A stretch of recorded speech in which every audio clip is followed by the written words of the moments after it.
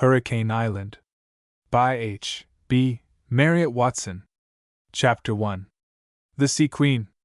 The Sea Queen. Pember Street, E., is never very cheerful in appearance, not even in mid-spring, when the dingy lilacs in the forecourts of those grimy houses burgeon and blossom. The shrubs assimilate soon the general air of depression common to the neighborhood. The smoke catches and turns them, they wilt or wither, and the bunches of flowers are sicklied over with the smuts and blacks of the roaring chimneys. The one open space within reach is the river, and thither I frequently repaired during the 3 years I practiced in the East End. At least it was something to have that wide flood before one, the channel of great winds and the haunt of strange craft. The tide grew turbid under the Tower Bridge and rolled desolately about the barren wilderness of the Isle of Dogs, but it was for all that a breach in the continuity of ugly streets and houses, a wide road itself, on which tramped unknown and curious lives, passing to and fro between London and foreign parts. Unless a man be in deadly earnest or very young, I cannot conceive a career more distressing to the imagination and crushing to the ambition than the practice of medicine in the East End. The bulk of my cases were club cases which enabled me to be sure of a living, and the rest were for the most part sordid and unpleasant subjects, springing out of the vile life of the district. Alien sailors abounded and quarreled fiercely. Often and often have I been awakened in the dead hours to find drunken and foreign-speaking men at my door, with one or more among them suffering from a dangerous knife wound. And the point of it that came nearly home to me was that this career would not only lead to nothing, but was unprofitable in itself. I had taken the position in the hope that I might make something of it, but I found that it was all I could do to maintain my place. I made no charge for advice in my consultations, but took a little money on the medicine which I made up. Is any position to be conceived more degrading to a professional man? The one bright time in my week was of a Saturday, when I donned my best coat and gloves, took down my silkiest hat, and discarding the fumes and flavors of the East, set out for Piccadilly. I still remained a member of a decent club, and here I lunched in my glory, talked with some human creatures, exchanged views on the affairs of the world, smoked and lolled in comfortable chairs, in short, took my enjoyment like a man about town, and then went back to earn my next week's holiday. Punctually to a minute I must be in the surgery in Pember Street at 6 o'clock, and the horrid round must begin to circle again. I will confess that there was a time when I could have loved that career as a saunterer in West End streets. It appealed to me at 25 almost as a romantic profession. Other young men whom I had known, at school and college, had entered it, and some were, or appeared to be, signal stars in that galaxy of wealth and beauty. My means, however, denied me access, and at 30 I would have been content, after my experience of hardships and poverty, to settle in some comfortable suburb, not too distant from the sphere of radiance. As it was, I was in chains in the slums of Wapping, and revisited the glimpses of Piccadilly once a week. When I rose on an evening in November to go down to the river almost for the last time, it was not a Saturday, but a Thursday, and the West End seemed still a long way off. I had finished my round of cases, and had sat waiting in my dingy surgery for patients. But none had come, and in the enforced meditation that ensued, as I reviewed my past and my prospects, my soul sickened in me. I wanted to breathe more freely.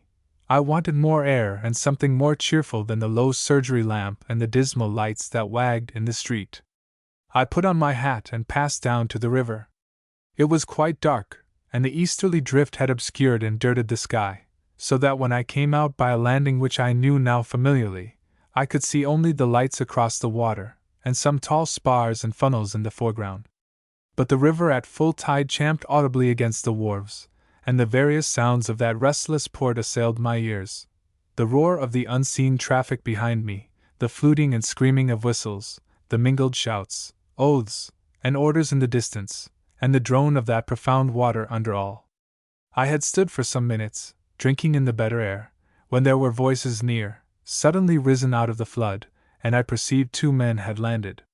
They paused by me for one to relight his pipe, and in the flash of the match I gathered from the dresses that they were stevedores, newly come, no doubt, from unloading some vessel.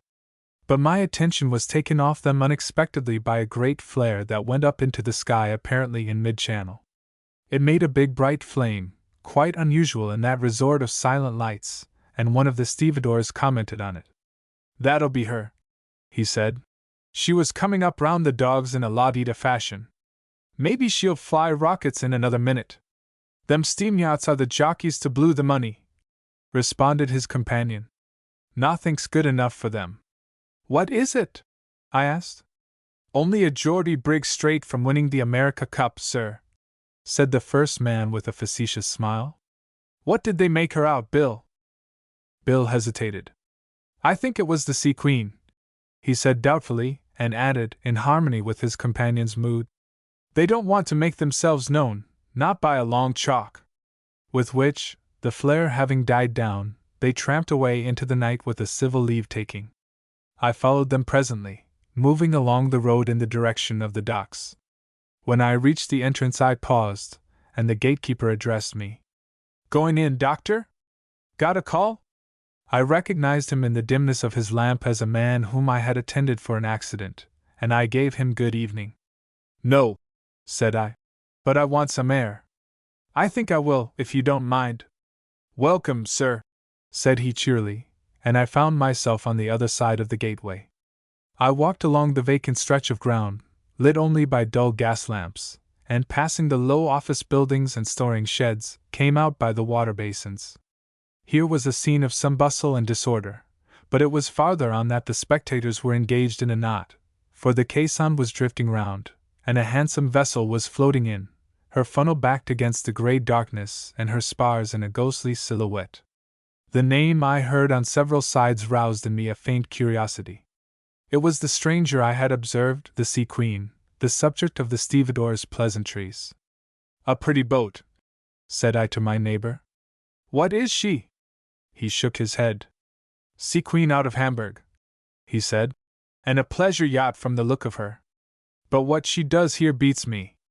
The caisson closed, and the steam yacht warped up slowly to the pier. There was little or no noise on her, only a voice raised occasionally in an authoritative command, and the rattling of chains that paid out through the donkey engine. Idly I moved to the stone quay when the gangway was let down, but only one man descended. The passengers, if there had been any, had long since reached town from Tilbury, saving themselves that uninteresting trudge up the winding river lane. I moved on to where a steamer was being loaded under the electric lights, and watched the same for some time with interest. Then, taking out my watch, I examined it, and came to the conclusion that if I was to see any patients that evening at all I must at once get back to my unpalatable rooms. I began to go along the pier, and passed into the shadow of the Sea Queen, now sunk in quiet, and drab and dark. As I went, a porthole in the stern almost on the level of my eyes gleamed like a moon, and of a sudden there was an outbreak of angry voices, one threatening volubly and the other deeper and slower, but equally hostile. It was not that the altercation was anything astonishing in human life, but I think it was the instantaneous flash of that light and those voices in a dead ship that pulled me up. I stared into the porthole, and as I did so the face of a man passed across it twixt the light and me. It passed and vanished, and I walked on. As I turned to go down to the gates I was aware of the approaching fog. I had seen it scores of times in that abominable low-lying part of the town, and I knew the symptoms. There was a faint smell in the air, an odor that bit the nostrils, carrying the reek of that changeless wilderness of factories and houses. The opaque gray sky lost its grayness and was struck to a lurid yellow. Banks of high fog rolled up the east and moved menacingly, almost imperceptibly, upon the town. For a moment there were dim shadows of the wharves and the riverside houses, with a church tower dimmer still behind them, and then the billows of the fog descended and swallowed up all. I moved now in a blackness, but bore to the right, in which direction I knew were the dock sheds and safety.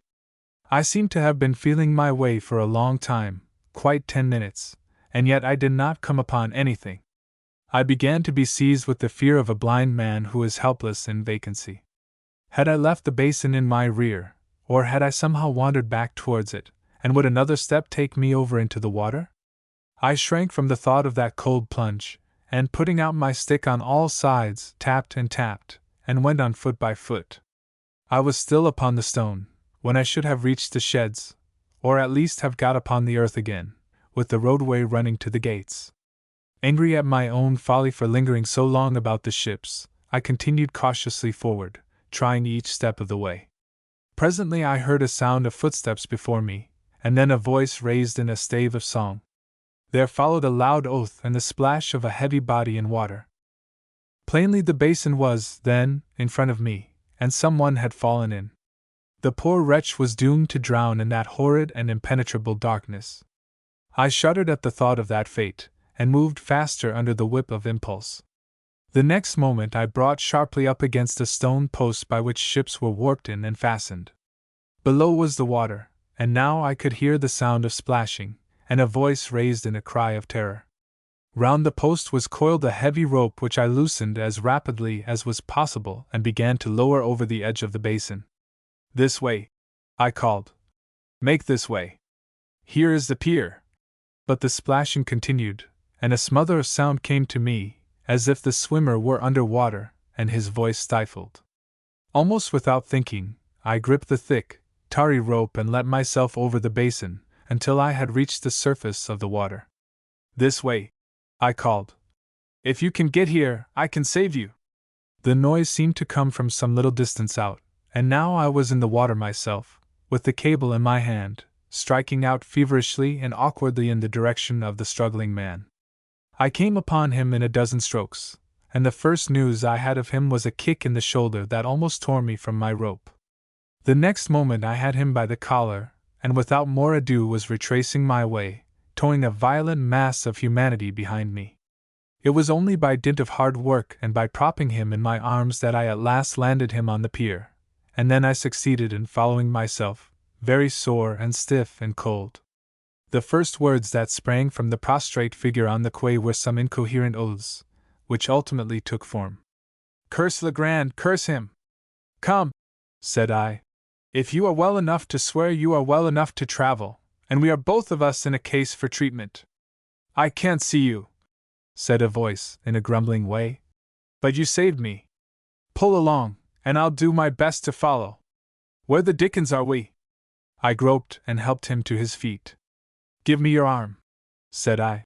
"We can't afford to go in again, either of us." "Were you in too?" he asked stupidly. "Well, what do you think?" I replied with a little laugh, and began to walk, this time, determinately at right angles from the basin. He said nothing more, but hung on my arm pretty limp, as we struggled through the darkness, and presently we both fell over a bale of goods. "So far so good," I said, picking him up. "We must be in the neighborhood of the sheds. Now to find them, and creep along in their protection." We struck the buildings immediately after, and I had no difficulty in working my way to the end. That took us to dry ground, or, at least, to the sloppy ground at the bottom of the docks. By good fortune we now hit upon the roadway, and it was to me a delight to hear the ring of the hard macadam under our squelching boots. I was now almost cheerful, for I was sure that I could not wander from the road, and sure enough, we were advertised of our position and heralded all the way by the meager lamps at intervals. Soon after we reached the gates, which were opened by my friend. He peered into our faces. "It was a call, sure enough," said I, laughing. "And here's my patient." When we got into the road the fog had slightly lifted, and I had less difficulty in picking my way home than I had anticipated. Once in the surgery, I turned up the lamp and poked the fire into a blaze, after which I looked at my companion. It was with a sense of familiarity that I recognized his face as that which I had seen flitting across the porthole of the Sea Queen. He sat back in the chair in which I had placed him and stared weakly about the room. The steam went up from both of us. "Look here," said I. "If we stay so, we are dead or rheumatic men."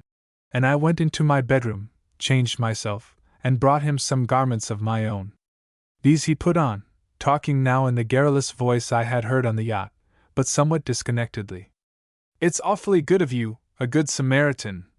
And here a vacant laugh. "I wonder if these things. How did I go over? I thought I was going straight. It must have been that infernal fog. Where the dickens are we?" "You are in my house," said I. But you might be at the bottom of the basin. Good heavens! He said with a laugh. I feel mighty shivery. Don't you think a drop of something? I looked at him closely.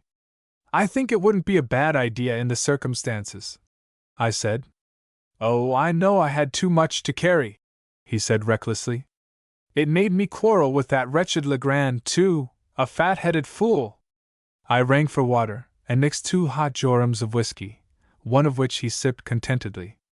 You see, we had a rousing time coming over, he observed, as if in apology. I looked my question, and he answered it. Hamburg, in the Sea Queen. The old man skipped at Tilbury, and Barraclough's a real blazer. Which accounts for the blaze I saw, I remarked drily. Oh, you saw that? Yes, it was that made Legrand mad.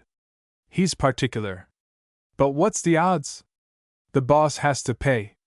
His eyes roamed about the shabby room, shabby from the wretched pictures on the walls to the threadbare carpet underfoot, and though he was not a gentleman, I felt some feeling of irritation.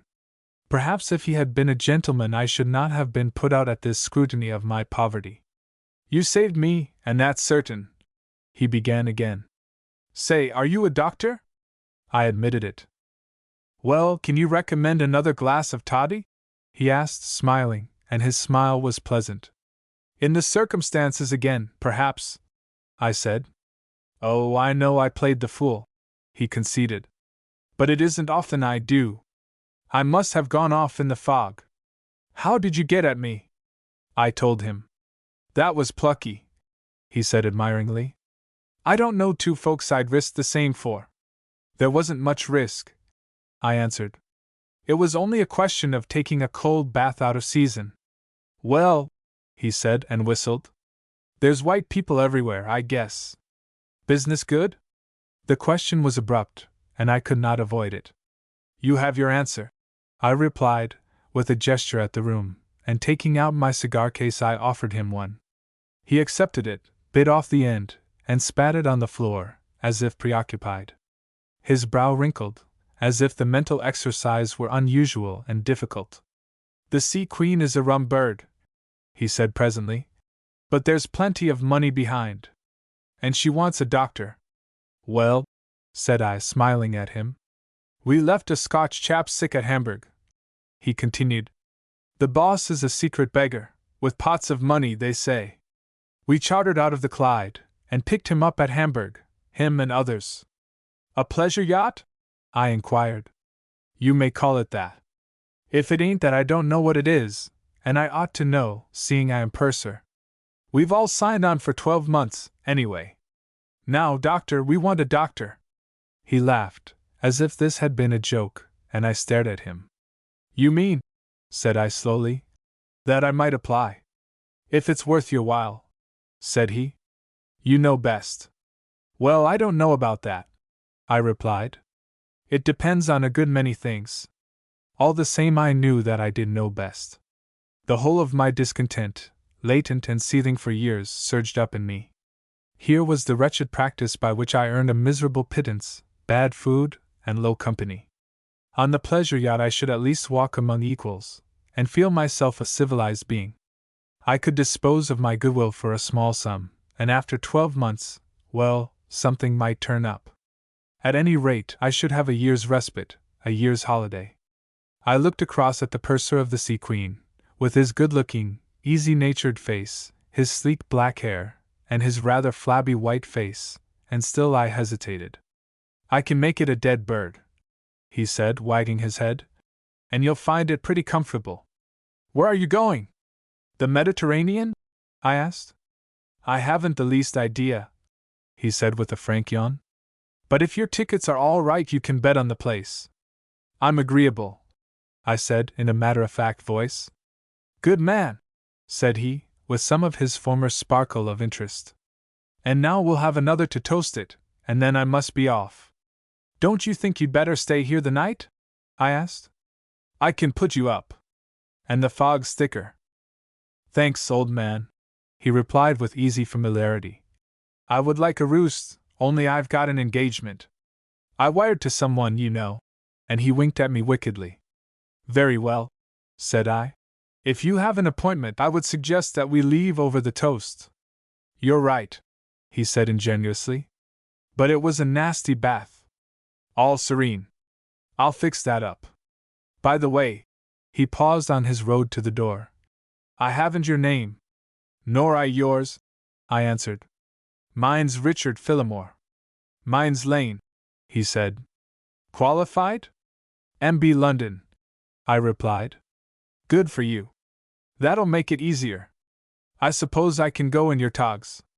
You're welcome, I said, though they don't fit you very well.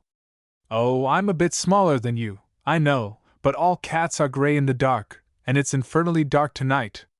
Well, so long, and I'm much obliged to you, I'm sure. He swung out of the door with his free gait, and I stopped him. One word more. Who's your owner? The boss? Oh, Moreland, a regular millionaire. With that he was gone. Chapter 2. In the 3 tons. The next day I had a full round of visits to make, so that I had little time to think over the adventure of the previous evening. On Saturday I made my way, as usual, to the West End, and spent the afternoon in luxury, basking in the renewal of my self-respect. I had leisure then to reflect, and although the more I considered the less appeared the likelihood of any advantage to myself derivable out of Lane's promise, yet I allowed myself the satisfaction of certain inquiries. No one in the club had heard of Moreland, the millionaire, and the Sea Queen was unknown to my yachting friends. Moreover, no Moreland appeared in the Court Guide. Still, it was quite possible, even probable, that he was an American, so that omission did not abash me. It was only when I rehearsed the circumstances in bald terms that I doubted to the point of incredulity. I had fished up a tipsy fellow, of a loose good nature, who, under the stimulus of more whiskey, had probably at the best offered more than he was entitled to do, and who, at the worst, had long since forgotten all about his good Samaritan.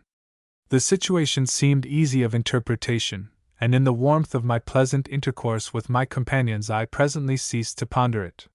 Yet when I arrived at my house and opened the letter that awaited me, I will confess that I experienced a thrill of hope. It was from Hills, a firm of solicitors in Lincoln's Inn Fields, and premising that I was a candidate for the post of doctor in the Sea Queen, requested me to call on Monday at 3 o'clock. This looked, so to speak, like business, and I attended at the address with my mind made up and clear. If I was offered the position I would take it, and so cut my cable.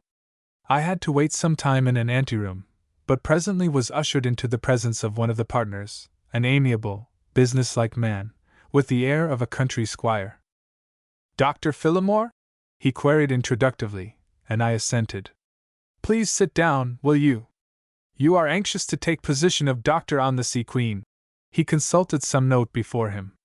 I see. Your name has been mentioned to my client in this connection. I assume you are fully qualified? I told him the facts and referred him to the medical yearbook.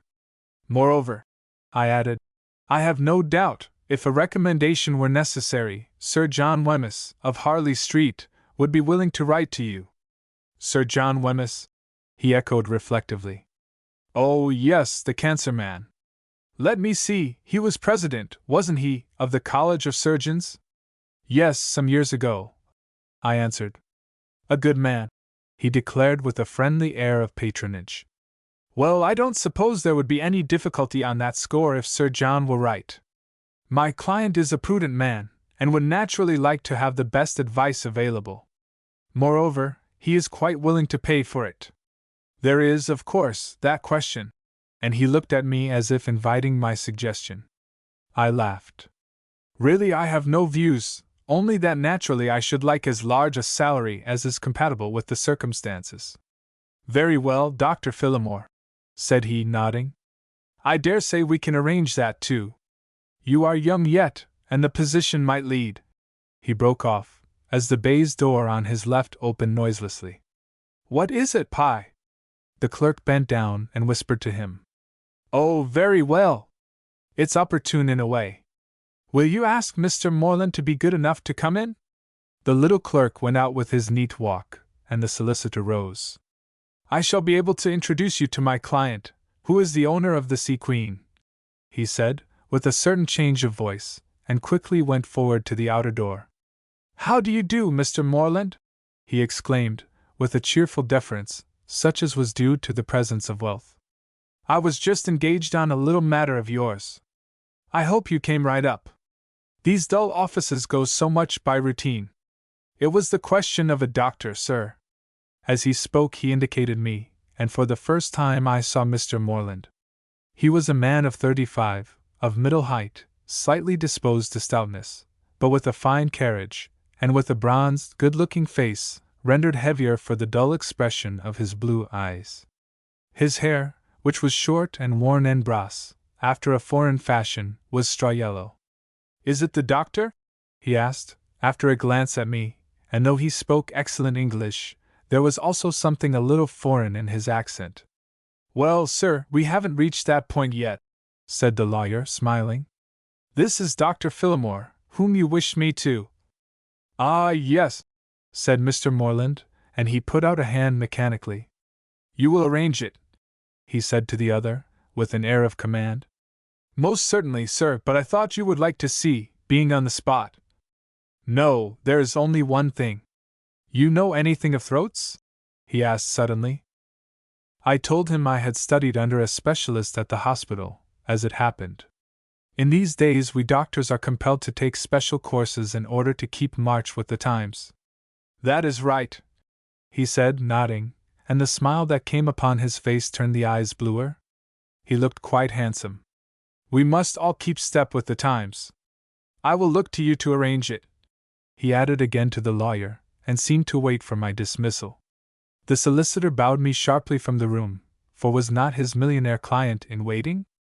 And I went down the stairs. It was now past 4, and as I came out into the square I saw before me the little lawyer's clerk who had entered the room and had been called Pye. He was talking amiably to another man, and as I passed smiled at me through his pince-nez. "You saw Mr. Moreland?" he asked in a friendly way. "Yes," I said, and looked at the stranger. There seemed no necessity to say more. "It is odd that you should encounter here, gentlemen," said Pye, adjusting his glasses. "And yet I suppose it isn't. Mr. Holgate, this gentleman is the future doctor of the Sea Queen." "Oh, dear me, it isn't settled," said I with a laugh. Pye beamed at me. "I think I know my chief's face," he said. "It's my business to interpret him, particularly when he can't interpret himself." The other man laughed lazily. He was a man with a big body, and a face round and gross in proportion, heavy-lidded eyes, and an imperturbable expression. "This is Mr. Holgate, the third officer," said Pye, by way of introduction, and somehow or other we began to walk in the direction of Holborn. When we had threaded the great turnstile the little clerk hesitated and swung round. "I was going to drink a glass of wine with Mr. Holgate. Perhaps you would join us, sir?" "Gladly," said I, for I had made up my mind to take tea before returning to Wapping, and somehow my interview had inspirited me. I took a sanguine view of my chances, for all my words to Pye. Moreover, I have always been interested in my fellow creatures, and finally, I was in the mood for a glass of something. Enters this trio, then, into the 3 tons, presently, and sits to a table in comfortable chairs, with the clatter of the street falling, like rain, on the senses, and the bright flare of gas among the dark barrels. There was about the place an odor of good fellowship and of peace that pleased me who had not visited these haunts for years. Little Pye turned his pince-nez on me as the attendant advanced. "What'll you have, doctor?" he asked. I hesitated. "I suppose it must be port," said I. "Port is more palatable and no more noxious in such places than any other wine. Any port in a storm, in fact," said the little man, looking at me quizzically. "For my part," said Holgate, in his stuffy, fat voice. "Port, you should say," interposed Pye with brisk wit. He smiled at his smartness, and his eyes seemed to challenge me to respond. "There's nothing to beat spirits, and sound rum for choice, but as they won't have it here, I'll take brandy," continued the third officer. He lighted a cigar and began to smoke, examining everything within eyeshot attentively but with indifference. "I think," except for the first glance he had bestowed upon me, that he had completely ignored my presence. Little Pie put up his glass. "I drink," said he, "to a prosperous voyage, Mr. Holgate, and to pleasant companions." "Prosperous voyage," said the third officer wheezily, and I murmured something to the same effect. "You say the old man's velvet," said Holgate, resuming his puffing. "Well," said Pye, beaming through his glasses, "I wouldn't go so far as to say it, but he looks it. He looks kid glove." "I hate 'em," growled Holgate. "I've seen that kind on the ferry, all R's and H's, and frosty as a berg." "Well, of course, it would be much more satisfactory to be sailing under a real Tartar," remarked the little man with mild pleasantry. Holgate cast him a glance which inquired, but was indifferent. "What's your idea, Doctor?" he asked. "I have none," said I, smiling. "I am much more interested in third officers." His mask-like face relaxed, and he stroked his black mustaches, and took a long pull of his cigar. "That was very nice of you, Doctor," he said, nodding with more cordiality. Pye drew an apple from his pocket, and carefully bit into it. I don't know why, but it struck me as comical to see him at this schoolboy business, his ears alert, his glasses shining, and his white teeth going to and fro. He reminded me of a squirrel, a fancy to which the little tufts of whiskers by his ears lent themselves. He eyed both of us brightly. "After all," said the third officer heavily, "it's more important in the end to know your owner, let alone his traveling with you. I wouldn't give 2 straws for the old man, velvet or iron, so long as I could get the lug of my owner." "You'll find them both all right," said Pye reassuringly. "Captain Day I have seen and Mr. Moreland I know." "He is very rich?" I asked. "I'll trouble you for a 2.5 commission on it," said the clerk cheerfully. "And then I'd live like a fighting cock. At least, that's what we all believe. There's no knowing." The shadows of the November afternoon had gathered in the streets without, and a thin scant rain was flying. Into the area of warmth and brightness entered more customers, and shook the water from the umbrellas. They stood at the bar and drank and talked noisily. Round about us in the loom of the great barrels the shadows lurched from the wagging gas flames. The clerk had finished his apple. "We will have another," said Holgate. "This is mine," I said. He shook his head. I protested. "Doctor, you confess you live in doubt," he said, "whereas I have my appointment in my pocket. Plainly it is my right."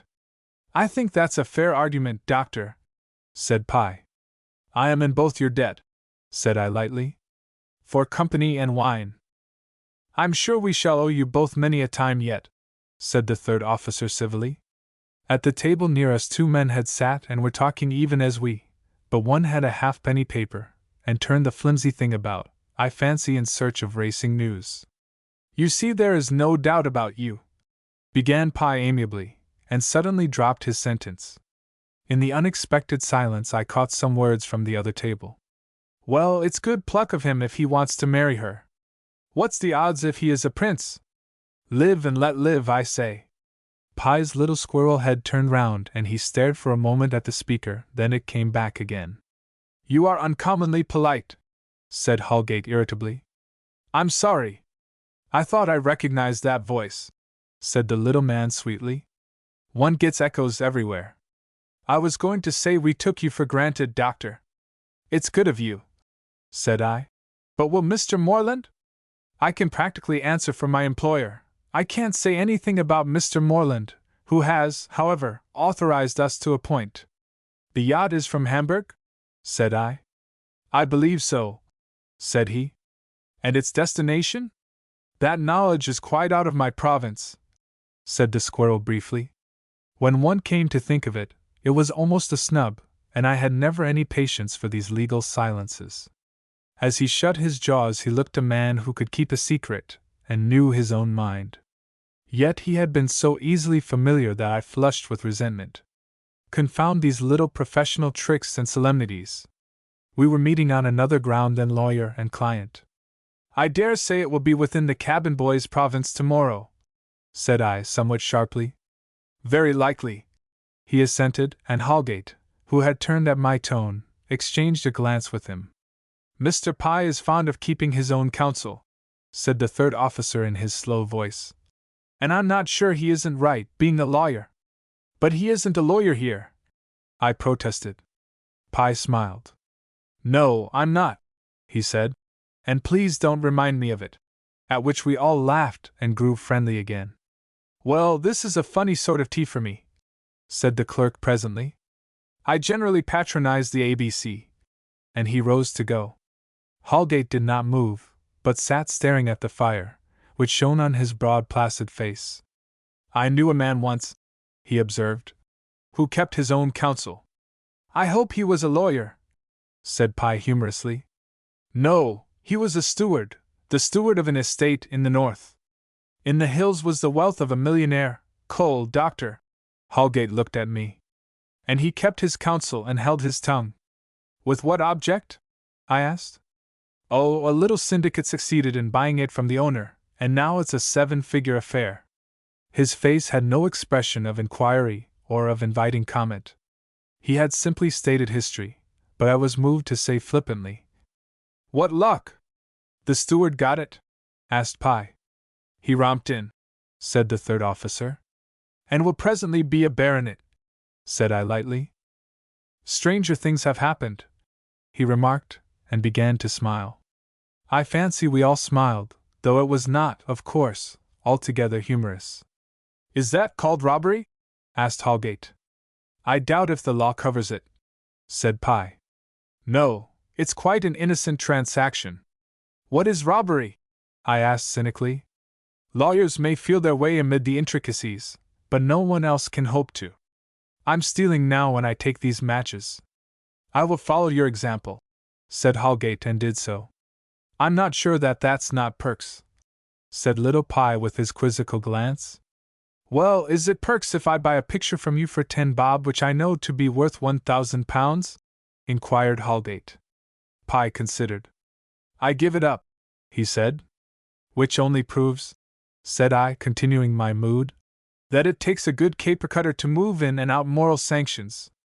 "I don't believe I know what that means quite," said Holgate, giving me the full charge of his steady eyes.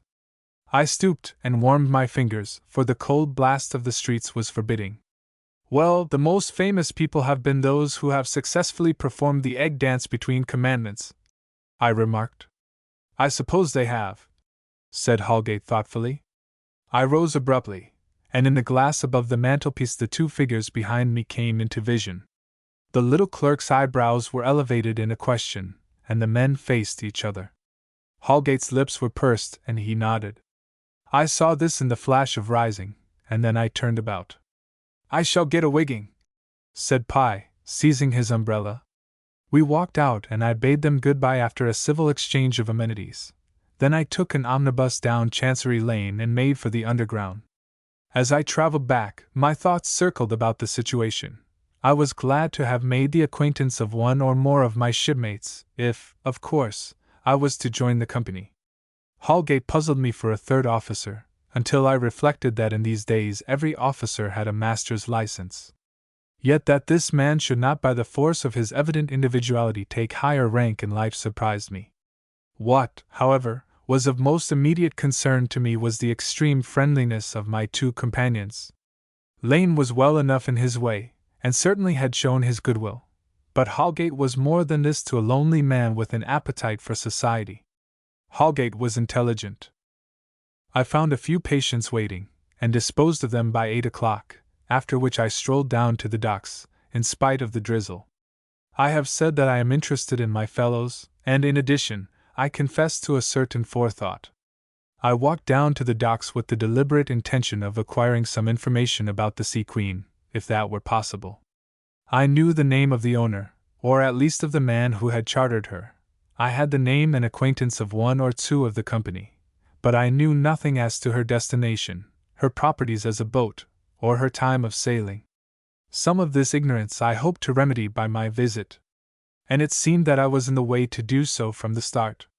For no sooner was I on the quay in the neighborhood of the yacht than I came upon a handsome young man in the dress of a superior sailor, with whom I fell into talk.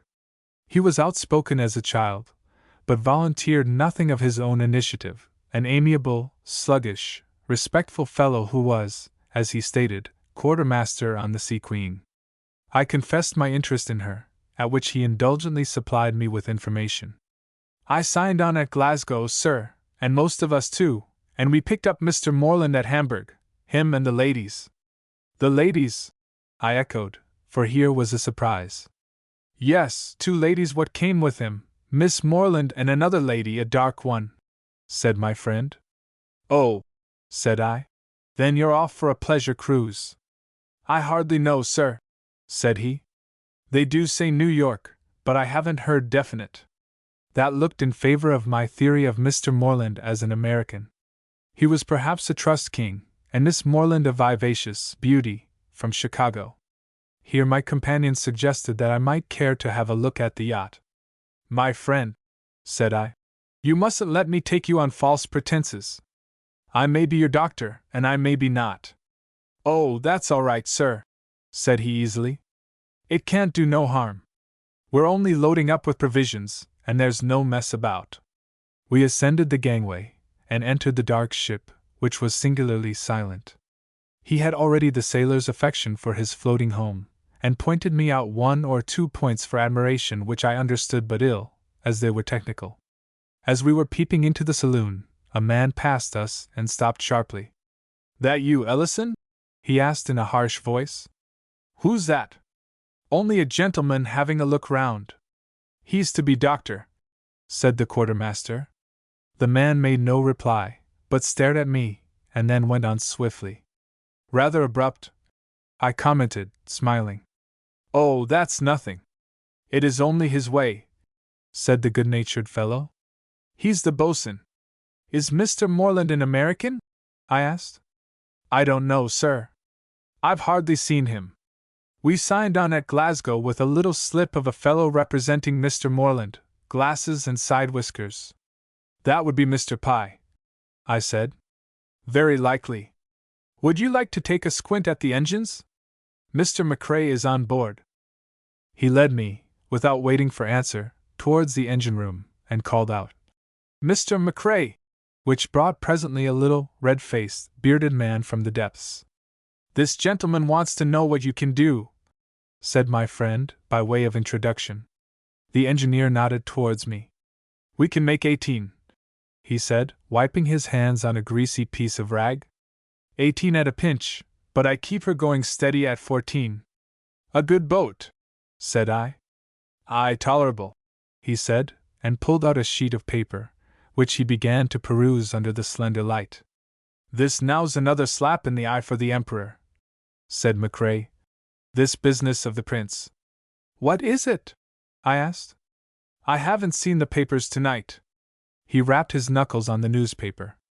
This Prince Frederick of Hochberg kicking over the traces. I tell ye I'm real sorry for the old man. I pity him, emperor though he be. He's had his sup of troubles. But I don't understand what this new one is, I said. McCrae was not above explaining.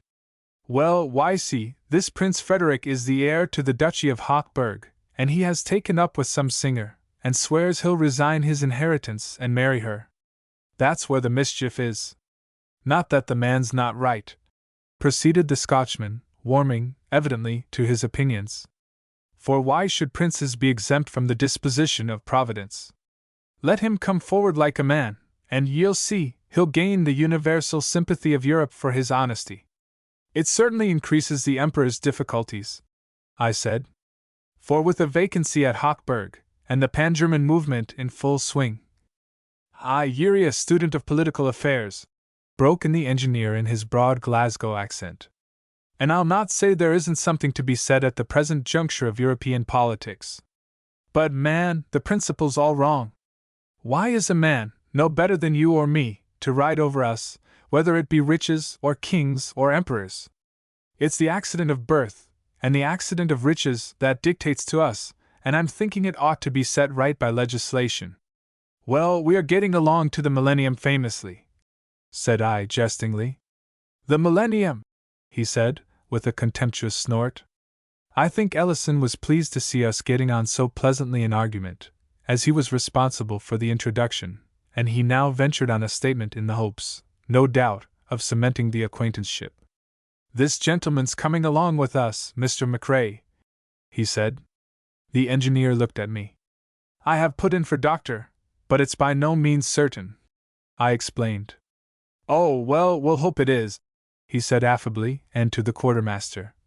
"Ellison, this gentleman'll, maybe, take a finger of whiskey to his own health, and ours," he added, with a relaxation of his grim face at his jest. "You'll find a bottle in my cabin." So when the quartermaster had returned, once more I had to drink to the success of my application.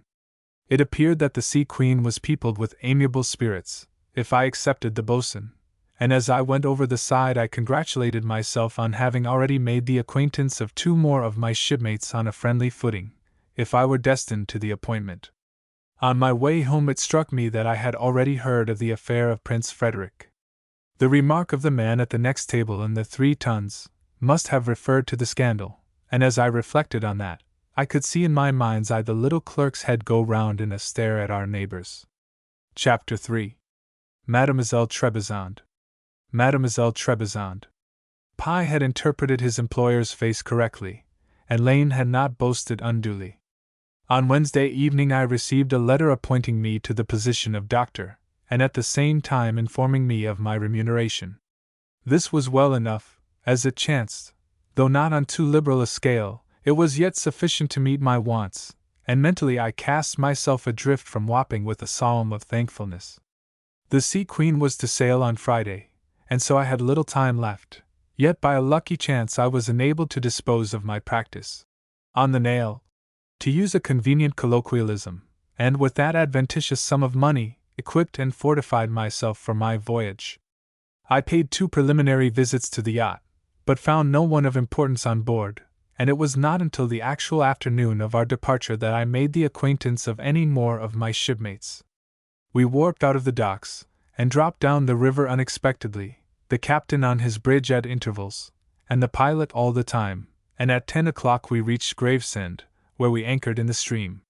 It was blowing hard of a cold night, and the wind was peppered with sleet, a depressing proem to our unknown voyage. We swung at anchor there until Mr. Morland came aboard with his friends, and we left on the turn of the tide about midnight. I did not see Mr. Morland arrive, as I was busy in the forecastle with a man who had met with a trivial accident. It was Lane who informed me that the butterflies were come, and we might spread our wings. Lane I had encountered for a few minutes in the afternoon, when he smilingly saluted me. "Well, what price me?" and hurried off ere I could answer him or thank him, as this form of salutation seemed to require. But he had more leisure at supper, to which he invited me in his cabin. "We chaps have the benefit of a pleasure yacht, doctor," said he, winking, "and you bet I'm not purser for nothing. Blame me if I sup with that crew until they shake down a bit. Barraclough's all right, and a gentleman, but I can't stand Legrand or Holgate." "I've met Mr. Holgate, and thought him intelligent," I ventured. Lane emitted scorn. "Intelligent! He's a bladder of peas, and thinks himself a monarch. Precious little swank about him, if he can help it. He's fly enough there. Well, a tot won't hurt us now. I can tell you I've been hustled." He had recourse to a decanter of whiskey. "This is the real stuff. I took care of that. Legrand can do on 2 bob vitriol for all I care. He don't know the difference. Well, the boss is aboard and his crowd, and we're off, and here's fortune, doctor." The toast was irreproachable, and I put down my glass and reverted to his phrase. "His crowd?" "Yes, his sister and the other lady, rippers both. I saw them when they came aboard at Hamburg." "And now can you tell me where we're going?" I asked. "I don't know," said Lane carelessly. "I hope we're running out of this beastly weather, that's all. I'm merely engaged for 12 months. I put in. "Same here, and that's good enough," said Lane. "I'll ask the old man tomorrow if his prickles don't stand up too thick. Here she goes, doctor."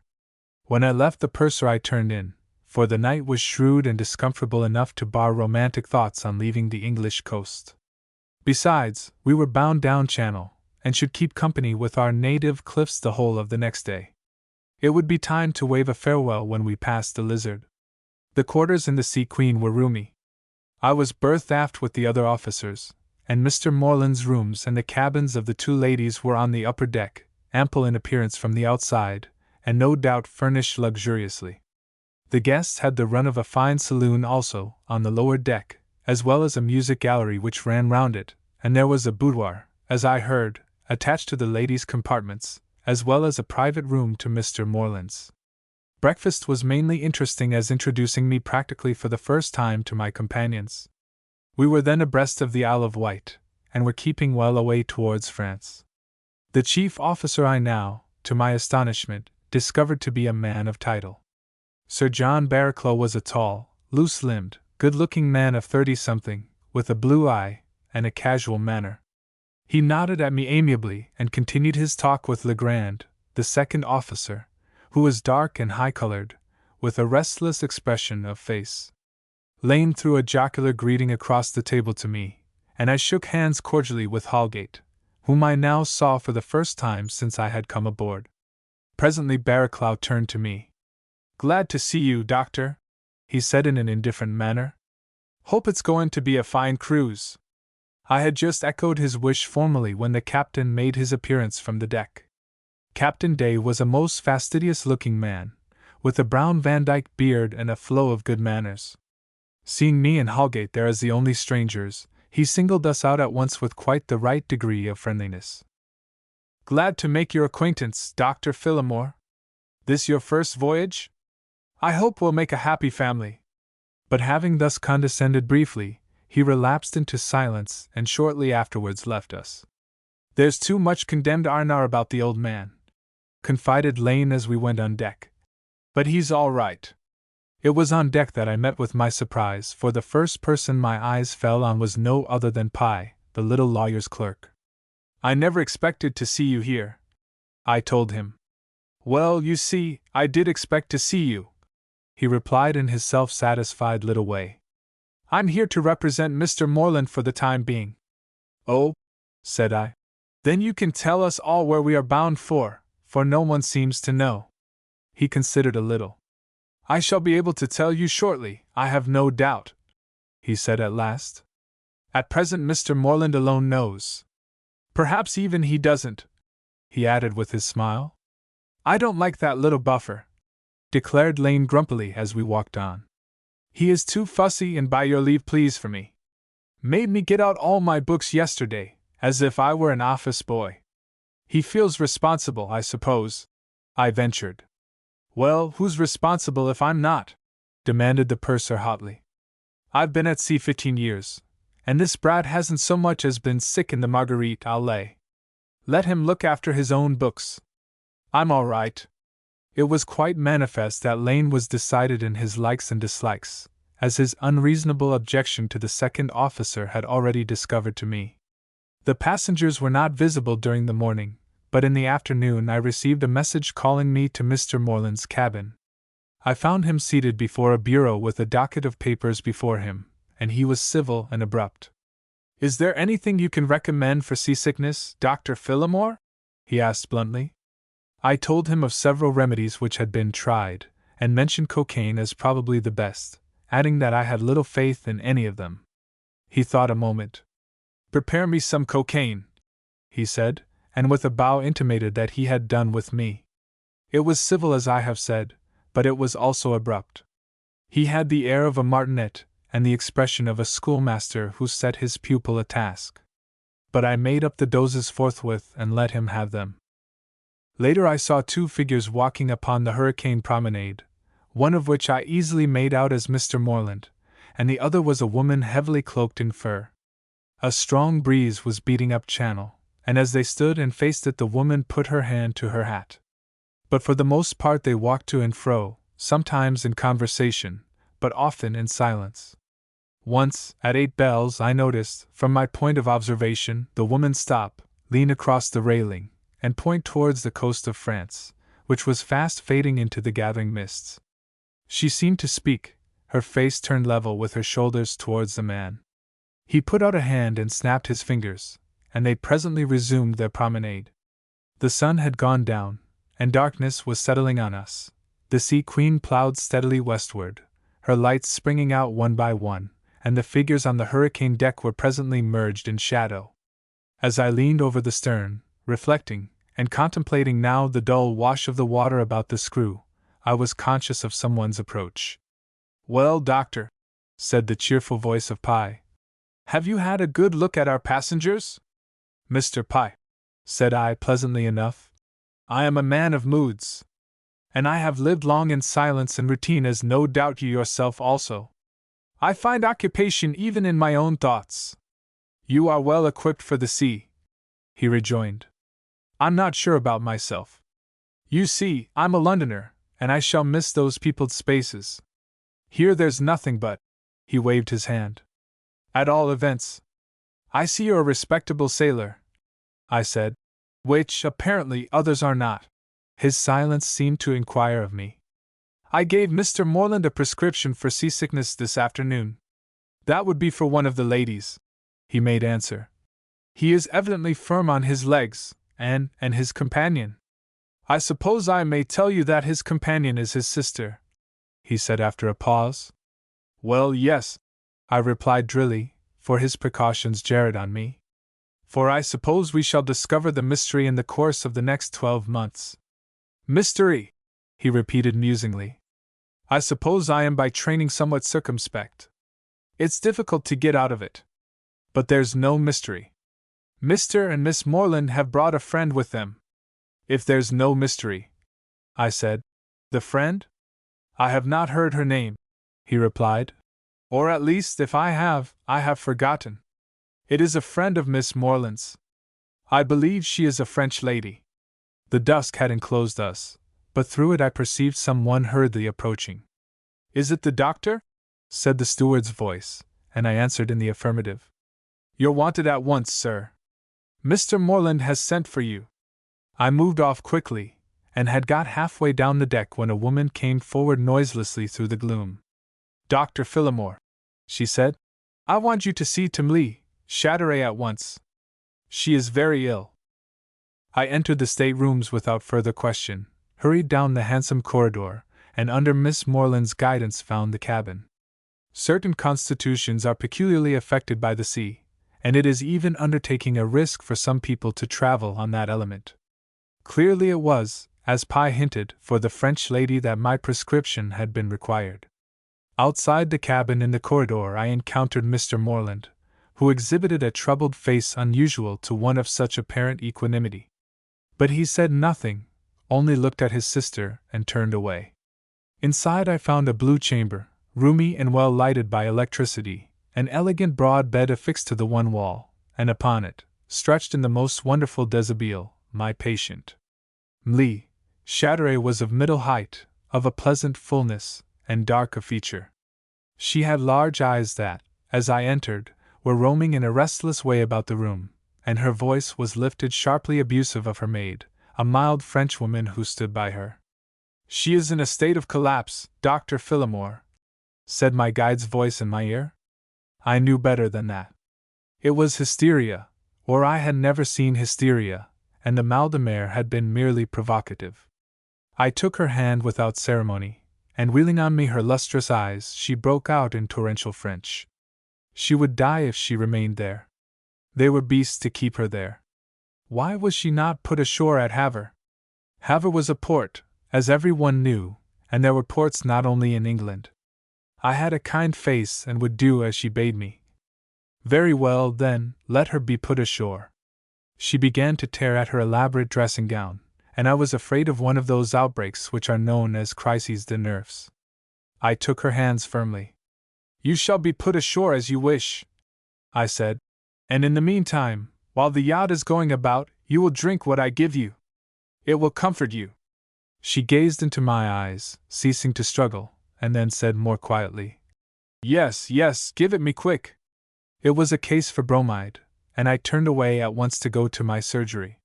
"You will lie exactly as you are, mademoiselle," I said peremptorily, "until I return." I left the cabin and descended, and I think I was not gone more than 10 minutes. When Timlee Chatteray had taken the draught, I turned to her maid. She will be quieter now, I said. Let me know if anything further develops. And I moved towards the door.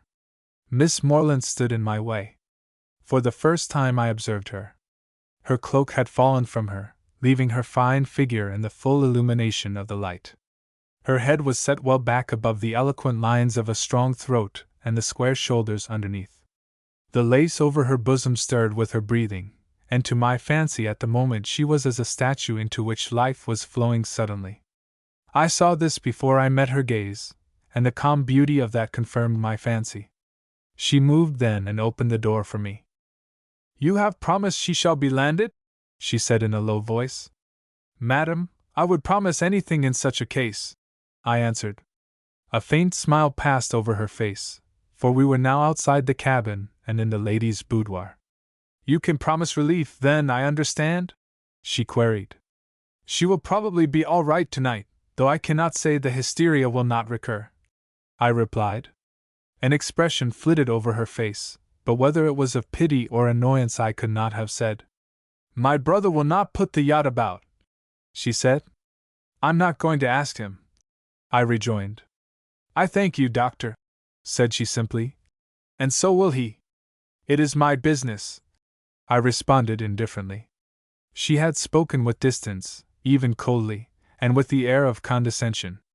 There was no necessity to thank me at all, and certainly not in that way. Bidding her good evening, I went down again, and as I went a problem which had vaguely bothered me during my administrations recurred, now more insistently. There was something familiar in Lee Chatteray's face. What was it? I spent some time in the surgery, and later joined the officers at dinner. Captain Day wore a short dinner jacket like my own, but the others had made no attempt to dress.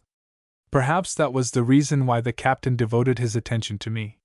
His voice was that of a cultivated man, and he seemed to converse on the same level of cultivation.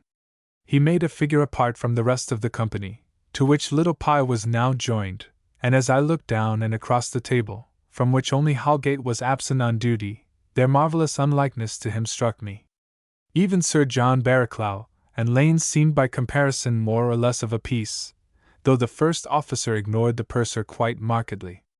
Captain Day, I discovered, had some taste in letters, and as that also had been my consolation in my exile in Wapping, I think we drew nearer on a common hobby.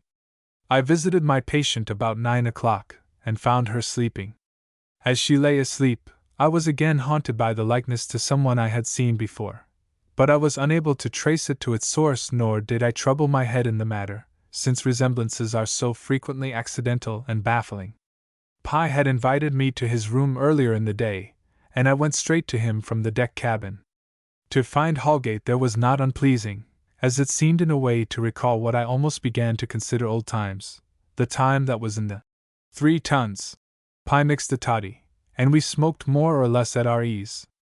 I spoke of my patient, in answer to a question, as one suffering from seasickness. What's she like? Inquired Holgate. I should say handsome, I rejoined. I understood from Mr. Pye that she is French. I think I heard so, said Pye. But you could tell.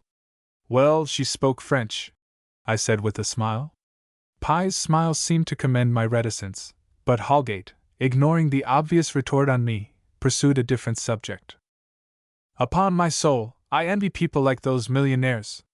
Here am I working like a navvy for a bare living, never been able to marry. Pye probably in the same case. And you, doctor? No, I'm a bachelor, I answered. Well, take us 3, no doubt in our different walks every bit as capable as Mr. Moreland on his Wall Street, or wherever it is. It isn't a righteous distribution of this world's goods. It is odd, said I, speaking my thoughts, how you came to take up this life. The sort of blunder, said Holgate, that is made in 3 cases out of 4. I hankered after it in my teens, and once out of them it was too late. Who is going to adapt a youth of 21, without capital, to a commercial life, or a legal life, or a medical life? There is no changing the dice. When the hands are dealt you must abide by them. Yes, we are all waifs, said I sententiously, not being greatly interested in the argument.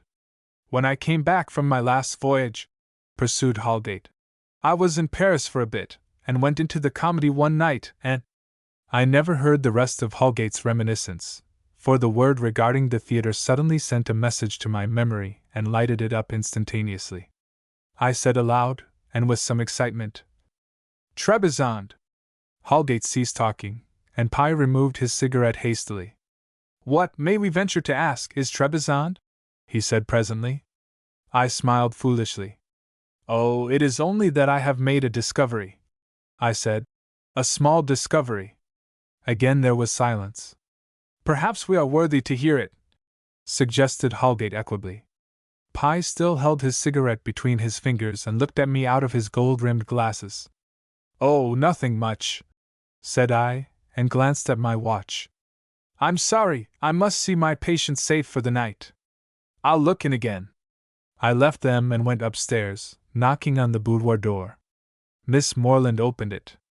Mlee, Chatteray is still sleeping, she said formally. I will leave a dose with her maid, I replied, so that if it be necessary it may be given in the night. You will, of course, be in attendance if required, she said coldly. I bowed. I am paid for it, madam, I answered, though I must confess to a hostile feeling within my heart. I think, then, that is all, she said, and I took my dismissal at the hands of the arrogant beauty with an internal conflict of anger and admiration. I did not return to Pye, but went to my own cabin in an irritable condition. It ought not to have mattered to me that the sister of a millionaire, my employer, should treat me more or less as a lackey, but it did. I threw myself on my bunk and took down a book at random from my little shelf. Out of its pages tumbled an evening news sheet which I now remembered to have bought of a screaming boy as I hurried into the dock gates on the previous afternoon. I had not had time to look at it in my various preoccupations, but, after all, it was the last news of my native land I should have for some time, and so I opened it and began the perusal. It was one of those halfpenny journals which seem to combine the maximum of vulgarity with a minimum of news. But I passed over the blatant racing items and murder trials with less than my customary distaste, and was rambling leisurely through the columns when I was arrested by a paragraph and sat up briskly. It was the tale that interested me. It is stated that Prince Frederick is in London. The name of the lady who has so infatuated him is Mlee, Yvonne Trebizond, the well-known prima donna. I had recalled the name Trebizond during Holgate's talk, and it seemed strange now that this second discovery should fall so coincidentally. The face of Mlee Chatteray had taken me back, by a sudden gust of memory, to certain pleasant days in Paris before I was banished to the East End. I had frequented the theatres and the concert rooms, and I remembered the vivacious singer, a true comedienne, with her pack of tricks and her remarkable individuality. Mlee Chatteray, then, was no other than Yvonne Trebizond, and I looked down at the paper and read another sentence, which, ere that illumination, had had no significance, but now was pregnant with it. The prince has the full support and sympathy of his sister, Princess Alix. I rose abruptly. I can keep my own counsel as well as a lawyer's clerk, but I saw no reason in the world for it now. I had left my glass untouched and my cigar unlit in Pye's cabin. I went back forthwith to finish both. The pair were still seated as if expecting me. Patient all right, doctor? Inquired Holgate. I nodded. Mr. Pye, I said, I find my discovery has amplified itself. When I was here it was of small dimensions. Now it has grown to the proportions of a balloon. I ended. Both men gazed at me steadily. Out with it, man, urged the third officer. I have your permission? I asked the lawyer's clerk, smiling. When you have told me what it is, I will tell you, said he, gravely jocose. I put the paper in Holgate's hands, and pointed to the paragraph. He read it slowly aloud and then looked up. Well? He asked. I am going to tell you something which you know, I said, addressing Pye. The lady in the deck cabin is Mlee Trebizond. Holgate started. Good heavens! He exclaimed, but Pye was quite silent, only keeping his eyes on me. I recognized her, but couldn't name her. I went on. Now it has come back to me.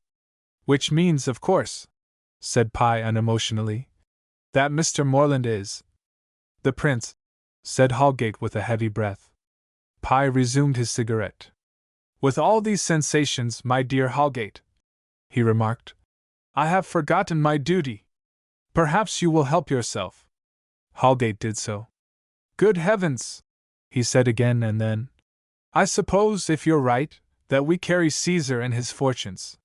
He has got off with the lady and the plunder. The plunder, I echoed. He indicated the paragraph, and I read now another sentence which I had overlooked. The prince has expressed his intention, according to rumor, of marrying as he chooses, and as he inherits more than £1,000,000 from his mother, he is in a position to snap his fingers at the Empress. In that case, no doubt, he would follow precedent, and take rank as an ordinary subject. I looked up at Holgate. We carry Caesar and his fortune, he said with a smiling emphasis on the singular, and then he waved his arm melodramatically.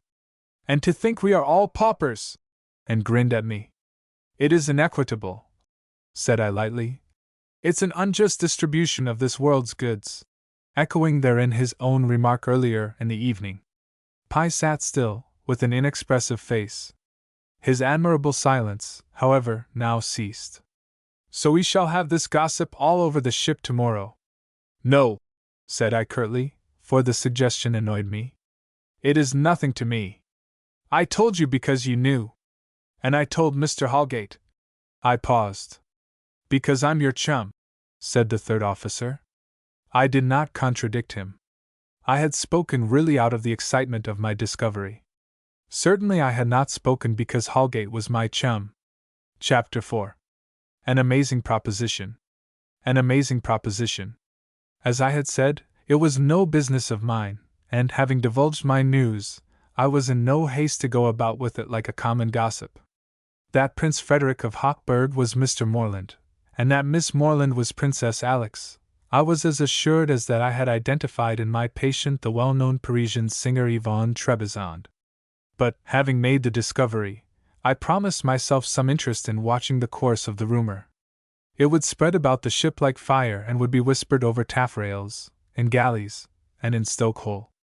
But to my surprise I could observe no signs of this flight of gossip. No one certainly offered me any communication on the subject, and I observed no curiosity and no surprise. The mess conducted itself with equanimity, and nothing was hinted of princes or of emperors, or of mysterious secrets. No facts ever hid themselves so cunningly as these obviously somewhat startling facts, and I wondered at the silence, but still held my tongue. Mademoiselle continued to give me trouble during the next day, but that was more in the way of unreasonable demands and petulance than through hysteric exhibitions. She did not repeat her request to be landed, which was now quite impracticable, as we were well out in the Atlantic, but she referred to it. "Where are we, doctor?"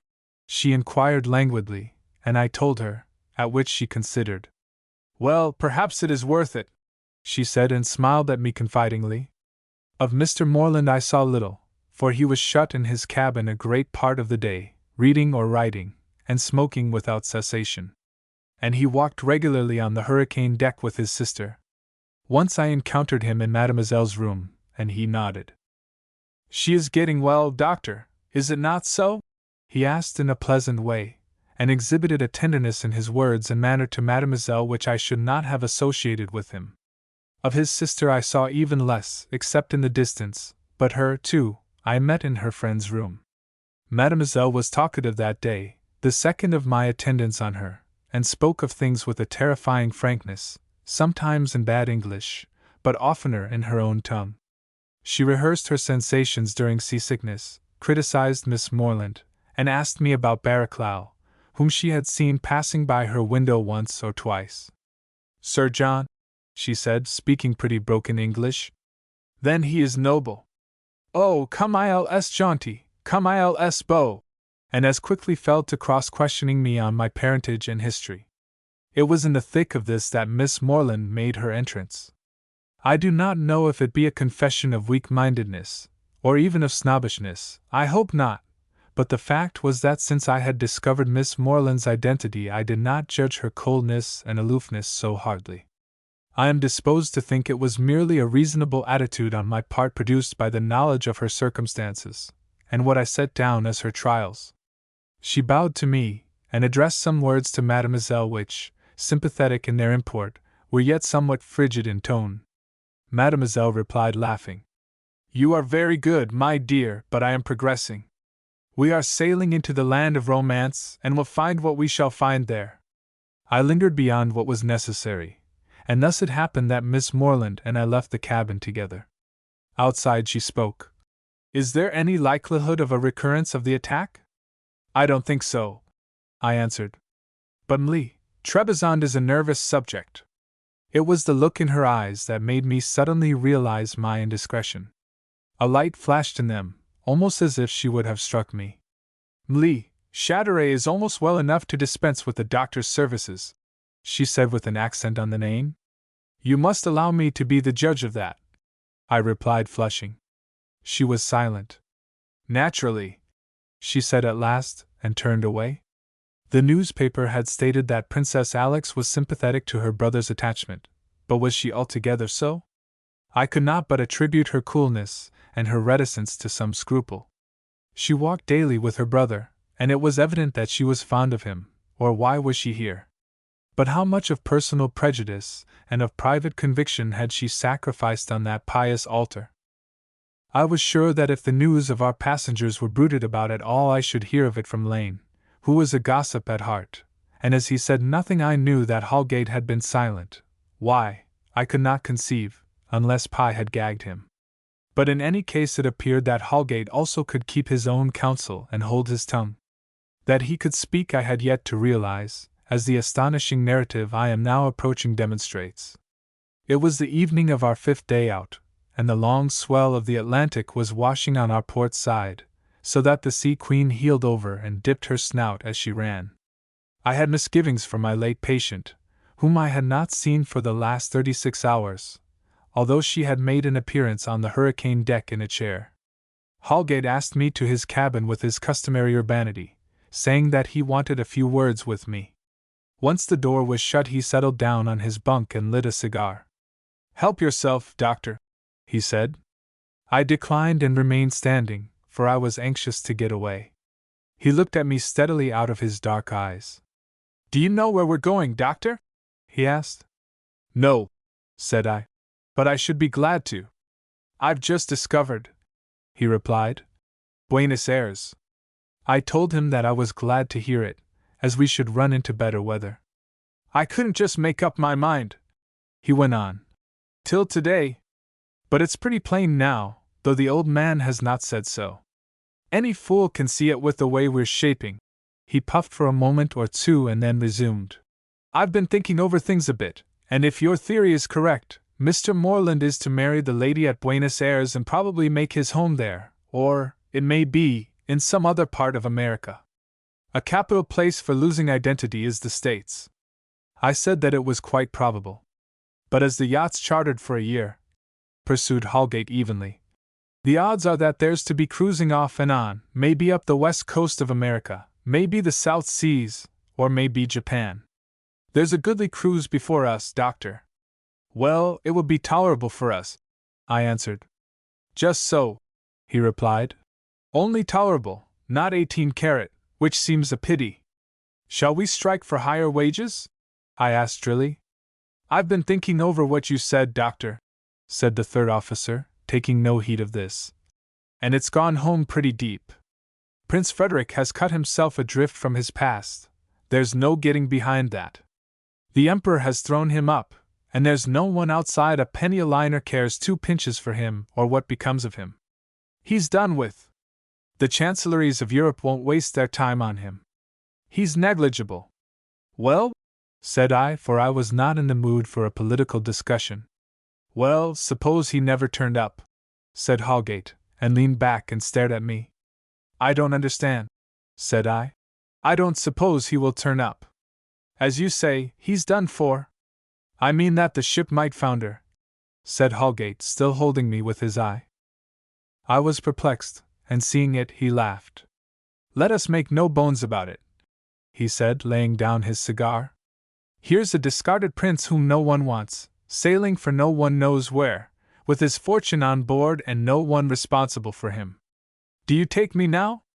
I'm hanged if I do, I replied testily, for indeed I had no thought of what the man was driving at. But here it came out with a burst. Doctor, all this is in our hands. We can do what we will. We're masters of the situation. I opened my mouth and stared at him. The broad, swarthy face loomed like a menace in the uncertain light before us. It was dark, it was inscrutable. A heavy resolution was marked in that thick neck, low brow, and salient chin. We eyed each other in silence. But this is monstrous, I said with a little laugh. You have not brought me here for a silly jest? It's God's truth I haven't, doctor, he replied earnestly. I mean what I say. See, the prince carries away $1 million, and if the prince disappears, the $1 million belongs to those who can find it. Now, we don't want any truck with dismounted princes. We're playing for our own hand. I know you take sensible views on these matters. I admit it makes one blink a bit at first, but stick on to the idea, turn it round, and you'll get used to it. It spells a good deal to poor devils like you and me. You must be mad, I said angrily. Or, he interrupted me. That's not my line. I'm in dead sober earnest. You hold on to the notion, and you'll come round to it. It's a bit steep at first to the eye. But you hang on to it like a sensible man. Good heavens, man, said I. Are you plotting murder? I never mentioned that, he said in another voice. There are several ways. It don't do to take more risks than you want. A ship can be cast away, and parties can be separated, and one party can make sure of the boodle. See? I only see that you're an infernal ruffian, I replied hotly. His countenance did not change. Hang on to it, he said, and I could have laughed in his face at the preposterous suggestion. You'll warm to it by degrees. You are asking me to join in wholesale robbery at the least? I said, still angrily struggling with my stupor. I am, he answered, and he leaned forward. Do you think I'm entering on this game wildly? Not I. I mean to carry it out. Do you suppose I haven't laid my plans? Why, more than half the men are mine. I saw to that. It was I got 'em. He placed a large hand on my shoulder, and his eyes gleamed diabolically in his set face. They'll do my bidding. I command here, sir, and damn your Captain Day. I'll take him to hell if I want to. I shook off his hand roughly. I may tell you, I said in as cool a tone as I could assume, that I am going straight on deck to the captain to retail this conversation. You have, therefore, probably about 10 minutes left you for reflection, which I hope will bring you consolation. Holgate got up, and without undue haste threw open the large port, through which streamed the clamor of the water. I guess I've misunderstood you, said he quietly, and it isn't often I make a mistake. He lifted his lip in a grin, and I could see a horrid tear of teeth, which seemed to have grown together like concrete in one huge fawn. It is in my power, Dr. Phillimore, to blow your brains out here and now. The noise of the sea would cover the report. And he fingered a pistol that now I perceived in his hand. Outside yonder is a grave that tells no tales. The dead rise up never from the sea, by thunder! And the port's open. I'm half in the mind. He threw the weapon carelessly upon the bunk and laughed. Look you, that's how I value you. You are mighty conscientious, doctor, but you have no value. You're just the ordinary, respectable, out-of-elbows crock that peoples that island over yonder. You are good neither for good nor ill. A crew of you wouldn't put a knot on a boat. So that's how I value you. If you won't do my work one way, you shall another. I'll have my value out of you some way, if only to pay back my self-respect. You're safe from pistol and shark. Go, and do what you will. I'll wait for you and lay for you, chummy. I stood listening to this remarkable tirade, which was offered in a voice by no means angry, but even something contemptuous, and without a word I left him. I went, as I had promised, at once to the captain, whom I found in his cabin with a volume of De Quincey. Well, doctor, said he, laying down the book. Anything amiss?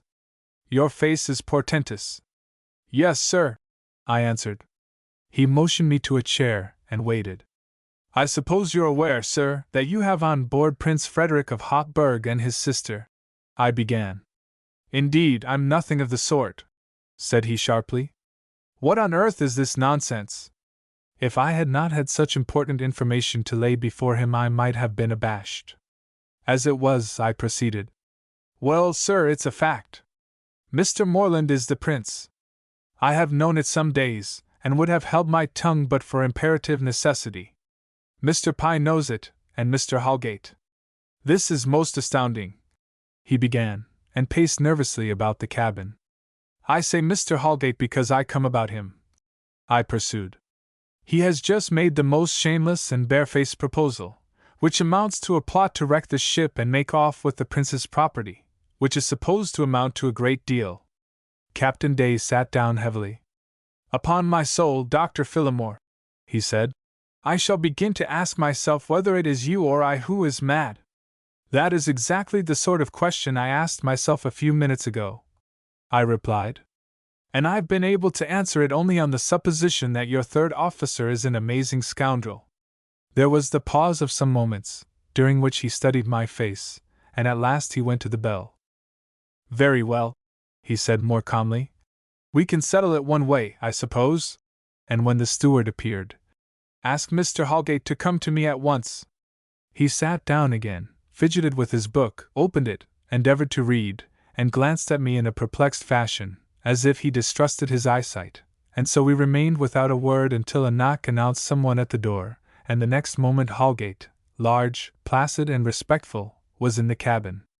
Mr. Holgate, said Captain Day in his most particular voice, I have just heard the most remarkable statement by Dr. Phillimore. Perhaps you will be good enough to repeat it, Dr. Phillimore. And he glanced askew at me. I did so bluntly. This man, I said, has proposed to me within the last 10 minutes that I should join a plot to cast away the ship and seize the property of Mr. Moreland. Day looked at his third officer. You hear, Mr. Holgate? He said. What have you to say? A broad smile passed over Holgate's fat face. Yes, sir, he said coolly. It is just as Dr. Phillimore says, but the whole thing was a mere spoof. I should be glad if you would explain, said Day icily. Well, the doctor's not exactly correct, said Holgate, still smiling, and he had the vast impudence to smile at me. For what I proposed was to seize the property of Prince Frederick of Hotburg, I think it is. Ah, said Day, letting the exclamation escape softly through his lips, and he cast his nervous glance at me.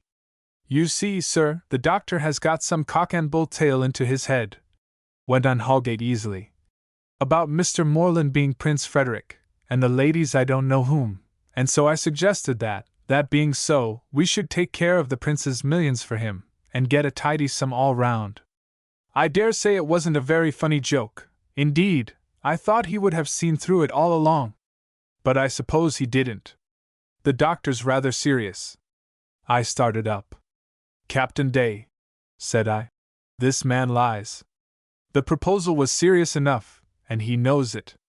Mr. Moreland is Prince Frederick. I should advise you to ask Mr. Pye.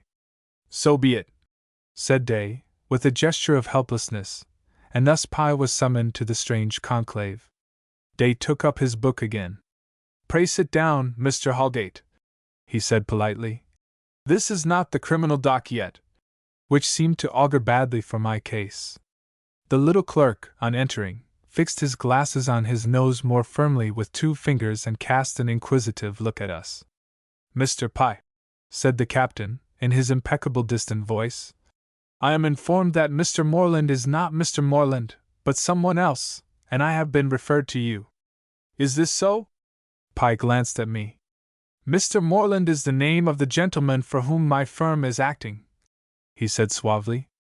And not anyone else? Said Day. Not according to my knowledge, said the clerk. Not according to his instructions, sir, I burst out indignantly. He knows the facts, I'm certain. And if not, I can prove my point readily enough. The point is, said Day drily, whether Mr. Holgate is guilty of the extraordinary charge you have preferred. Well, sir, it is material that I acquainted him with the identity of Mr. Moreland in Mr. Pye's presence, I replied hotly, feeling my ground moving from under me. Day looked at Pye. That is true, sir, said the clerk. Dr. Phillimore stated in my presence that he had discovered that Mr. Moreland was, I think he said, Prince Frederick of Hochberg. Day was silent. I think this is pretty much a mare's nest, said he presently, and I really don't know why I should have been bothered with it. I was furious with Pye and his idea, as I conceived it, of legal discretion. Very well, sir, said I somewhat sullenly, and turned to go, when the door of the cabin opened and there entered Sir John Barraclough with his customary insouciance. It seems, Sir John, said Day in his ironic tones, that not only have I the honor of a distinguished baronet as first officer, but also a prince as cargo. There was, as I had gathered, little love between the captain and his first officer. Barraclough laughed. Oh, you've just tumbled to it, he said. I wonder how. But it was bound to leak out some time. I never saw a man more astonished than Day. He leapt to his feet. Good God, he said. I seem to be the only one who doesn't know what's going on in my ship. Is this part of the jest? Barraclough in his turn showed surprise, but it was Holgate spoke. Is it true, Sir John? It can't be true, he cried, opening his mouth so that the horrid tooth demonstrated itself. Barraclough looked at Pye, who was mum. I suppose this gentleman is responsible for the news, he said. No, sir, I have said nothing, retorted Pye. I can't pretend to judge other professions than my own, said the captain stormily, but I'm inclined to think I might have been taken into the confidence. Think where it places me. Heavens, man, what am I in my ship? I think that Mr. Moreland perhaps had better answer that question, suggested Barraclough with a little sneer. Day moved some papers with a hand that trembled. That will do then, he said shortly. Good evening, gentlemen. I've no desire to detain you any longer. But, said I. Silence, Dr. Phillimore. I command this ship, he cried angrily. Or at least I'm supposed to. You can settle your differences with Mr. Holgate elsewhere. I shrugged my shoulders and left the cabin, a very angry man. In his vanity the fool had refused to consider my charge. And yet, when I looked at this business more deliberately and from a little distance, I could not deny that Day had some excuse. Holgate's story was remarkably natural. The captain would judge of the third officer's incredulity by his own, and would be therefore willing to accept the story of the spoof. But then he had not seen Holgate's face, and he had not heard Holgate. Even I was staggered by the turn things had taken, though infuriated by my treatment. And it did me no good to see Holgate's face smiling at me as I went down the gangway. Oh, doctor, are you a Scotchman? He whispered, at which I would have turned on him savagely, but held myself in and passed on and was silent. I have always found the value of caution. Chapter 5. The Wounded Man. The Wounded Man. Well, the whole affair had been a considerable farce, in which I had played the most humiliating part. Indeed, but for the interposition of Barraclough I must have come out of it the butt of all shafts.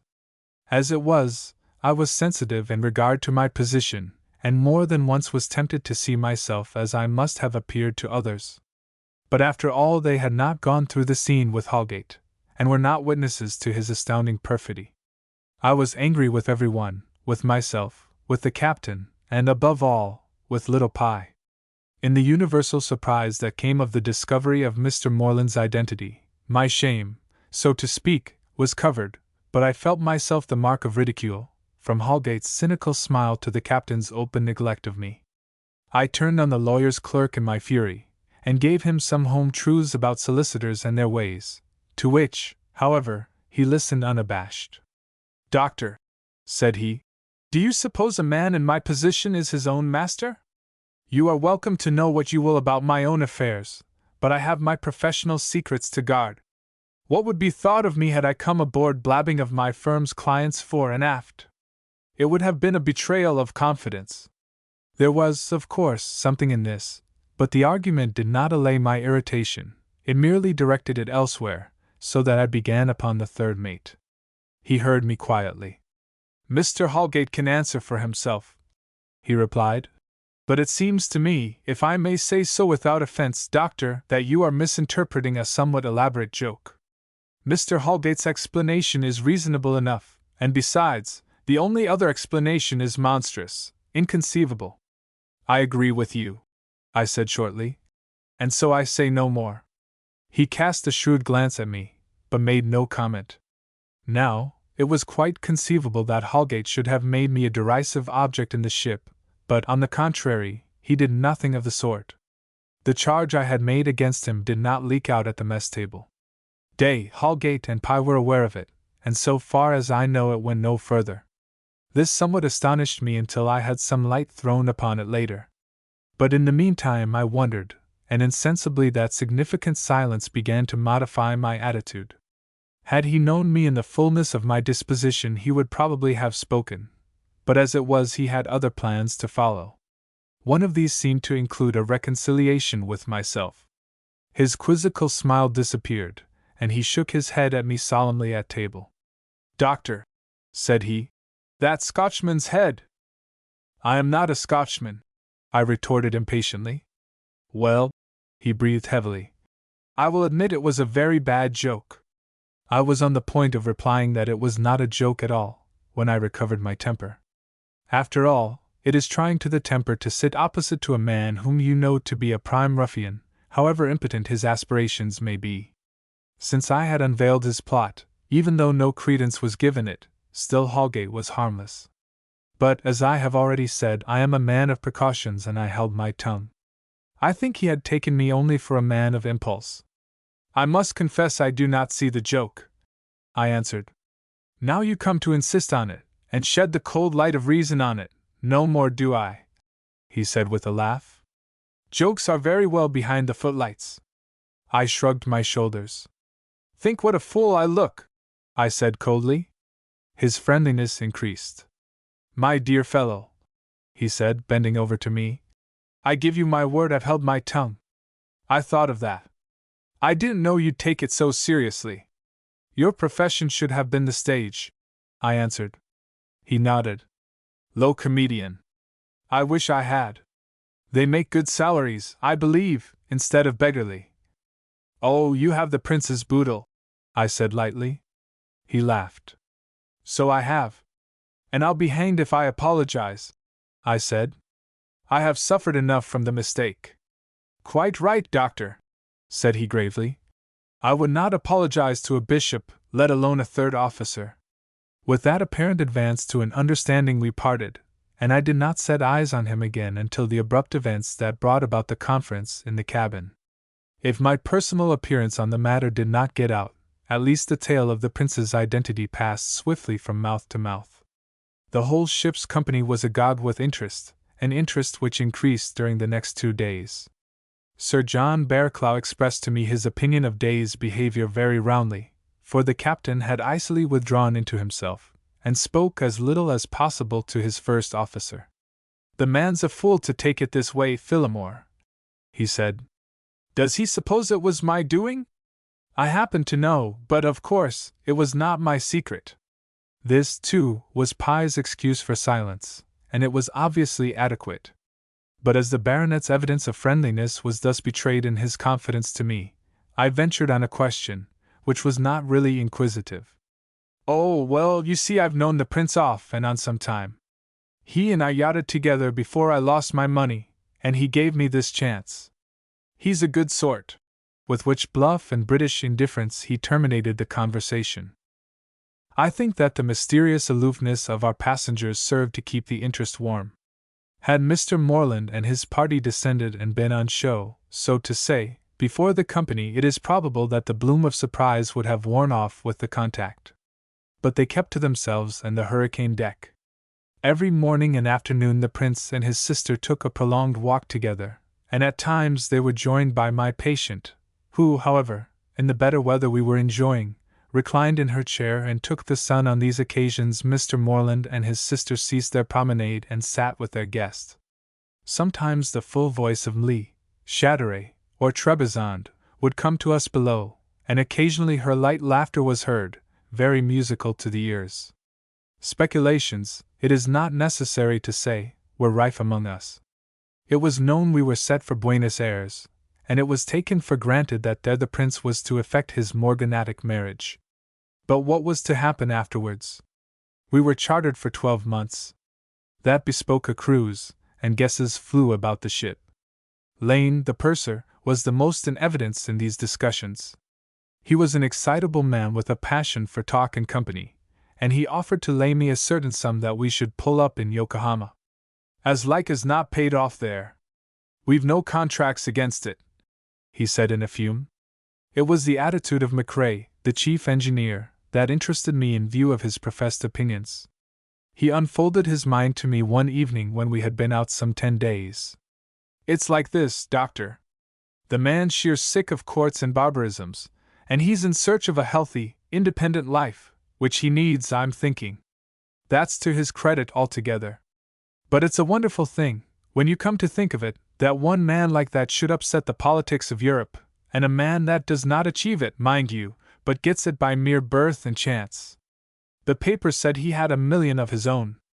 A fool could be independent on that, aye, and live healthy too, if he weren't too much of a fool. But what right has a man with wealth like that, I ask you? As Mr. Holgate was saying yesterday, it's an insult to decent, hard-working men like you and me. So that's Mr. Holgate's idea, is it? Said I, and mused. The engineer was proceeding in the strain when I saw the face of the boatswain jump suddenly into the dimness of the engine-room. It was a thin-lipped, gaunt face, lacking eyebrows, which added to the gauntness, and the general complexion was red to the shade of crimson. When his jaw was in repose it appeared as if the lower part of his face had been sucked up into the upper like a lid into its box. But now his jaw was open, disclosing a plentiful lack of teeth. "You're wanted, Doctor," he said in his abrupt voice. "There's been an accident forward." I left at once and followed him, asking some necessary questions. "I don't know exactly how it occurred," he said in answer. "One of the men, Adams, fell on something and it's drilled a hole in him." When we reached the man's berth he was surrounded by a number of the crew, whom I ordered off. "If I've got anything to do I don't want to be hampered," I said. "So clear out and leave Adams to me and the boatswain." When the place was clear, I made an examination, and found a wound under the shoulder blade. It was not dangerous, but might well have been so. I sent for my bag and dressed it, the boatswain looking on. All the time I made no comment, but when I had finished I turned and met the boatswain's eyes. "That's a knife wound," I said shortly. "Is it, sir?" he replied, and stared down at Adams. "How did it come about, Adams?" he inquired authoritatively. "I was larking along with Gray and ran up agin him," said the man, in a sullen voice. "I didn't see what he had in his hand." "More fool you," said the boatswain angrily. "Do you think I can go short of men for a lot of horseplay? All right, Doctor? Nothing serious?" "No," said I, deliberating. "If the knife was clean there's not much harm done except that you go short of a man, as you say, for some days." The boatswain swore as politely as an oath can be managed. "I'll come in again later," I said. "Meanwhile keep him in bed." But on my next visit it was manifest that the wound was not such a simple affair, for the man's temperature had risen and he was wandering. He gave tongue to a profusion of oaths, which seemed to be directed, in the main, against Gray, but also included the boatswain, raised himself on his arm, and shook his fist in my face, muttering, "My share," and "Not a brown less," and something about blowing the gaff. It was with difficulty that I completed my ministrations, but I did so, and gave the boatswain a dose to be given to the wounded man at once and another 4 hours later. It was entirely an involuntary omission on my part that I said nothing of returning. Nevertheless, I did return only 2 hours later, and just before midnight. I had had the man removed to a disused cabin, and when I got there the door was locked. Angrily I went on deck and found the boatswain. "Pierce," I said, "the door of the sick room is locked. What on earth does this mean? I want to see my patient." "Oh, he's all right, sir," He went to sleep quite easy. I asked one of the hands to keep an eye on him, and I suppose he shut the door. But it isn't locked. But it is, I said angrily. The blockhead, said the boatswain. I'll get the key for you, sir, if you'll wait a minute. But I was not going to wait. I was making for the hatchway when I was hailed through the darkness by a voice. Dr. Phillimore! I turned, and little Pie emerged from the blackness. I've been trying to get to sleep, but I've got the most awful neuralgia. I wish you'd give me something for it, said he. In a moment, I said. I've got to see one of the hands and then. Oh, come, doctor, give us a chance, said Pie. If you tell me what, I'll get it myself. Look here, would a dose of chloral do any good? My dear sir, said I drily, every man in these days seems to be his own doctor. Try it, and if it's only satisfactory enough, we'll have a beautiful post-mortem tomorrow. Well, said little Pie, with a return of his native repartee, it's precisely because I don't want to be my own doctor that I've come to you. That naturally was unanswerable, and I acknowledged the hit by prescribing for him. Then I went on my way. The door was open and the boatswain was waiting. He covered a yawn as I approached. It was that fool Riley, sir, he explained. He mucked my instructions. I nodded and proceeded to examine my patient. The boatswain seemed to have spoken the truth, for the man was as quiet as a log, save for the movement of the clothes when he respired. But it was that very respiration that arrested my attention. I felt his pulse, and I took the temperature. As I moved to examine the glass, Pierce's thin crimson face, peeping over my shoulder, almost struck upon me. The jaw was sucked into its socket. The temperature was still high, too high to allow of that placid sleep. I contemplated the thermometer meditatively. The port was shut, and the only sounds that broke the night were the dull beating of the screw and the duller wash of the waves against the side of the Sea Queen. The boatswain stood motionless behind me. You are right, I said slowly. He has gone off pretty comfortably, but I should like to see his temperature lower. However, the sleep will do him good, and I've no doubt I'll find him all right in the morning.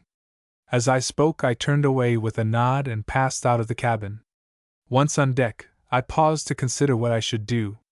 Two things I knew for certain. Firstly, that the knife wound was no accident, for no mere horseplay could have resulted in such a deep cut.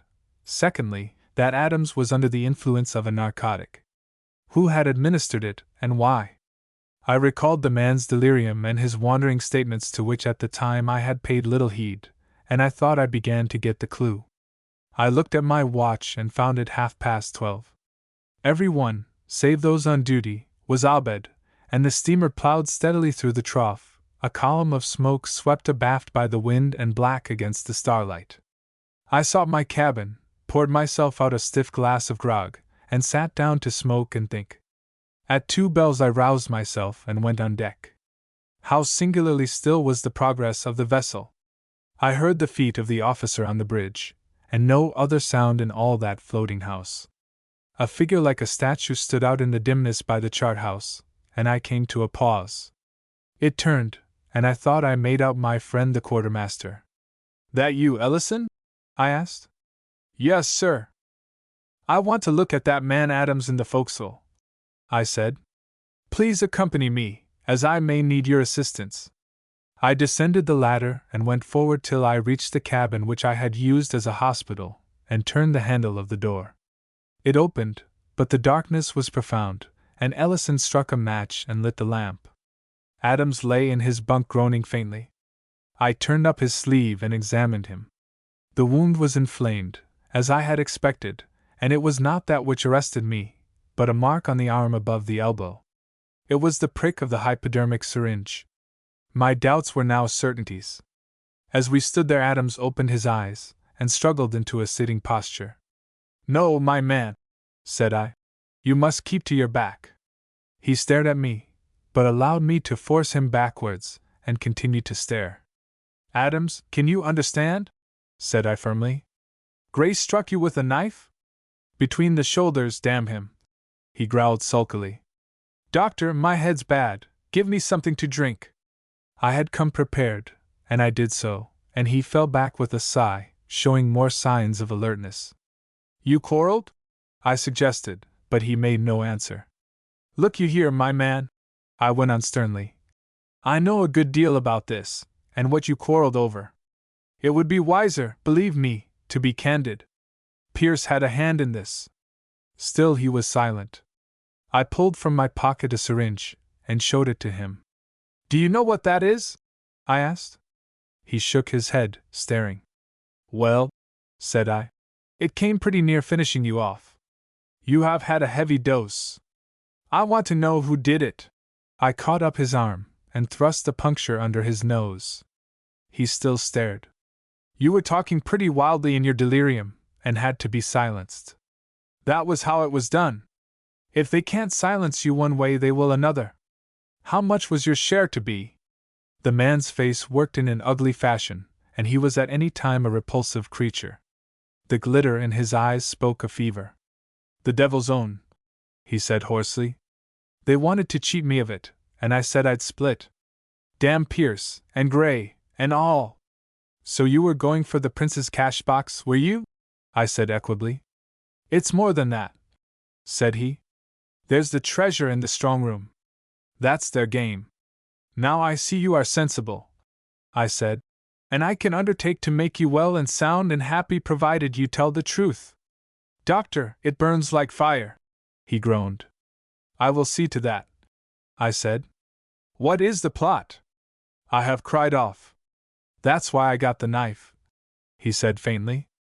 But swear to God no harm come to me. I promise you that, I said, nodding.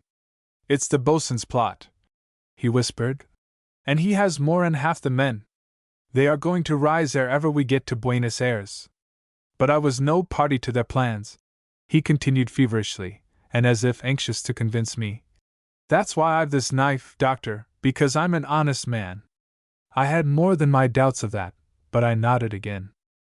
You have only done your duty in telling me, Adams, said I, and I'll keep my promise, provided you hold your tongue about this.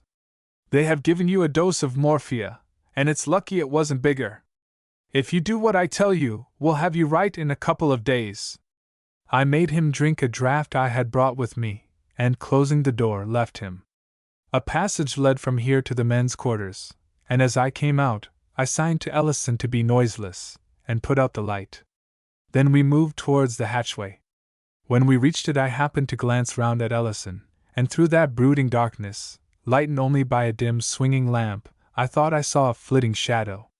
But the next swing of the boat threw the light clear into the corner, and there was nothing. We emerged on the lower deck, and thence regained the quarterdeck. There was a bright light in the chart room, and I led the way thither. I closed the door and turned on the quartermaster. His face was gray, and his hand trembled. You heard? Said I. Yes, sir, he replied, and hesitated. But he's wandering, sir, ain't he? My man, said I. I'm a doctor, leave that much to me. I only want to know if you heard. That is all your part. No, there is one thing more. What about the hands? They're a pretty mixed lot, sir, not exactly what I would call yacht hands, but… Were you engaged with them? I interrupted sharply. No, sir, Sir John, he got me on. I've sailed with him before. Thank the Lord for that, I said heartily, for I had begun to suspect everyone. The voyage was a nightmare, I thought. Who is the officer in charge? I asked. Mr. Legrand, sir, said Ellison. The second mate and I had had few exchanges. He was a reserved man, and devoted to his duty. Besides, as navigating officer, he had his full share of responsibility for the safety of the ship. I moved out of the chart house, leaving the quartermaster in a maze of bewilderment, and I think incredulity.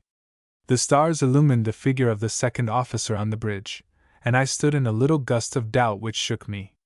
Should I sleep over the new discovery?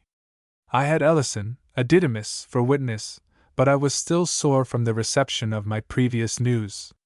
I took the length of the deck, and looked over the poop where a faint trail of light spumed in the wake of the ship.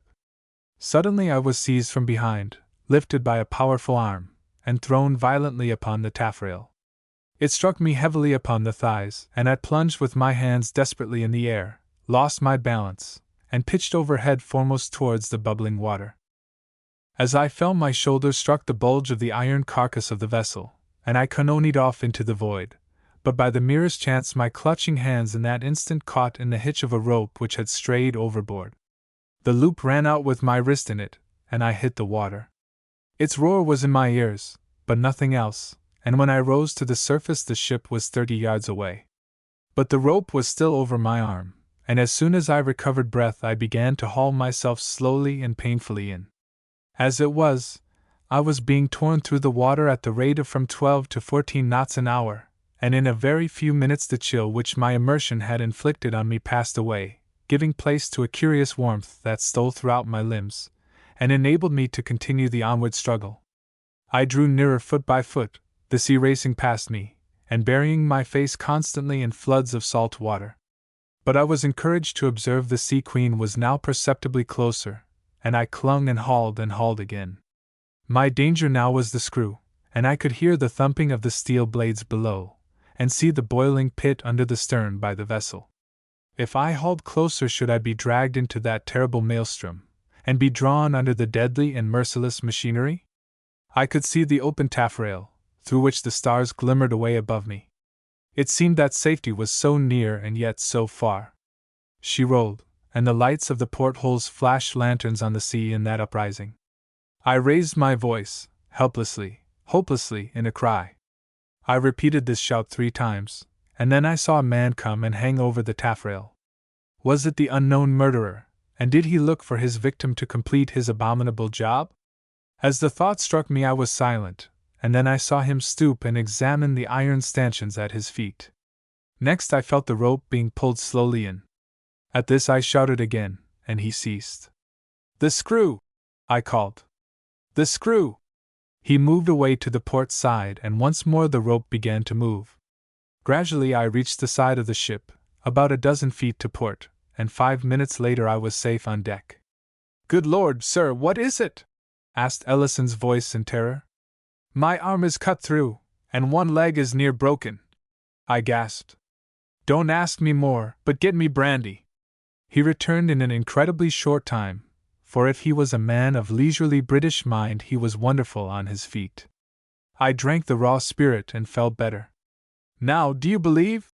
I asked him. "You mean?" "That I was knocked overboard." "I knew too much," I said sharply. "Don't stand staring, man. We don't know where we are, or what is afoot. Give me your arm and let us get to the bridge. Stay, have you any weapon?" "No, sir." "Any available?" "No, sir, not without waking the carpenter."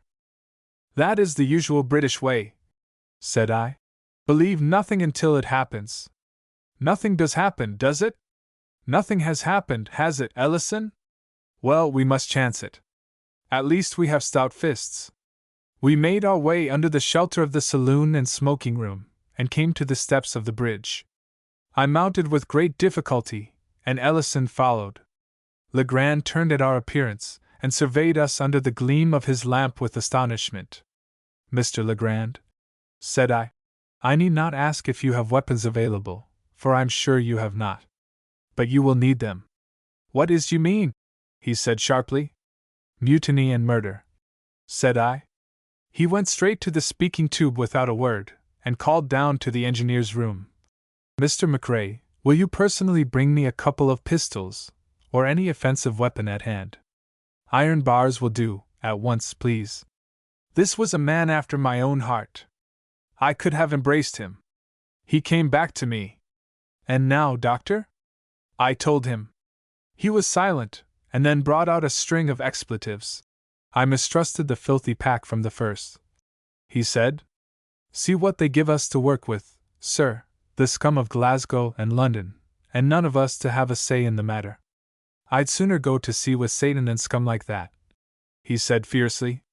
As soon as I set eyes on them I knew we were in for it, but not this. He added, "Not this by a long chalk." "There's one thing to be done," said I. "We'll do it now," he replied, his fury gone as suddenly as it came, and we descended the ladder. At the foot we met McRae, very angry and sarcastic, wanting to know since when the deck was allowed to order the engine room about like potboys, but a few words put him in possession of the facts, and I think, if any argument had been needed, my exhausted and dripping body would have sufficed. The old man? Said he. Legrand nodded. Chapter 6. The conference in the cabin. The conference in the cabin. We opened the captain's door without knocking, but he was awake at once, and turned on the electric light. What is this, gentlemen? Is it a raree show? He inquired in his particular voice. It is some information Dr. Phillimore has to impart, sir, said Legrand. Day's eyes narrowed. Oh, I see Dr. Phillimore is taking part in some more theatricals, he said grimly, and his costume seemed suited to them. I beg your pardon, sir, said I hotly. If you would only listen instead of passing judgment, we might get on. I'm learning a lot this voyage, said Day with a sneer. Pray proceed. Again I told my story. Day got up in his pajamas, an insignificant figure of a man without his important uniform. He might have been merely a member of Parliament, or a minor poet. But he had, with all his defects, the courage of his position and responsibilities. This is a matter I feel unequal to alone. It has gone on too long, he said sharply. It is time I knew where I stand. He left the cabin abruptly, and returned in a few minutes. I have taken the liberty of inviting Mr. Morland's attendance, he said, and have sent for Sir John Barraclough and Mr. Holgate. I will know once for all where I stand. I beg you not Mr. Holgate, Captain, said I. And why not Mr. Holgate, sir? He asked peremptorily. Here is a report of conspiracy and mutiny you bring me, and I will have my officers in attendance to weigh it. You will remember my former charge, Captain Day? I said. Well, sir, he answered. If my report tonight is correct, as I have a witness to prove, does it not shed some light on my former charge against Mr. Holgate? And is it, therefore, desirable that he should be here? Day considered, and then he looked me up and down. If I were a doctor, Dr. Phillimore, he observed with sarcasm, I should advise you to change your clothes. Oh, there is a more important matter than clothes, I replied angrily. Or should I be here?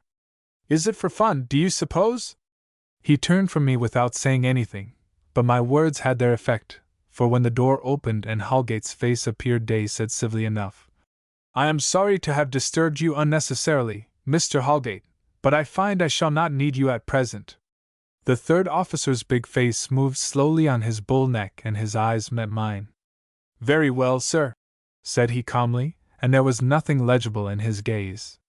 It was blank and insignificant, destitute even of curiosity. Barraclough arrived immediately afterwards, and on his heels, Mr. Morland, dressed as when he walked the hurricane deck daily, his somewhat dull face owning and manifesting a certain dignity. I have asked you here, Mr. Morland, said Day at once, because of certain rumors and mysteries and alleged discoveries which are in circulation. It is an untimely hour, but that is not my fault. Dr. Phillimore has brought me a story, which, if he is correct, is of vital importance to us. I should be glad, therefore, if you would answer a question. Are you Prince Frederick of Hochberg? Mr. Morland's eyes lighted up. I have employed you, sir, he began, to work this ship. Pardon me, it is necessary, said Day with extreme politeness. I hear a tale of conspiracy to rob my employer, who sails with me and whom I know as Mr. Morland, but who is stated to be Prince Frederick of Hochberg. I am justified, therefore, in asking if Mr. Morland is Prince Frederick, and if he has the money on board which the tale alleges. According to that answer must I shape my conduct. Mr. Morland drew himself up. It is reasonable, he said, as if reflecting. Yes, I am Frederick of Hochberg. Day's fingers trembled. And the money? He asked in a hard voice. There is some money on board, said the prince, looking round on our faces, and now I was surprised that I had not identified long since that guttural German accent. But I should wish to know what this scene means, sir, he said in a haughty voice. Day waved his hand at me. I have learned tonight, said I, by an accident, that there is a plot among the crew to seize the ship and its contents before reaching Buenos Aires. For the third time I then told my story, to which my sodden garments were a genuine witness. The prince listened to me with a frown. "I do not understand," said he. "I was led to believe that I was chartering a good vessel with a good captain and a crew for my cruise. I do not understand this." "Nor I," said Day, with a shrug of his shoulders. "I am not responsible for the crew.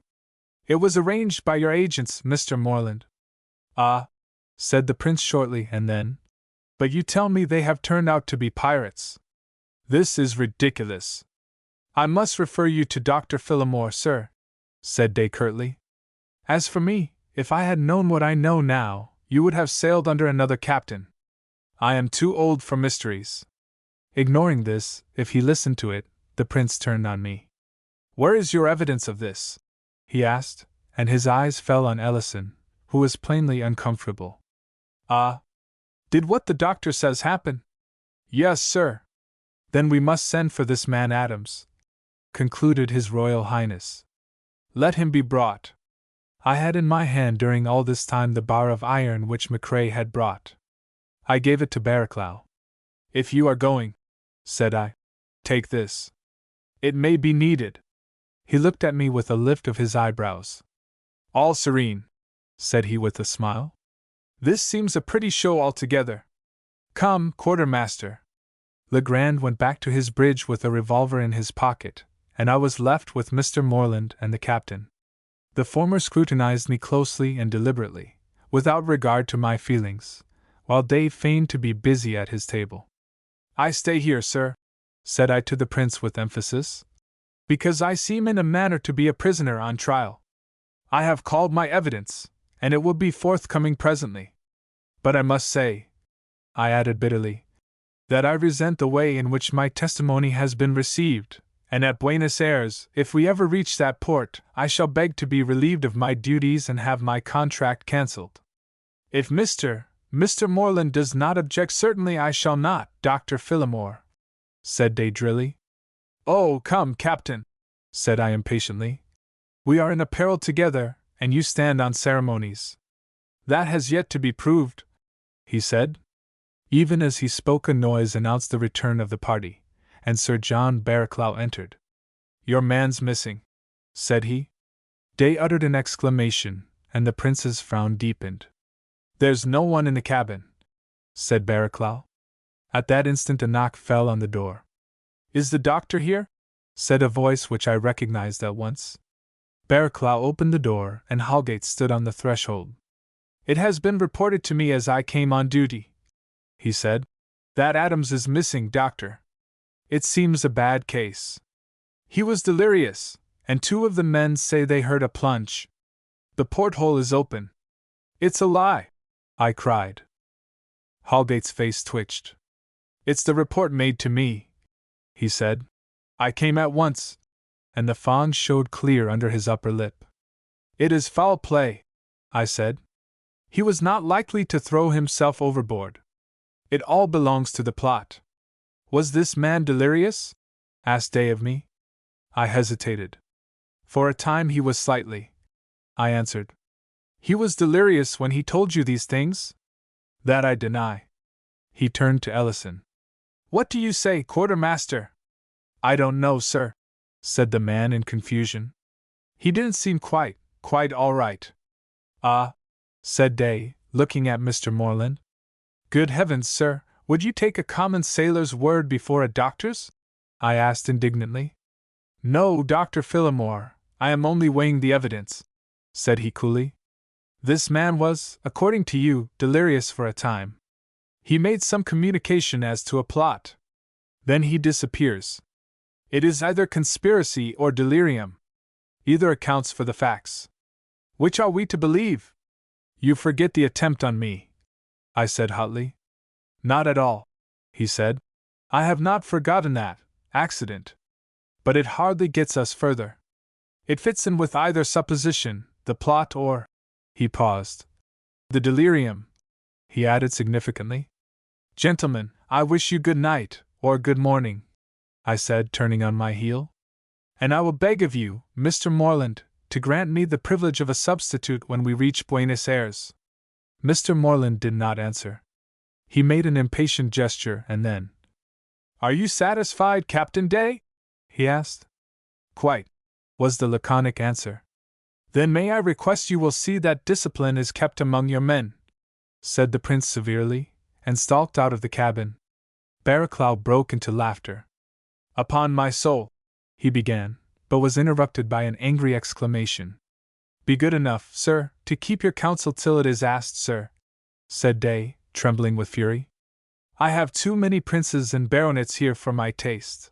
He stamped round the room in agitation. "My men!" he cried. "Good Lord, what have I had to do with them? I wish I'd never seen the figurehead of the yacht. Good Lord! My men! I would sooner run an excursion steamer than submit to this." Barraclough eyed him without any emotion, even with hard hostility. The exit of the prince had stayed my departure, and abruptly Day came to a pause by me. "That will do, gentlemen," he said quietly. Holgate, who was at the door, opened it, and his round face swung gently on his shoulders till his gaze rested on me again. Something flickered in it, something like a leer on that malicious blackness, and then he was gone. Day stood stock-still looking by me after him. As I turned to follow he addressed me. "Dr. Phillimore, if you can spare a moment before you change," he said civilly, "I shall be glad of a few minutes." I answered promptly, wondering, and the door closed behind Barraclough. "Doctor, I haven't slept a wink for nights," burst out the captain suddenly.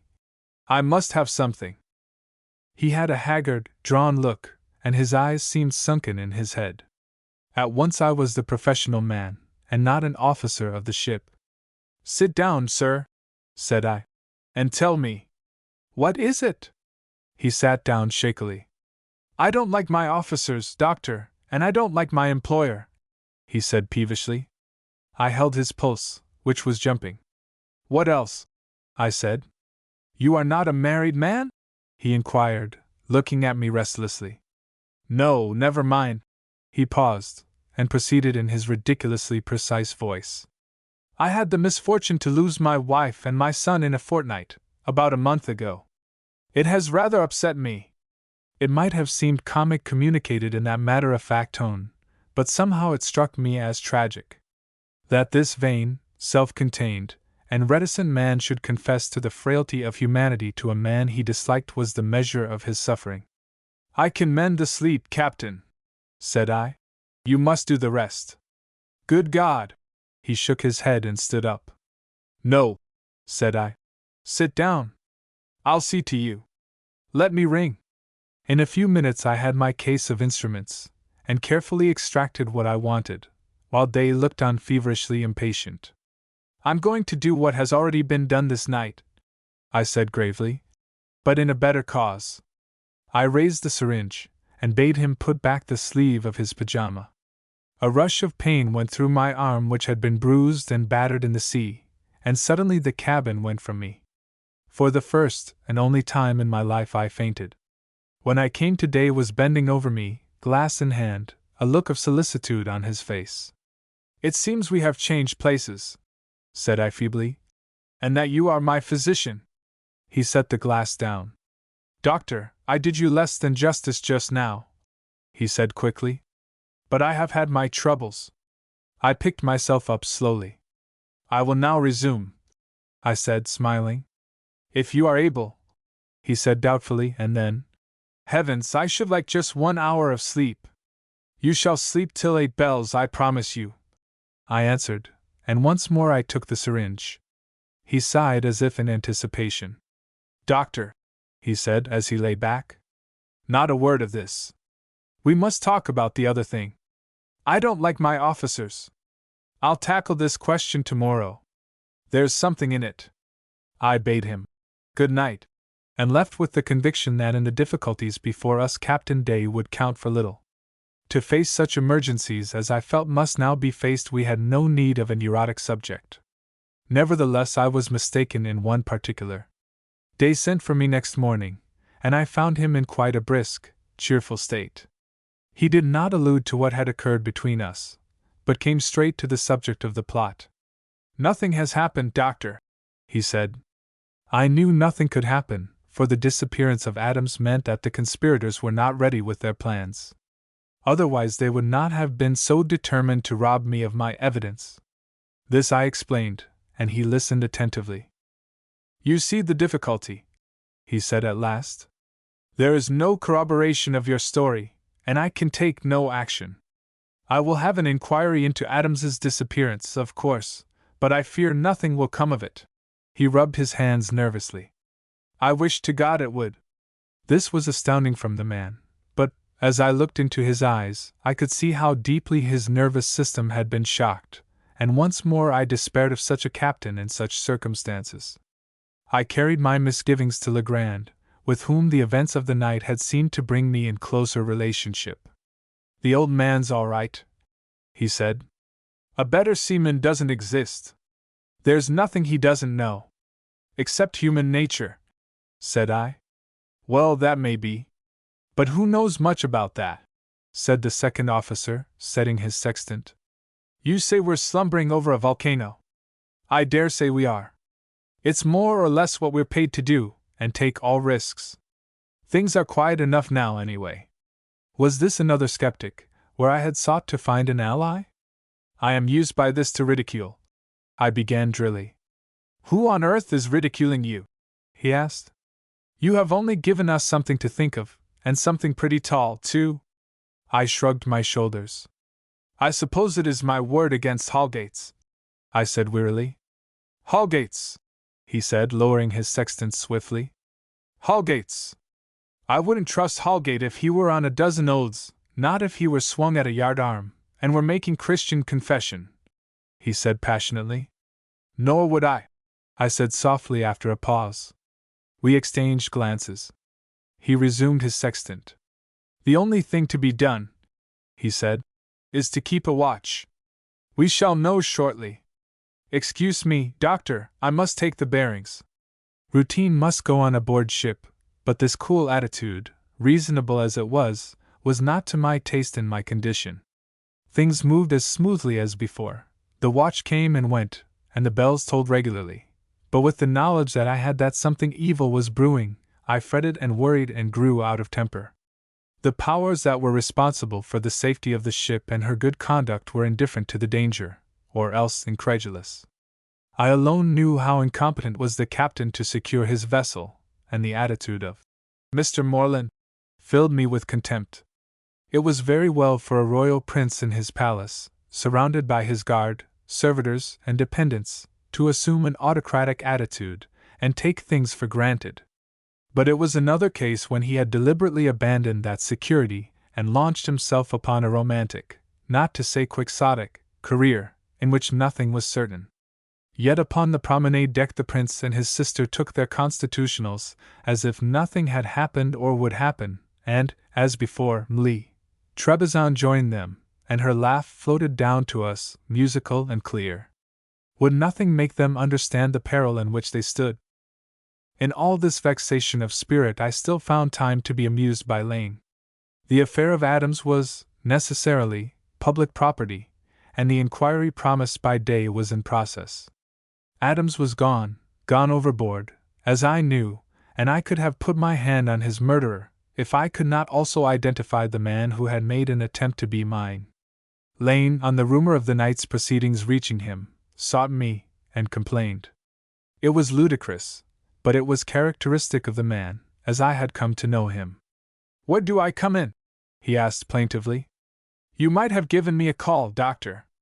I wish I had been sleeping as sound as you," I said. "Oh, hang it, man, it's dull enough on this beastly boat. If there's any row on, I'm in it." "Do you think you guess how big a row you may be on?" I asked him.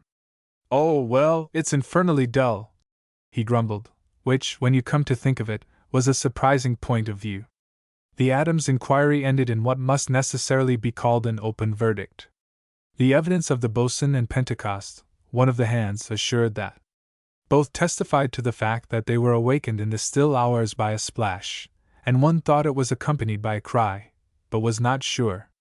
At any rate, the boatswain was sufficiently aroused to make search, and to discover that Adams was missing, and subsequently that the porthole was open.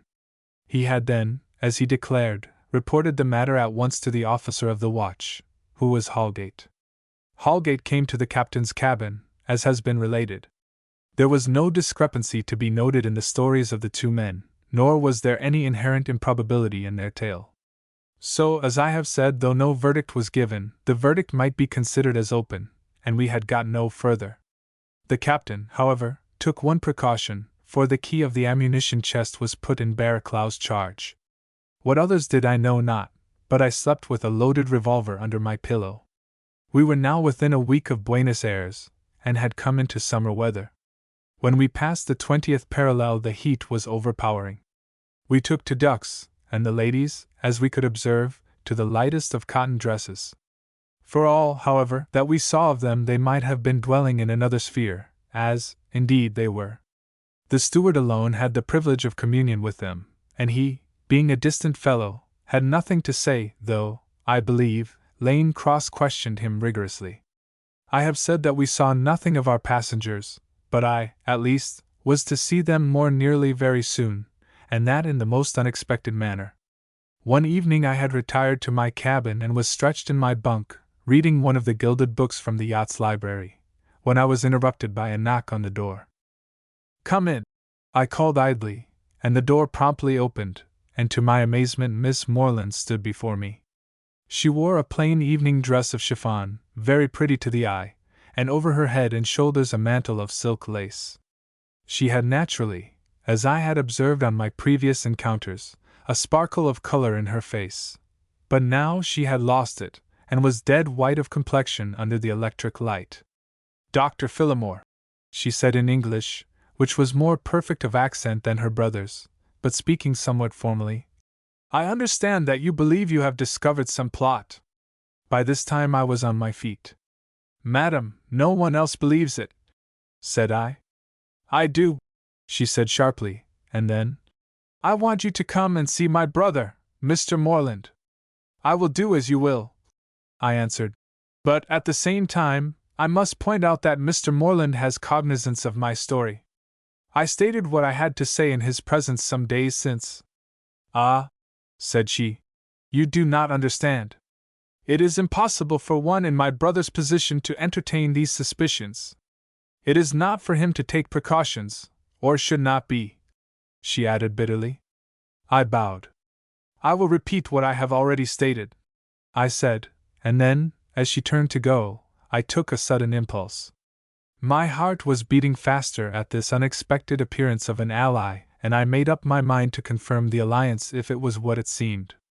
"Miss Moreland," said I, "if I must continue to call you so."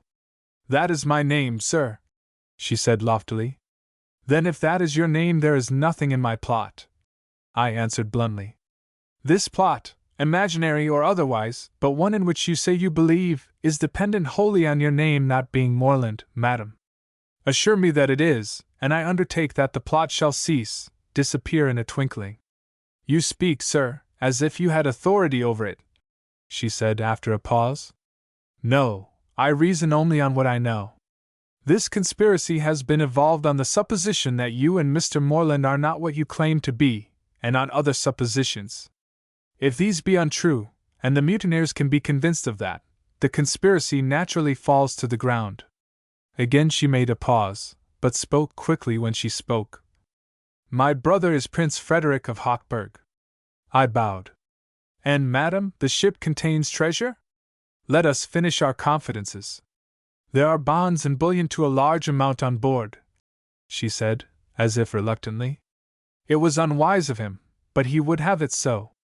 "I may take it that the Princess Alex would not have it so," I suggested. "You may assume what you will, sir," she said coldly. "Madam," said I seriously, for handsome as she was and royal, too, I was nettled by her distance. "You asked me to help you, and you keep me at arm's length. I am not asking out of curiosity. I only want to know what allies I can depend on. Heaven knows I have gone through enough already to keep me silent henceforward forever, even to the point of attempted murder." "I will answer any question you wish to put, if I can," she replied in a milder voice. But my brother is waiting. Then may I know why you credit this plot? I asked.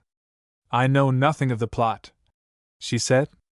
The news of it has just come to my ears through some words dropped by Mr. Moreland. But this I know, that he runs a great risk. He has always run a great risk ever since. She stopped. I am willing to believe the worst. No, said I.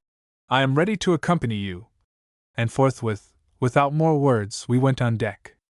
When we reached the cabin, I found not only the prince, but Day, who was clearly in one of his moods. He had a nervous way of flipping his fingers when put out, and he stood now firing off his white hand restlessly. He did not pay me any attention on my entrance, but fixed his gaze on Princess Alex. As I am no longer in command on my boat, Dr. Phillimore, he said abruptly, perhaps you will be good enough to explain to Mr. Moreland what you propose to do. I looked at the prince, who nodded curtly. Evidently there had been a scene. I believe that a rising is contemplated before we reach Buenos Aires, I said. I would advise, therefore, that we change our course for Rio Janeiro at once.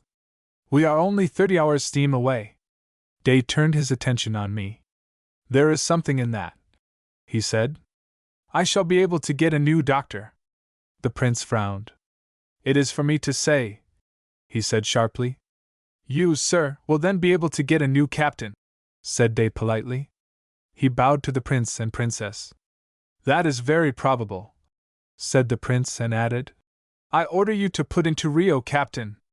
Dr. Phillimore's advice commends itself to me. I said nothing, but the princess gave me a quick glance, in which I seemed to read approval. Your orders shall be obeyed, said Day, and ceremoniously left the cabin. When he was gone, the prince turned to me. I am obliged for your zeal in my service, he said, as if he were conferring a decoration, whereupon he bowed, and I followed the captain. I went at once to Day's cabin and waited, for I had made up my mind as to the method in which he should be treated. The man was obviously incapable of discretion in his state.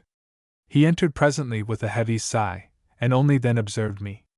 A malignant look worked in his face blackly, but I interposed at once.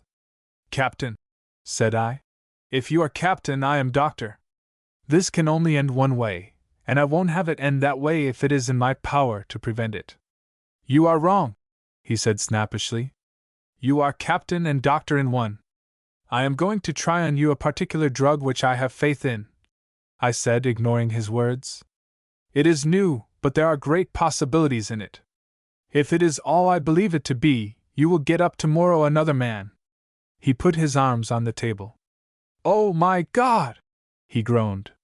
Night and day, night and day. For God's sake, doctor, give me something. That was what I wanted. He was a little querulous, spiteful child now, and I had possession of him. I had seen his soul undressed and naked, and it frightened me. I felt more than anxiety for him, I felt compassion. And it was I that put him to bed that night. But meanwhile we were on the way to Rio Janeiro. Chapter 7. The Rising. The Rising. In advising that the yacht's course should be laid for Rio, I assumed that possibly the mutineers would not have completed their arrangements, and would be taken by surprise. My assumption was justified, though its very correctness came near to wrecking what reputation I had left as a man of sense. I had long recognized that I was looked upon as having a bee in my bonnet, and the fact that we arrived safely in the port must have increased the doubts of those who knew I was responsible for the alteration of the course. The change could not, of course, be concealed very long. The watch was privy to it, when Day set the new course, and by next morning it was all over the ship. Yet the same dignified routine proceeded. No one volunteered any act of violence, and if I believed in myself no one else did, I am sure. Little Pie mused openly on the change, but withdrew himself at once into his legal reticence when I also expressed my surprise. To say the truth, I was not anxious that it should be known that I was the author of the alteration, and so made inquiries with a show of innocence. Nor do I think that anyone suspected me, for either the prince nor Day would be likely to talk. Day, indeed, surprised me. He thanked me privately for my medical advice, and with a smile added, "Perhaps I should say also nautical." I shook my head, smiling also. It was political, Captain, and that's all. He nodded absently and said suddenly, I think, Doctor, I will get rid of Pierce at Rio. I was heartily glad to hear this, and would have suggested that Holgate also should go, but refrained. I knew not how far his improvement would bear the strain of the suggestion. We lay at anchor in the bay to coal, and the passengers took themselves off to the shore, Trebizond in a wild flutter of excitement. This meant for her the nearest approach to Paris, I suppose, that was available. At least she was in great spirits, and talked with the officers. As we entered the harbor we heard the sound of music pouring from the saloon, which had never yet been used by the party, and on that the rich notes of a fine mezzo-soprano. The little exhibition arrested the men at their work, and, after that long passage of silence, seemed to wake us up and put us in a better mood. As it was disagreeable on board during the coaling operations, I, too, followed the party on shore in the company of Barraclough. We had arrived at midday, and the yacht was to sail on the following evening, for the simple methods of coaling in Rio protract the business. I lunched at the English Hotel, and occupied the time in the usual manner of the sightseer, visited the summit of the hill by the Alpine Railway, and walked negligently in the botanical gardens. I slept ashore, and was joined on nightfall by Lane, who was full of the gust of living. He could only be said to enjoy himself when he got ashore, and yet he could not keep off the sea. I learned from him with satisfaction that Pierce, the boatswain, was gone, paid off at the captain's orders. So here was something for my consolation. I breathed a little more freely, and inquired further. But the rest of his information was not so satisfactory. Besides the passengers, Day, Barraclough, McCrae, and himself had come ashore, leaving Legrand with Holgate and Little Pye to represent what might be termed the aristocracy of the deck. And next morning I got a glimpse in the streets of Pye, so that Holgate was, barring the second officer, master of the yacht. I will confess I did not like this look of things, so deep was my distrust of Holgate. In the Rue du Ovidor I had a fleeting vision of Princess Alix and Trebizond as they turned into a shop, but for the rest I enjoyed myself as a stranger to the Sea Queen, and one with no concern in her fortunes. It was late afternoon when I got to the quay to take a boat to the yacht, for, as I calculated, that would leave me a full hour to the time appointed for sailing. Judge, then, of my amazement when I saw her standing out, the smoke rack flying abaft, and trudging steadily for the mouth of the harbor. I stood there, I think, fully 3 minutes before I moved or took action, but during that space of time I had jumped at the conclusion. I was not wanted aboard. Was it Day? No, the idea was absurd, as he was most meticulous in his observation of the conventions. It certainly was not the prince. The inference was only too obvious. The hour of sailing had been shifted. By whom? I sprang down to the foot of the quay, where one of the big two-decked harbor ferry boats was lying. Is your steam up? I shouted to a man on the bridge. I want you to catch that yacht. He stared at me in astonishment, and shook his head. I shouted back again, and he replied in Portuguese, I assume, of which tongue I am quite ignorant. I clambered aboard and made my way to him, by which time he had been joined by another man, with gold lace round his cap. I repeated my query in French, and the second man replied indolently. It was impossible. I will give you £20 if you catch her, I said, and fumbled in my mind for some computation in their wretched currency. I do not know how many 100,000 reis I mentioned, but it seemed to have some effect. Both men stared after the yacht.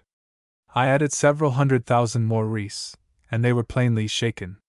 Heaven knew why I should have been offering my poor money for the sake of Prince Frederick of Hochberg. I did not stop to reason, but acted merely on impulse. The man with the gold band went to the speaking tube and shouted down it. The other man began to give brisk orders in a small, thin voice. Evidently my offer was accepted.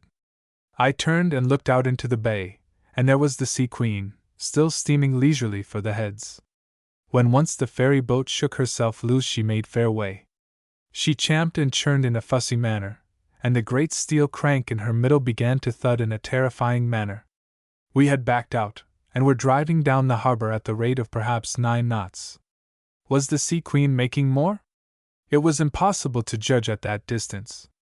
The yacht might have been a mile away, and if she were going as fast as we, it would probably be impracticable to attract her attention for some time, until, at any rate, we were clear of the shipping.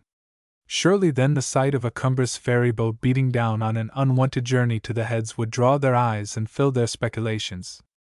We were 3 miles out 20 minutes after starting, and now it was obvious that we were not making ground, but losing. The trail of the smoke swept the water behind her, and her nose was plunging for the open sea. I was in despair. I shouted to the captain in the effort to get him to hoist signals, and at last one was found which suited the emergency. I have forgotten what it was, but it apparently signified that help was required immediately. But still the yacht held on, and the distance between us grew.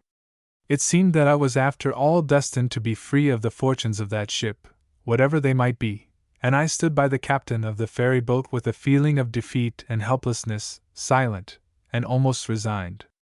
And then, by one of those strange ironies, the solution came to me too, just as mere selfish considerations were asserting themselves. I had thought of the prince and the conspirators, if I had thought at all, certainly not of myself, and now came the reflection that I had pledged my last sovereign in the endeavor to catch the yacht, and that I was to be landed again in that foreign port penniless. Was it under the stimulus of that thought that I recalled of a sudden the first appearance of the Sea Queen in my life, and remembered the flash of the rocket? "Have you any rockets?" I asked, turning abruptly round. The man stared, smiled deprecatingly, and shook his head. He addressed his mate in Portuguese, and they held an animated conversation. Finally he turned to me, and the mate went below. "There is one, he believes, monsieur," said the captain. "It was for saving life, but it is old." Well, old or new, I was resolved to try it, and presently, when the mate appeared with a huge bomb in his hands, we set ourselves to work. The men by this time were interested, and we had the rocket rigged in a trice. The anxious moment was when we came to fire it. Would it fizzle out?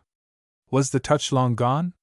It resisted sullenly for some minutes, and then unexpectedly took the bit in its teeth, if I may put it that way, and bolted.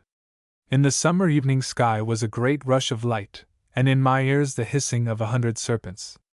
Then there was silence, and the light, describing its arc, vanished into the water ahead.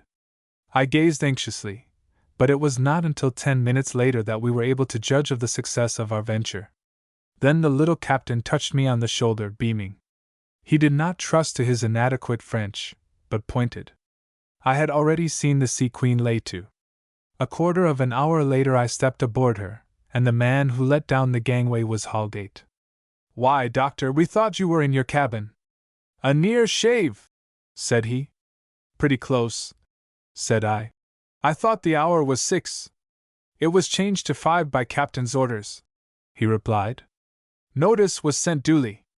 "It missed me," I answered cheerfully. "I wasn't at the hotel all the time."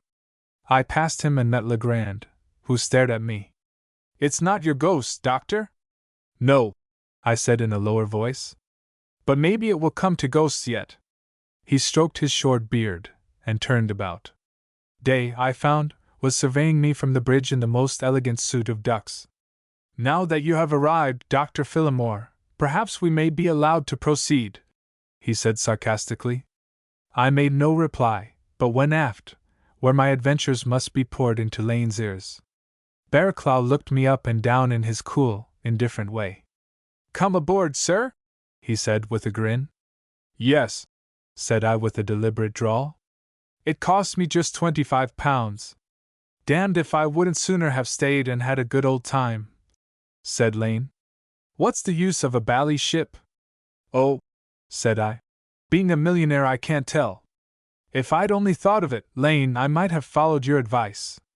"Didn't you get the notice?" asked Pye. "No, I was enjoying myself, you see. I'm a careless fellow, but I'm a modest one also, and I've made too much of a sensation for my taste." "You're fond of sensations, my good sir," said Sir John, with his abominable arrogance. "Well, if you'll allow me, I'll shed all I can of this, that is, clothes," I replied calmly, and I went below. When I had had a bath and assumed my yachting costume, I came on deck again, only to meet Day in a furious temper, as I could tell from his eyes. I explained the circumstances of my mishap, adding that I had not received my notice, which was no doubt my fault. I certainly might have made more changes at Rio than I did, he said maliciously, and passed by me. It was ungracious, but the man was not responsible. From the deck above, the face of Lee Trebizond peered down at me, smiling and handsome. It was an adventure, she said in her English, showing her pretty teeth. It was most exciting, Doctor, to be chased by a pirate. I'm glad you enjoyed it, mademoiselle, said I politely. I take some credit to myself for the rocket. Oh, but it should have been dark, that would have been much better, said she. Come up and tell me all about it. After a momentary hesitation I obeyed, and when I reached the deck I found Princess Alex there. Once more I explained my misadventure, and Lee Trebizond chatted and laughed in great good humor. She had made many purchases, but complained of the shops. She could not get her favorite perfume, she protested, and wondered how people could live in such remote regions. Then she tired of me, I suppose, and walked off, leaving me to the princess. Her blue eyes, as cold as her brother's, flashed a question at me. It was not an accident, she said. The notice, I find, was sent last night, after Mr. Morland had communicated with Captain Day. It should have reached me at the hotel early this morning. It didn't. I see. She looked towards the forts at the mouth of the harbor, which we were then passing. I am glad you did your duty in rejoining the yacht, she said next. I think I was between amusement and irritation at her words, for, after all, I considered that it was not a time to talk of duty when I had been the victim of a trick, and had, after my own poor fashion, paid so heavily for it. I might even have looked for a sentence of thanks for my zeal. But the princess was a princess still, despite that she was also Miss Morland and the sister of a man who had thrown away all to contract a morganatic marriage. But amusement got the upper hand. I smiled. Oh, we English have usually a severe sense of duty, I replied. At least, when it comes to a pinch. On the other hand, of course, we lack discipline. She glanced at me, and with a little bow, moved away. I was dismissed. The yacht was pointed now for Buenos Aires, at which port it was clear that, for reasons of his own, Prince Frederick was anxious to arrive. It was not until the second evening, however, that anything of importance occurred. But that was of considerable importance, as you shall see. I had occasion to pay a visit to the stokehole, where one of the men had injured his hand, and I had finished my work and was mounting the grubby wire ladder, when a fireman passed me with averted face. I hardly glanced at him, and certainly did not pause the least fraction of a second, but to the half-glance succeeded a shock. The nerves, I suppose, took a perceptible instant of time to convey the recognition to the brain, but despite the grime on his face and the change in his appearance, I could not be mistaken. It was Pierce, the discharged boatswain. Here was news indeed. Pierce, of whom Day thought he had got rid in Rio, was employed as stoker on the yacht. How came he there? This bespoke treachery again. And now I began to get some notion of how vast and subtle was the web of the conspiracy.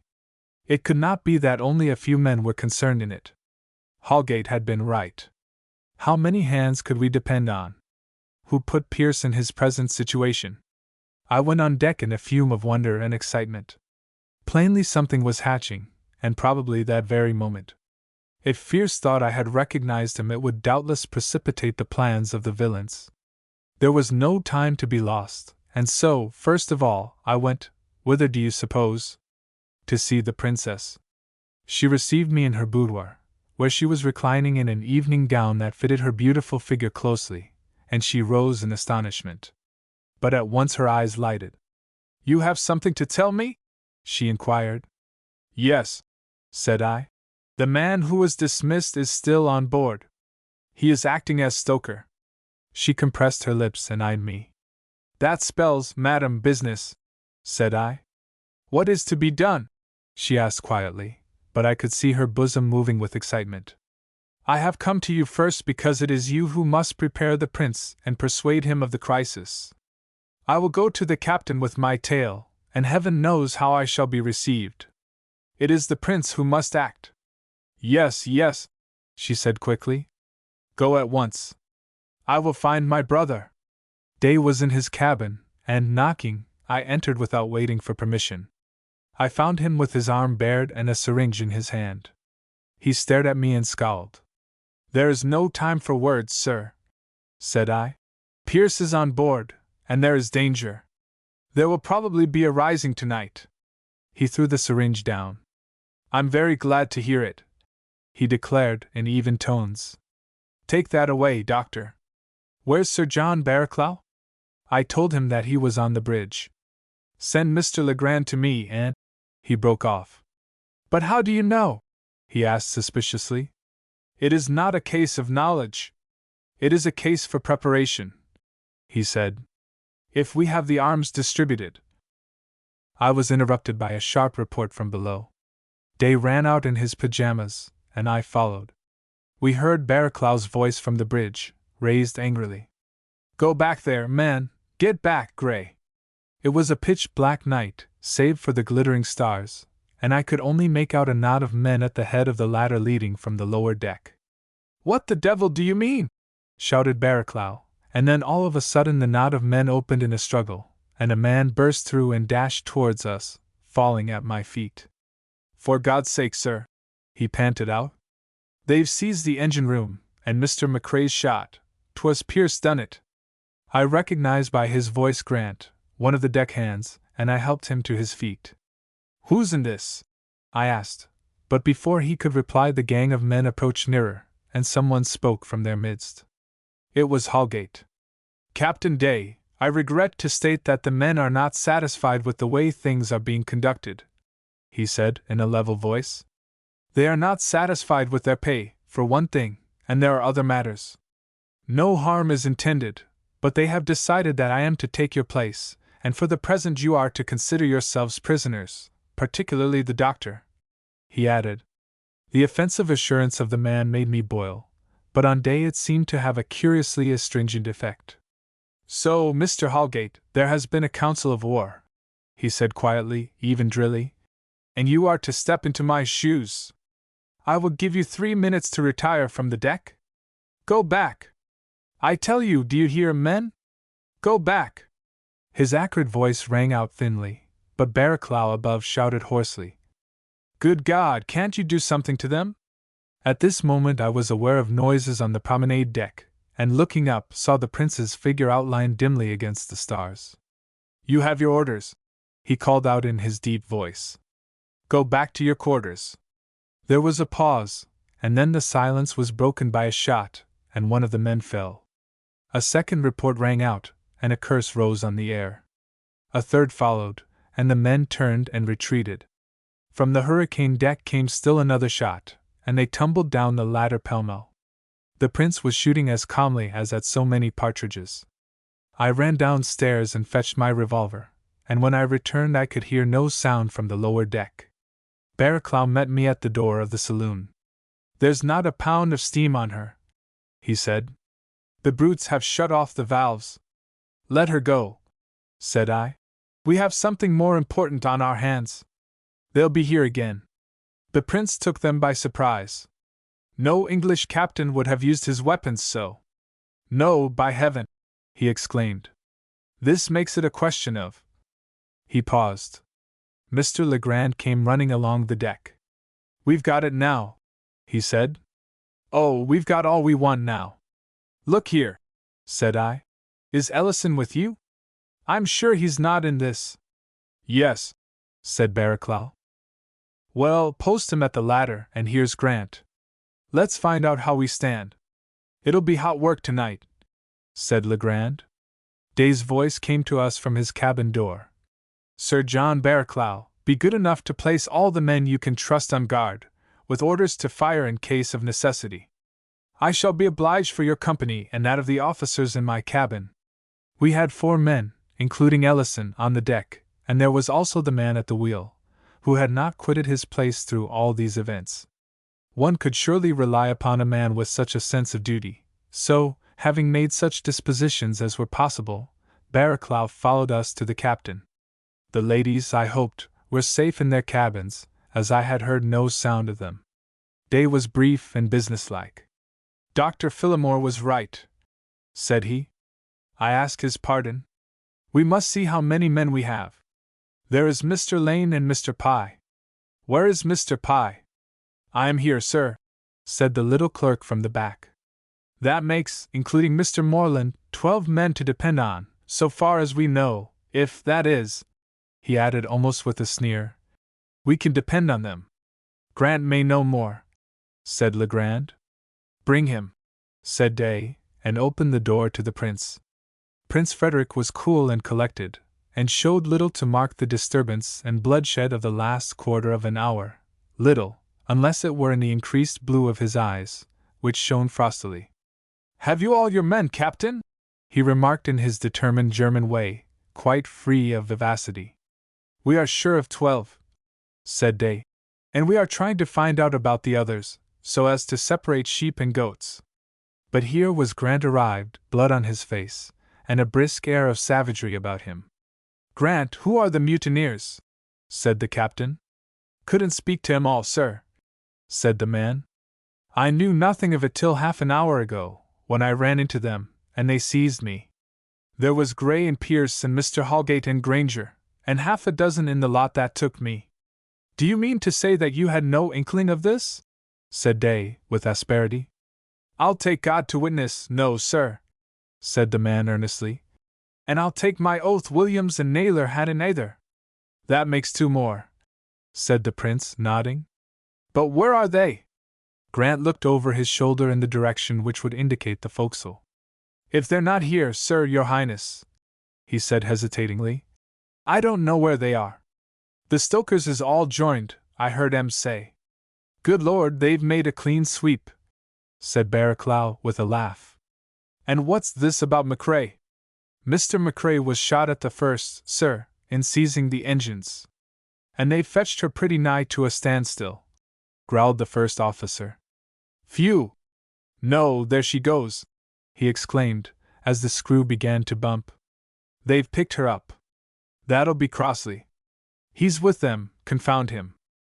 Then that leaves 12, said the purser, and 40-odd t'other side. Oh, he whistled. This makes swank, don't it? Silence, Mr. Lane, commanded the captain. We must first of all be on our guard, armed, and secondly see if we are in a position to add to our numbers. But we have the deck, which can only be reached one way. The stewards, Mr. Lane? He asked quickly. I'll answer for the 3, and the cuisine, declared the purser boldly. I'll go bail on them. I've known Jackson on other voyages. I engaged them myself. Then who the devil engaged the others, I'd like to know? Asked Day, in his old irritable tone, at which, to the astonishment of all, a small voice broke the silence. I did, sir. We all wheeled round. It was Pye. The little man fixed his gold glasses on his nose with 2 fingers in his nervous way, and blinked through them at us, unruffled as a cock sparrow that yet had doubts. He, by heaven, whispered Legrand to me, with infinite scorn. He chose M. And I regret to find, sir, pursued Pye, that some of them have gone wrong. I feel myself in a way responsible. It all comes of putting things in the hands of lawyers, said Lane, with innocent recklessness. Day looked down his nose. Well, Mr. Pye, he said drily, we'll try to forgive you. You fell in with the wrong crowd. If I had known. He paused. The question is, how are we to get in touch with the faithful men who may be in the forecastle? If you will allow me, sir, I will venture into the forecastle and find out, said Pye, with a restrained sense of importance. You! Cried Day in amazement, and there was a general burst of laughter, except on the part of the prince, who was eyeing Pye severely, and on the part of myself, who did not see anything for ridicule in the unexpected courage of a timid man. I feel in a way responsible, repeated Pye, but his protest was feeble in effort, for Day put him curtly aside. I fear you will not do, sir, said he. But I will, Captain, I called out. The prince's eyes came over to me, leaving Pye. He nodded and addressed Day in an undertone. My dear sir, they've marked you out first and foremost, said Barraclough. I'll back the doctor, declared Lane excitedly. Oh, I go only in the mission of humanity, I replied. McCrae may not be dead. No one knows. And what's more, the mutineers have 2 or 3 cripples on their hands. They won't lay a hand on me at present. That's true, Dr. Phillimore, remarked Day. Well, if you have weighed the risks, I will not prevent you. It is essential we should know something more. It will come to blows again, and that without notice. Mr. Moreland, he hesitated, wishes me to express his thanks for your offer. In that case, said I, acknowledging the compliment with a bow, I may as well take time by the forelock. And nodding to Legrand, I slipped out on the deck. Chapter 8. The Capture of the Bridge. The Capture of the Bridge. I walked through the darkness to the head of the ladder, where Ellison was on watch. Any news? I asked the quartermaster. No, sir, all quiet, he answered, and as I made to go down he cried out. Where are you going, sir? Don't do that. You can't go there. It's all right, I answered. Keep your eyes open. Nothing will happen to me. And don't be lured from the staircase, whatever occurs, and here, take my revolver. I'm on a mission of peace. I slipped down the ladder and found myself in the gloom of the orlop deck. A lantern was hanging in the shrouds and I had not reached it before I was challenged. It's the Dr. Gray, said I, recognizing his voice. And come no earlier than you want him, I'll wager. There's more than one of you has got his gruel, I'm thinking. He came into the light. Are you armed, Doctor?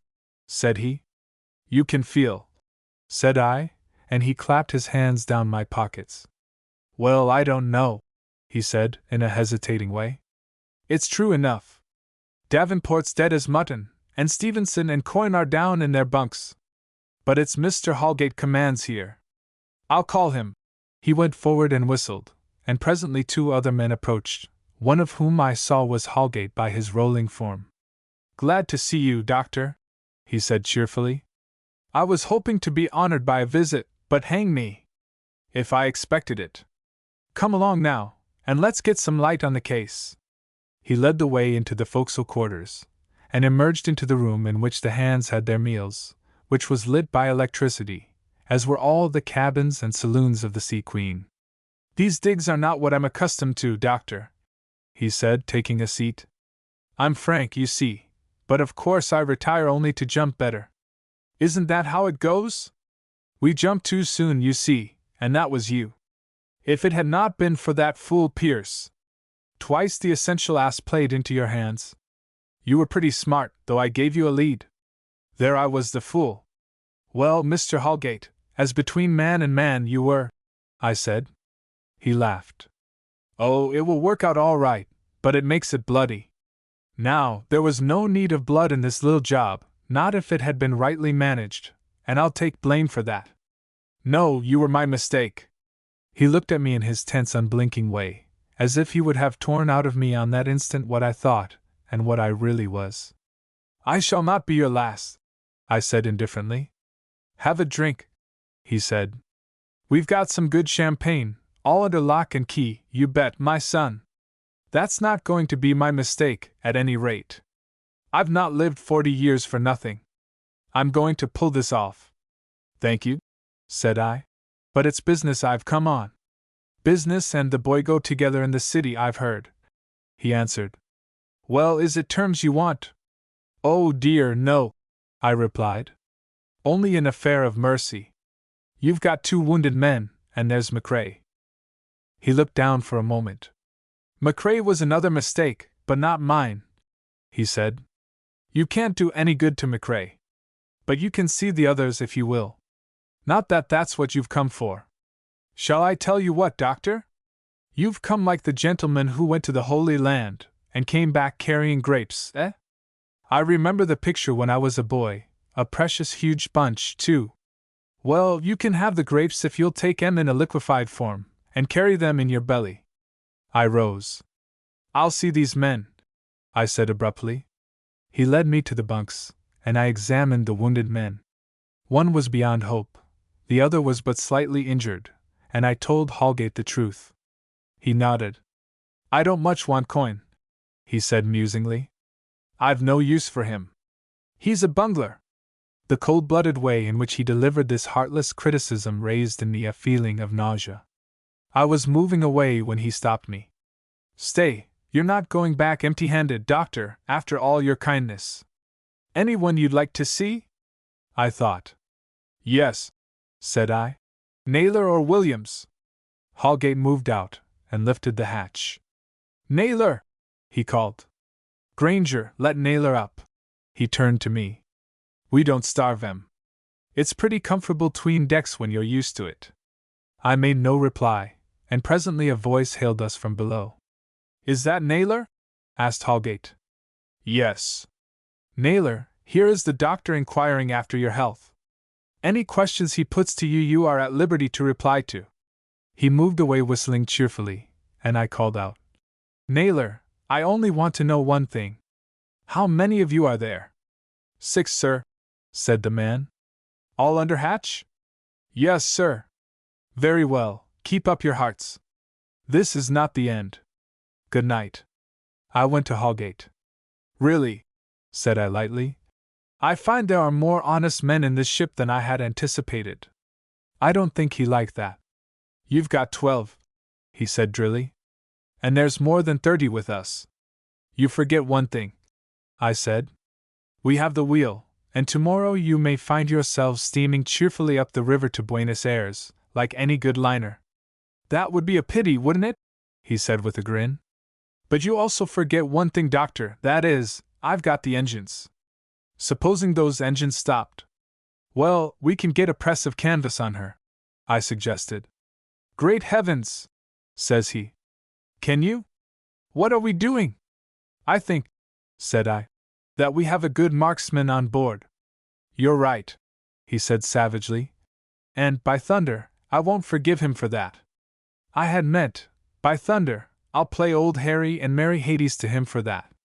Lord Doctor, he added with a sneer, to think of you sucking up to a potty prince. Or perhaps it's the ladies. Yes, I hope you remember the ladies, said I. It's not too late, Holgate.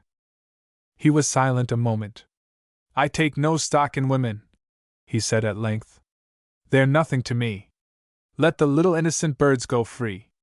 I'll tell you what, Doctor. I'll offer terms, and generous terms, considering I've got the trumps. I'll drop the whole pack of you at the mouth of the river, ladies and all, and add all personal possessions of every one save what's in the prince's safes. Now that's fair. I'll make you ambassador. By gad, it will be the only chance you will ever have of being a prince's ambassador. He laughed. Holgate, said I, I've met many generous men, but you appropriate the gingerbread, as you might say. Now I wish you good night. He advanced 2 steps towards me. Doctor, said he gravely, you've got to consider this. It's important. I'm not here to play marbles. It's a sure thing. I give you up there. He made a movement of his thumb to the quarterdeck. Just this chance. Strike a bargain and I'll see you through. There's not a hap'orth of harm will come to any. Otherwise, he shrugged his shoulders. Mr. Holgate, said I will deal with you as frankly as you seem to desire. This spells for you, in my opinion, one thing, and that's the dock. Oh dear, no, he interrupted, smiling. The men were discontented, dispatched a deputation, and were fired on by the prince. English juries don't like these arbitrary German military ways. You forget McRae, said I. No, I don't. There was an accident in the engine room, and the second engineer can bear witness to it, as well as some others. Oh, we stand very well, Doctor. Even as he spoke, I saw a shadow steal out of the deeper darkness and draw to his side. I made it out for Pierce, the murderer. I will say that interruption of the ruffianly boatswain turned unexpectedly the course of my blood. I had seemed somehow to have been dealing with Holgate, as a scoundrel, certainly, yet upon terms of fair warfare. But that shadow struck us all down to a lower level. Murder had been committed, and here was the murderer. Without one word I turned and made my way towards the ladder communicating with the upper deck. I had no good news to offer to my comrades. Indeed, had I spoken quite what was in my thoughts, it was a black prospect with which I must present them. But I did not wish to increase the tension of the situation, and merely recounted the facts I had gathered. 30 against 12, mused Day. And there are 6 true men in the hold. 3 head men. We have opened well, gentlemen. He looked round sarcastically as he spoke, but at once returned to his colder formal manner. They have the engine room and we the bridge. That means that their attack will be on the bridge. I have no doubt that is what they mean, I said. Very well, gentlemen, said Day. We know exactly where we are now, thanks to Dr. Phillimore. You have your stations. I shall be obliged if you will take them. We are likely to have a lively night. And let me say, gentlemen, said the prince, raising his voice, that I do not conceive it possible that a pack of mutineers can secure the control of their ship from their officers. It is inconceivable, I repeat. I shall be at your disposal, Captain. He turned to Day. When it is necessary, I will take my share in the common danger and struggle. There was a murmur of applause at this, and we dispersed to our quarters. Legrand had the bridge, and the man at the wheel was turning the spokes as calmly as if there had been no such thing as an alarm or a rising. Down below all was quiet, and the engines were moving slowly. It was now about 1 in the morning, and on our beams the wind was rising. The yacht was making about 8 knots and no more, and we were still a day's steam from Buenos Aires. I paced the deck and cover of the chart house for an hour or more in a condition of nervous impatience. Holgate, I knew, would move deliberately, but when he moved this time he would strike hard. It was towards the dawn that, stopping in my walk, I listened, and heard amid the whistling of the wind and the wash of the water a little mutter of sound somewhere in the disintegrating darkness below. I called to Legrand under my breath, and I heard his hissed. He was at attention, his ears straining in the wind to get news of what was passing. Then there was a shot, and the noise of a melee at the ladder.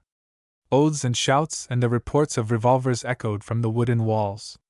Can you see Phillimore? Screamed Legrand against the wind.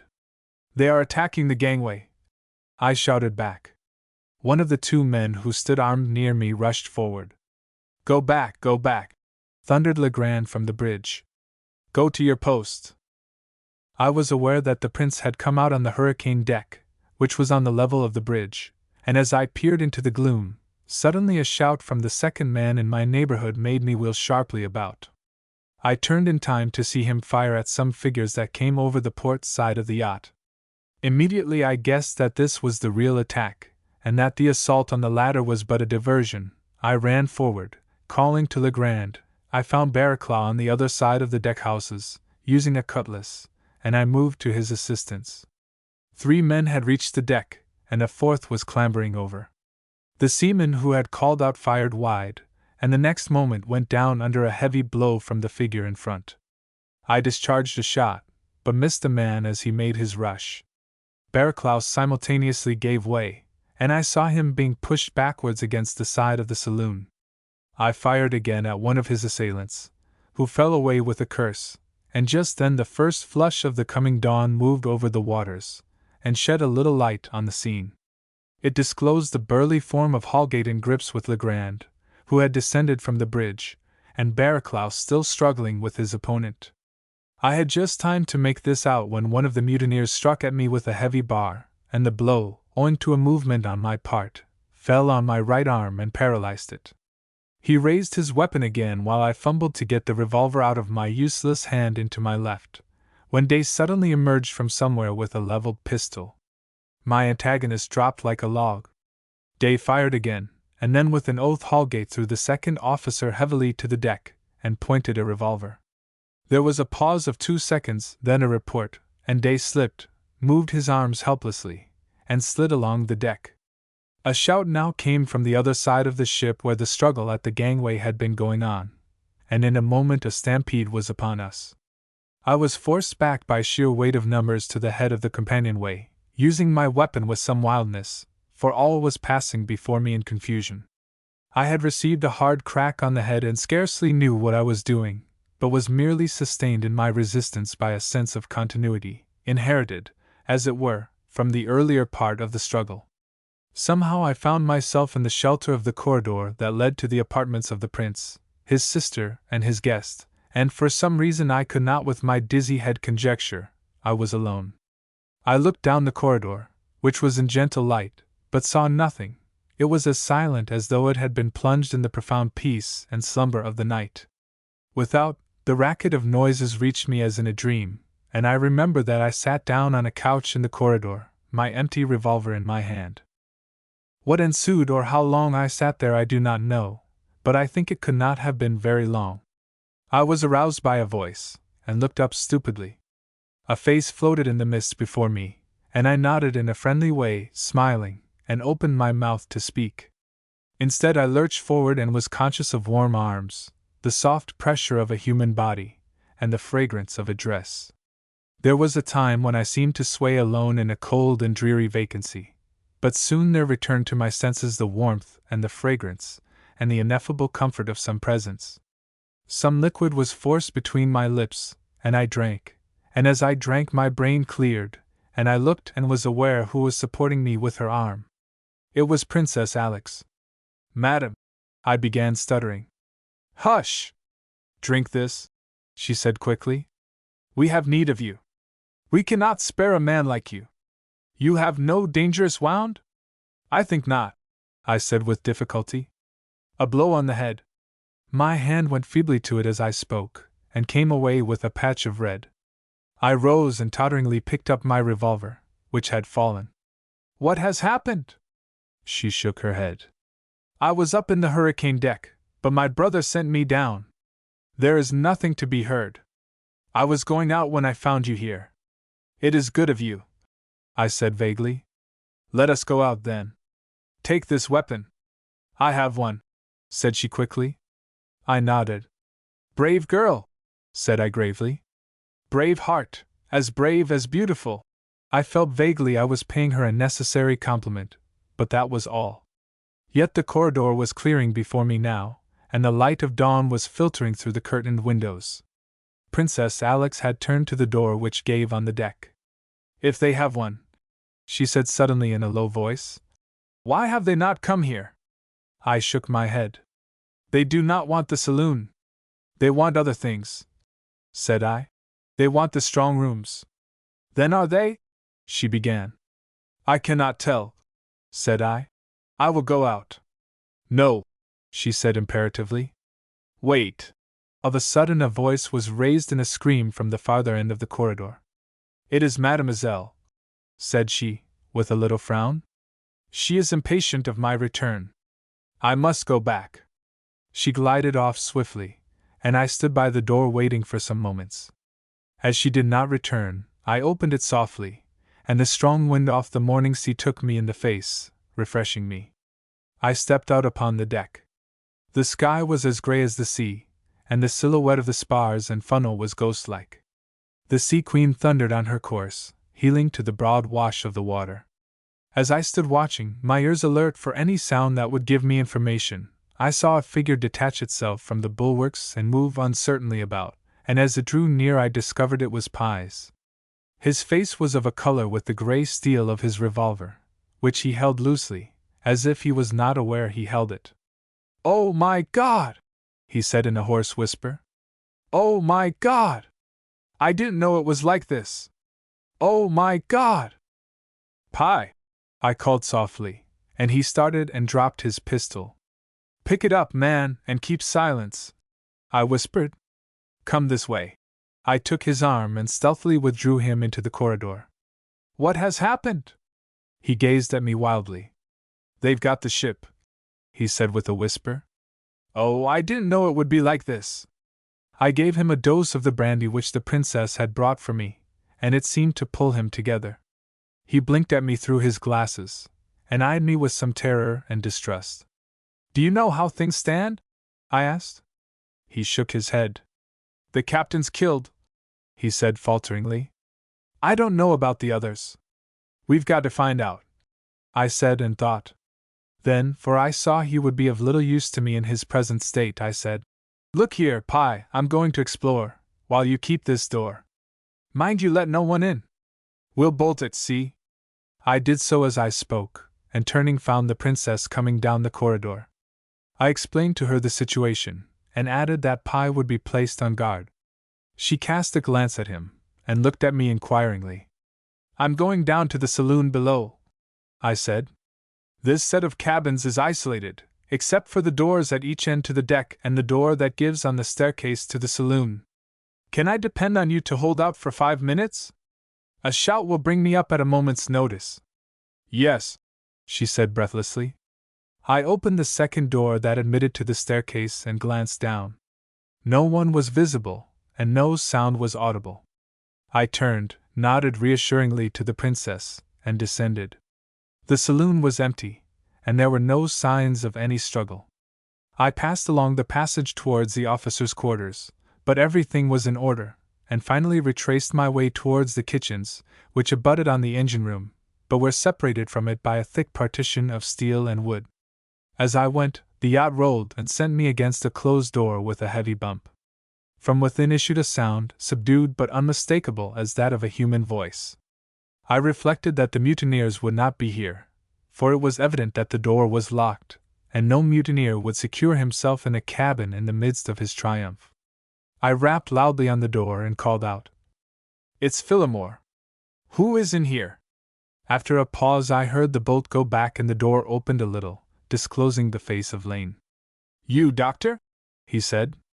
"Thank the Lord we're not all done yet." He flung the door wide, and I could see now that his companion was the head steward. "Where's the prince?"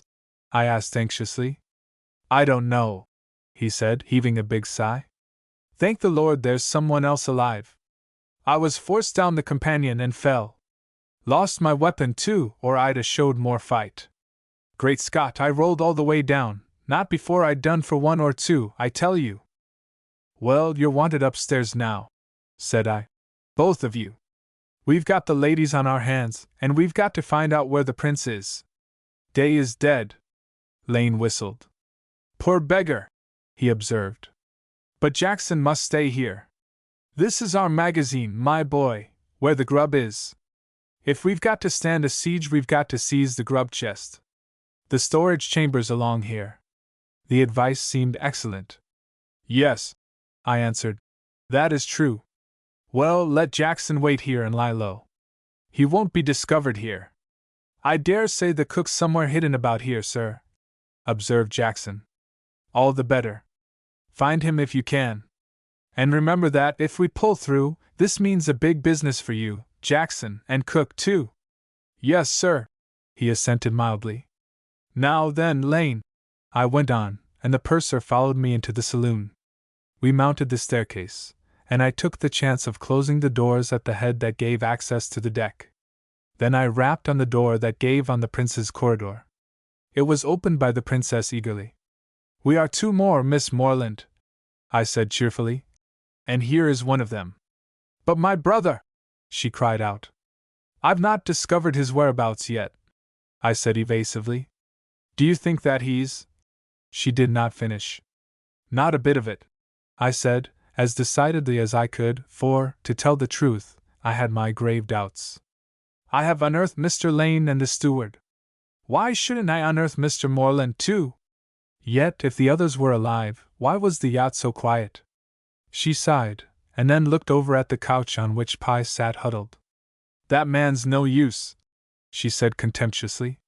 "He's been doing nothing but drink brandy." Lane crossed over to him. "The beggar's drunk," said he in disdain. "Then you must hold one door and Miss Moreland the other," said I. "But you—" She paused. "I am going on another expedition. You must let me out and in. 2 knocks will warn you." So saying, I slipped the bolt and got out on deck. From the appearance of the sky I judged that it was only half an hour since I had found myself in the corridor. It was light enough to make out things fairly well, and now I could discern on the bridge the portly form of Holgate struck with this light. The figure of a man was visible a little in front of me by the chart house. I heard Holgate's voice raised wheezily in orders, and the replies of the men came back to me inarticulately. As I crouched under the shelter of the cabins on the lee side, I became aware of a faint but continuous line just over the bulwarks, and then the explanation of the mysterious silence on the yacht dawned on me. It was the coastline, from which we could not be more than a couple of miles away, and in the confusion of the fight, no doubt, the Sea Queen had lost her course and been driven inshore. It had, therefore, become imperative for Holgate to devote his attention and the activities of his men to the danger that threatened, more particularly as the heavy wind had threshed itself into a gale abeam. Now at this juncture I must confess that I was entirely at a loss. I could not move a foot across the deck without being discovered, since it was merely the fact that I was in the lee of the cabins and in the deeper shadows of the dawn that enabled me to skulk where I was. Yet I was reluctant to go back without having carried the search a stage further. It was obvious from the calm which reigned among the mutineers that the prince and his following were either dead or prisoners. Which had been their fate? The shadow of the man in front of me, scarcely a dozen paces away, turned and stopped and seemed to put his ear to the woodwork. It must be, I reflected, the chart-house door by which he stood. What was he listening for? Was it possible that some of our men were shut up in the chart-house? I shuffled a step or two nearer and watched him. He was fully armed, for I could make out a weapon in his hand, and he had something by his side, probably a cutlass. It was probable that he was placed guard over the prisoners. I drew 2 steps closer still. Holgate's voice still painfully dominated the wind and water, and I ventured yet a pace nearer. Did he turn now, the man must see me, for I was in the grey light of the dawn, a deeper shadow than the wooden walls by which I lurked. My hands twitched, and I almost seemed to have sprung before I did spring. Then I knew I was on his back and had a leg twisted about his legs. He fell heavily, and I thrust a hand across his mouth. He struggled hard, writhing upon the deck under the weight of my body like a snake, and a choking sputter issued from his throat. Hastily I dragged a handkerchief from my pocket and pushed it into his mouth. The struggling increased. I glanced up and found that we had fallen under the door of the chart-house. Also in that same glance I observed that the key was in it. No doubt it had been turned on the outside. I reached up a hand, but missed the key by a few inches. The endeavor had loosened my hold of my prisoner, and I was flung against the door with a thud, but I hurled myself upon him again just in time to prevent him from withdrawing the gag. In the struggle which ensued I managed to push him a little closer under the door, and then, with a desperate effort, stretched out and turned the key. I was fumbling for the handle when the man once again evicted me from the possession of his body, and I fell in a heap, jamming the door, which opened outwards. But on that I was aware that my back was being jarred and scored, and the next instant I was tumbled over at the foot of the mutineer, who had got on his legs at last. The door was thrust open with a noise, and men issued from it, stepping over my body. "It is I, Phillimore," I gasped. "Run for the cabins." Someone helped me to my feet, and I saw the mutineer drop with a sword point through him, and then we ran, I between 2 of the others, one of whom I was conscious was Ellison. A shout sailed down to us from the bridge, and there was the noise of a revolver shot, but luckily it missed us, and we gained the companionway in safety, locked and barred the door, and knocked on the entrance to the corridor. Lane opened it. "His Royal Highness, by gum!" he cried excitedly, and for the first time I was able to recognize my companions. The prince was there, safe and scathless, and with him Barraclough, Ellison, and a 4th man, who was Grant. Princess Alex rushed on her brother, and was taken to his arms. He kissed her affectionately. "Yvonne?" he said. "She is safe," said the princess, withdrawing herself. "She is safe, dear, but frightened." She spoke in German, and he nodded. "Ah, she would be frightened. It is no woman's work this, Alex. We must be tender with her." "We have done our best," she replied, I thought a little coldly, and at that a door down the corridor opened, and Mademoiselle herself appeared. "Frederick!" she cried ecstatically, and hastened towards us with graceful movements. "Ah, Frederick, it is cruel to leave me so. I wish I were back in Paris. Oh, mon Dieu! What a voyage, what a ship!" As they embraced I turned my head away, for this reunion of lovers was no sight for public eyes, and as I did so I swept the princess in my vision. Her face had fallen dead and chill, and I thought that a little curl of her lips betrayed some impatience with these demonstrations. Meanwhile Barraclough was narrating in his deliberate way the adventures of the party, but I cut him short, only asking one question. "Where is Legrand?" "They took him up and carried him forward, but I couldn't say if he were dead." "We have no time to lose," I said. "They may attack at any moment, and we have too much space to defend for comfort." "Why, we can manage this well enough," said he easily. "And be starved?" said I. "No, we must keep the access to the saloon and the kitchens, and that means precautions. Look at the windows through which we may be approached." "Dr. Phillimore is right," said the prince in his deep voice. "We must guard the windows." "We must close them," said I. "Grant, you can use tools. Ellison, you and Grant do what you can. There is plenty of woodwork to draw on, doors and trappings in the cabins. The portholes are useless to the mutineers, but they can enter by the skylights or the windows. They must be all barred. We are in a state of siege." "You hear your orders," said the prince in his imperious voice. "The doctor speaks sense. See that it is done." Barraclough and Lane and the prince himself were left on guard, and the rest of us sallied down to hunt for tools and timber to carry out this primitive fortification. In this we had the assistance of the steward, Jackson, and the cook, who had been discovered in one of his pantries. The work took us a full hour or more, but at last it was decently accomplished. The windows of the saloon and music room that gave on the deck were shuttered, as also the windows of the cabins. Nothing but the skylights remained unprotected, and these we could trust ourselves to guard. I reckoned that we were in a position to stand a siege indefinitely, unless something untoward occurred. The fortifications completed, we stationed our guards, 2 in the corridor, 2 in the saloon, and sat down at last, wearied out with the fatigue of that abominable night. Chapter 9. The Flag of Truce. The Flag of Truce.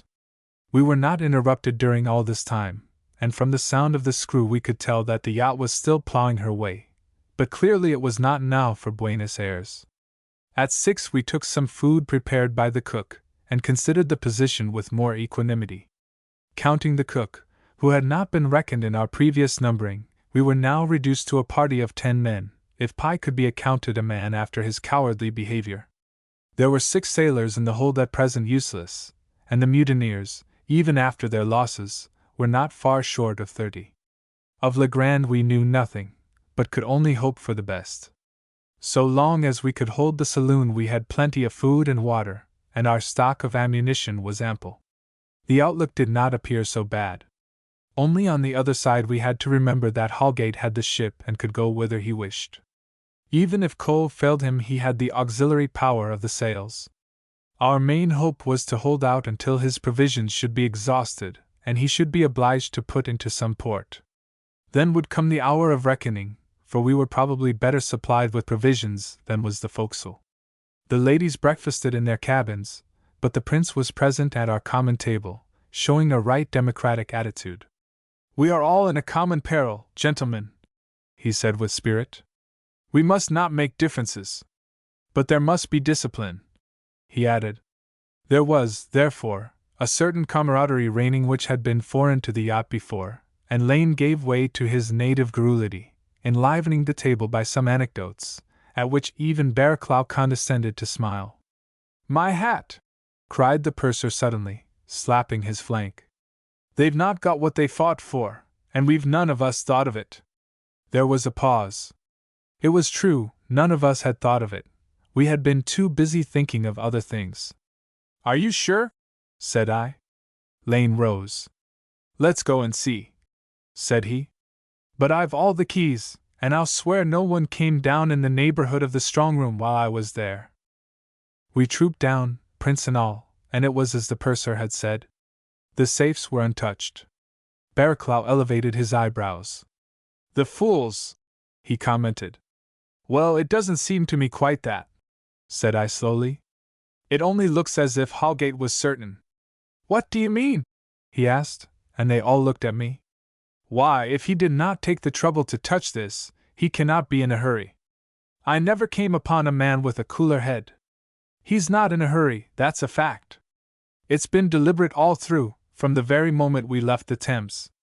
We looked at each other now. Jerusalem, said Lane. What a savage! He's made sure of us, then. He can wait his time, I said. He has waited, and can wait longer. The ship's in his hands. You take a gloomy view, sir, observed the prince with a frown. Well, Mr. Morland, I replied drily, I don't think we're here to glaze matters over. We've got to face things, and one of these things is that Holgate hasn't worried us since he got possession. How are you going to account for that, save on my hypothesis?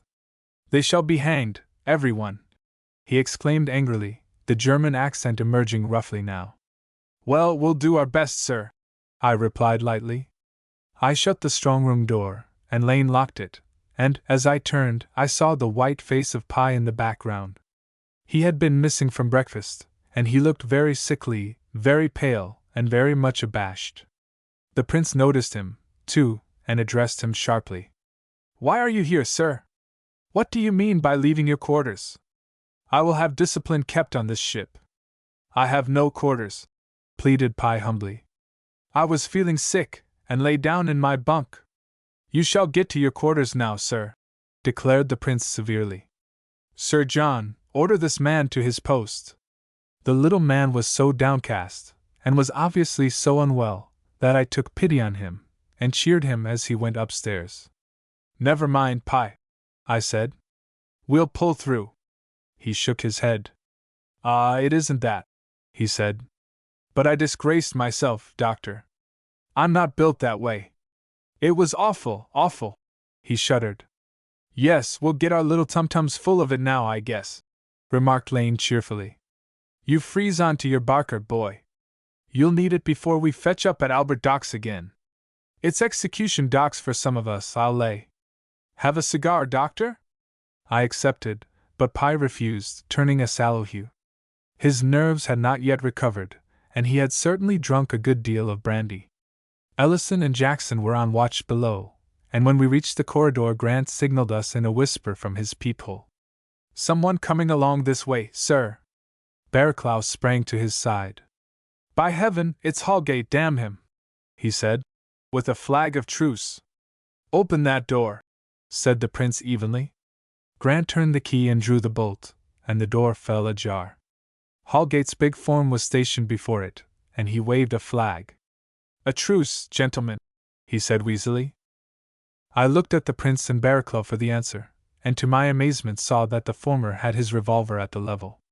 His finger was on the trigger. I leaped forward and struck it up, and the bullet buried itself in the walls of the cabin. What do you mean, sir? He thundered, turning on me savagely. How dare you? Mr. Morland, said I. You spoke of discipline a little ago. Well, how do you keep it? This is my ship, he said furiously.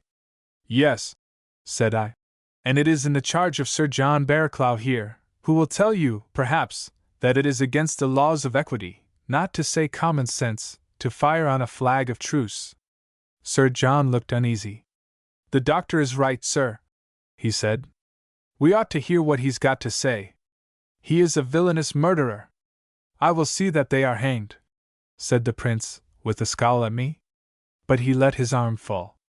Behind him I could see the princess, but her face was averted. Holgate's figure blocked the doorway.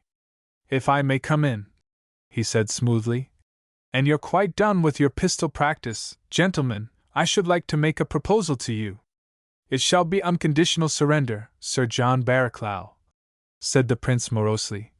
I will have no other terms. You may come in, said Barraclough shortly.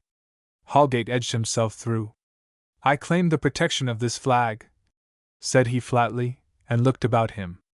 I hope my men haven't knocked you about too much. Doctor, my respects to you. You've got a head on you. Come to business, sir, said Barraclough harshly. Sir John, I've saved your ship, and I hope you'll lay that to my credit, said Holgate in his leisurely voice. I found her drifting on a lee shore when I took charge, and, by thunder, she'd have floundered in another half-hour. So whatever you said on one side of the ledger, there's that lump on the other. We're not here to talk about these matters, said Barraclough sternly. Excuse me, Sir John, we are, said Holgate sweetly. We're just on that and nothing else. It's pretty clear how you stand, but if you like I'll rehearse the situation. And I want you to understand where I stand, see? I don't think that's so clear to you, and I want ventilation. This is a duffing game for His Royal Highness there. He stands to make nothing out of it, as things go, and there's precious little in it for any of you. Here you are prisoners in these palatial rooms, outnumbered by more than 2 to 1, and not a man of his hands among you, if I except the doctor. Well, you can hold out, I dare say. I know all about that. You've got a call on the food cupboard, and you're welcome to it. But I've got the yacht, and she'll canter under my hands, not Sir John's. Don't you make any mistake. You're not in a first-class position, gentlemen. You're a long time coming to the point, said Barraclough with exemplary curtness. We have no time to waste. Well, gentlemen, I'm willing to make a deal, that's the short of it, a deal that will suit both parties. That's the pith of the situation. He gazed from one to another of us unembarrassed, and even with an expression of amiable cheerfulness. And my proposal's this. Unconditional surrender, broke in the prince's harsh voice. That's so? Says Holgate without concern, directing a glance at the speaker. I guess, Mr. Morland, you're in this for more than your health. So am I, but I should like to know before starting whom I've got to deal with, just by way of encouragement, so to say. He paused. I don't want to pry into any secrets, but it would suit me better if I knew whom to address. Owing to the unfortunate decease of the late Captain Day. You infernal ruffian! You murderer! Broke fiercely out of Lane's throat. You'll hang yet, by heaven, or I'll eat my hat. Holgate turned his heavy face and still somber eyes upon the purser, but said nothing nor otherwise remarked his outburst. It was Barraclough who spoke. Excuse me, Mr. Lane, this is my affair, not yours, he said abruptly. Go on, sir, to Holgate. I can wait, of course, said the mutineer with cool irony. There isn't much hurry about the matter now the ship lays her course.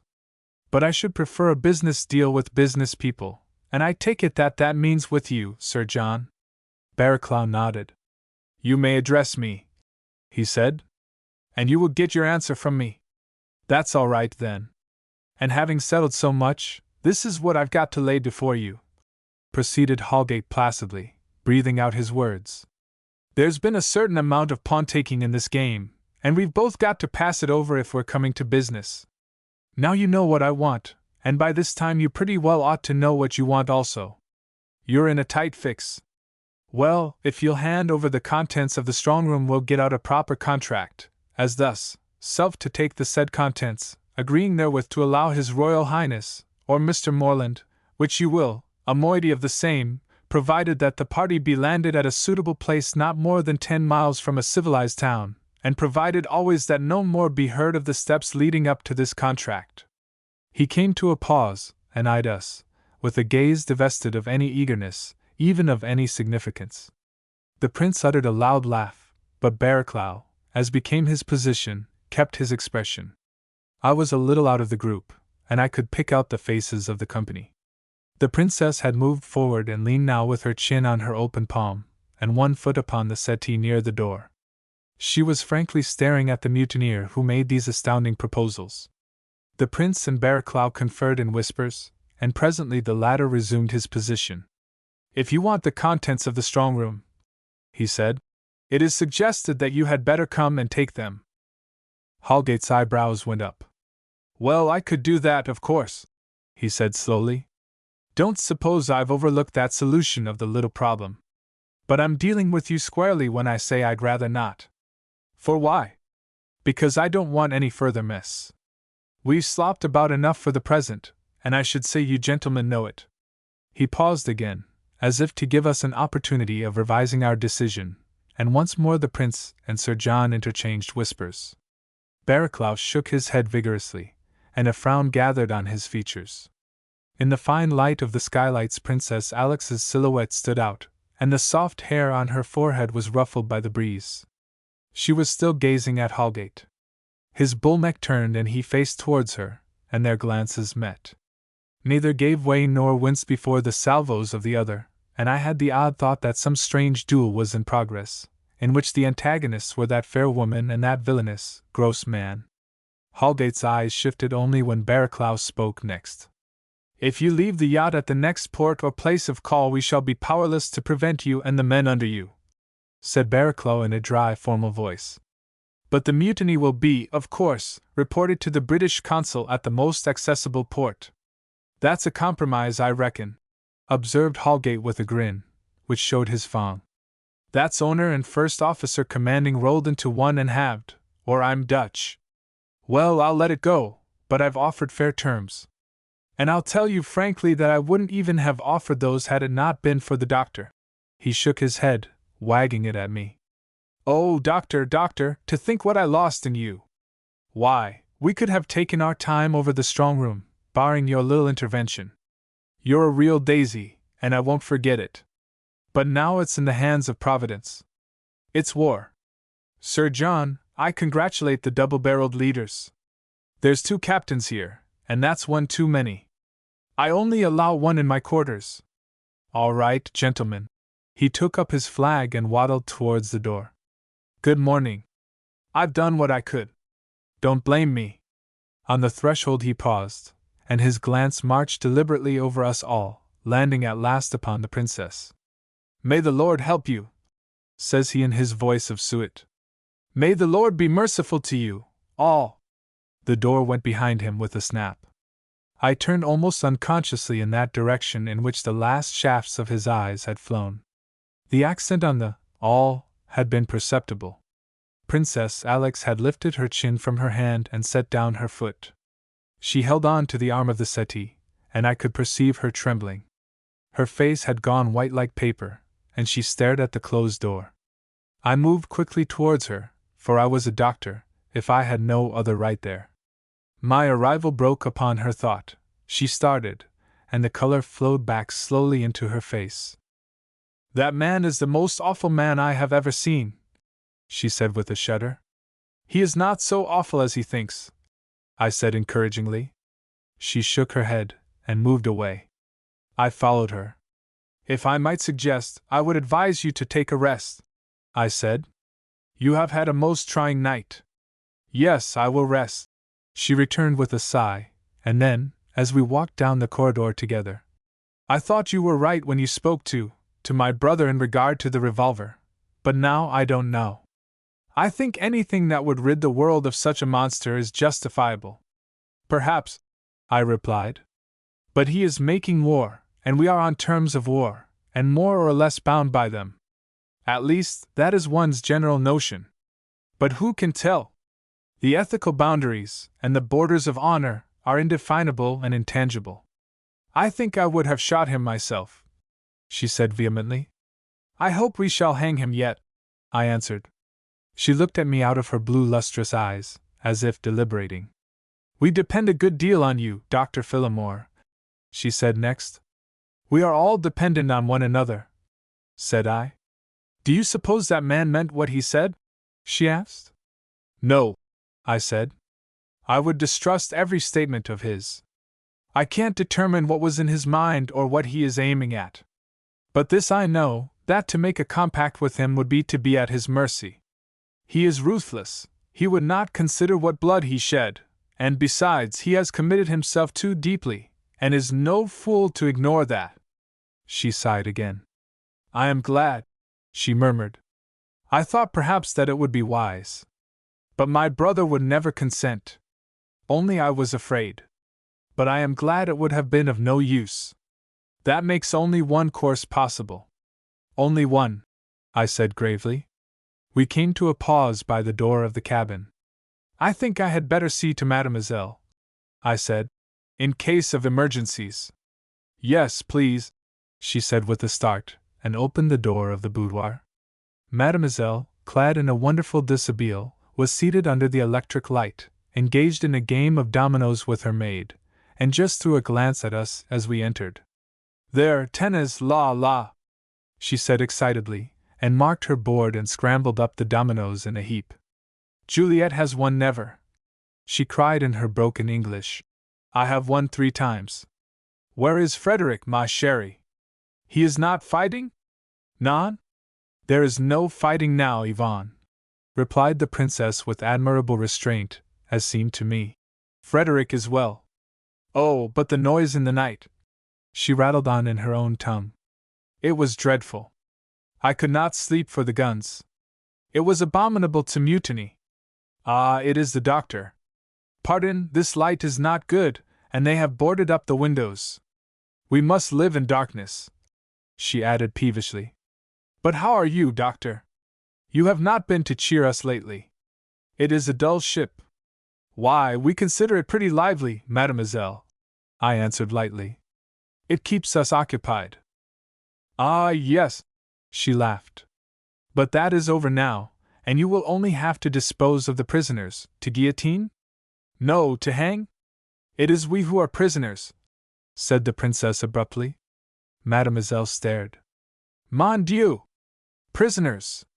Oh, but it is not so, Alex. Juliet, shuffle, or I will box your ears, silly. Whose prisoners are we?" "The anterooms, mademoiselle, are cut off from the rest of the ship," I explained. "Are you prepared to stand a siege?" "Oh, but we have gallant defenders enough," she said with her pretty laugh. "I am not afraid. It will be experience. Juliet, open, open, stupid. Do not stare at monsieur like a pig. Play." I passed on, the princess following me. "When I left her she was in tears," she said in a low voice. "She may be in tears again," I said. "But at present she wants no help from me. She suffices entirely for herself." Our eyes encountered, and I am sure of what I saw in hers. If we met on no other ground, we met on a curious understanding of mademoiselle. I took my leave ceremoniously. Chapter 10. Legrand's Wink. Legrand's Wink. As I went down the corridor, the figure of little Pie sprang out upon me from somewhere. "Doctor," he said in a piteous voice. I stayed. "Doctor, I'm very ill. I'm just awful." I looked at him closely. The flesh under his eyes was blue, the eyes themselves were bloodshot, and his hands shook. I felt his pulse, and it was racing. "You're in a blue funk, Pie," said I severely. He groaned. "Anything. I'll admit anything, doctor. But for heaven's sake let me go down to my bunk. I'll pull together there, I'll swear it." "You'll go down and drink too much," I said. "Not if you'll give me something. There must be lots of things," he pleaded. "I've never seen, I'm not fitted for this." "Oh, doctor, I've only lived in a street before, a suburb, Tulse Hill. Think of that." His voice cracked, and with the ghost of his favorite trick his fingers quavered with the glasses on his nose. I took a pity for the creature, a pity in which there was naturally some disgust. "Very well," I said. "Go down, and I'll make it all right. I'll pay you a visit later." He thanked me and scuttled away like a rabbit, and I sought Barraclough and explained. "Ill?" said he. "Well, if he's ill. He's ill enough to count," I said. "He's in a dead funk, and about as much use as a radish." Barraclough's nose wrinkled in smiling contempt. "Better make him steward and promote Jackson," he said. "He's part of a man, at any rate. They'll be on us before we know where we are." "Do you think so?" I asked. "Well, to say the truth, Haldate puzzles me. Why did he make that offer?" "Because he'll find it infernally difficult to get in here," said Barraclough easily. "Because it's a frontal attack all the way and a costly business. If it's a case of half the party going to glory, they'll look out for a cheaper way first. That's why." "You may be right," I answered. "But Haldate isn't exactly particular, and anyway I want to find out." "Find out?" he echoed in surprise. "Well, Haldate used a flag. Why shouldn't I in my turn?" I asked. He screwed up his mouth. "Well, I don't know," said he. "I won't say you nay, but look here, there's risk, Phillimore. You say Haldate isn't particular. To put it plain, he's a black-hearted swine. You couldn't put it too plain, I replied. But I have my notion, and I may not be wrong. He's black enough, God knows, but I think I've gauged him a little. Why didn't he push the assault? Why doesn't he now? No, Holgate's not all plain and easy. It's not like reading print. I'm hanged if I know what he's up to, but whatever it is, it's bad. And somehow I feel my way along this, and I don't think he'll do any harm at present. Call it faith, call it instinct, call it superstition if you will. He bit his mustache doubtfully. You're on duty in an hour, he objected. I'll be back before, I answered. And another thing, Barraclough, there's Legrand. Oh, they'll want a doctor. That's true. Well, God bless you, said he, placidly yielding, and unlocked the door. I had provided myself with a flag, and now emerged upon the deck clasping it in one hand. I walked past the barred windows of the music room and saloon, and past the smoking room beyond, until I was level with the chart house. I was on the windward side of the yacht, and she was heeling gently as she ran down the coastline under a full head of steam. Above me I could discern also the white spread of her wings, and from the look of the long white water that leaped and fell off her sides in a welter I guessed that we must be footing it to a pretty tune. If poor McCrae had been right in estimating her rate at 18 knots, she could not be making much less than 16 now. The sails were full of noise, and the wind rattled and sang in the ventilators. The first sight that struck me as I came back square with the bridge was a man swinging in a traveling cradle and leisurely painting the funnel. It seemed so peaceful an occupation, and so strangely out of accord with those terrible transactions of the night, that I stared in wonder. Then my eyes went to the bridge and marked something more in keeping with the situation, for the bridge had been boarded about in the rear and sides with a wall of timber, so that the helmsman and the man in charge, Holgate or another, were invisible from the deck below, as also from the hurricane deck. I suppose that this structure had been put together in memory of the prince's prowess, and of his ruthless performances from the hurricane deck. I advanced to the end of the deck and hailed the forecastle, waving my flag. "Is Mr. Holgate there?" I called out. "I wish to see him." And again I waved my flag. A man came into the open on the deck below and stared up at me, and presently after he was joined by another whom I recognized as Gray. They exchanged words, and I knew also from a sound overhead that someone was peering at me from the bridge. Once more I called out for Holgate, brandishing my flag vigorously, and then I heard Holgate's voice below. "Hold on, Doctor!" He emerged into my line of vision, and with him was Pierce, his lank red face upturned to me, his lower jaw in its socket. Gray gesticulated, indicating me, and Holgate stood passively looking at me. Suddenly the ex-boatswain put his hand in his pocket, pulled out a revolver and presented at me. It was the work of a moment. Holgate struck his arm up, and the bullet whizzed past me and banged into the chart house. "Steady there, Doctor," said Holgate. "Glad to see you. Just in time, wasn't I? Step along down there." I moved towards the ladder and descended to the lower deck, where Holgate met me. "Difficult to keep our respective men in hand, isn't it, Doctor?" he said with a quizzical look. "But I won't have any firing on a flag of truce any more than you. You and I keep to the code of honor." I could have sworn that the piece of comedy which had just been performed had been his. I knew for certain now that it was his jest, this crude and savage joke that was on the margin of tragedy, and might have gone over the border. But what would he care, this infamous man of astute intelligence, cold, cunning, and ruthless determination? His eyes twinkled, and he laughed now so as to disclose his abominable fawn. "We are now quits, Doctor?" he said. "His Royal Highness would have had me but for you, and now Pierce yonder would have potted you but for me. I like honorable warfare." He chuckled. "Well," said I cheerfully, for I was resolved to take him in his own way, "then the prince's offense is wiped out. He is forgiven." "Oh, there's nothing to forgive about the prince," says Holgate indifferently. "I don't want him. I want his safe. What's a prince or two?" He looked at me narrowly. "Shall we get to business? Changed your minds?" "There's not the slightest chance of that," I answered. "You may set that on record." Say I will, said he, unexpectedly turning, and called out. Pierce, Gray, come here. Just listen to the whoop our cockerels give up there. Now, Doctor, spit it out. I have nothing to add to my statement that there is no chance of any terms, I said sharply. Think of that, observed Holgate to the others. They don't know what's good for them. Well, let 'em alone, Doctor. Let 'em stew in their juice. They'll come round in a brace of shakes, after a little argument, let's say. Gray guffawed, and Pierce grinned, his thin face puckering to his eyes, an unpleasing sight. It was clear who was master here. Holgate commanded by the sheer force of his individuality and his coolness. Well, to what do we owe the honor of this visit? Went on Holgate easily. Come to borrow some of our provisions? Strikes me you're a bit fond of the forecastle. We shall have to make room for you. Got room for a little one inside, Pierce? The joke sent Gray off again, but I was aware that this gross fooling was as much a piece of acting as had been the feint of shooting at me.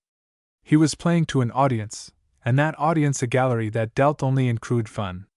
Why did he do it? What was his object? He puzzled me. But I made answer very plainly. You know my profession, Mr. Holgate. We had a second officer. I paused. Have, he corrected mildly. Have, not, of course, on active service, resting, let us say. Gray giggled. His master was as good as the clown in a circus to his tickled ears. Holgate looked at me. There's nothing much the matter with Legrand, he went on, save natural chagrin and a crack on the head. You see, I got him just so. He put both hands together in a comprehensive gesture. And it interfered with his vertebrae.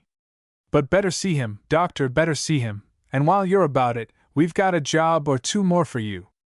I followed him, as he spoke, towards the forecastle deck, and soon was busy in my professional capacity, Holgate chatting the while very wheezily in my ear. And when I had finished, he had the hatch opened, and I descended to the prisoners. I'm accompanying you, Doctor, explained Holgate. Not because I'm going to spy on you, that would be mean, and not in the game, but as a guarantee of good faith, as one might say. You see, I feel responsible for you, and if someone with an imperfect sense of honor, say like the prince, should take it into his head to clap hatches on you, where would my reputation be?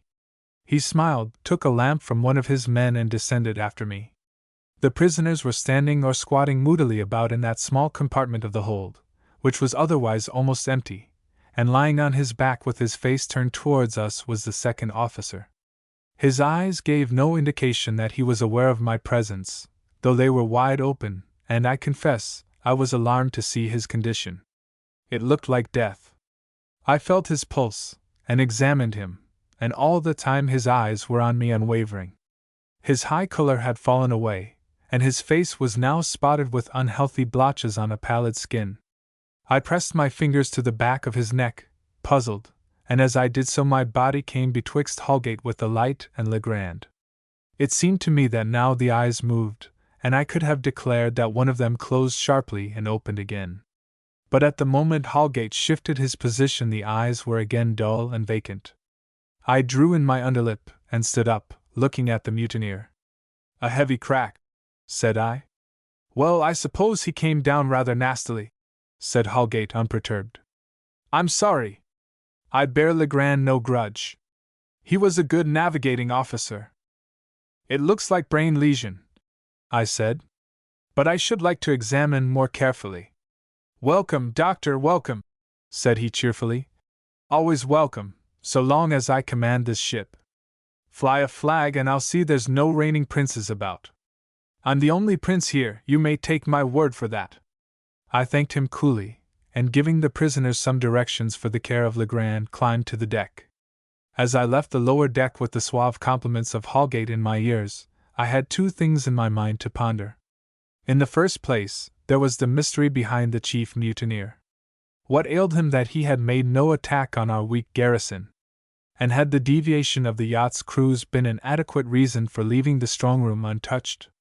Again, when he had offered terms, had he not known that we could not accept them, and why had he conducted himself with such easy insolence as to prevent us from accepting them had we been disposed to do so?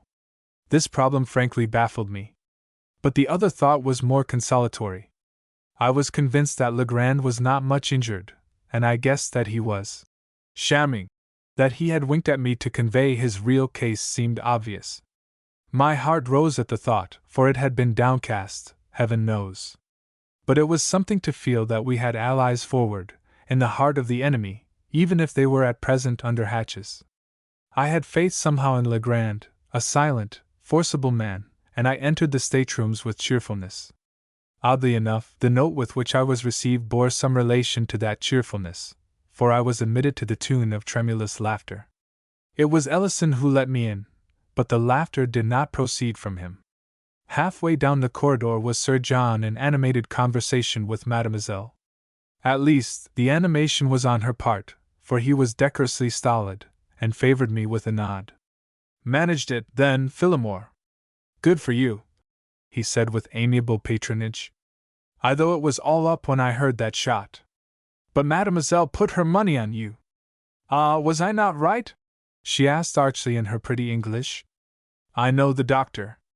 He is an old friend of mine." She was dressed in a smart morning gown, somewhat open at the throat, and her admirable voice seemed to encompass us in its sympathy. One could not but feel pleased and flattered by her faith. I smiled. "I am glad to say that Legrand's safe, but hors de combat," I went on. "Perhaps not for long. We may have a surprise in store for us. At any rate, Holgate does not know everything. He's a little too clever, to my mind." "Oh, I wish they were all hanged and dead," broke out Mademoiselle, with an impatient gesticulation. "They will be in due time," said Barraclough. "Tell me, Sir John, tell me, Doctor, is there any danger?" she asked vivaciously. Sir John was ever deliberate, and I anticipated him. "None, or very little at present, I think." "Ah!"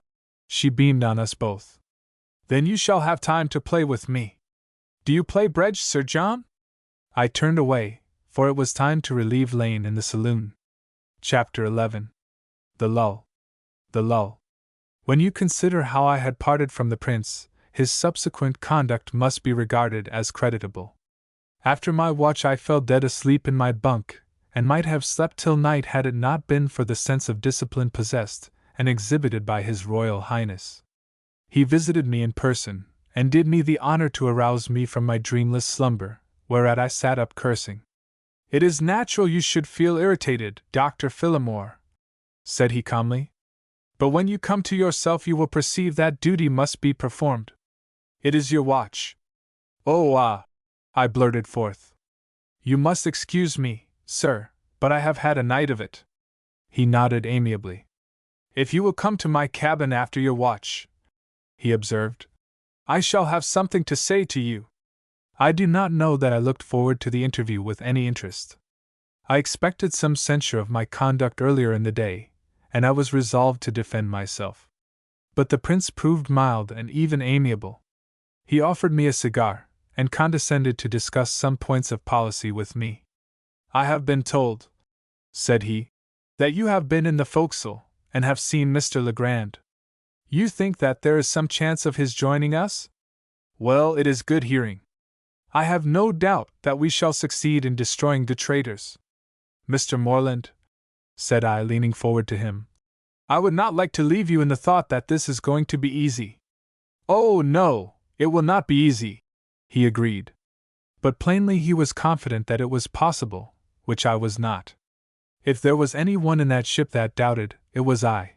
I said nothing, however, but remarked that Holgate was a man of resource and capacity. "I am willing to believe that," he said after a pause. "He is a very clever scoundrel." "Oh, yes. We might be in a better position to counter his plans if we fathomed them," I suggested. He looked at me, interrogation in his blue eyes, which were, and were not, so like his sister's. "The question that puzzles me, sir, is why Holgate did not seize the saloon and the deck below last night when he had the chance, for down there is what he wants." "He had us locked up in the chart house," replied the prince with assurance. "He did not anticipate that we should escape, and the yacht was running into danger." Yes, that was the explanation that had occurred to me. Indeed, It was the explanation that hitherto we had all accepted. But was it true? It was his intention to possess himself of the papers at his leisure, continued Prince Frederick, smoking and gazing at me with the air of a preceptor instructing a pupil. Why should he? I asked bluntly. The prince smiled pleasantly. I will tell you, Dr. Phillimore, he answered. When I left London and Europe for good, I instructed my lawyers to put my property into 3 forms of goods: drafts on bankers, Bank of England notes, and English currency. Each kind would be of service to me, whose destination was not quite settled. But these would make a bulky load for any man. There is a large amount of specie, and is it not the Bank of England that says, "Come and carry what gold you will away in your pockets provided you give us £5,000? Well, there is that difficulty for these villains. But, I objected, do they know how the treasure is made up? He cast a dark glance at me. I have told you, he said. I trust such as you in my service, doctor. But there has been treachery. Who I am and what I carry became known. How, I cannot say. But it was treachery. The whole thing is a conspiracy, he cried, hammering on the table. And it may be that my enemies in Hochberg are at the bottom of it. I will find out. But see you, doctor, I am Mr. Moreland here and hereafter. Let that be understood, and it is as Mr. Moreland I will hang these ruffians. His frown knit his eyebrows closely, and his nostrils heaved, while the blue eyes were fired with sudden flame. If he had ideas on democracy, as reports of him had declared, he had also beyond question the temper of the martinet. It was possible, no doubt, to recognize these strange contradictions, but at the first sight it seemed difficult. I had yet to learn that I was dealing with a type of the fanatic, and a representative of that type, moreover, who exemplified in his blood the fatalism of his ascendants. Yet the glimpse I had of the man was interesting. I began to understand him, and even to sympathize with him. He had foregone much for the sake of an ideal, and that was something. But just then I should like to have known exactly what his sister's attitude to that ideal might be. For Princess Alex, strange as her brother was even more baffling than he. Though we kept a rigid watch all that day and night, no attack was delivered, and I began once again to speculate as to Holgate's policy. Was he trying to tire us out before he made his assault, or had he other ends in view? The second day passed as tranquilly as the first, and the yacht was still making her best southward. She had passed the mouth of the Rio La Plata, and was forging along the Argentine coast, bound for, we knew not whither. Her destination was in other hands, and we must be content to abide the issues, alert and equipped for any emergency. On the second day I revisited the forecastle, with my flag, and found Holgate as amiable as before. You give me your word, doctor, that you have no weapons? Said he, when I had attended to his wounded men, and was proceeding to the hold where the prisoners lay. I give you my word, I replied. He nodded, and gave orders for the removal of the hatch, and down I went, this time unaccompanied. Legrand still lay on his back, staring vacantly, and the sailors were grouped about, a despondent company, in that dark and stuffy hole. Any improvement? Said I to one of them. Not much, sir, said he, with a glance towards the open hatchway, where, no doubt, one of the mutineers stood on guard. Does Mr. Legrand take any nourishment? I asked. A bit, sir, but not too much. He doesn't seem to relish his food, the man answered. Does he talk? I asked. He has spoken about a dozen sentences, sir, but there don't seem much sense in them. I feared as much, I said. I was certain that Holgate, for all his lordly air of unconcern, had taken steps to know what was forward in the hold. I made another examination, and was the more convinced that there was nothing seriously the matter with Legrand. This time he frankly grinned in my face, as I laid him down. No doubt the sailors were in his secret, and primed for it. I dare say I shall have to operate, I said, and bidding them farewell, I ascended to the deck. Holgate waved his hand cheerily at me. Always glad to see you, doctor, he called out, and went on with the conversation in which he was engaged. I could have whipped myself that I could not guess what his crafty design was. But if I was ignorant, no one was likely to assist me. Barraclough had no views.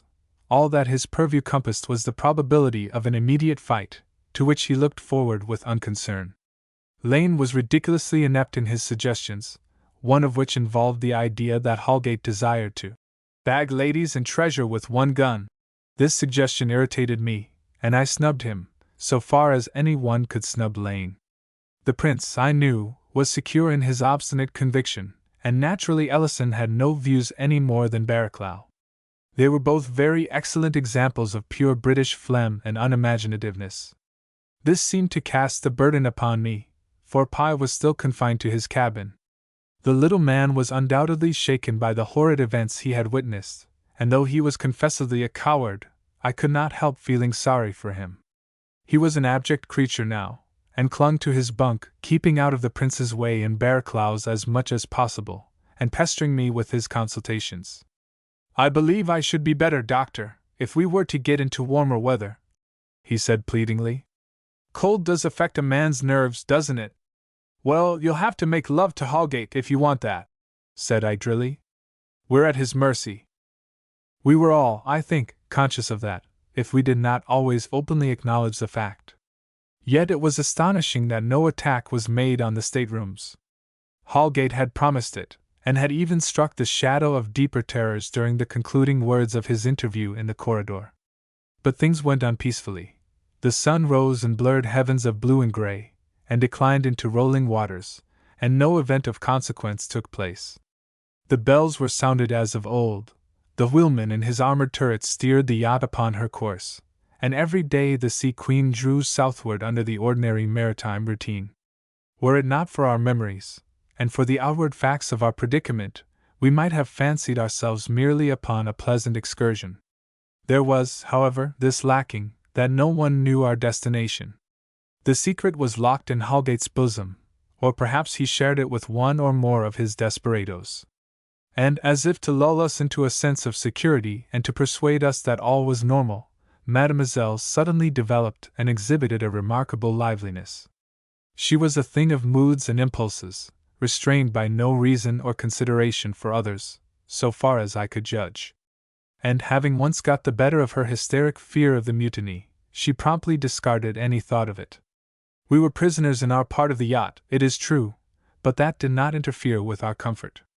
We had food and wine to spare, we were supplied with every luxury, and no one gave us any trouble. The guards were set regularly, but Mademoiselle had no concern with that. I doubt if she even recognized that such precautions were taken. There was a certain romance in the situation which appealed to her and inflamed her imagination. She lived most of the day in her cabins, being tired by her maid, or playing dominoes or some other childish game, and in the afternoon she emerged upon us, a glorious figure in fine clothes, and gave us the benefit of her society. Naturally she spent much of her time in company with the prince and his sister, but Barraclough and myself were by no means denied her favors. Barraclough spoke French very indifferently, indeed, as Mademoiselle spoke English, but that did not prevent them from getting on very well together. As I have explained, Barraclough was a tall, handsome fellow, lean and inflexible of face, with the characteristic qualities of his race. His eyes admired the lady profoundly, and he endeavored to keep pace with her wits, a task rendered difficult by the breaches in 2 languages. This vivacity was crowned by exhibitions of her voice, to which she began to treat us. She had, as I remembered, a wonderful mezzo-soprano, and being penned up in this comfortable prison, and denied access to the promenade, she used it to effect. As I have said, the music-room surrounding the saloon below, as a balcony, was in our suite, if I may put it in that way, and thither was Mademoiselle accustomed to repair of an afternoon to keep her voice in practice, as she explained. The prince usually followed her there, and I have seen him more than once seated in the dimness of the farthest corner of the balcony, staring before him as a man lost in thought, or as one wrapped out of himself into some sentimental ecstasy at the sounds of that divine music. Here we felt, more or less, that we were in Liberty Hall, and to do him justice, Prince Frederick encouraged us to feel this. It was understood that the saloon was open to all, and it became a resort for such of us as were off duty in those days, a resort that would have been improved by more light, for the windows were all barred and shuttered, and only the skylights admitted the day. The weather was now grown much colder, for we were off the coast of Patagonia, and Hallgate appeared to be bent on doubling the Horn and getting into the Pacific. In the wilds of that wide domain there would be more chances for this crew of scoundrels to find refuge and security from the arm of the law. Was it for this he was waiting? And yet that was no argument against an immediate attack, for it was clear that he might get the business over, deal with us as he chose, and make for his destination afterwards and at his leisure. Nor could it be that he doubted as to the issue of the struggle, for his forces outnumbered ours greatly, and if I knew anything of men, Hallgate was utterly without fear. But, on the other hand, he had a great deal of discretion. The only conclusion that emerged from these considerations was the certainty that in the end Hallgate had decreed our fate. That had been settled when day fell, perhaps even before that, and when poor McCrae was shot by his engines. We were doomed to death. If any doubt as to our fate dwelt in Princess Alix's mind, she did not show it. She was a girl of spirit and energy, and she had neat hands. Thus her time was spent in such work as she deemed useful in the circumstances, or such as occupied her mind healthily. She made a handsome fur cap for herself against the biting wind, which now came snapping off the icy highlands of the coast, and she sketched, and designed, and photographed. Above all, she was cheerful and self-reliant. There was not much in common between the brother and the sister save perhaps their aloofness from strangers. I question much if the princess had any of her brother's sentimentality. She had all her brother's decision and fire, however, as I was to see exemplified more than once. It was on the third of our quiet afternoons that I was sitting in the corridor with a volume in my hand, conscious merely of the many sounds in that silence, and scarcely aware of what I read. The voyage seemed to partake of the nature of that fabled voyage of the ancient mariner. Some strange doom hung over us all, and yet the sky smiled, as it did that moment, and the cold breath of the blue sea was inspiring in one's nostrils like wine in the blood. I was aware in this dream that a door had opened and shut, and that the princess had come into the corridor.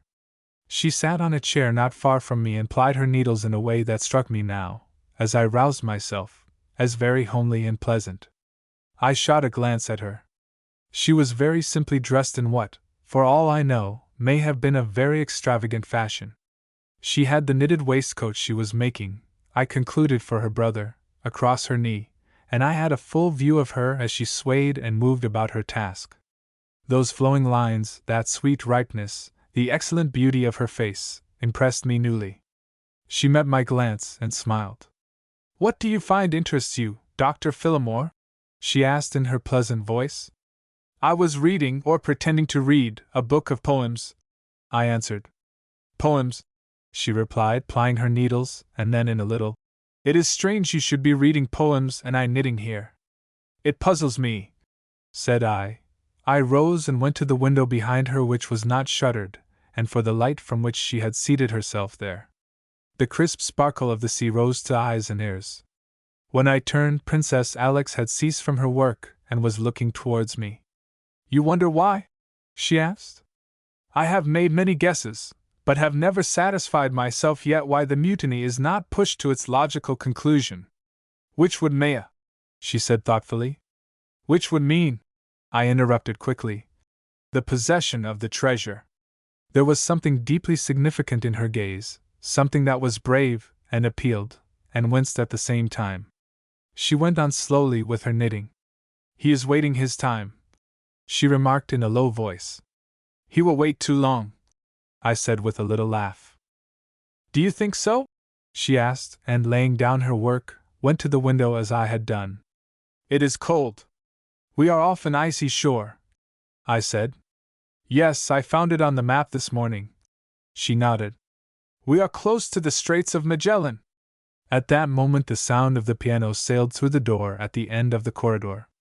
She turned her head slightly, and then moved away restlessly. She went to the chair on which I had been sitting and picked up my Tennyson. "I know him pretty well," she remarked, turning the pages. She halted where I had inserted a marker. "The Princess," she said slowly. She drummed her fingers on the leaf, read for a minute or two, and dropped the book lightly.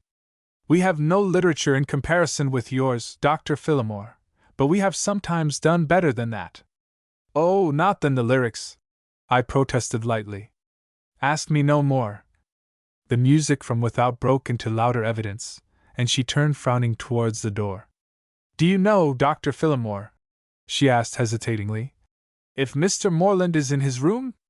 He went after lunch, I answered. She stood considering. Mademoiselle has a beautiful voice, I said tentatively. Oh, yes, she assented.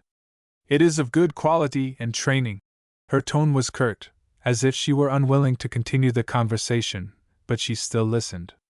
Einsam wandelt dein Freund im Frühlingsgarten. It seemed to me that I could almost hear the words in that uplifted music.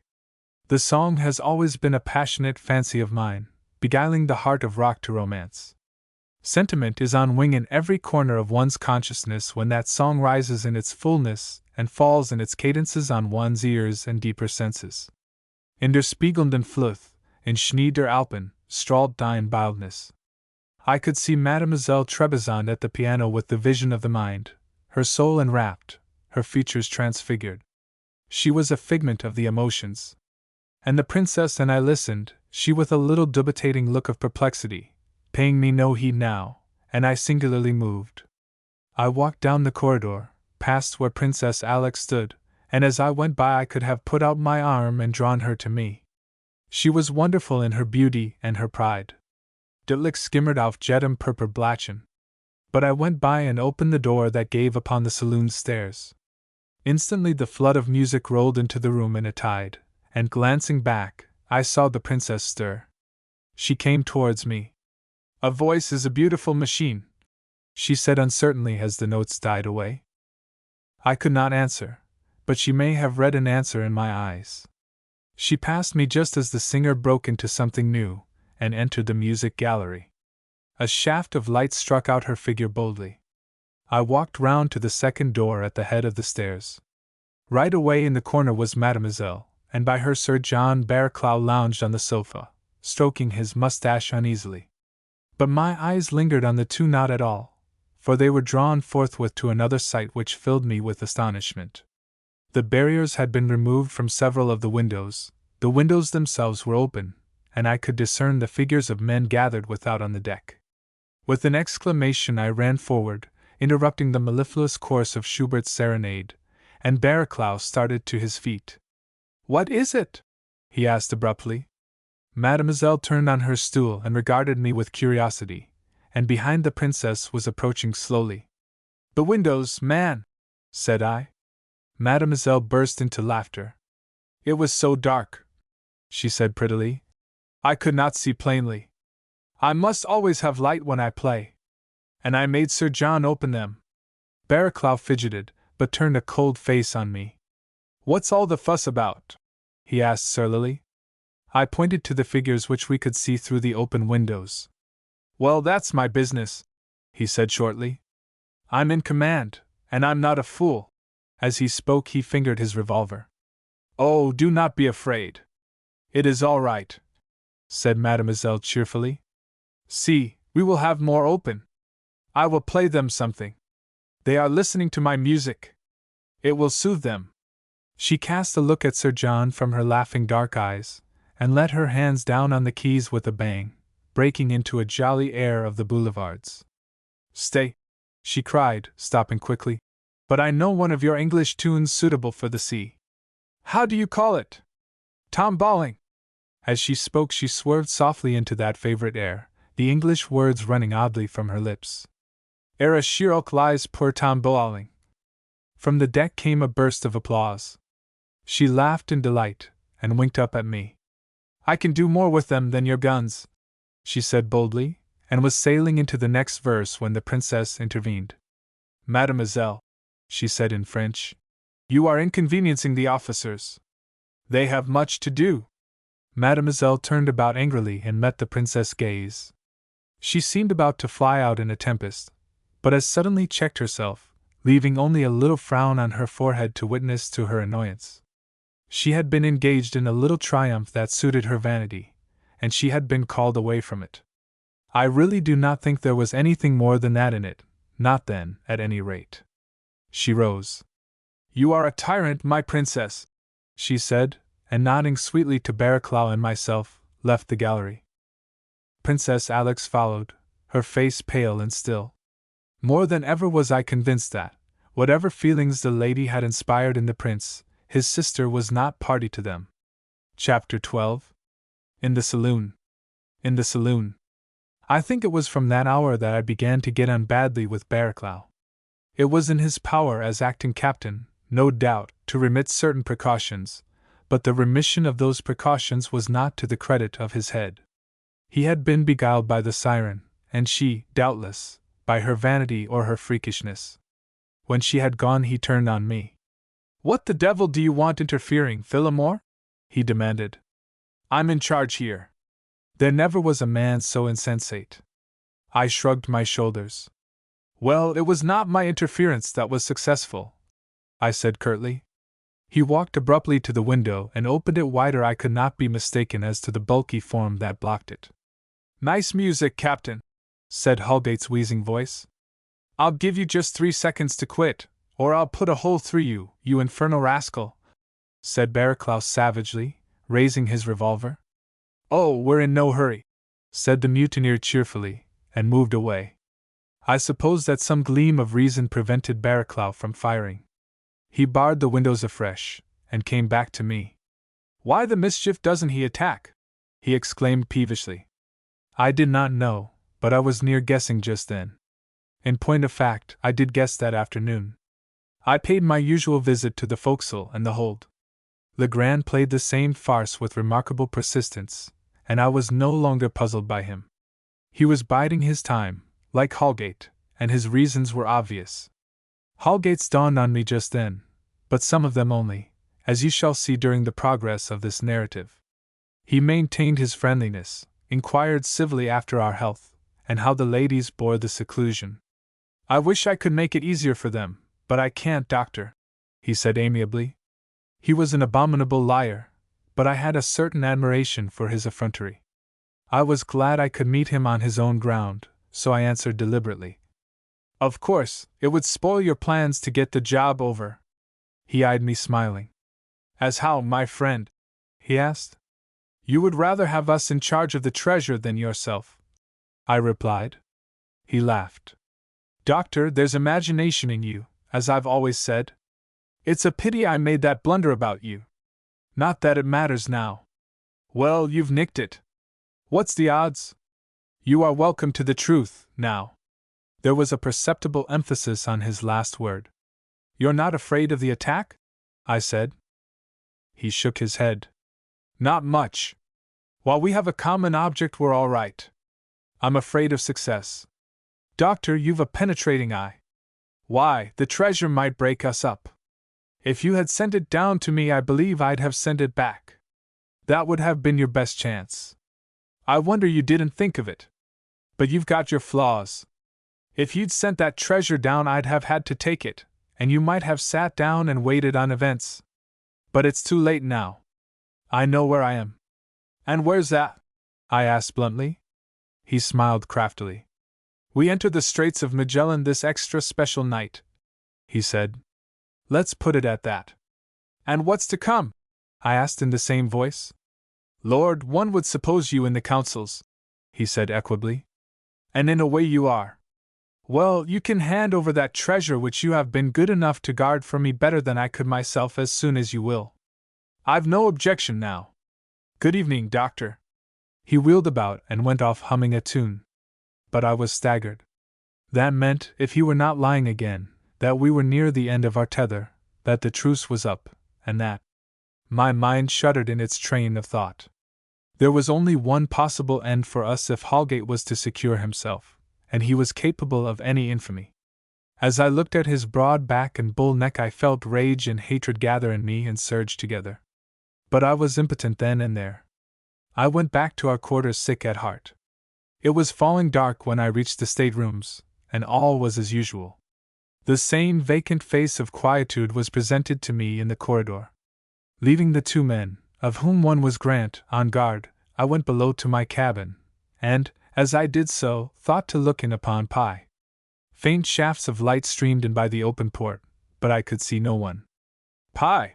I called, and received no answer. Well, it was of small consequence to us if Pie recovered or not, for he was negligible as a unit of our defense.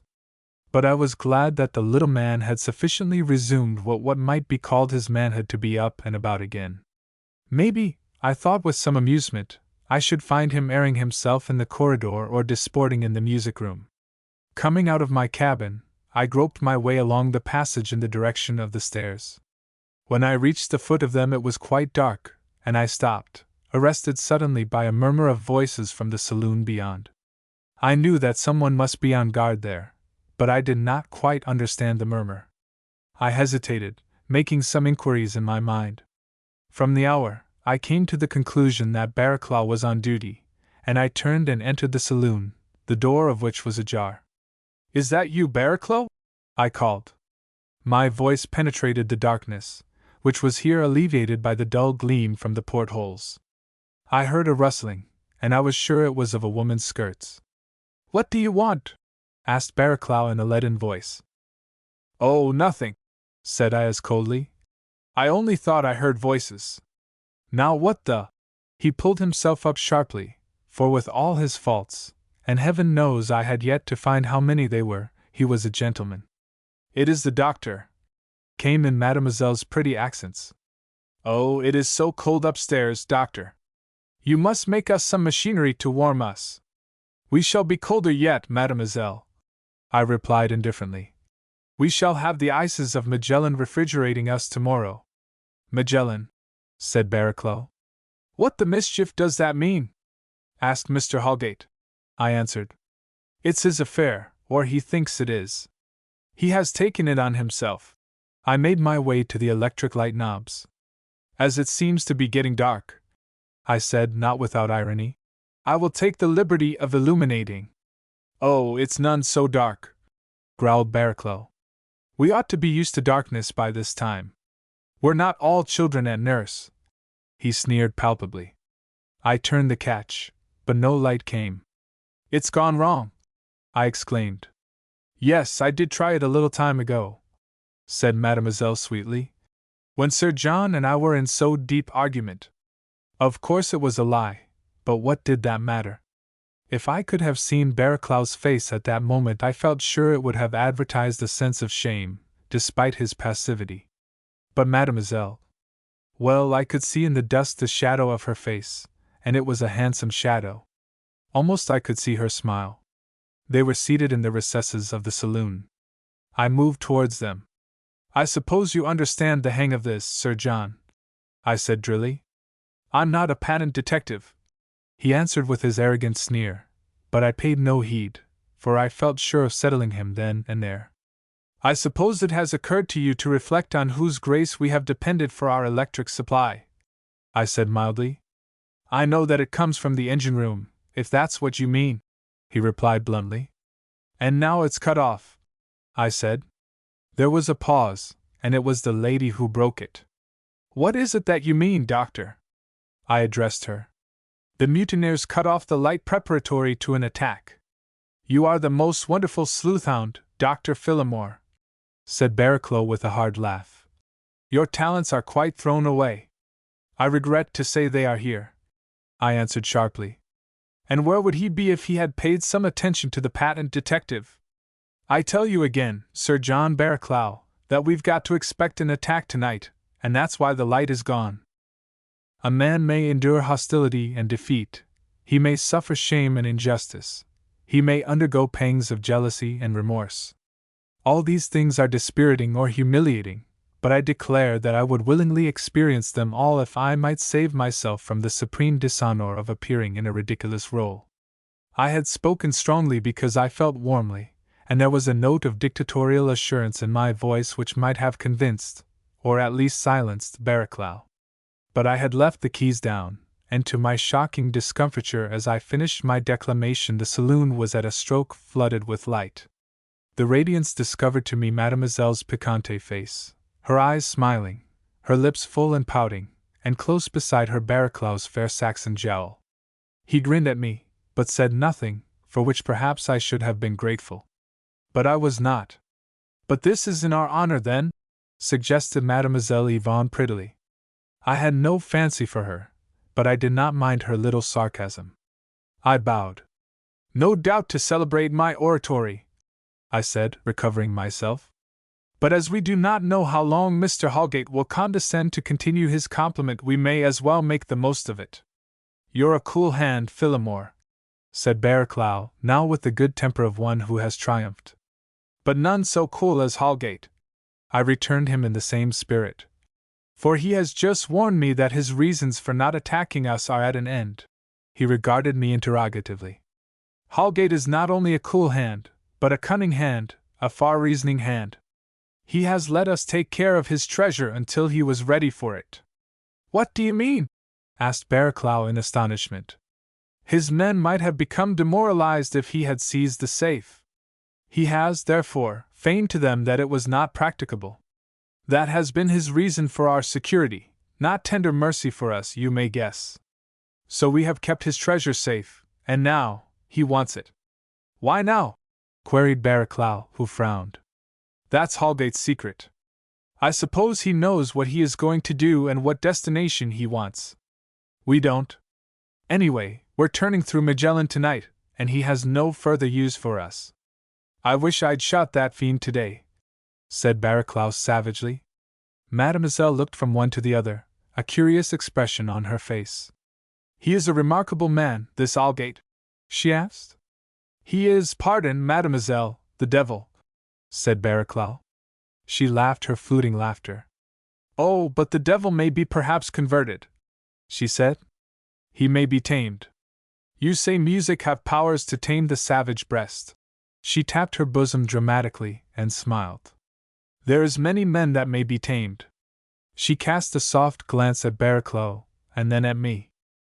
But I only got the edge of it, for at that moment I caught sight of a grey face, with little tufts of whisker under the ears, and glancing glasses that hung over the railings of the music balcony above. It was Pi. Had he been there long in the darkness, or had he only just arrived, attracted by the light and the voices? The latter seemed the more probable assumption, for as I looked up he made an awkward movement as if he was embarrassed at being discovered. Yet if he had been eavesdropping, where was the harm?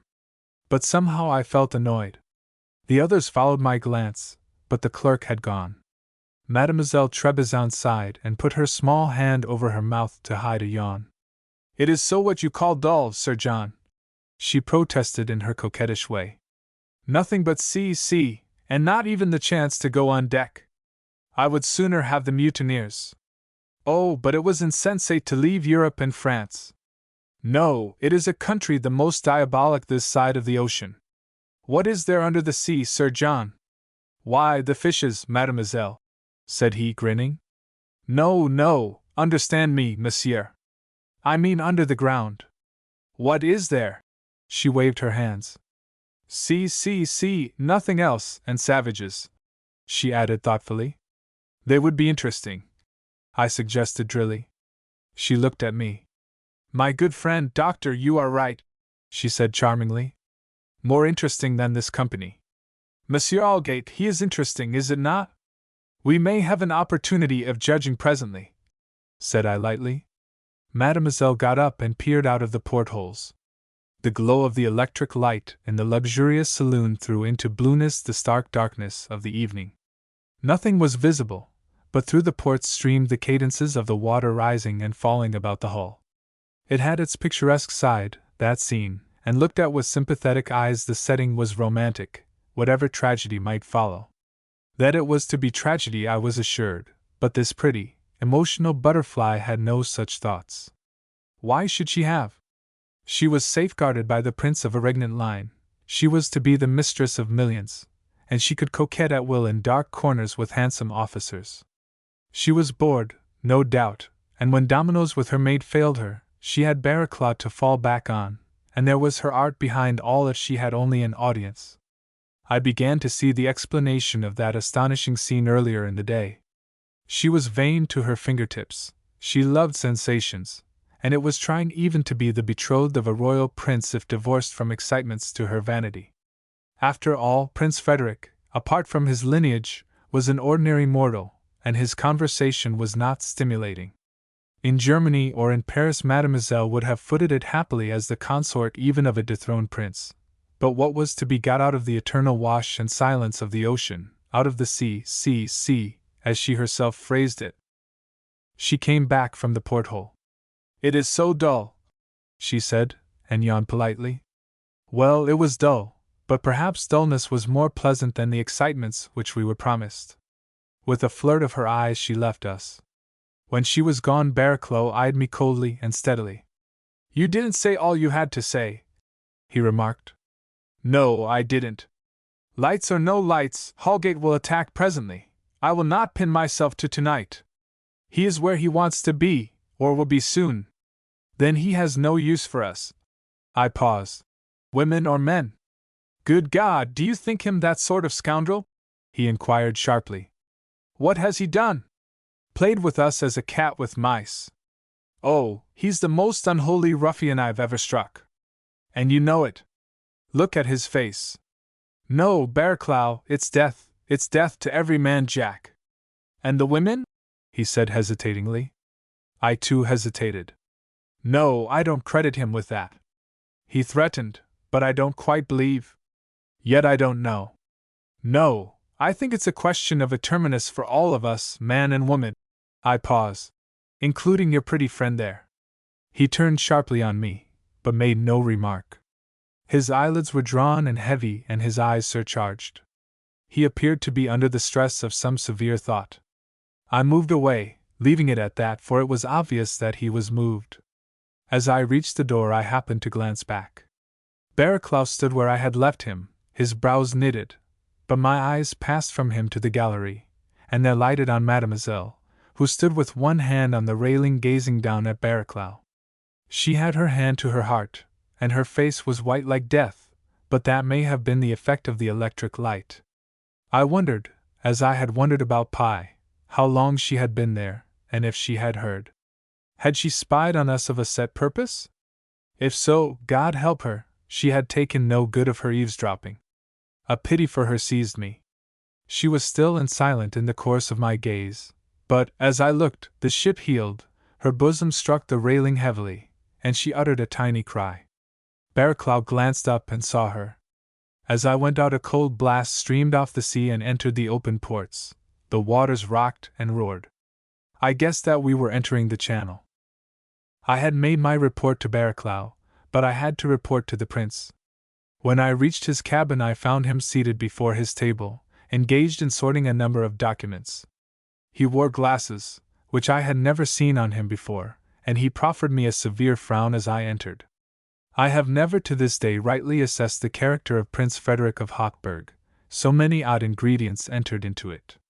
He was dictatorial, he was even domineering, he was hard-working, and he was conscientious.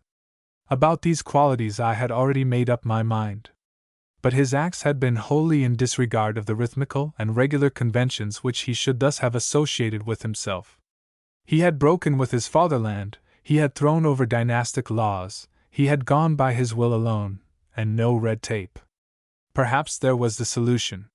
He had gone by his conscience.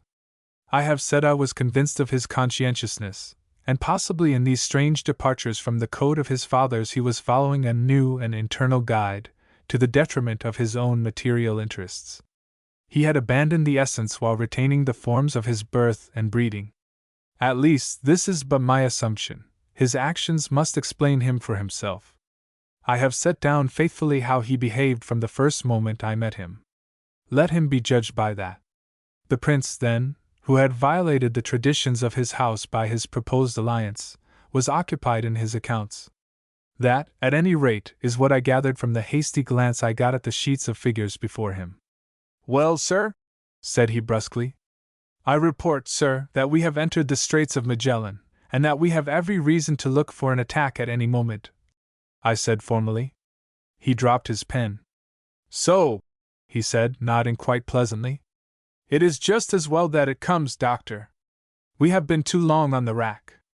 It has done us no good." "I think you are right, sir," I answered. "And, on the other hand, it has been of service to the mutineers." He looked perplexed. We have taken charge of the safes for them, I explained. He sat silent a while, and then mechanically curled his mustache upwards. Yes, yes, yes, he said. You are right. That, then, is the reason. This man is clever. It seemed the echo of what his ladylove had said a quarter of an hour before. I made no reply, as none seemed necessary. He went to the barred window, in which a gap was open, letting in the night, and the act recalled again to me Mademoiselle. Was this scion of royalty perishing for an idea? He looked very strong, very capable, and rather wonderful just then. I had never been drawn to him, but I had at the moment some understanding of what it might be to be the subject of so masterful and unreasonable a man. Yet now he was not at all unreasonable, or even masterful. He turned back to me. Doctor, he said gently, we must see that the ladies are not incommoded. We will all do our best, I answered, wondering if he knew how inadequate a word he had used. Incommoded. Good heavens! Was my knowledge of Hallgate to go for nothing? What would be the end? Was the man an idealist? He seemed sunk in a dream, and I saw his face soften as he stared out at the sea. Compassion gushed in my heart. I turned away. Chapter 13. The Fog. The Fog. My watch ended at 10 o'clock, and I went direct to my cabin. I was a light sleeper, and could depend upon awaking at the slightest sound. Thus I had no fear that I should be wanting in an emergency, quite apart from the fact that the steward was stationed at the opening into the saloon with strict orders. I suppose it must have been 3 hours later that I sat up in my bunk with a consciousness that something was wrong. I listened, but I could hear no sound, and I rose to my feet, seizing my revolver. Then I understood. It was precisely that there was no sound, or rather that sounds had dwindled, that I awoke. The screw had stopped. I opened the door and went along the passage towards the saloon. Grant was at the foot of the stairs, and I hailed him. No, sir, I don't know, sir, he answered me in respect of my questions. Well, one had to find out at any cost, and I ran up the stairs and got access to the corridor of the staterooms. Here were gathered the prince, Barraclough, Lane, and the quartermaster. I believe he's been on the P.S.N.C. Lane was saying as I came up. He ought to be able to pull her through. The question is, does he want to? Asked Barraclough grimly. Good heavens, who wants to lock his ship in these accursed bilboes? Cried the purser. It's enough to freeze one's hair stiff. Can you see anything?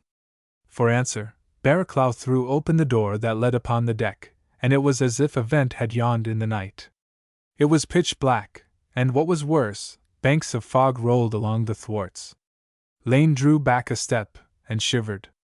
Oh! My uncle! He exclaimed. You do not see any sign of them? Inquired the prince imperturbably. Barraclough shook his head. If they're coming they'll have their work cut out to find their way, he said. Oh, let 'em all come this weather, said Lane agreeably. I wish I'd bought ducks, I mean fires. He was shivering continuously, and I pushed him back. Don't be a fool, said I. We want all hands in good form during the next 24 hours. I peered out of the door, but the screen of sea fog shut off the view. It was as if I gazed at a blank wall, and the cold was intense. What do you guess has happened? I asked Barraclough. He's got her in a narrow gut somewhere and is frightened. I've only been through here twice in my life, and in both cases it was broad daylight. This is where they melt fogs for the world. Oh, hang it, let's have the door shut. He shut it as he spoke, and I looked round. The prince sat on a sofa and waited. Lane blew on his fingers and whistled. Ellison stood, the respectful seaman as ever. They've been kind about the electric light, observed Barraclough, with a grin at me. I said nothing, for there was nothing I could rejoin in the circumstances. I retraced my way to the door and opened it. Oh! Confound it all! Roared Barraclough, as the fog rolled in. Don't you see the ladies are here? I turned back, but only Princess Alex was visible. She moved white and tall under the lights. I shut the door again. Why has the yacht stopped, Frederick? She asked her brother. The fog, he answered, with a gesture towards the door. She looked towards us, her upper lip lifted in a charming excitement and the color flying in her cheeks.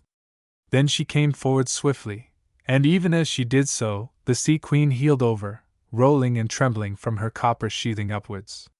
The shock sent me against the wall, and Barraclough also staggered. Princess Alex in her flight was precipitated forward and ran upon me. She put up her hands instinctively to save herself, but in the rush she gathered momentum, and swung across the dozen paces between where she had been and the door with the speed of an arrow discharged in the air. Her palm struck the woodwork with a resounding slap, but the full force of her sweet body fell on me. For one instant I held her in my arms quite closely, her breath upon my face. "Are you hurt, Princess?" I gasped. "Oh! My hands!" she cried pitifully, and then ceased suddenly. She withdrew a little. "They sting," she said, also breathlessly. "But you must be injured." "I am a little out of breath," I answered, "but I was never better in my life." I cannot say why I blurted this forth. Somehow I was beyond myself. "She has struck!" cried Barraclough. The Sea Queen righted herself slowly. "I can't stand this," I said. "I'm going to find out." I glanced at the princess, but she stood clinging to the wall, her bosom heaving, her eyes on Barraclough. I opened the door, and stepping out, closed it again behind me. I was determined to find out what had happened. After all, it was not a very hazardous enterprise. Holgate had shown no disposition to take advantage of my visits to the forecastle, and it was pretty clear that no attack was possible at the moment. Nevertheless, I will confess that I experienced a little elation in feeling my way through the dense darkness along the saloon. It is not always possible to analyze one's feelings, but I think afterwards, not at the time, I connected this mood with the princess. I had held her in my arms, her face to mine, and I was suddenly exalted to be capable of great things. There was nothing I would not have dared then, no danger from which I would have shrunk, no risk I would not have taken, however foolhardy. In a sense I walked on air. I was lunatic, and all because I had held for an instant of time an adorable woman in my arms with no consent of hers. I believe now, and I hope it will not be counted against me, that it was with a little swagger I opened the door and stepped forth into the rolling fog. The Sea Queen stirred a little as if to show she still lived, but there was no motion perceptible. I had buttoned up my coat round my neck, but even so the mist from the ice-clad hills on either side of the passage bit hard into me. I groped to the chart-house and then paused. A twinkle of light was visible ahead and aloft. It was the bridge. I launched myself suddenly into the vacancy before me, and went like Hoodman blind with arms outstretched towards the railing. I struck an iron pillar, and guiding myself from it to another, reached at last the foot of the ladder that ran up. This I mounted very deliberately and carefully until I had come to the bridge itself, where a dull light burned by the binnacle. Instantly I was taken by the throat. I struggled with my assailant at a disadvantage, as I was unable to reach his face, owing to his superior grip of me, but I managed to get a leg at the back of his, and though the pressure on my windpipe was terrible, and I felt that I was weakening fast, I threw him back against the railings. As I did so a light was thrust into my face, and I heard Holgate's voice. "It's the doctor." "All right, Pierce." "Hands off, man." Even as he spoke my antagonist loosened his hold, and I drew off, the relaxed artery jumping in my throat painfully. "By thunder, doctor, you were near gone," went on Holgate in his ruminating voice. "Pierce don't take his fingers off no more than a bulldog when he has once caught on. Lucky I had a suspicion of you. I thought no one would be such a fool as to venture save you. Glad to see you as always, if unexpectedly. Any news?" He lighted a cigar as he spoke, and the fog was roseate about his head. I recovered my breath as best I might. "As you are reserving us, Holgate, for a destiny of your own," I panted, "and we are not particularly anxious to anticipate it, thought I would find out if we are going down." He laughed fatly. "I like you, doctor. Upon my soul I do. It's a real pity we couldn't have hit it off. No, you can sleep calmly. There's no going down, well, not yet. I've been through these straits a score of times, and in all weathers, and I've learned this much, that a fog spells the red flag. That's all, Dr. Phillimore. She's got no more than steering way on her, and I'll pull her up presently. Well, said I suppose it matters nothing to us, but a wreck is a frightening matter this weather.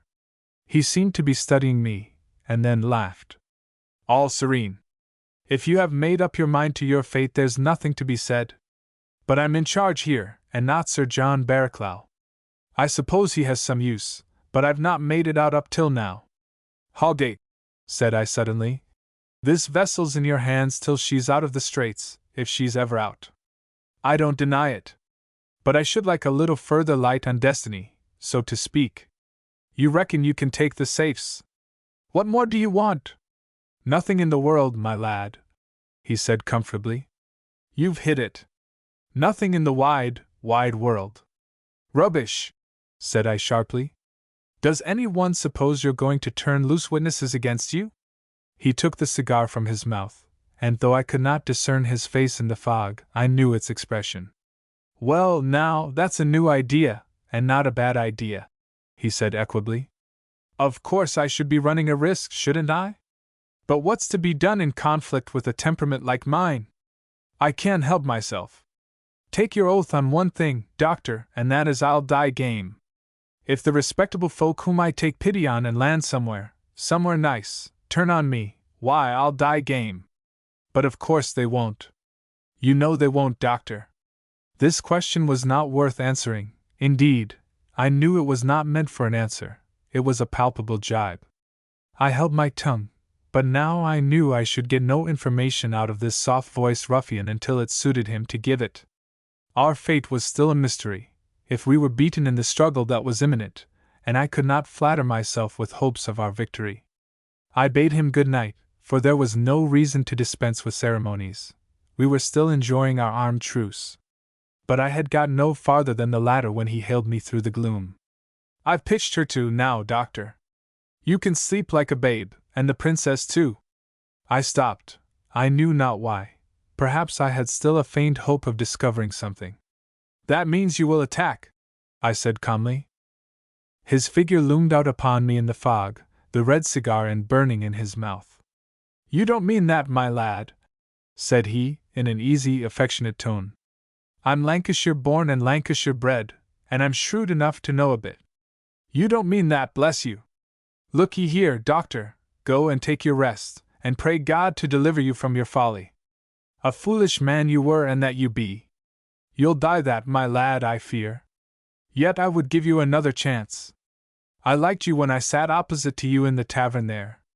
Ah, Haldate, said I, sighing deeply. How many weary years ago, and you're doing? I admit that this was theatrical. It was designed as such, and as a last appeal. I was afraid of that man, and that is the truth. I drew a bow at a venture. From the change in the position of the burning edge I gathered that he took his cigar out of his mouth. He was perceptibly silent for a time. Then the light went back. Well, you'll have a sound sleep if you take my advice, he said in his normal tones. And then, a sounder, I said lightly. You always take too much for granted, Doctor, he replied, laughing. By the Lord, I wish I had your forward mind. You shall have anything you like of mine directly, I said flippantly, and began the descent of the ladder. I was conscious that he leaned over the barrier of the bridge watching me, for I saw the point of his cigar, but that was soon swallowed up in the darkness, and I saw nothing more. The cold was so intense that my fingers had grown numb as I talked with Haldate, and I could hardly feel the iron. Moreover, my feet were like lumps of ice and seemed to rest on nothing as they met the rungs. This, I imagine, was the reason of my mishap. At any rate, I missed a rung, lost my catch, and tumbled heavily down the last 3 or 4 steps, falling, to my surprise, not upon the hard deck, but upon some warmer, softer body. Remembering vividly and painfully my struggle with Pierce, I was on my guard, and grabbed the man that lay under me. For heaven's sake, he gasped. It's me, it's Pye. I was astounded, and relaxed my hold. What was the little craven clerk doing there at this time of night, and in such weather. What? I began, when he uttered an exclamation of terror, as it seemed. Dr. Phillimore!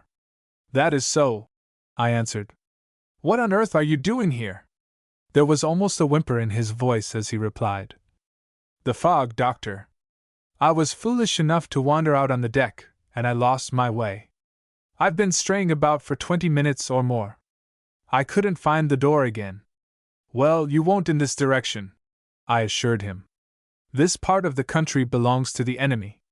You've strayed afield, my friend, so if you'll give me your arm, I'll do my best to put you straight. He thanked me, and did as I asked him, but, as I thought, somewhat timorously. His hand rested nervously inside my arm, as if he would have withdrawn it, and fled at a moment's notice. And so we stumbled along the deck together to the state cabins. I gave the signal on the door, and we were admitted by Ellison. There was no one else in the corridor except Lane at the farther end, and to my surprise, the princess. She was seated on a couch under the electric light, reading, clad in a long and flowing morning gown. Her hand with the book had dropped a little as we entered, and her eyes sought us. There will be no alarm tonight, Ellison, I said on the spur of the moment, and I caught the princess's eye. She rose, shut her book, and came towards us. You have come back safely, she said in a quick way. The fog was the only danger, I answered. And it nearly did for Mr. Pye. You may confide your head to the pillow with a security tonight, Miss Moreland. Tonight Mr. Holgate is a sailor. She did not seem to understand. His care is his ship tonight, I explained. You have placed us in your debt, she said. I do not think my brother knows how much we are indebted to you. I looked at Pye. The praise was pleasant on her lips, but I felt a little embarrassed. The clerk's eyes were fastened on the Princess Alex with a certain definite avidity of gaze. It was as if some strange animal had suddenly stiffened at the sight of prey and was watching greedily. The look repelled me. It struck horror to my marrow. I could have seized him, shaken his miserable little bones, and thrown him into a weeping, cowardly heap on the floor. But as I looked, his gaze came round to me, and behold, it was only the feeble watery eyes behind the gold-rimmed spectacles that I saw. With a bow to the princess, I proceeded on my way to give my report to her brother. Chapter 14. Barraclough takes a hand. Barraclough takes a hand. I did not take Holgate's advice, although I had instinctively made up my mind that he was sincere in offering it. What reason he had for expressing kindliness for me, if he had any, I could not say. I reflected that it might very well be of a piece with his astute plans. He might seek to serve some purpose by it. I was useful as a doctor attending to his wounded men, but I knew enough of him to guess that that alone would not suffice to keep him friendly. There must be another reason, unless, indeed, it was as he said, and he really had been captivated by my personal charm. This solution of the problem was flattering, of course, but I was not disposed to accept it. So deep was my mistrust of the arch-schemer that I racked my brain to find an explanation for his conduct. This, needless to say, was not conducive to sleep, and I passed a bad night. It was profoundly still, but towards dawn the screw began to move again, and I concluded that the fog had lifted. I got up and looked out of the port, and could discern dimly the white sheets of the mountains not 2 furlongs distant. The Sea Queen began to tramp along at a slow pace at first, but finally, getting speed, resumed her normal rate of progress. If I knew Holgate, he was still on the bridge, and he would remain there until the danger was over. If he was an abominable scoundrel, he was indubitably also an admirable seaman with a sense of duty to his ship. I fell asleep shortly after that, and when I awoke the sun was full up, but setting low in the east, glittering upon a field of snowy pinnacles. I ascended to the staterooms, and there found Barraclough, who had just come on duty. He had a cheerful eye, and scanned me curiously. "Well, are we going to get through this?" he asked. "We're going to get out of the straits, I believe," I answered. "Ah," he said, and frowned, as he was accustomed to do when thinking deeply. He was not a man of much thought. "And after that?" said he abruptly. "The deluge," said I, shrugging my shoulders. Look here, Phillimore, do you believe we can hold out against Holgate's forces? He asked seriously. I think we shall have to try, I replied evasively. I'm damned if we can, he said bluffly. It's all infernal nonsense. Well, we've got to try, I repeated impatiently. Oh, well. Yes, we've got to try, he admitted. Unless Holgate will hear reason. Good Lord, man, do you suppose he's risked all this to listen to reason now? I asked in amazement. Barraclough turned away. Well, you see him. You ought to know, he growled. If he doesn't, we're done. I don't advise you to tell the others that, I said drily. He turned on me fiercely. Who said I would? He snapped. Do you take me for a fool? And who's captain here? Dr. Phillimore, I'll have you know your place, he cried in a black passion unusual in him. I'm commanding officer and responsible to none, not even the Mr. Moreland, by heaven, no, not on this ship, anyway.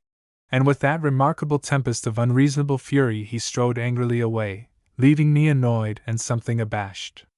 Assuredly the situation, the waiting, the suspense, had played havoc with all our nerves, even with this stolid English gentleman's.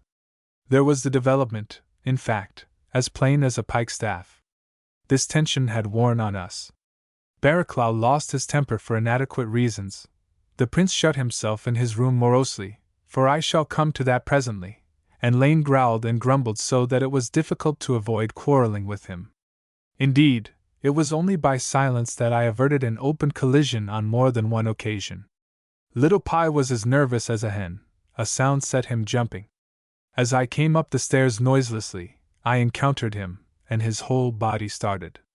Good gracious, man, said I, with good-humored contempt. You'll be skipping away from your own shadow next. How do you expect to stand up against Holgate with a spirit like that?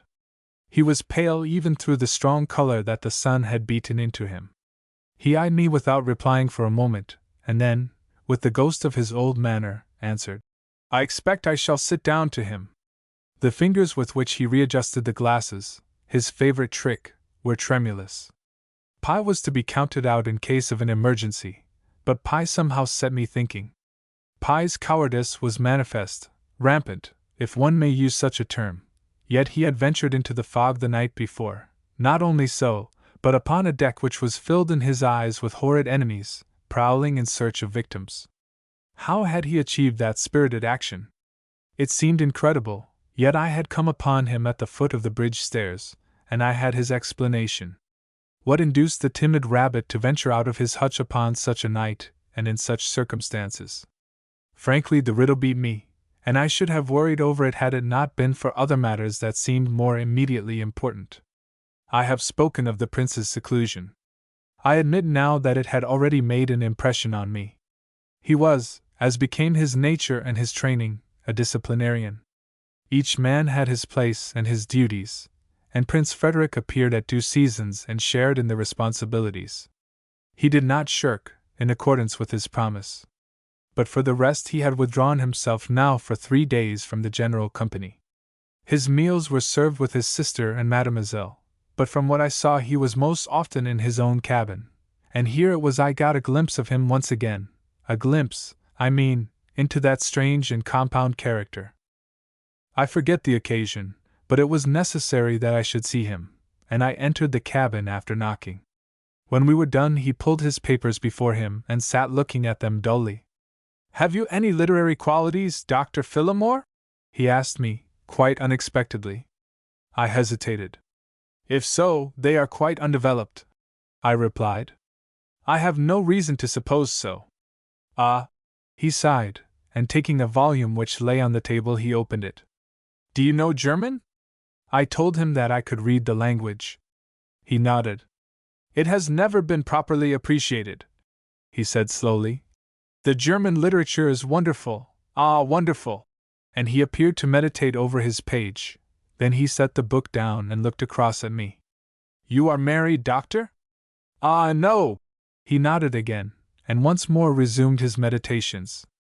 I might have taken it for granted that I was free to go, but for some reason I lingered.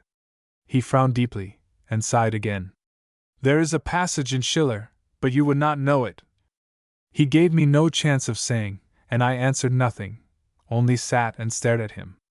There is more music in Germany's little finger than in all the world else, in composition, I mean, he added. That has always been my opinion, I ventured at last. He turned his dull blue eyes on me, as if wondering what I did there. So, he said, and heaved a bigger sigh from his very heart, as it seemed. When the attack is made, Doctor, he broke off, and asked sharply. When will they attack, do you say? Any moment now, sir, I replied. He rose. We must remember the ladies, Doctor, he said. Yes, we are not likely to forget them, I replied. He eyed me. Do you think? And paused. That is all, sir, he said with a curt nod. It was not a ceremonious or even a fitting dismissal, seeing the common peril in which we stood. In that danger surely we should have drifted together more, drifted into a situation where princes and commoners were not, where employers and hirelings did not exist. Yet I was not annoyed, for I had seen some way into his soul, and it was turbid and tortured. Black care had settled on Prince Frederick, and he looked on me out of eyes of gloom. The iron had entered into him, and he was no longer a prince, but a mortal man undergoing travail and anguish. By the afternoon we were clear of the straits, and the nose of the yacht turned northward. Still there was no sign from the mutineers, and that being so, I felt myself at liberty to pay my accustomed visit to Legrand in the forecastle. No one interfered with me, and I did not see Holgate, but the man on guard at the hatch made no difficulty about letting me down. As I descended, it came into my mind how easy it would be to dispose of yet another fighting man of the meager force at the prince's disposal by clapping the hatch over my head. It would have been a grim joke quite in keeping with Holgate's character, and for a moment I turned as in doubt, but the next second, banishing my misgivings, I went down to the floor.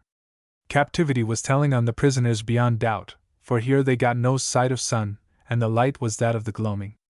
I remembered that I had forgotten to take a lantern from the sentry as soon as this twilight gloomed on me, and I was turning back when I heard a sound. HSSD, HSSD! I stopped. Who is that? I asked in a whisper. It's me, Jones, sir, said one of the hands.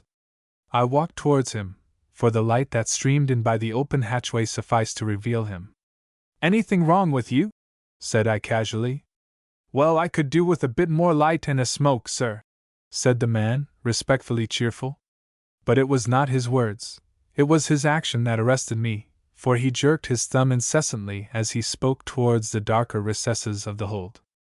All right, my man, said I. I'll speak to Mr. Holgate. He oughtn't to keep you in such close confinement if you are to remain human beings. So saying, I waded into the deeper shadows, and as I did I felt my hand seized and dragged downwards. SSSH, said a very still voice, and I obeyed. What was it? I was drawn downward, and at last I knelt. I knew now, and somehow my heart leaped within me. I had never really understood Legrand. I had taken him for a very ordinary ship's officer, but I had come slowly to another conclusion. I bent down. Heart pretty bad, I said in a mechanical way. There's only one way out, whispered a voice below me, and that's through the bulkheads into the engine room. I've been waiting, and I think I can do it. I don't like the look of the eyes, I remarked indifferently. Does he eat well? Not very well, sir. It's a job to get him to take it, said Jones. We've had 4 days at it with a knife, said the whisper, and by thunder we see light now. We'll get through, Phillimore. How do you stand? Sleep at all well? I inquired. I couldn't say, sir, said Jones. Just lays there like a log. Attack may be made at any moment, I whispered back. There are some 10 of us holding the staterooms and the ladies. He gripped my hand, and I rose to my feet. Well, I'm afraid I can't do any more, I said. He's going on pretty much the same. Goodbye, men. They returned the farewell, and I made my way to the ladder and ascended. The guard with a motionless face helped me out, and the first man my eyes fell on was Holgate, standing with his hands in his pockets, looking at me. He whistled as he eyed me, and his teeth showed in his grin.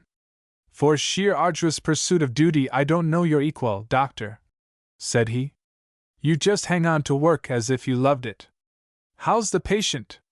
I told him that it was a question of time, but that there was no reason why Legrand should not get over the injury to his spine. Not that he will ever be the same man again, I added. No, said he reflectively. He won't. And he wants time, does he?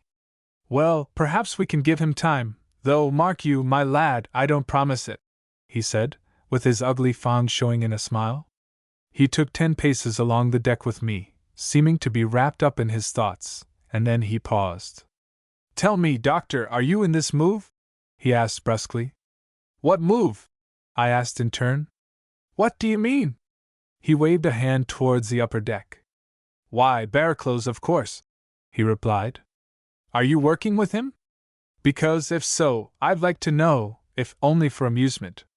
I haven't the faintest idea what you're talking of, I replied. You're not making terms, eh? Said he, heavily leaden of face. By gosh, you might be, Doctor, but you ain't. More fool you. Then it's Barraclough, is it, playing on his own? He chuckled. That man treated me as pretty dirt all along, didn't he?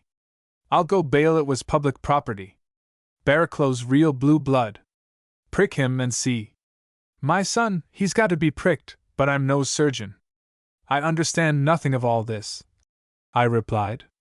You enjoy mystification, Haldate, and your talents are remarkable. You can beat Sir John out of his boots. But I wish you'd used your talents elsewhere. Better have buried them. For you've given us a stiff job, and we've simply got to lick you. You will see that I broke out here in his own vein. I had come to the conclusion that this was my best card to play. I could sum up Haldate to a point, but I did not know him all through, and I was wise enough to recognize that. I think if I had been under 30, and not over that sagacious age, I should have judged more rashly. But I had that unknown area of Haldgate's character to meet, and I thought to meet it by emulating his own bearing. I am not by nature communicative, but I feigned the virtue. I spoke to him as an equal, exchanging views upon the situation as one might exchange them on a cricket match. And I believe he appreciated my tone. If you had as little character as Sir John and more prudence, I would have bet on your future, Doctor, he said soberly. But you must play your own cards. And if Sir John wants terms, he must be generous. Generosity becomes the victor. He smiled, and nodded farewell, and I left him considerably puzzled. I had no guess as to what he meant by his talk of Barraclough and terms. It could only mean one thing on the face of it, and that was that Barraclough had been in communication with him. If so, was this by the prince's desire? And if so again, why had not I heard of it? Our company was so small and our plight so desperate that it was unseemly to confine policy or diplomacy within a narrow circle. Surely, we had all a right to a knowledge of what was forward, at least, all of us who were in positions of responsibility. As I went back, I was consumed with annoyance that such an important matter as a possible compromise with the mutineers had been concealed from me. But then, was it a compromise authorized by the prince? If I had read that obstinate and that fanatical proud heart aright, I could not credit it. When I reached the staterooms, I inquired for Barraclough, and then remembered that he would be on duty in the saloon. I immediately sought him there, but found only Grant, who informed me that he had relieved Sir John at his orders half an hour earlier. He could not give any information beyond that. It was possible Barraclough had gone to his cabin, and so I repaired thither, but without success. I made inquiries of Ellison, who had not seen the first officer, and of the steward, who was in a like case. It was Lane who gave me the clue, in a vein which I will set down without comment. He's on a perch, and crowing like a rooster is the Bart. You need not look for flies on Barraclough, Doctor. He's his own chauffeur this trip. I don't fancy the joy myself, but the Bart is Rorty, and what would you say to Mademoiselle, eh? Oh, let's be plain, Lane, I said impatiently. He jerked his thumb across the corridor. Mademoiselle wants a partner at dominoes, matador, or bridge, Doctor, and the Bart plays a good game. If you have to choose between your maid and a Bart, You bet your life you'll pocket the Bart. Oh, this trip's about enough for me. Where's it going to end, and where are we? He made a wry face and sank in a heap on his chair. If you've got any influence with Holgate, make him come in. I'm sick of this damn sentry go. If it suits Germans, it don't suit a true-born Englishman. Is Sir John with Mademoiselle? I asked simply. Guess again and you'll guess wrong, said Lane moodily, kicking his feet about. I was not interested in his feelings at the moment. My mind was occupied with other considerations, but it certainly gave me pause that what I had myself seen was apparently now common knowledge. That Sir John had been fascinated by the coquettish Parisian was obvious to me. If it was obvious to Lane, was it hidden from others who were more concerned? I had my answer as regards one almost immediately. If Sir John were in the lady's boudoir, it was not for me to disturb him, and I turned away and passed out of the corridor. As I was preparing to descend to the cabins, I heard the low strains of the small organ which the piety of a former owner of the Sea Queen had placed at the end of the music gallery. I entered, and in the customary twilight made out a figure at the farther end of the room. Perhaps it was the dim light that gave the old air its significance. It had somewhat the effect upon me that music in a church heard faintly and moving with simple solemnity has always had. What is there that speaks so gravely in the wind notes and reeds of an organ? Jan Festberg ist unser Gott. I knew the words as familiarly as I knew the music, and yet that was almost the last place and time in which I should have expected to hear it. It was not Mademoiselle who played so low and soft to hear. Oh, I felt sure of that. The touch was lighter, graver, and quieter. I drew near the player and listened. I had heard Mademoiselle sing that wonderful song, Adelaide, and she had sung it divinely. But I would have given a dozen Adelaides for that simple air, rendered by no voice, but merely by sympathetic fingers on those austere keys. I listened, as I say, and into my heart crept something, I know not what, that gave me a feeling of fullness of heart, of a surcharge of strange and not wholly painful sentiment. I was still battling with these sensations when the music ceased and the player arose. She started slightly on seeing me, and I found myself stammering an excuse for my presence. I was looking for Sir John Barraclough. Come, she said, after a moment's pause. I will find him for you. I followed her into the corridor, until she paused outside a door and opened it abruptly without knocking. I waited without, but I heard her voice, strangely harsh and clear. Sir John Barraclough, you are being sought by Dr. Phillimore. 3 minutes later Barraclough joined me, red and discomposed. Anything the matter? He growled. I knew now that I had been used as a definite excuse to get rid of Barraclough, whose presence was not welcome to the Princess Alex, and with that knowledge I framed my answer. Yes, what terms have you made with Holgate? He started as if I had struck him, stared at me, and his jaw came out in a heavy, obstinate fashion he had. What's that to you? Only this, said I, that my life is as valuable to me as yours or the prince's to you or him, and that therefore I have a right to know. He laughed shortly. I'm commanding officer. Oh, I'm sick of these airs, I replied. If you will not answer me, I will go to the prince and get an answer from him. He, at least, will see the reasonableness of my request for information. He changed his attitude at that. You needn't do that, Phillimore, said he.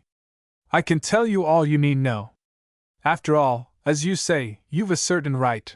He looked at me with his hard, unfriendly look, and I met him with one of expectancy.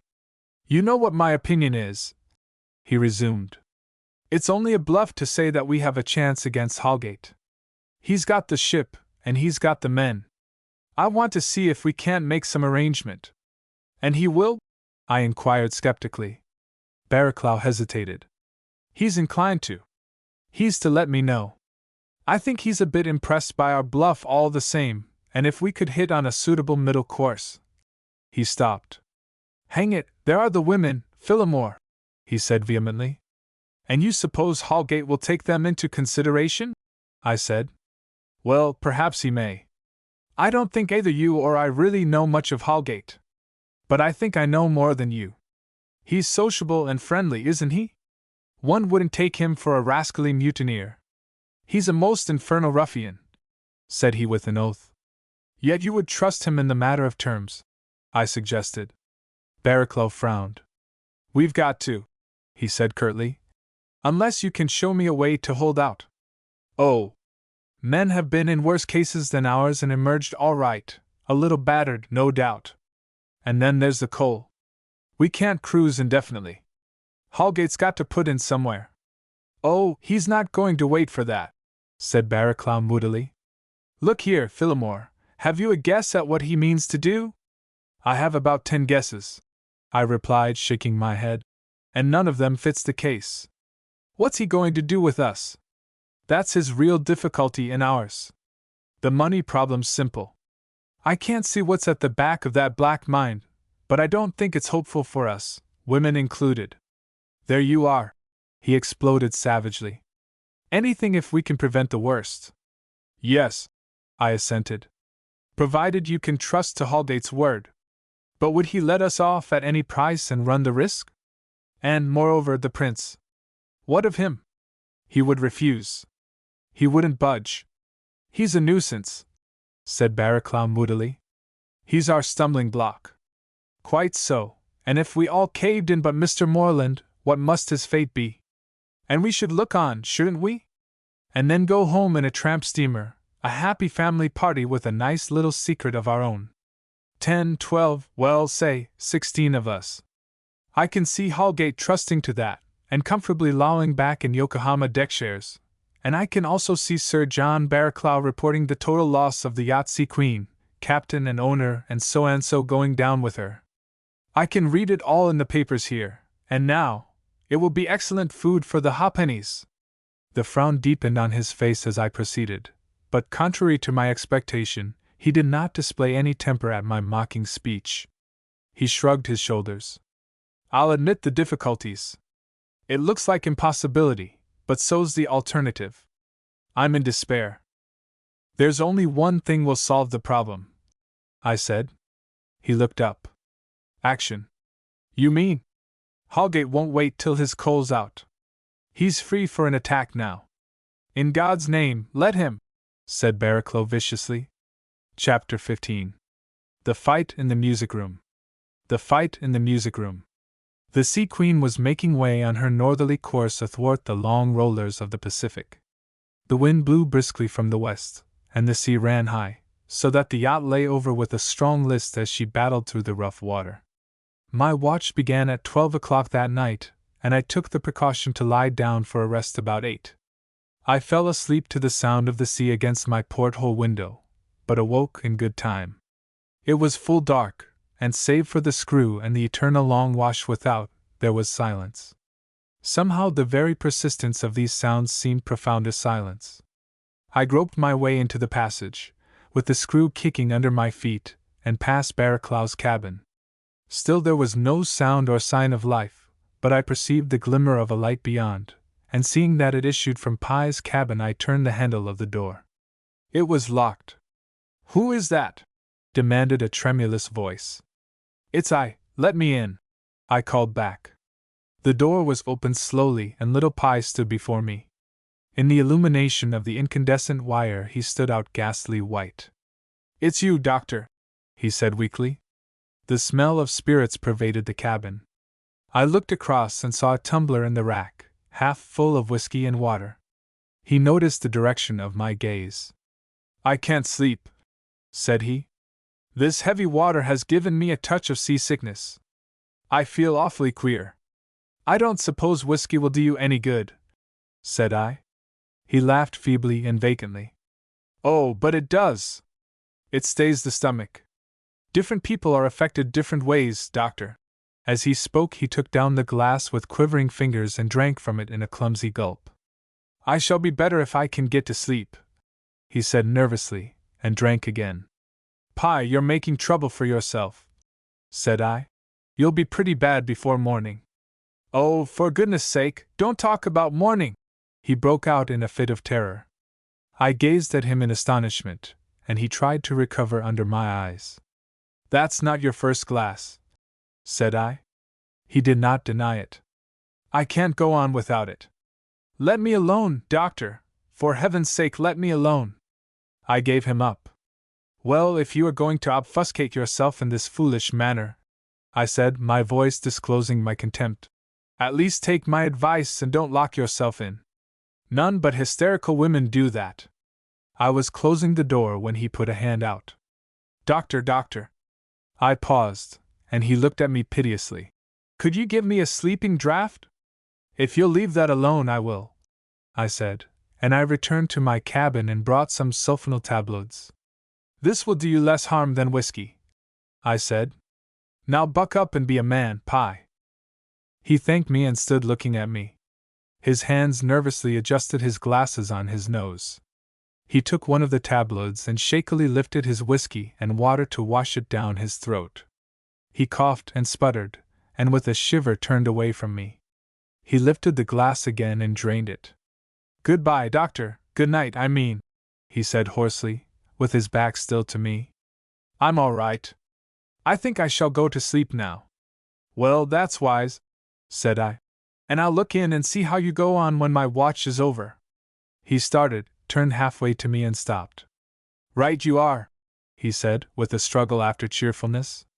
His back was still to me. He had degrading cowardice in his very appearance. Somehow I was moved to pat him on the shoulder. That's all right, man. Get to sleep. For answer he broke into tears and blubbered aloud, throwing himself face downwards on his bunk. Come, Pye, said I. Why, what's this, man? I'm a bit upset, he said, regaining some control of himself. I think the seasickness has upset me. But I'm all right. He lay on his face, and was silent. And so, for I was due now in the corridor, I left him. As I turned away, I could have sworn I heard the key click in the door. He had locked himself in again. Lane was on duty at the farther end of the corridor, and I had the door near the entrance connecting with the music balcony. 2 electric lights shed a faint glow through the length and breadth of the corridor, and over all was silence. As I sat in my chair, fingering my revolver, my thoughts turned over the situation helplessly, and swung round finally to the problem of Barraclough and Mademoiselle. The princess and I had guessed what was forward, and Lane also had an inkling. Only the prince was ignorant of the signal flirtation which was in progress under his nose. I suppose such a woman could not remain without victims. It did not suffice for her that she had captured a prince of the blood, had dislocated the policy of a kingdom, and had ruined a man's life. She must have other trophies of her beauty, and Barraclough was one. I was sorry for him, though I cannot say that I liked him. The dull, unimaginative, and wholesome Briton had toppled over before the sensuous arts of the French beauty. His anxiety was for her. He had not shown himself timorous as to the result before. Doubtless she had infected him with her fears. Possibly, even, it was at the lady's suggestion that he had made advances to Holgate. Suddenly my thoughts were diverted by a slight noise, and looking round, I saw Lane advancing swiftly towards me. I say, Phillimore, he said in a hoarse whisper, I've lost the key. Key? I echoed. What key? For I did not at once take in his meaning. Why, man, the purser's key, the key of the strong room, he said impatiently. I gazed in silence at him. But you must have left it below, I said at last. Not I, he answered emphatically. I'm no juggins. They're always on me. I go to bed in them, so to speak. See here. He pulled a ring of keys from his pocket. This is how I keep 'em, on my double chain. They don't leave me save at nights when I undress. Well, it's gone, and I'm damned if I know when it went or how it went. He gazed, frowning deeply at his bunch. That's odd, I commented. It puts me in a hole, said he. How the mischief can I have lost it? I can't think how it can have slipped off. And it's the only one gone, too. It didn't slip off, said I. It's been stolen. He looked at me queerly. That makes it rather worse, old chap, he said hesitatingly. For it don't go out of my hands. Save at night, said I. He was silent. Hang it, what does any blighter want to steal it for? He demanded in perplexity. Well, we know what's in the strong room, I said. Yes, but... There was a sound. To your door, said I. Quick, man. Lane sped along the corridor to his station, and just as he reached it, a door opened and Princess Alex emerged. She hesitated for a moment, and then came towards me. It was bitterly cold, and she was clad in her furs. She came to a pause near me. I could not sleep, and it is early yet, she said. Are you expecting danger? We have always to act as if we were, I said evasively.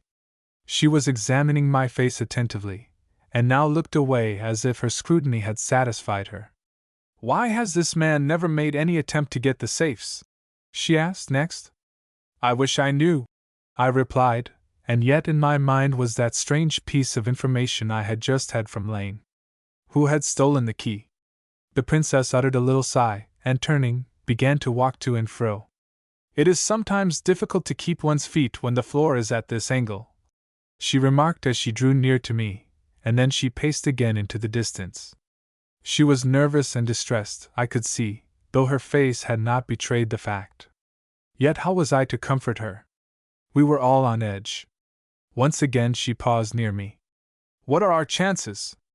They are hopeful, said I, as cheerfully as I might. The fortress has always more chances than the Leaguers, providing rations hold out, and there is no fear of ours. Ah, tell me the truth, she cried with agitation. Madam, I have said what is exactly true, I replied gravely. I have spoken of chances. And if we lose? She asked after a pause. Her eyes encountered mine fully. I have no information, I said slowly, and very little material to go on in guessing. But I hope we shall not lose, I added. This can't go on forever, Dr. Phillimore, she said with a little catch in her voice. It has gone on so long. My heart bled for her.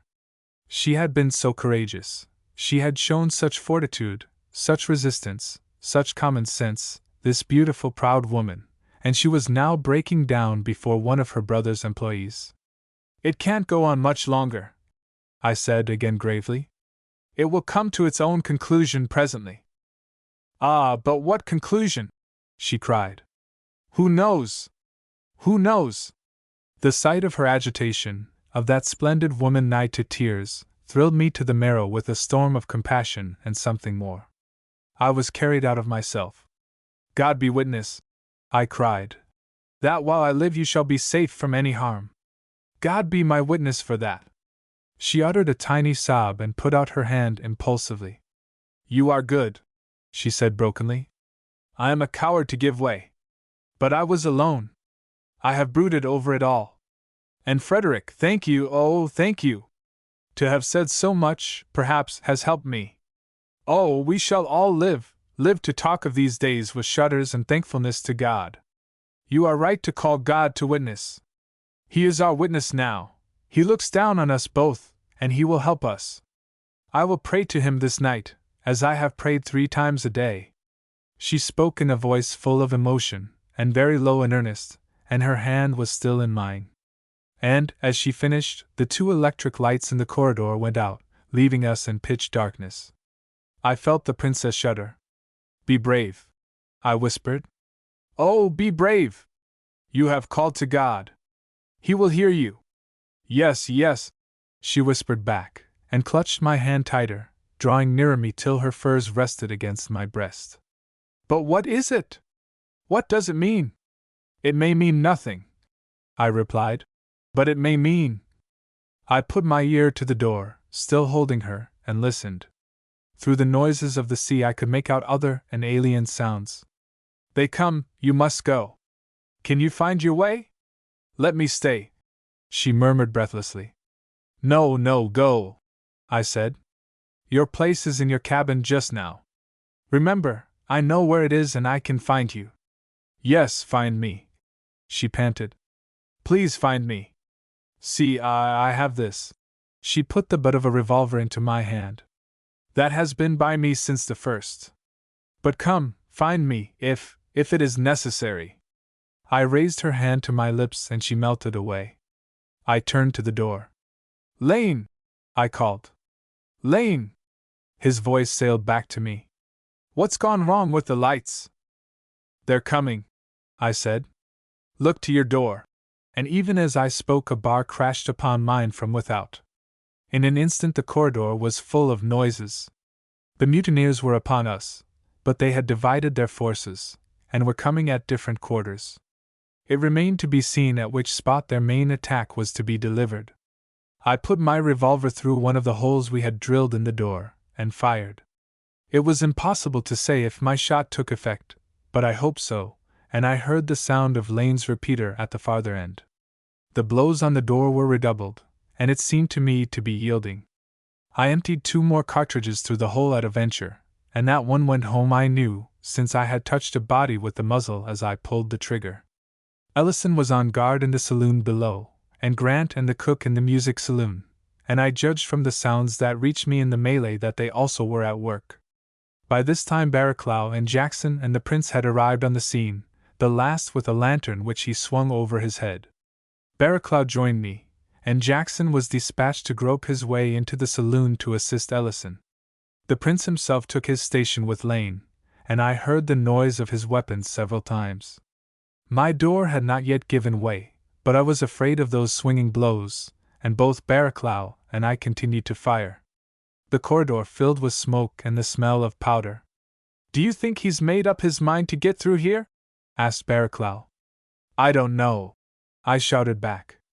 "He's attacking in 3 places, at any rate. We can't afford to neglect any one of them. Confound this darkness!" he exclaimed furiously. "Oh, for an hour of dawn!" The blows descended on the door, but still it held, and I began to wonder why. Surely a body of men with axes should have destroyed the flimsy boards by this time. It looked as if this was not the real objective of the attack. I sprang to the bolt, and was drawing it when Barraclough called out, for he could see in the dim light of the lantern. "Good heavens, man, are you mad?" "No," I called back. "Stand ready to fire. I believe there's practically no one behind this." And having now released the bolt, I flung open the door. Simultaneously Barraclough fired through the open darkness, and a body took the deck heavily, floundering on the threshold. The rest was silence. No one was visible or audible. But at my feet lay 2 bodies. "I thought so," I said excitedly. "This was mere bluff.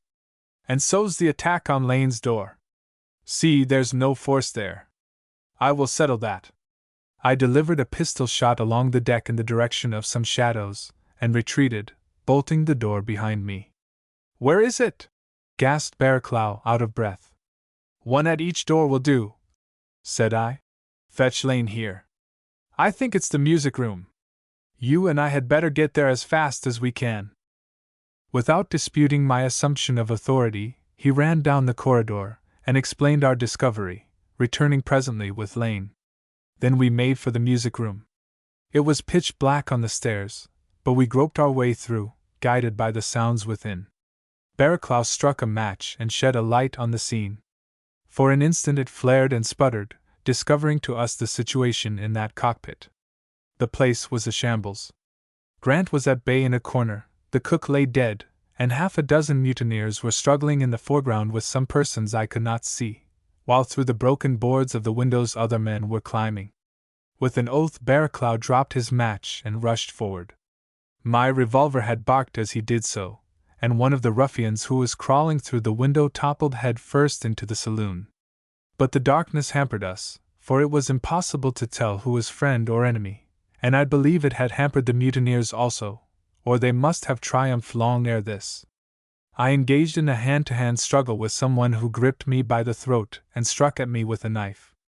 I felt it rip along my shoulder, and a throb of pain jumped in my arm.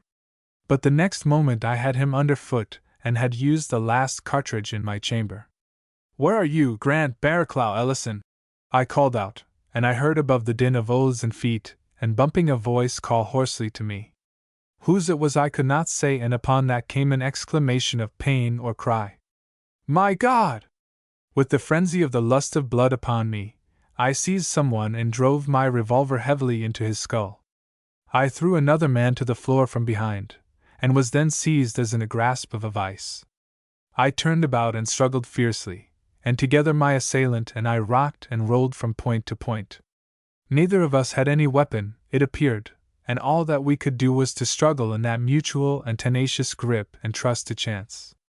I felt myself growing weaker, but I did not relax my hold and, indeed, came to the conclusion that if I was to survive it must be by making a superhuman effort.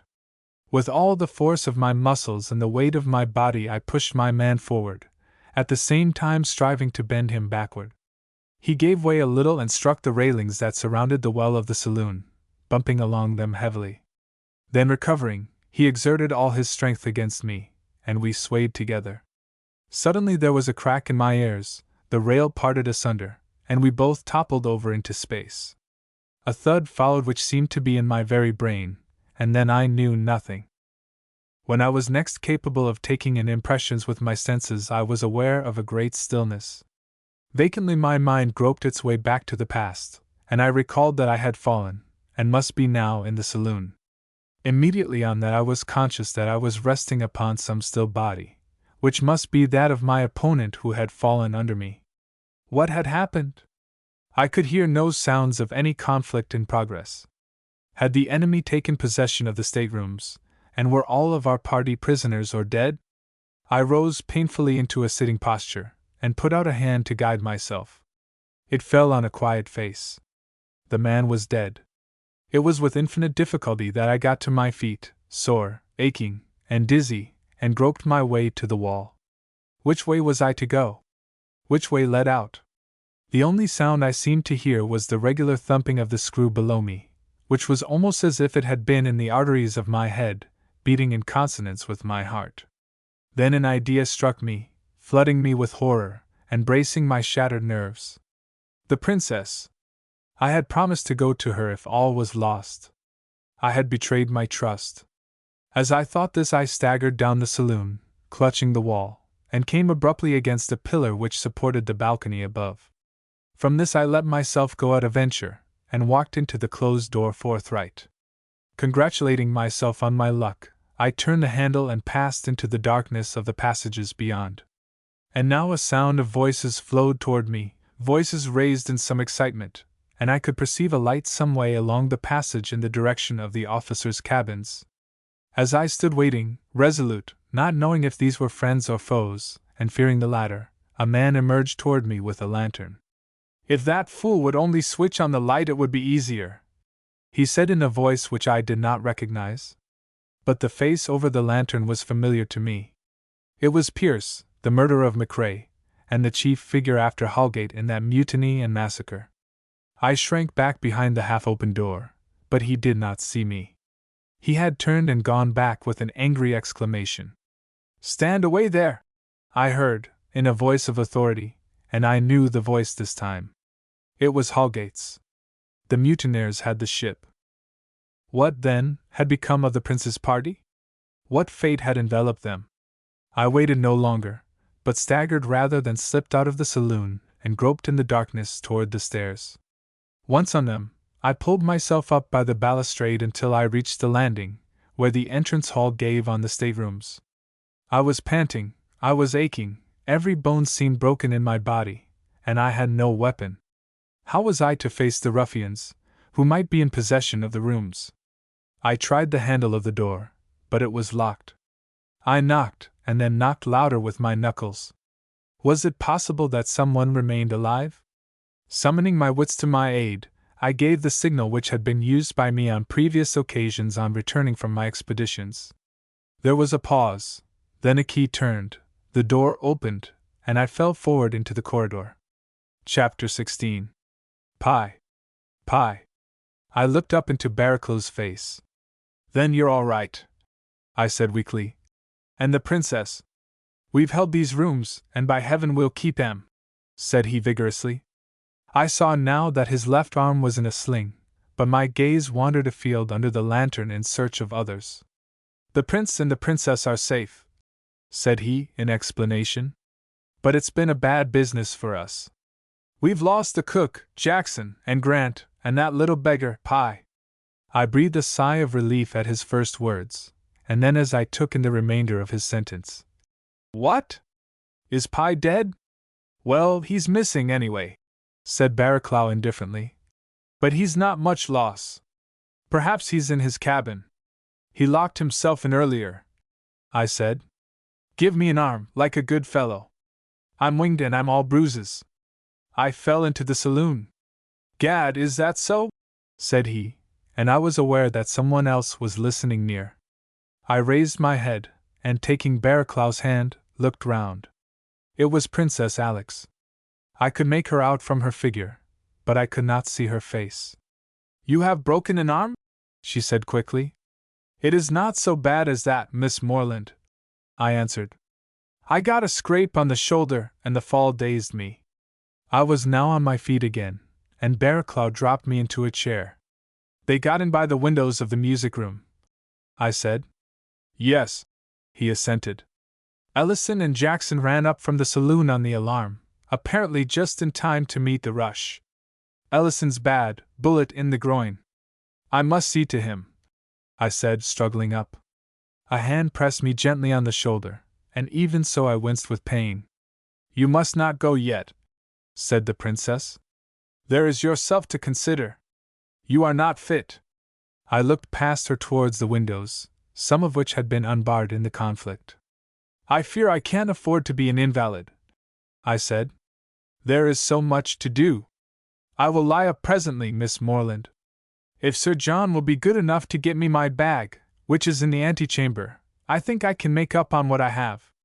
Barraclough departed silently, and I was alone with the princess. I did not come, I said. I betrayed my trust.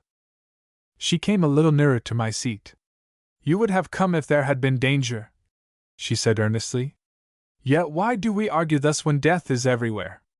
3 honest men have perished, and we are nearer home by so much. Home, said I, wondering.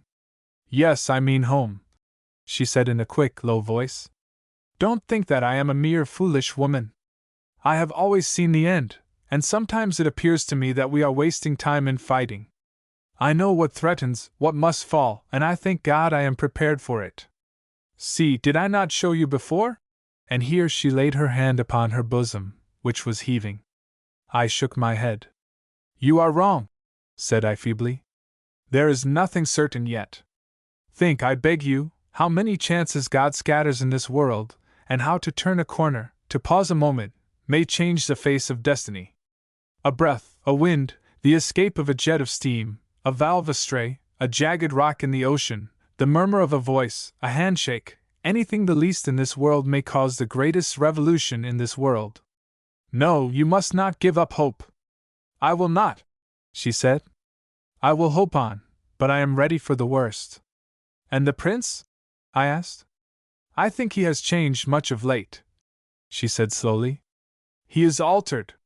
Yet I do think he, too, is ready. The prison closes upon us. She had endured so bravely. That delicate nature had breasted so nobly these savage perils and mischances that it was no wonder her fortitude had now given way. But that occasion was the only time she exhibited anything in common with the strange fatalism of her brother, of which I must say something presently. It was the only time I knew that intrepid girl to fail, and even then she failed with dignity. Barraclough returned with my bag, and I selected from it what I wanted. I knew that, beyond bruises and shock, there was little the matter with me, and for that I must thank the chance that had flung me on the body of my assailant, and not underneath it. There was need of me at that crisis, as I felt, and it was no hour for the respectable and judicious methods of ordinary practice. I had to get myself up to the norm of physique, and I did so. Well, said Lane, who had been attending to Ellison, they've appropriated the coconut. It wasn't my fault, for the beggars kept me and the prince busy at the door, and then, before you could say knife, they were off. A mean, dirty trick's what I call it. Oh, that's in the campaign, I said. And what said the prince? Swore like a private in the line, at least I took it for swearing, for it was German. And then we ran as hard as we could split to the row, but it was too late. There wasn't any one left. All was over save the shouting. Then the prince is well? I asked. Not a pimple on him, old man, said the efflorescent Lane. And he's riding like blue blazes in his cabin. What was he riding? Was that dull blue eye eloquent of fate? When he should be afoot, what did he at his desk? Even as I pondered this question, a high voice fluted through the corridor, and a door opened with a bang. It was Mademoiselle. She dashed across, a flutter of skirts and a flurry of agitation, and disappeared into the apartments occupied by the prince. Princess Alex stood on the threshold with a disturbed look upon her face. "She's gone to raise Cain," said Lane, with a grimace. "We've got enough Cain already," said I, and walked to the window opposite. Dawn was now flowing slowly into the sky, and objects stood out grayly in a gray mist. From the deck a noise broke loudly, and Lane joined us. "Another attack," said he. "They're bound to have us now." I said nothing. Barraclough was listening at the farther end, and I think Princess Alex had turned her attention from Mademoiselle. I heard Holgate's voice lifted quite calmly in the racket. "It's death to two, at all events. So let me know who makes choice." "You, Garrison? Let's finish the job," cried a voice. "We've had enough." And there was an outcry of applause. Immediately on that there was a loud rapping on the door near us. "When I've played my cards and fail, gentlemen," said Holgate's voice, "I'll resign the game into your hands." "What is it?" shouted Barraclough. "Fire, and be hanged!" "You mistake, Sir John," called out Holgate. "We're not anxious for another scrap. We've got our bellies full. All we want is a little matter that can be settled amicably. I won't ask you to open, for I can't quite trust the tempers of my friends here. But if you can hear me, please say so." "I hear," said Barraclough. "That's all right, then. I won't offer to come in, for William Tell may be knocking about. We can talk straight out here. We want the contents of those safes, that's all, a mere modest request in the circumstances." "You've got the safes," shouted Barraclough. "Let us alone." "Softly, Sir John Bart," said the mutineer. "The safes are there safe enough, but there's nothing in 'em. You've got back on us this time, by thunder you have. And the beauty of the game was its simplicity. Well, here's terms again, since we're bound to do it in style of plenipotentiaries. Give us the contents of the safes, and I'll land you on the coast here within 12 hours with a week's provisions."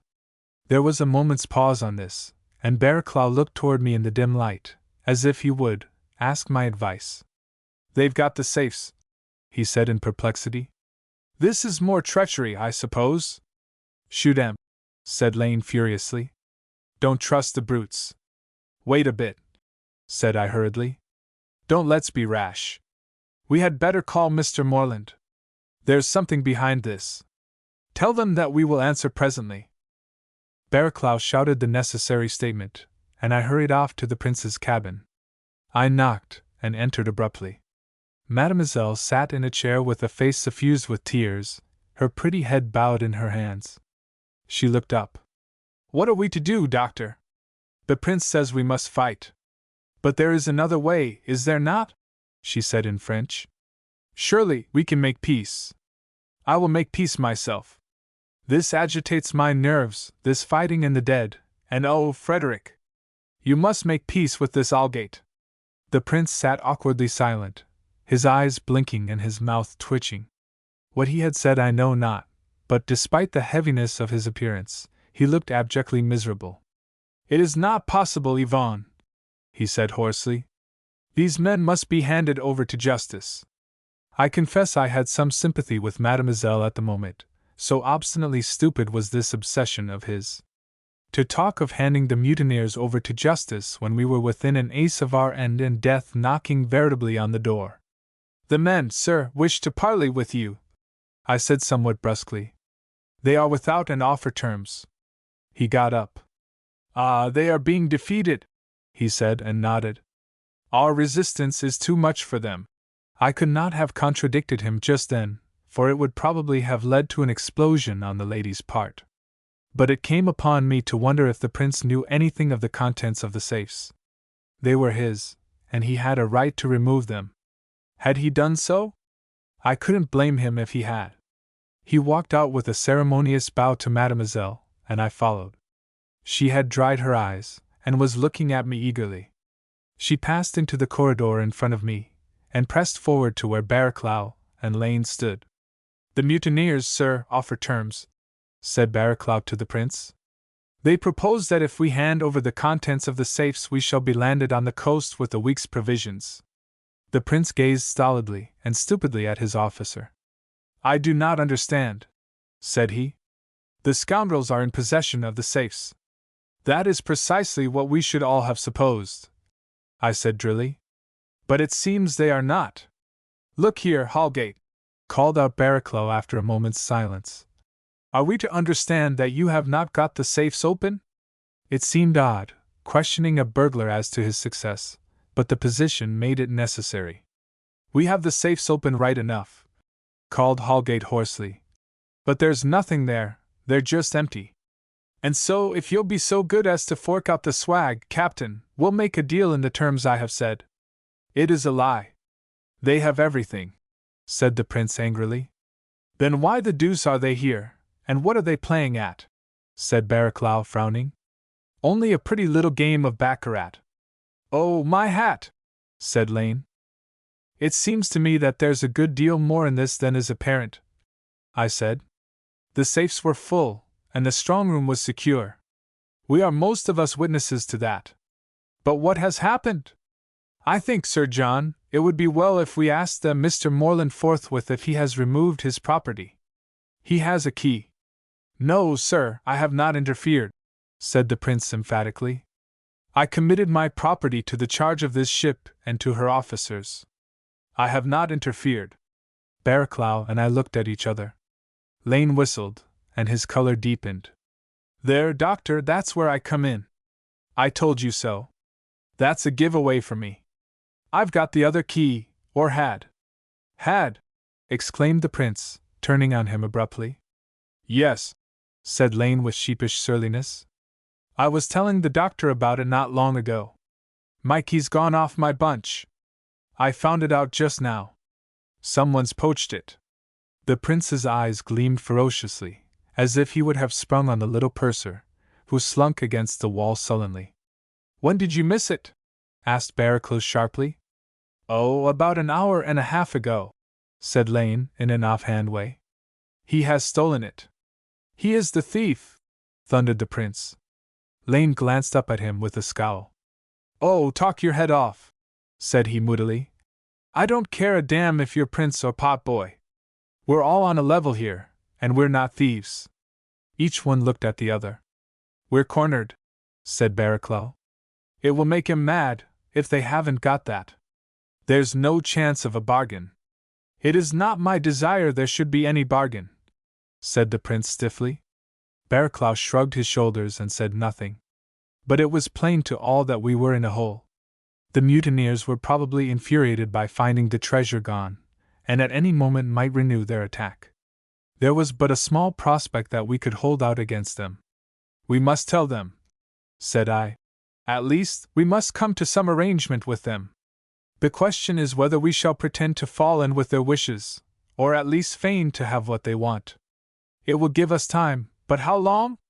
"There is no sense in that," remarked Prince Frederick in his autocratic way. "We will send them about their business and let them do what they can." "Sir, you forget the ladies," I said boldly. "Dr. Phillimore, I forget nothing," he replied formally. "But will you be good enough to tell me what the advantage of postponing the discovery will be?" Well, when it came to the point, I really did not know. It was wholly a desire to delay, an instinct in favor of procrastination, that influenced me. I shrank from the risks of an assault in our weakened state. I struggled with my answer. "It is only to gain time." "And what then?" he inquired coldly. I shrugged my shoulders as Sir John had shrugged his. This was common sense carried to the verge of insanity. There must fall a time when there is no further room for reasoning, and surely it had come now. "You will be good enough to inform the mutineers, Sir John Barraclough," pursued the prince, having thus silenced me, "that we have not the treasure they are in search of, and that undoubtedly it is already in their hands, or in the hands of some of them, possibly by the assistance of confederates." With which his eyes slowed round to Lane. The words, foolish beyond conception, as I deemed them, suddenly struck home to me. "Some of them!" If the prince had not shifted his treasure, certainly Lane had not. I knew enough of the purser to go bail for him in such a case. And he had lost his key. I think it was perhaps the mere mention of Confederates that set my wits to work, and what directed them to pie I know not. Wait one moment, said I, putting my hand on Barraclough. I'd like to ask a question before you precipitate war. And raising my voice I cried, Is Holgate there? Yes, doctor, and waiting for an answer, but I've got some tigers behind me. Then what's become of Pye? I asked loudly. There was a perceptible pause ere the reply came. Can't you find him? No, said I. He was last seen in his cabin about midnight, when he locked himself in. Well, no doubt he is there now, said Holgate, with a fat laugh. And a wise man, too. I always bet on the little Cockney's astuteness. But, doctor, if you don't hurry up, I fear we shall want sky pilots along. What is this? Why are you preventing my orders being carried out? Asked the prince bluffly. I fell back. Do as you will, said I. Our lives are in your hands. Barraclough shouted the answer dictated to him, and there came a sound of angry voices from the other side of the door. An axe descended on it, and it shivered. Stand by there, said Barraclough sharply, and Lane closed up. Outside, the noise continued, but no further blow was struck, and at last Holgate's voice was raised again. We will give you till 8 o'clock this evening, Captain, and good day to you. If you part with the goods then, I'll keep my promise and put you ashore in the morning. If not, he went off without finishing his sentence. He will not keep his promise, oh, he won't, said a tense voice in my ear, and turning I beheld the princess. That is not the trouble, said I, as low as she. It is that we have not the treasure, and we are supposed to be in possession of it. Who has it? She asked quickly. Your brother denies that he has shifted it, but the mutineers undoubtedly found it gone. It is an unfathomed secret so far.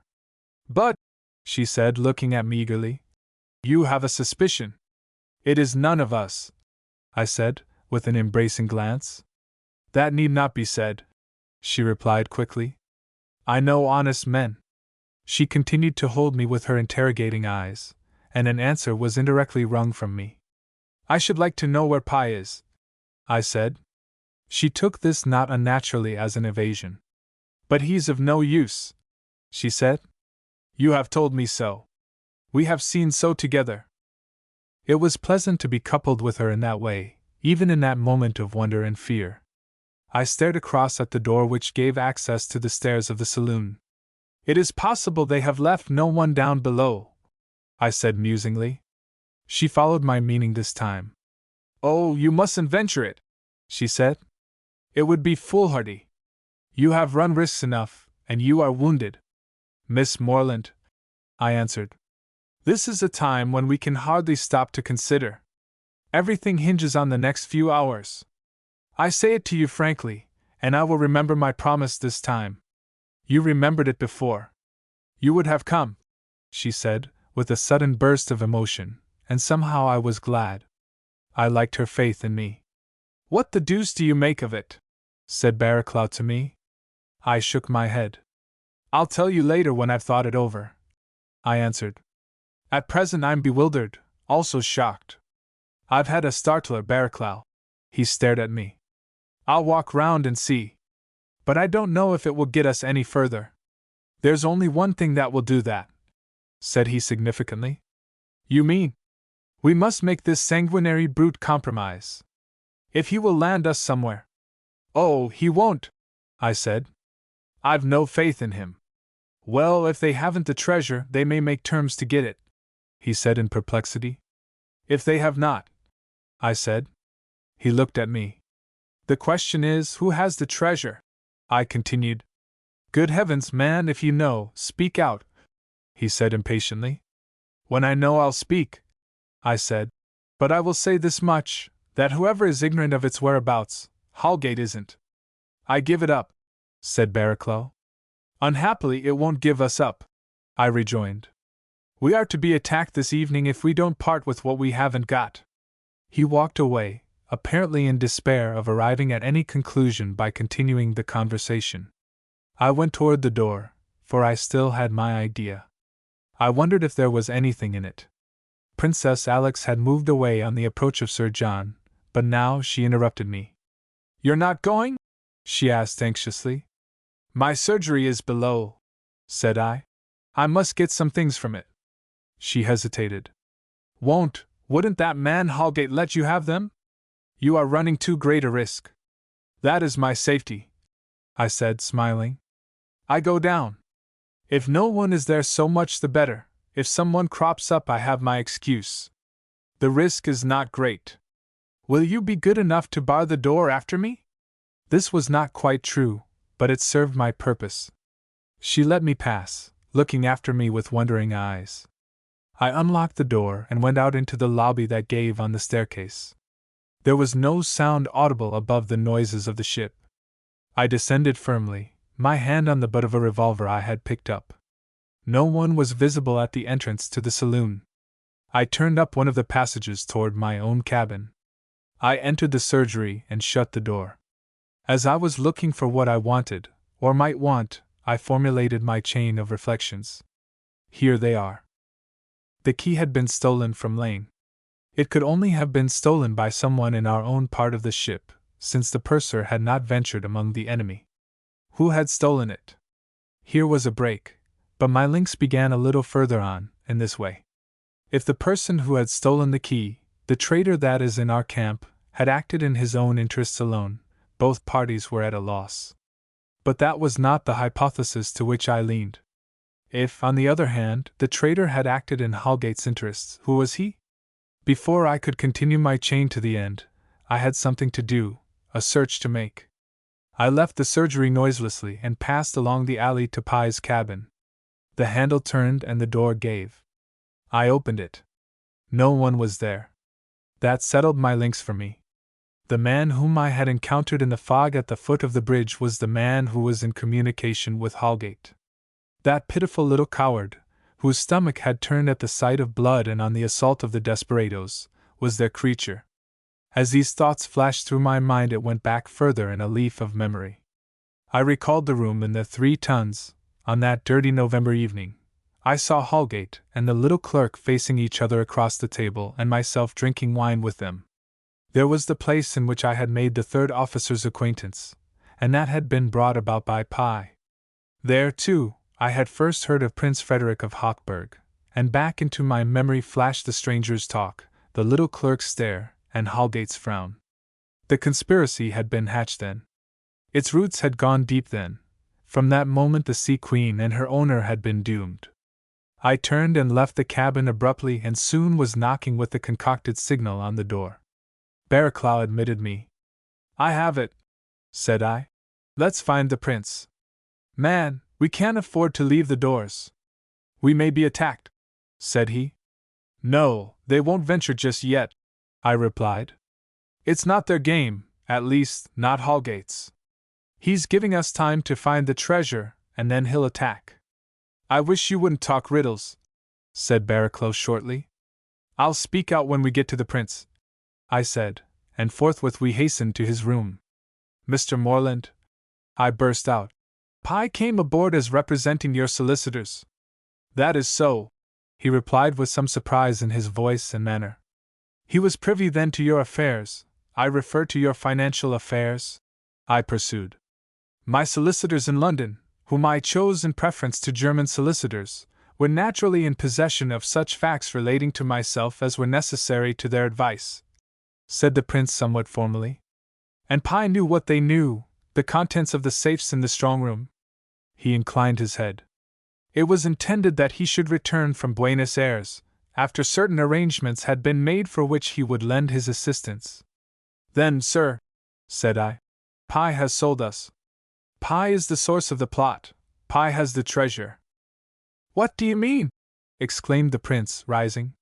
"Why, that Pye has been in league with the mutineers all along, and, good Lord, now I understand what was the meaning of his hints last night.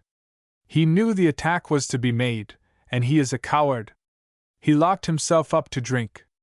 Now he is gone. Gone! echoed Barraclough and Lane together, and there was momentary silence, which the latter broke. By gum, Pye's done us brown, browner than a kipper! By gum, to think of that little wart getting the bulge on us! I should like to know your reasons, Doctor, said Prince Frederick at last. I'm hanged if I can puzzle it out yet myself, said Barraclough. If they've got it, why the deuce do they come and demand it from us? Oh, they haven't got it, I said. It's only Holgate and Pye. The rank and file know nothing, I'll swear. As for my reasons, sir, here they are. And with that I told them what I knew of Pye from my first meeting with him, giving an account of the transactions in the 3 Tons, and narrating many incidents which now seemed in the light of my discovery to point to the treachery of the clerk. When I had done, Lane whistled. The prince's brow was black, but Barraclough's face was impassive. He looked at me. Then you are of opinion that Holgate is running this show for himself? He asked. I will wager 10 to 1 on it, I answered. That's like him. He'll leave the others in the lurch if he can. He's aiming at it. And he'll leave Pye there too, I shouldn't wonder. And if so, what sort of a man is that to make terms with? Barraclough made no answer. For a man of his even nature he looked troubled. If this is so, what are you in favor of? He said at last. The prince, too, looked at me inquiringly, which showed that he had fully accepted my theory. Go on as we are doing and trust to luck, said I. Luck, said the prince, raising his fingers. Chance, destiny, providence, whatever be the term, we must abide it. It is written, gentlemen, as has been always written. If God design us our escape, we shall yet avoid and upset the calculations of these ruffians. Yes, it is written. You are right, Dr. Phillimore. There must be no faint heart. Sir John, give your orders and make your dispositions. I will take my orders from you. This significant speech was delivered with a fine spontaneity, and I must say the man's fervor impressed me. If he was a fatalist, he was a fighting fatalist, and I am sure he believed in his fortune. I was not able to do that, but I thought we had, in the vulgar phrase, a sporting chance. And that I was right events proved, as you will presently see. Chapter 17. The Third Attack. The Third Attack. Holgate had given us till 8 o'clock, but it was, of course, uncertain if he would adhere to this hour. If I were right in my suppositions, and I could see no flaw in my reasoning, he would present himself at that time and carry out the farce. It was due to his men, to the other scoundrels of the pack whom he was cheating. And what would happen when we maintained that we had no knowledge of the treasure? It was clear that the men would insist on an assault.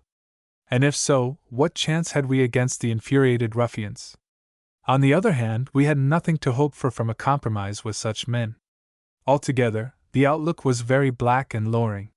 When the prince and all that remained with him were swept away, and were as if they had never been, Holgate would be free to deal with the mutineers according to his tender mercies, and then, with such confederates as he might have in the original plot, come into possession of the plunder for which so many innocent lives and so many guilty ones would have been sacrificed.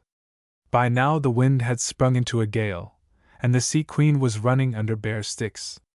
The water rolled heavily from the southwest, and the yacht groaned under the buffets. It became difficult to stand, at least for a landsman. We had hitherto experienced such equable, fine weather that I think we had taken for granted that it must continue. But now we were undeceived. The yacht pitched uneasily and rolled to her scuppers, and it was as much as we could do to keep our legs. Holgate, too, must have been occupied by the duties of his position, for he was a good mariner, which was, perhaps, as well for us. Chance decides according to her fancy, and the most trivial accidents are important in the scheme of destiny. Mademoiselle had an attack of mal de mer and had recourse to me.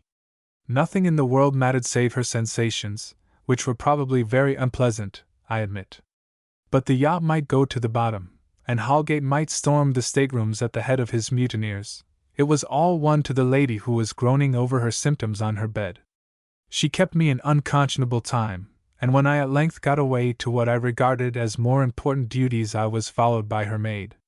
This girl, Juliet, was a trim, sensible, and practical woman, who had grown accustomed to her mistress's vagaries, took them with philosophy, and showed few signs of emotion. But now a certain fear flowed in her eye. Would Monsieur tell her if there were any danger? Monsieur looked up, balanced himself neatly against the wall, as the yacht reared, and declared that he had gone through much worse gales. She shook her head with some energy. No, no, it was not that. There were the sailors, those demons. Was it true that they had offered to put us all ashore? Yes, said I, if we give them what we have not got. That is what they promise, Juliet. But would you like to trust them? She considered a moment, her plain, capable face in thought. No. She shook her head. Mademoiselle would do well to beware of them. Yes, yes. And with a nod she left me. Now what did that mean? I asked myself, and I could only jump to the conclusion that Mademoiselle had thoughts of making a bargain with Holgate on her own account. I knew she was capable of yielding to any caprice or impulse. If there had not been tragedy in the air, it would have amused me to ponder the possibilities of that conflict of wits and brains between Holgate and the lady. But she was a victim to seasickness, and our hour drew near. Indeed, it was then but 2 hours to 8 o'clock. It was necessary to take such precautions as we might in case Holgate kept his word. But it was possible that in that wind and sea he would not. However, to be prepared for the worst, we had a council. There were now but the Prince, Barraclough, Lane, and myself available, for Ellison was in a bad way. The spareness of our forces was thus betrayed by this meeting, which was in effect a council of despair. We made our arrangements as speedily as possible, and then I asked, "The ladies? We must have some definite plan." The Prince nodded. "They must be locked in the boudoir," he said. "It has entrances from both their cabins." "The last stand, then, is there?" I remarked casually. He echoed the word. "There." I had my duties in addition to those imposed by our dispositions, and I was not going to fail. I knew I should not fail. Outside in the corridor we sat and nursed our weapons silently. I don't think that any one was disposed to talk, but presently the Prince rose and retired to his room. He returned presently with a magnum of champagne, and Barraclough drew the cork, while Lane obtained some glasses. "Let's have a wet."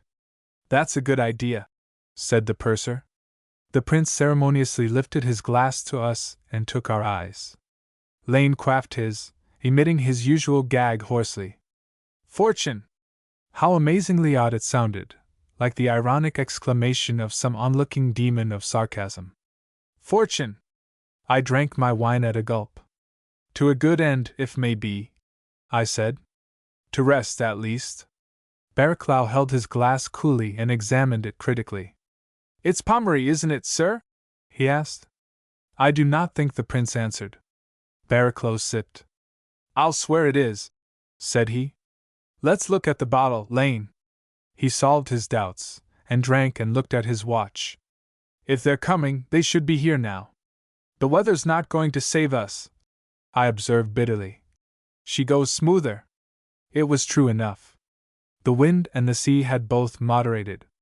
Barraclough examined the chambers of his revolver. "Sir John Barraclough!"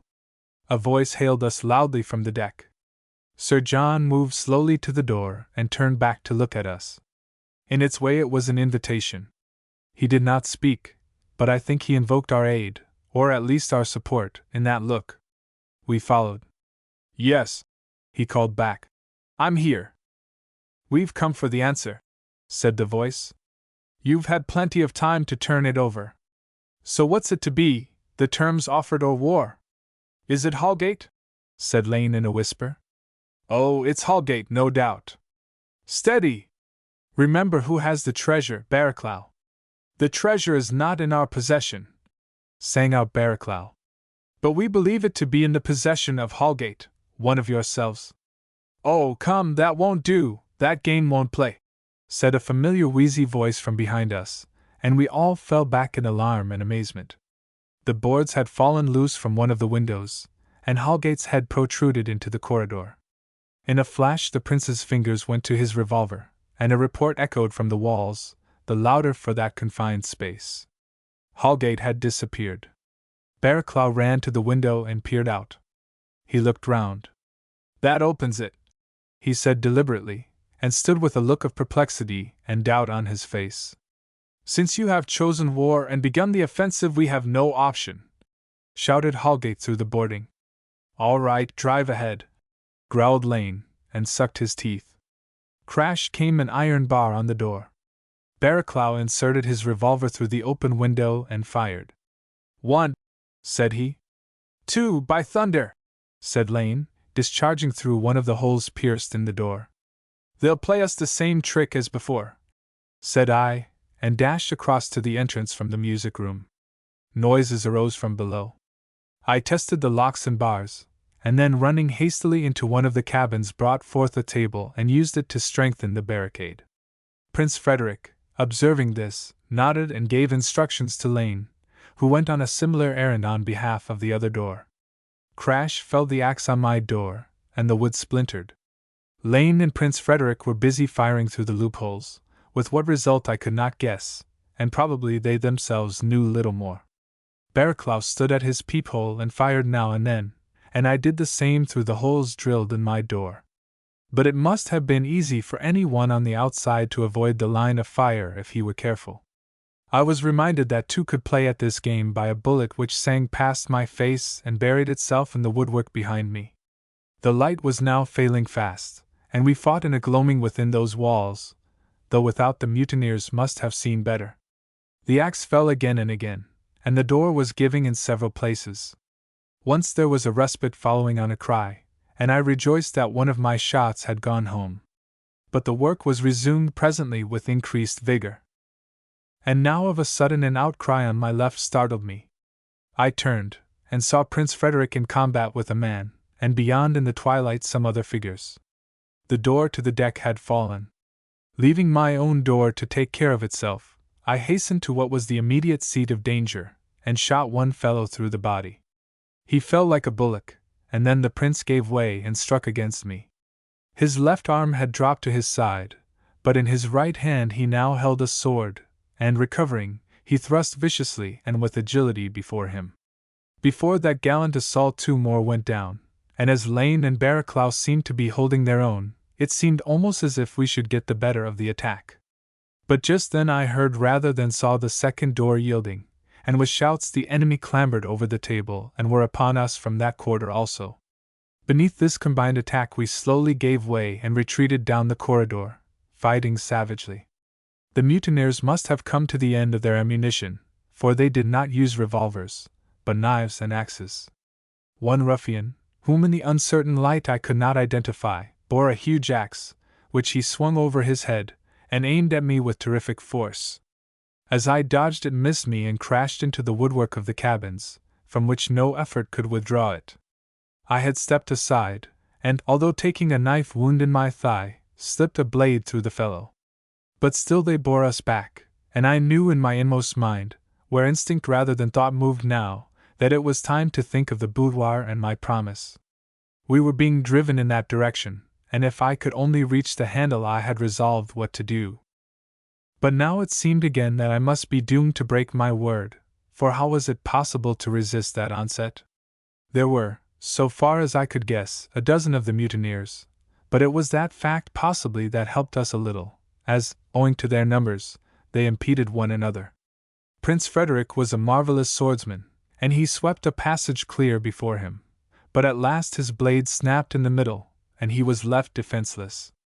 I saw someone rush at him, and the light gleaming on his face, I recognized Pierce.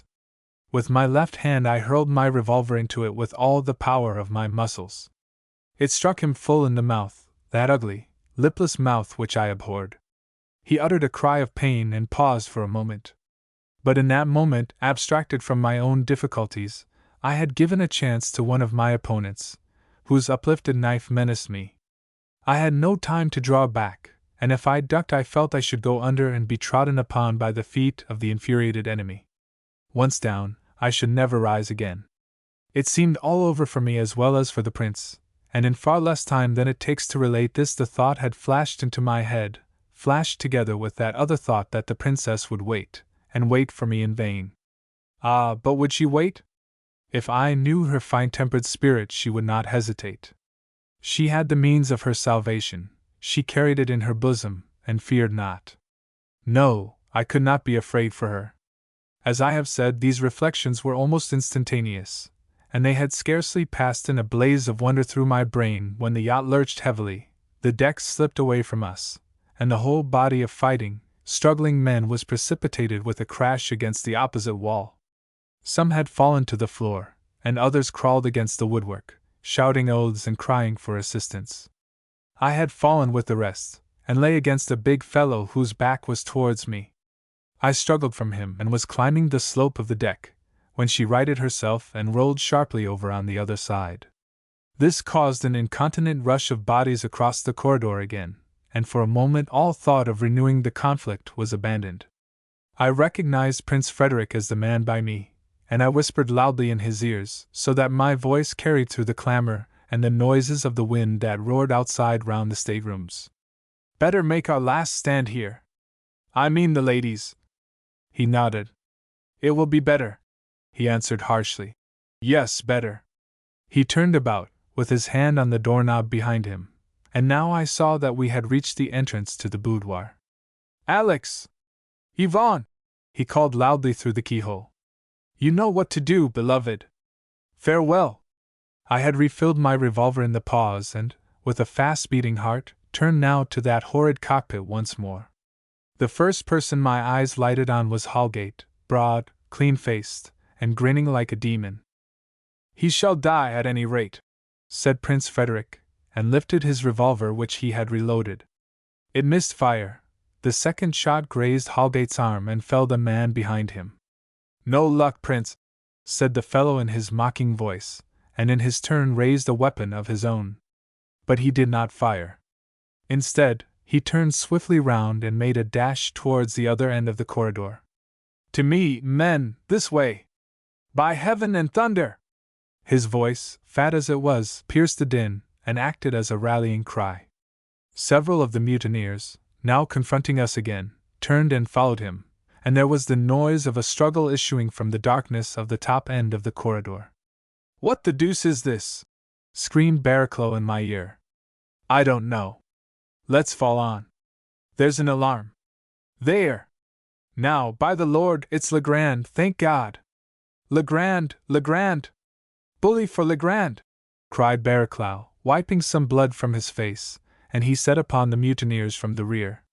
Those left to face us had scarcely recovered from their astonishment at the alarm when the prince shot two, and a third went down to me. The others retreated towards their companions, and the three of us followed them up. I say the three, for I could not see Lane anywhere, and I feared that he had fallen. The conflict thus renewed upon more equal terms found, nevertheless, most of the participants worn and exhausted. At least I can answer for myself, and I am sure that my companions were in a like case. The twilight that reigned disguised the scene of the struggle, so that each man saw but little beyond his own part in the affair, yet I was conscious that the mutineers were being pushed back towards the deck door. They had been caught between the two parties as it appeared, and Legrand's unexpected onset from the music saloon entrance had thrown them into confusion. It was obvious that Legrand and his men were armed, for I heard a shot or two issuing from the melee, and above the noise of the oaths and thuds and thumpings was the clash of steel. Presently my man, who had engaged me overlong, dropped, and before me was a little vacancy of space, at the end of which, hard by the door, I discerned the bulky form of Holgate. He was leaning against the wall, as if faint, and a revolver dropped from his fingers. "By God, Doctor, if I'd had any idea of this I'd have crucified 'em all," he said to me savagely. "But I'll get square yet. First you, and now Legrand. I'll be square yet." As he spoke, panting, he heaved himself higher against the wall, and leveled his revolver. In a flash my arm descended and knocked the weapon to the floor. I could see his grin even in the dim light. "Well, it was empty anyway, man," he said. "But I'll give you best for the present. I've my ship to look after." I could have struck him down then and there, and I raised my point to do so, but he seized my arm. "Don't be a fool, my lad. She'll be gone in this wind, if I don't take charge. Have your fling if you want it! He screamed in my face above the clamor. For the noise of the wind was now increased and grown into a roar. It sounded as a menace in the ears, and I involuntarily paused and looked out of the doorway. The heavens were black, the waters ran white to the gunwale, and the Sea Queen staggered like a drunkard on her course. Holgate's practiced eye had taken in this situation, and he had seen that he was necessary to the navigation of the yacht. And yet I marveled at his coolness, at the strength of will and heroic resolution which could turn him of a sudden from one filled with the lust of blood and greed and battle into the patient sailor with his ship to save. These thoughts ran through my head as I paused. It was only a brief pause, so brief that it was no time ere I rejoined my companions in their attack on the failing mutineers. But in it I had a glimpse deep into the chief mutineer's nature. I let him go. His argument came home to me. I do not know that I could be said to have considered, rather his individuality dominated me in this appeal to something beyond our immediate quarrel, to a more ultimate good. Perhaps his very assurance, which was almost contemptuous in its expression, helped to dissuade me. I dropped my arm and he went. Outside, as I turned back, I saw him stay a moment and look upon us, that pack of desperate wolves and watchdogs. Almost I could think he lifted his lips in a grin over his fancy. Then he disappeared into the gathering gloom, and, as I say, I returned to the attack. A few minutes later the mutineers broke and scattered. Their resistance was at an end, and they fled out into the night, leaving our party breathless, wounded, but secure and triumphant. I say secure, but alas, the price of that security had been heavy. Legrand with 2 of his men had escaped unhurt, but 2 were dead and 2 seriously wounded. Lane had his face cut open, Barraclough had come off with a nasty stab in the ribs, and Prince Frederick was not to be found. We hunted in that scene of carnage, and I discovered him at last under the body of a dead mutineer. When we had got him forth he was still unconscious, but breathed heavily, and I found traces of internal injuries. I administered what was necessary, including a restorative, and he came to presently. "Well, sir," said he weakly, "what's the report?" "By heaven, sir, we've licked them!" I cried. "Good news, sir. The dogs have run. They shall be hanged in due course," said he in a loud voice. "My luck holds, doctor." He waved his hand weakly down the corridor. "Tell the ladies. Acquaint Her Royal Highness." It was the first time he had given his sister her proper style, and in a way this might be taken by those who look for omens as auspicious. Did his luck indeed hold, as he said? I took the office on myself. The Sea Queen was galloping like a racer, and plunged as she ran. 2 steps took me to the boudoir door, before which lay the body of one of our enemies. As the ship rolled it slipped away and began to creep down the corridor. The yacht reared before she dipped again, and a cascade of spray streamed over the side and entered by the broken door. I rapped loudly and called loudly, and in a trice the door opened, and the Princess Alex stood before me, glimmering like a ghost in the darkness. "They are gone," I shouted. "We have won." "Thank God!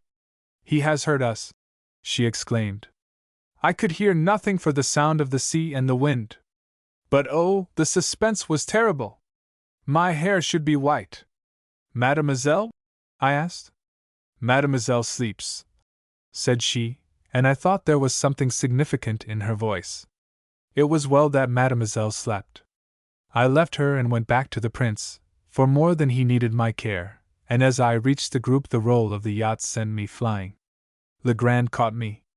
"We can't spare you yet, doctor," he shouted.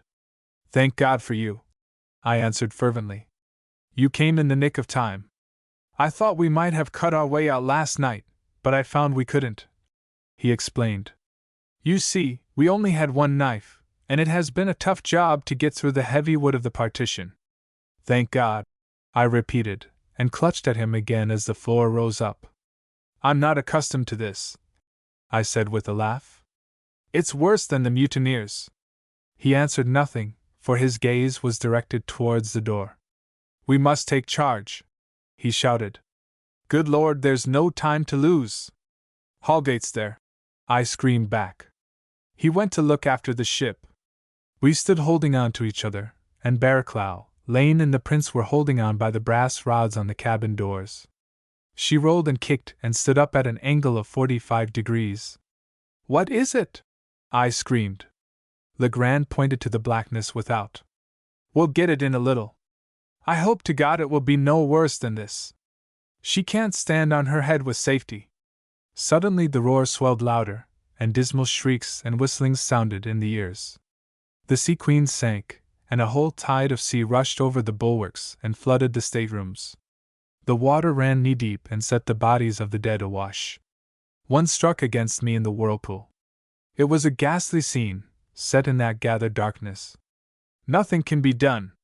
We've got to hold on," said Legrand. "He's a good seaman, I'll say that for him. But how many's he got with him? He's undermanned. It's all on the engine room now." We were silent again, mainly because it was almost impossible to hear anything through that tempest of wind and volcanic sea. She came right for a moment, and our grip of each other relaxed. "I'm going, Legrand," I called to him. "Don't be a fool," said he. "Oh, I'm all right. I've forgotten something," I shouted. "I'll see to myself." And I cut myself adrift from him. I crossed the corridor successfully, and then the yacht heeled and I was almost precipitated to the other end of it. She was being knocked about like a tin pot in a gale. I seized the door handle and hung on, and when the vessel recovered somewhat I twisted it, but it did not give. The boudoir must be farther on. I crept on by means of the brass railing and at last reached a door which gave. I opened it and called out, "Princess! Princess!" Blackness filled the room. I could hear and see nothing human. I entered, and the door swung to behind with a clang. "Princess!" I shouted, but I could hear no answer. I groped in the darkness with both hands, and then I touched an arm. I seized it, and drew the owner to me gently. "Princess!" I called, and this time an answer reached me through the raging elements. "It is I. Thank God you're safe. Do not be alarmed," I said, speaking into her ear. "The yacht's caught in a hurricane, but—" There fell at that instant a resounding crash far above the noise of the storm, and we were thrown headlong against the outer wall of the boudoir. I knew that only, and then I knew no more. Chapter 18. At dead of night. At dead of night. Consciousness flowed back upon me slowly, and I emerged in pain and in intense bewilderment from my swoon. The first sound that came to me in my awakening was the terrific roar of the water against the side of the yacht, the next a woman's scream. Recalling now the incidents exactly preceding my fall, I stirred and endeavored to sit up, and then I was aware of being pinned down by a weight. It was, as will be remembered, pitch dark, but I put out my hand and felt the beating of a heart. There was also unmistakably a woman's bodice under my fingers. It was Princess Alex, who had fallen with me. But what had happened? And what noise was screaming through the night, even above all that awful tumult of waste water and wild wind? I answered the second query first. It was Mademoiselle. Well, she could wait. My first concern must be for the princess, who lay upon me a dead weight, but, as I knew, a living, breathing body. I carefully extricated myself and raised her. The yacht was stooping at an angle, and I was forced back against the wall with my burden. If it had been only light, and I had known which way to move! I laid the princess on the couch, which I discovered by groping, and tried to open the door. It was jammed. Then it dawned upon me that the screw had stopped. The noise of its beating was not among the many noises I heard. If it had stopped, only one thing could have happened. The Sea Queen must be ashore. That was the explanation. We had struck. I was now the more anxious, as you may conceive, to get out of the cabin, for if we had struck it was essential to know how we stood and what degree of risk we ran. For all I knew, the yacht might be sinking at that moment or breaking up upon rocks. Finding egress through the door impossible, I made my way with difficulty to the other side of the boudoir, where I knew there was a communication with the bedrooms. This door stood open, as it had been flung by the shock, and I was now able to locate the sounds of the screaming. They came from the cabin beyond, which I knew to be Mademoiselle's. I guided myself as well as I could to the door giving access to the corridor and unlocked it. As I did so, a speck of light gleamed in the darkness and arrested me. It enlarged and emerged upon me till it took the shape of a candle, and underneath it I beheld the capable face of the French maid Juliet. "It is necessary I should have something to quiet Mademoiselle, monsieur," said she in her tranquil way. "I am in search of something now for the Princess Juliet," I explained. "Thank God for your light. How did you get it?" "I always have a candle with me when I travel, monsieur," she replied. She was the most sensible woman I had ever met, and I could have embraced her. "The yacht has gone aground," I said. "I will find out how much damage has been done. I will bring back what is necessary. The princess lies in there. See to her." With that I left her and stepped into the corridor. Like the cabins, it was opaque with the night, but I groped my way across it without hearing any sounds of living people, only that terrible turmoil of waters without. I knew where my bag was. It was in the small cabin which the prince used as his smoking room, and in which we had sometimes played cards to pass the time during those days of anxiety and trouble. The first door I opened seemed to give me access to the open sea. The wind ramped in my face, and would have thrown me back, and I was drenched with a cascade of water. I thought I must have opened the door to the deck until I remembered that had been destroyed in the fight. I put out a hand, and it touched a piece of furniture, and then once again the sea broke over me. There could be no other solution of the puzzle than this, that the outer wall of the cabin had been carried away. I judged that I was in the prince's room. I retraced my way, opening the door with difficulty, and once more in the shelter of the corridor, felt my way along the railing. There seemed to be a foot of water about my legs, and it was icy chill. The next handle I hit upon I turned as before, and the door came back upon me with a rush, almost sending me headlong. I entered the cabin, and by dint of groping I reached the upholstered couch at the back. My bag was not where I had left it, but it could not be far away. The salt water flowed and oozed on the floor, but I dropped to my knees and hunted for it, and was at last rewarded by finding it jammed into a corner under a cupboard. Getting back into the corridor, I had now to determine whether to return at once to the princess or to go in search of news. I stood wavering, reluctant to leave her in her swoon all untended, and yet conscious that it would be wiser to ascertain the extent of our damages. Happily the decision was not forced upon me, for I saw in the distance a swinging lantern, which seemed to be advancing towards me down the corridor. I shouted, and the dim figure behind it stopped and turned the light upon me. "You, Phillimore?" It was Barraclough's voice. "What has happened?" I asked. "Struck on a reef," he roared back. "She's tight yet, I think. But where are the ladies? Let me have your lantern and I'll take you to them," said I, and thanking Providence for that signal mercy, I crossed the corridor with him. The lantern shed a benign light upon the wreck of the boudoir. The princess lay where I had left her, but her eyes were open, and I made use of my flask of cognac with beneficial results. Then I was plucked by the arm, and Barraclough claimed my attention. "Mademoiselle Trebizond is ill," he called. "Give her something. You must see to her." Of course that was my duty, and I took such steps as seemed necessary for one of so neurotic a nature. "She is all right," I explained. "If the ship's in no danger just now, they are best here. The maid has a candle."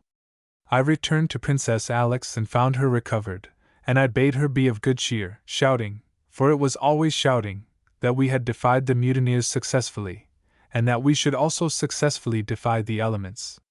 Then I went back, for I had other work to do. Barraclough informed me that the prince had been taken to the music saloon, and Lane also was there. I therefore joined the relics of our company in that devastated chamber, and did what my skill availed to do for the injured. The prince had been struck on the head and in the body, but the marks were not very apparent. He breathed heavily, but had still his old air of authority. Lane bubbled over with alternate fumes of petulance and passion, but he had his excuse, as he was suffering a great deal of pain.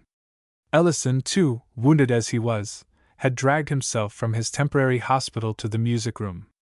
But one of Legrand's men had vanished, and it was supposed he had gone overboard in one of the great tides of sea that swept over the yacht. Legrand had ventured on deck, and clinging to the railings, had endeavored to get some notion of the position of things. But he had seen and heard nothing beyond the storm. "She's firm so far," he shouted in my ears. "And the night's clearing. I can see a star." "The star of hope," I answered. He shrugged his shoulders. "They may be at the pumps. But the sea's moderating and the wind's dropping. We shall know presently." Something was now drawing me irresistibly back to the princess.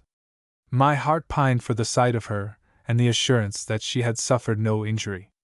I grew restless at the inaction, and weary and bruised as I was, I think passion gave me wings and endurance. I left the music saloon and emerged into the lobby where the stairs went down to the saloon below. The sea was breaking through the shattered door on the one side, but on the lee the Sea Queen was tilted upwards, and it was there she lay in irons, no doubt upon some rocks, or shores. If only the day would dawn! As I stood awhile, before entering the corridor through another shattered doorway, the glimmer of a light caught my eye. It came from the door upon the farther side of the lobby, seeming to shine through the keyhole. As I watched, the door opened and let in a blast of wind that shook the broken woodwork. It also let in the figure of a man, and that man, seen dimly in the shades of the light he carried, was Holgate. I drew myself up into the fastness of the gloom and stared at him. He had turned the shutter in his lantern now, for it was a bull's-eye, and the darkness was once more universal, but I had a feeling that he had a companion, and although I necessarily lost sight of Holgate, I was assured in myself that he had descended the stairway. Any noise his heavy feet might make would be absorbed into the general racket of the night. I stood and wondered. What was Holgate's object in this silent expedition? I confess my curiosity rose high, to a pitch, indeed, at which it might not be denied. A surmise sprang into my mind, but I hardly allowed it time to formulate, for not a minute after the recognition I, too, was on my way down the stairs. It was comparatively easy to descend, for, as I have said, there was no danger of discovery from noise, and I had the balustrade under my hand. When I had reached the floor below, I caught the gleam of the lantern in the distance, and I pursued it down one of the passages. This pursuit took me past the cabins towards the kitchen, and then I came to an abrupt pause, for the lantern, too, had stopped. I could make out Holgate's bulky form and the light flashing on the walls, and now, too, I found that my senses had not deceived me, and that there was a second man. He stood in the shadow, so that I could not identify him, and both men were peering into an open door. My position in the passage began to assume a perilous character, and I made investigations in my neighborhood. Near me was the door of a cabin, which I opened without difficulty and entered.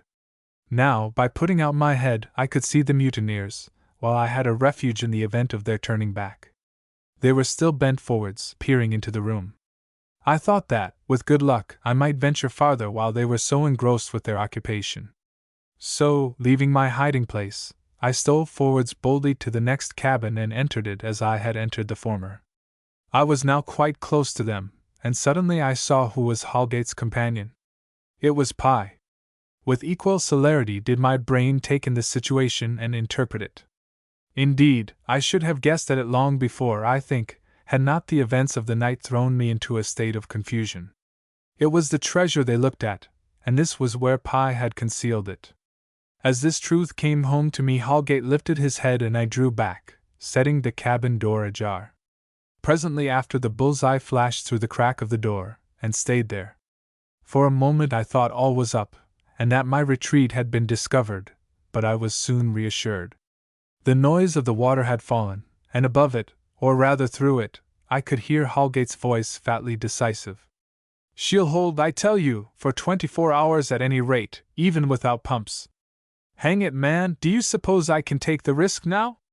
They're sick enough as it is, all blood and no money. We must let it lie for a bit, and take our opportunity." Pi's voice followed. I could not hear what he said, but Holgate's was in answer and coldly impatient. "You've the stomach of a nursery governess. Good heavens, to run in harness with you! What the deuce do I know? We're cast away, that's certain. But I will be hanged if I lose what I've played for, Mr. Pye, so put that in your pipe. The light went out, and the voice faded. Presently I opened the door and looked out upon profound darkness. I knew my way about the yacht by that time, and was not discomposed by the situation. The mutineer and his treacherous confederate were gone, and I must make the best of my time to follow them. Nothing could be effected without a light, and I had no means of procuring one in those nether regions. I retraced my way more or less by instinct until I came out at the foot of the stairway, and knew it was easy to regain the upper regions.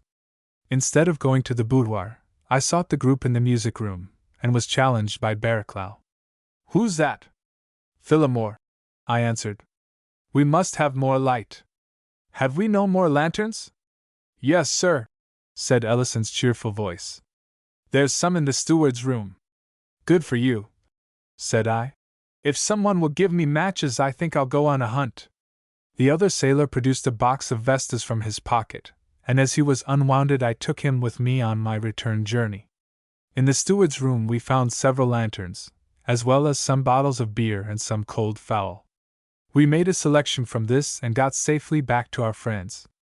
Here we lit 2 or 3 of the lanterns, and I opened some of the beer and left them to a repast. You will be thinking that I had not kept my word, and had neglected what should have been my prime duty. I had not forgotten, however. Was it likely? And I made haste at once to the quarters of the ladies, taking with me something which should make me welcome, which was a lighted lantern. Princess Alex was quite recovered, but showed great anxiety for news of her brother. I was able to quiet her fears by describing the supper at which I had left him, and her eyes brightened. "He is so good and brave," she said simply. "He is so noble. He has always thought of others." That the prince was fond of his sister was manifest, and it was patent, too, that he was attached to the woman for whom he had thrown all away and was thus imperiled. Yet I should not have attributed to him inordinate unselfishness.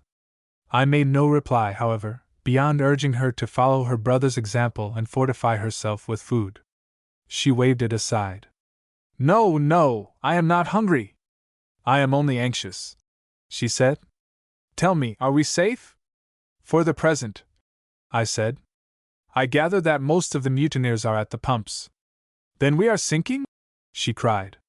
"It does not follow," I answered.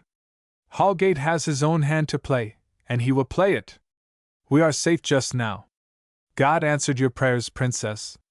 She looked me earnestly in the face and sighed. "Yes," she said softly. Meanwhile I discovered that Mademoiselle had picked up her spirits. She complained of the noise, of the darkness, and of the lack of sleep, but she found some compensations, now that it was clear that we were not going to the bottom. "It was magnificent, monsieur, that storm!" she exclaimed. "I could see the demons raging in it. Oh, Seal! It was like the terrors of the Erlkönig, yes. But what have you there, doctor?" "Oh, it is beer, English beer. I am tired of champagne. Give me some beer. I love the box. It calls to mind the boulevards. Oh, the boulevards, that I shall not see, never, never in my life." I consoled her, comforting her with the assurance that we were nearer the boulevards now than we had been a few hours ago, which in a way was true enough. She inquired after the prince pleasantly, also after Barraclough, and asked with cheerful curiosity when we were going to land. I said I hoped it would be soon, but she was content with her new toy, which was English bottled ale, and I left her eating daintily and sipping the foam from her toilette glass with satisfaction.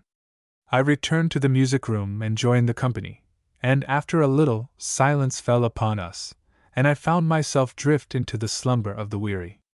I awoke with the grey dawn streaming in by the shattered skylights, and sitting up, looked about me.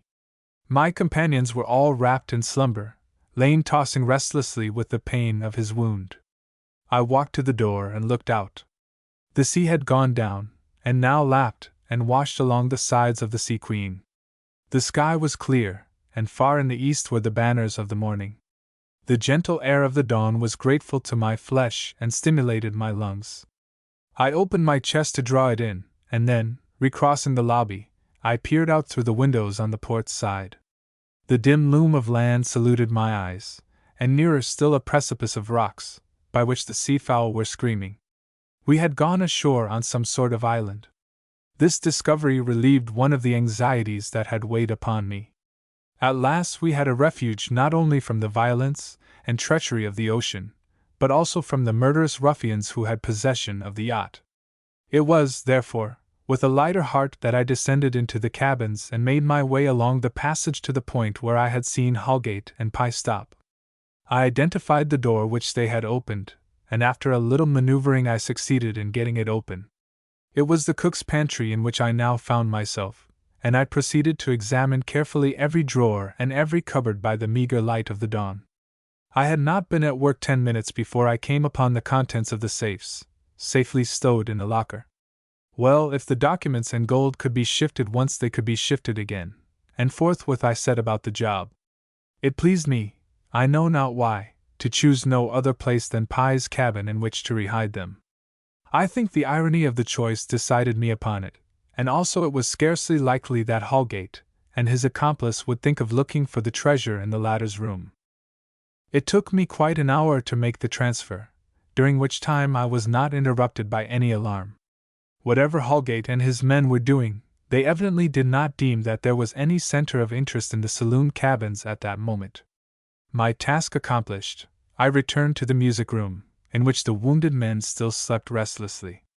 I occupied my time in preparing a meal, and I took a strong glass of whiskey and water, for my strength was beginning to ebb. I had endured much and fought hard, and had slept but little. As I stood looking down on my companions, I was aware of a gray shadow that the slender sunlight cast as a ghost upon the wall. I turned and saw the princess. She was clad as for a journey, and warmly against the cold, and her face was pale and anxious. "You are astir, Dr. Phillimore," she said. "Yes," said I. "I could not sleep." "Nor I," she returned with a sigh. "I sometimes feel that I shall never sleep again. The sound of the storm and the noises of the fight, the oaths, the cries, they are forever beating in my brain." "They will pass," I replied encouragingly. "I do believe we are destined to safety. Look forth there, and you will see the morning mists on the island." "Yes," she assented. "I saw that we had struck on an island, and that is why I am here. Our chance is given us, Dr. Phillimore. We must go." I looked doubtfully at the sleeping men. Yes, I know, but my brother will be more reasonable now," she pursued. "He will see things in another light. He has done all for honor that honor calls for." "He has done too much," said I somewhat bitterly, for I realized how greatly he had imperiled his sister. She made no answer to that, but approached and looked down at the prince, who lay with his head pillowed on the cushioned seat. "He is well enough?" she asked. "He is well enough to leave the yacht if he will consent," I answered. Perhaps it was the sound of our voices, though we had both pitched them low. At any rate, Prince Frederick stirred and sat up slowly. "Good morning, Alex," he said affectionately, and his eyes alighted on me, as if wondering. The princess went forward and embraced him. "Dr. Phillimore has kindly got breakfast for you," she said. "You must eat, Frederick, for we are going to leave the yacht this morning." She spoke decisively, as if she had taken control of affairs out of his hands, and he smiled back. "Are those your orders, Alex? You were always willful from a child." No, she cried, smiling too. "I always obeyed your orders, Frederick. It was you who were hero to me, not Karl or Wilhelm, only you." He patted her hand and glanced at the food I had obtained. "We owe to Dr. Phillimore a debt of gratitude," he said in his friendliest manner. The talking had disturbed Barraclough also, who now awoke and saluted us. He made no difficulty of beginning at once on his breakfast, cracking a joke at my expense. It was a strangely pacific gathering after the terrible night, but I suppose we were all too worn to take things unduly. There is a limit to the power of facts to make impressions on one's senses, and I think we had reached it. For the most part we were just animals with an appetite. But there was my news, and I hastened to break it. It was not startling, but it had an interest for us all. The prince deliberated. "It is fate," he said slowly, It is the luck of the Hawkburgers.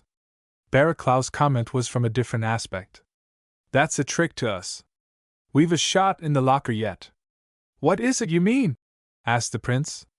Why, that we can drive a bargain with them, replied Barraclough. We've got the whip hand.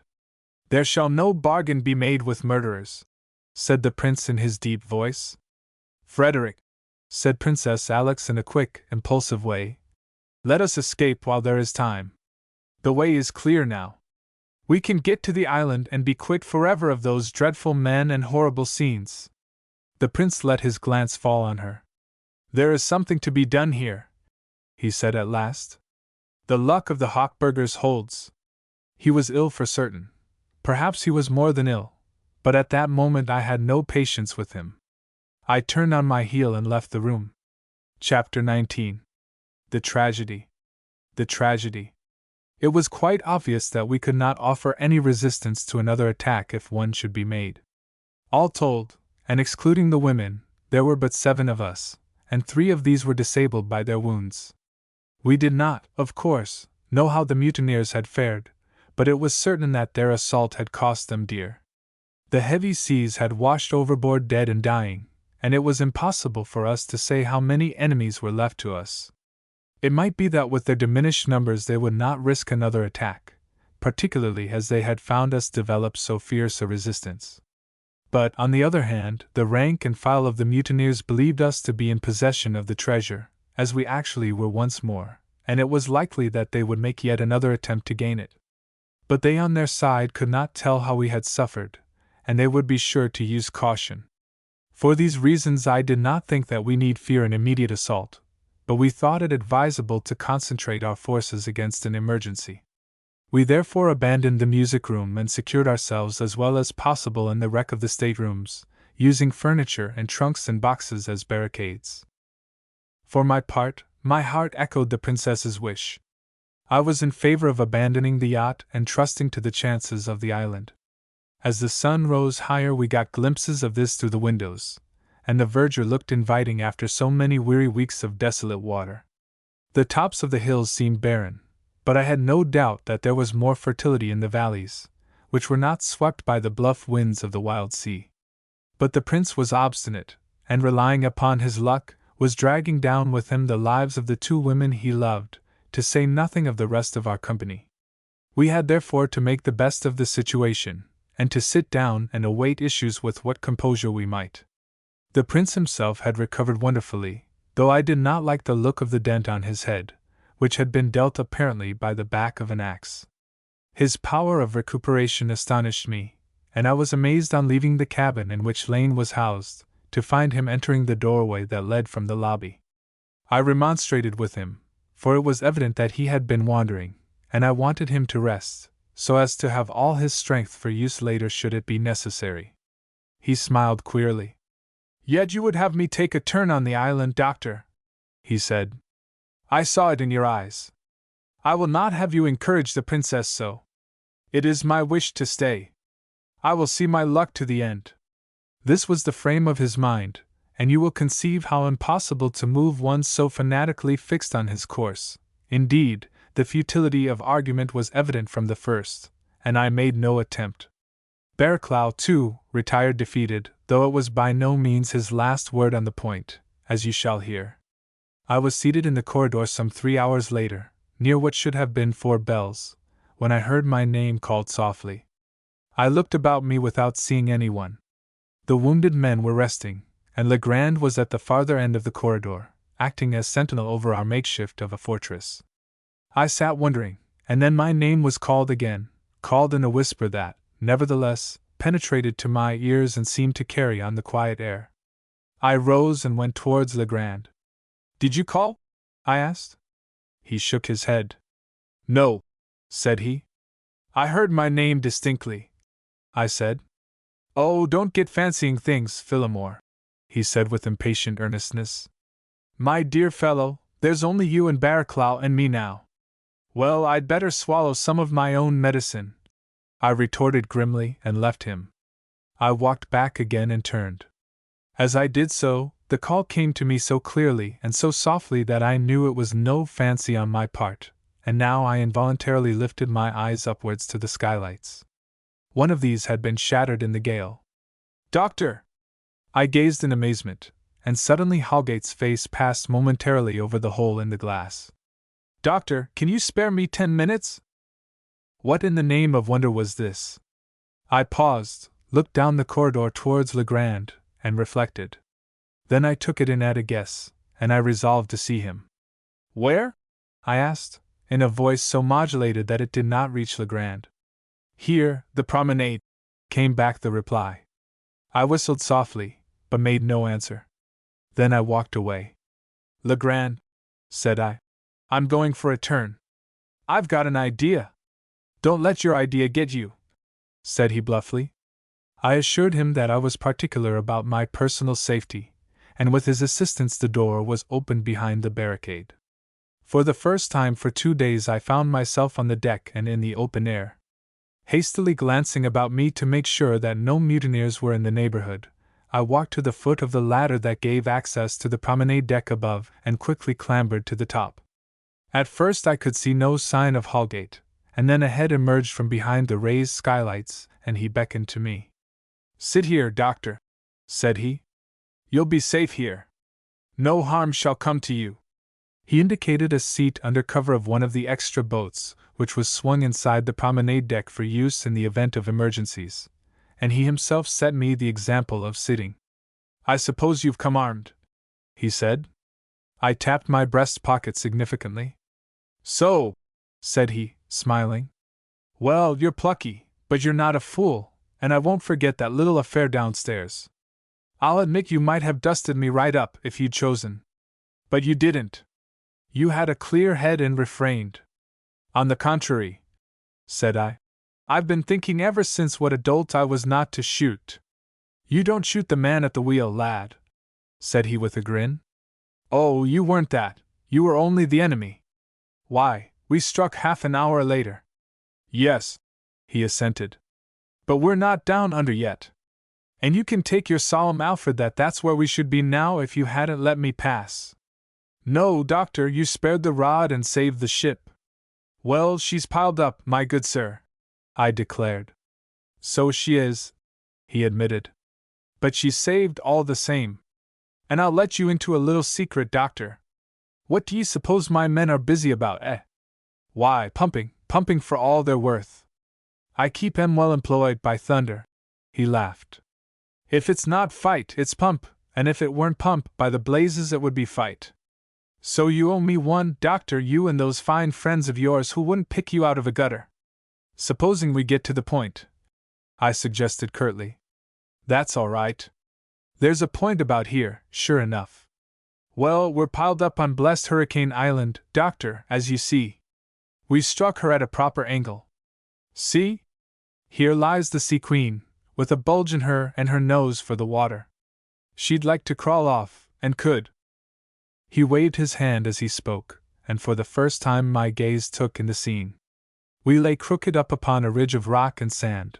Beyond, to the right, the cliffs rose in a cloud of gulls, and nearer and leftwards the long rollers broke upon a little beach which sloped up to the verdure of a tiny valley. It was a solitary but a not unhandsome prospect, and my eyes devoured it with inward satisfaction, even with longing. Far away a little hill was crowned with trees, and the sun was shining warmly on the gray sand and blue water. I turned, and Holgate's eye was on me. "She's piled up for certain, but I guess she could get up and waddle if we urged her," he said slowly. "Come, Holgate, I have no idea what this means," said I. "I only know that a few hours ago you would have annihilated us, and that we must look for the same attempt again. I confess there's nothing else plain to me." "I'll make it plain, lad," said he with his Lancashire accent uppermost. "I'm not denying what you say. I told you long ago that I was going through with this, and that holds. I'm not going to let go now, no, by thunder, not when I'm within an ace of it. But there's been a bit of maneuvering, doctor, and I think we can help each other." "You want a compromise," I said. "You can call it that if you will," he said. "But the terms I offered yesterday I repeat today." "Why do you take this method of offering them?" I inquired. "Why not approach the prince officially? Well, you see, doctor, I don't hanker after seeing the prince, as you might say, and then, between you and me, you're more reasonable, and know when the butter's on the bread. And there's another reason, said I. He slapped his thigh and laughed. Doctor, there's no getting behind you. You're a fair daisy, he said good-humoredly. Yes, there's another reason, which is by way of maneuvering, as I have said. My men are at the pumps or they would be at you. You see you've got the treasure. Oh, only a few hours since, I said lightly. His fawn showed. That's so. But so far as my men know, you've had it all along. Now I wonder where you hid it? Perchance in a steward's pantry, doctor? Very likely, I assented. His somber eyes, which never smiled, scrutinized me. I'd put my shirt on it that 'twas you, doctor, he said presently. What a man you are! It couldn't be that worm, pie, naturally, so it must be you. I'm nuts on you. I rose. I'm afraid, Hallgate, you can't offer any terms which would be acceptable, I said drily. Well, it's a fair exchange, he said. I guess I can keep my men aloof for a bit, and we can get her off. There's not much the matter with the yacht. I'll land your party on the coast in return for the boodle. The prince would not do it, I answered. Nor would I advise him to do so, for one reason, if for no other. I spoke deliberately and looked him in the face fully. What may that be? He asked, meeting my gaze. You would not keep your word, I said. He shook his head. You're wrong, doctor, you're wholly wrong. You haven't got my measure yet, hanged if you have. I thought you had a clearer eye. What interest have I in your destruction? None in the world. Credit me with some common sense, Hallgate, I replied sharply. Dead men tell no tales. Nor dead women, he said meaningly, and I shuddered. But, good Lord! I kill no man save in fight. Surrender, and I'll keep the wolves off you. They only want the money. Which they would not get, I put in. He smiled, not resenting this insinuation. That's between me and my Maker, he said with bold blasphemy. Anyway, I'm not afraid of putting your party at liberty. I know a corner or two. I can look after myself. I've got my earths to run to. It's no use, I said firmly. Well, there's an alternative, he said, showing his teeth. And that's war, and when it comes to war, lives don't count, of either sex. No, by blazes, they don't, Dr. Phillimore. He stood up and faced me, his mouth open, his teeth apart, and that malicious grin wrinkling all but his smoldering feral eyes. I turned my back on him without a word and descended to the deck. I had not a notion what was to be done, but I knew better than to trust to the ravening mercies of that arch-mutineer. Hallgate was aware that the treasure was gone, and he wished to jockey us into a surrender. That was the gist of my interview, which I hastened to communicate to my companions. Legrand and Barraclough listened with varying faces. Expressions flitted over the formers as shadows over a sea, but the baronet was still as rock, yes, and as hard, it seemed to me. You people have all got a bee in your bonnet in respect of a compromise, he said with a sneer. You follow the prince, and God knows he's no judge. He's a fanatic. Hang it, Phillimore, haven't you tumbled to that yet? He was a fanatic, it was true, but I did not like Barraclough's tone. Then you would trust the lives of this company, including the ladies, to Hallgate? I asked sharply. With proper reservations and safeguards, he said. I threw out my hands. You talk of safeguards, and you're dealing with a cutthroat. What safeguards could you have? Well, we might stipulate for a surrender of all the firearms, said Barraclough, knitting his brow. It wouldn't wash, said Legrand decidedly. Do you think they'd give up all they had? No, it would only be a pretense, a sham. I agree with the doctor that Hallgate's safety is only spelled out by our deaths. There you have it in a nutshell. The man can't afford to let us go free. Barraclough assumed a mule-like look. Very well, said he. Then we're wiped out as soon as he cares to move. And he turned away angrily. An hour later I was passing the ladies' cabins when a door flew open, and Mademoiselle jumped out on me in a state of agitation. "What is this, doctor?" she cried. "This Aldgate offers to put us on shore safe, and you refuse to give him up the money. You must not. You must bargain with him. Our lives depend on it. And you will arrange that he leaves us sufficient to get to civilization again." "Mademoiselle," said I quietly, "I am not in authority here. It is the prince. The prince, he is ill," she went on in her voluble French. "He is not master of himself, as you well know. He is not to be trusted to make a decision. Sir John shall do it. He is captain. It should be done with all my heart, and now, mademoiselle," I said, "if we could put any reliance on the man's word. But how can we after his acts, after this bloody mutiny?" She clasped her hands together in terror. "Then we shall be doomed to death, monsieur. Ah, try, consent. Let us see what he will offer. Sir John shall do it for me whose life is at stake." I was sorry for her fears, and her agitation embarrassed me. Heaven knew I understood the situation even more clearly than she, and to me it was formidable, pregnant with peril. But what could I do? I did what I could to reassure her, which was little enough, and I left her weeping. The singing bird had become suddenly conscious of her danger, and was beating wildly against the bars of her cage. Poor singing bird! Princess Alex had taken upon herself the office of nurse to her brother, and although he refused to acknowledge the necessity of a nurse, he seemed glad to have her in his room. When I entered early in the afternoon after tending my other patients, they were talking low together in German, a tongue with which, as I think I have said, I was not very familiar. But I caught some words, and I guessed that it was of home they spoke, and the linden trees in the avenue before the castle of Hochberg. The princess's face wore a sad smile, which strove to be tender and playful at once, but failed pitifully. And she dropped the pretense when she faced me. "Dr. Phillimore, my brother is not so well. He has been wandering," she said anxiously under her breath. I had been afraid of the dent in the head. I approached him and felt his pulse. "It will not be long, doctor, before we have these scoundrels hanged," he said confidently, nodding to me in his grave way. "We have nearly finished our work."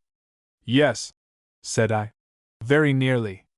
I did not like his looks. He raised himself in his chair. "Den lieben langen Tag, Alex? Why don't you sing that now? You used to sing it when you were but a child," he said, relapsing into German. "Sing, Alex?" He stared about as if suddenly remembering something. "If Yvonne were here, she would sing. Her voice is beautiful, so beautiful."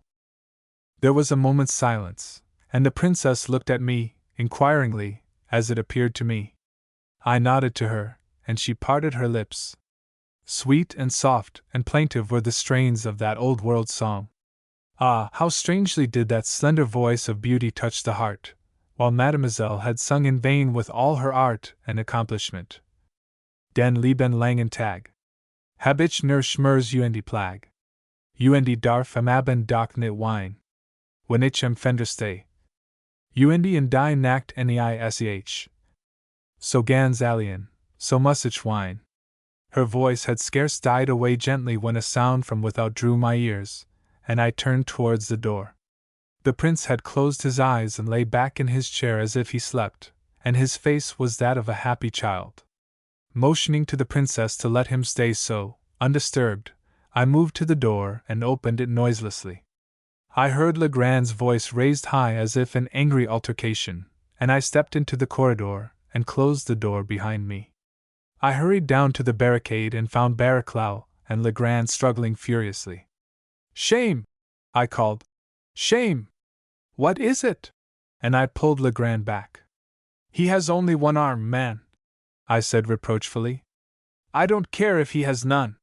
He's betrayed us," cried Legrand, savagely angry. I stared. "What does it mean?"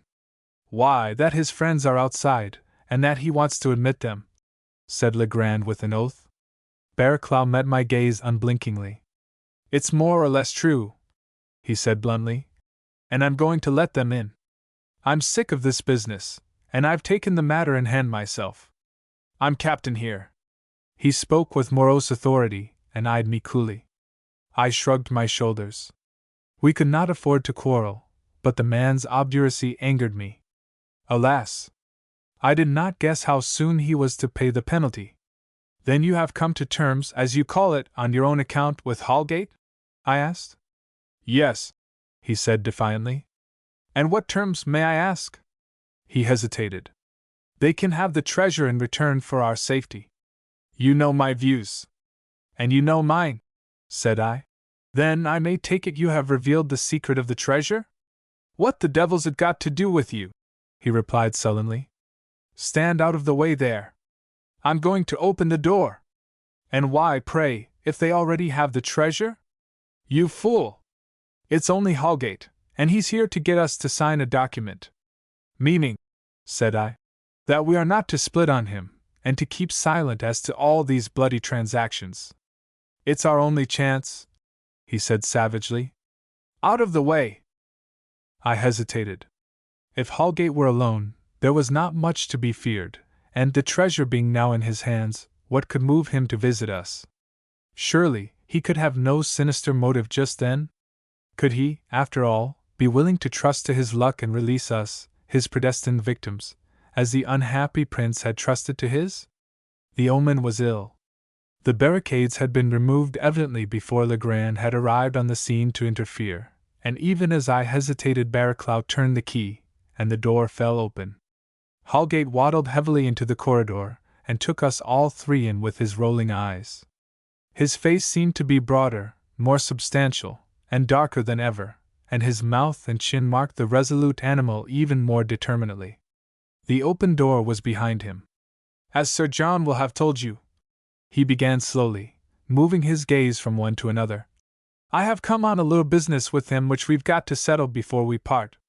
Legrand stood in angry bewilderment, and, as for me, I knew not how to take this. Had he come in good faith? I would be damned if I would have struck a bargain with you, Hallgate, or dreamed of trusting you, said Legrand, fuming. But as it's done, and you have the spoils, what's your game now?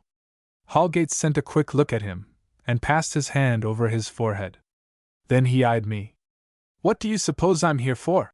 He asked, his eyes looking out as tigers waiting in their lair.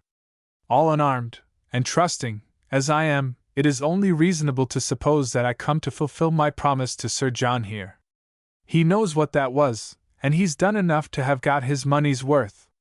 We will sign if you produce the document, said Barraclough curtly. You'll sign, Phillimore, and you? He said, looking at Legrand. It had the air of a command, but what else could we do? We were at Hallgate's mercy, and the act of signature could do us no harm. On the other hand, it might save us. Yes, I said reluctantly. I'll sign, as it's come to that. I'll follow, growled Legrand. But if I'd known. Hang it! Let's get it over, said Barraclough. You shall have our word of honor as gentlemen. It's a pretty big thing you're asking, said Legrand moodily. I don't know. Let's think it out. And the prince? Said Hallgate. He must sign. You can manage him? Barraclough frowned. After all, it seemed more complex now with the cold light of reason on the compact. Look here, man, said he, and I never was nearer liking him. If you'll put us ashore within 48 hours after floating, and you can, on the chilly coast, you'll have a fortnight's start, and can chance the rest. Hang it! Hallgate, take your risks. Hallgate showed his teeth in a grin. I have lived 40 years, said he slowly, and, by thunder, I've never taken an unnecessary risk in my life. No! By God, I haven't! And he whistled shrilly through his teeth. Instantaneously, for they must have been in waiting, half a dozen of the mutineers dashed through the doorway, and before any of us could finger a weapon, we were in their grip. It was the simplest booby trap that ever was laid, and yet it was prepared with consummate skill. He had come alone and unarmed, he had held us in converse, and when we had lost our sense of suspicion and precaution he had brought his men upon us. Down went the lid of the trap. I could have kicked myself. Legrand struggled, as did Barraclough, but what did resistance avail? The infamous Pierce, who had me on one side, twisted my arm in warning lest I should kick futilely against the pricks. "Steady!" said I. "It is not a question of war just now, but of parley." And I raised my voice so as to be heard above the noise. "What does this mean, Holgate? More treachery of a special black dye?" He seated himself on the barricade. "You may call it revenge," said he, considering me. "I exonerate Sir John, and I think Legrand there, but cuss me if I'm sure about you." "You're a black traitor!" cried Barraclough, impotently fierce. "Woe there, Sir John, woe there!" said the mutineer equably. "I've already said I exonerate you, but hang it, man, you're a flat. They've diddled you. I'm no traitor.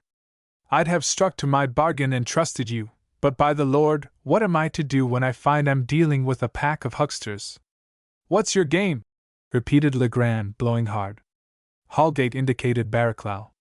"If he had carried out his part, one was prepared to carry out mine, as he hasn't." He left his end in space. "You haven't the treasure?" I cried in surprise.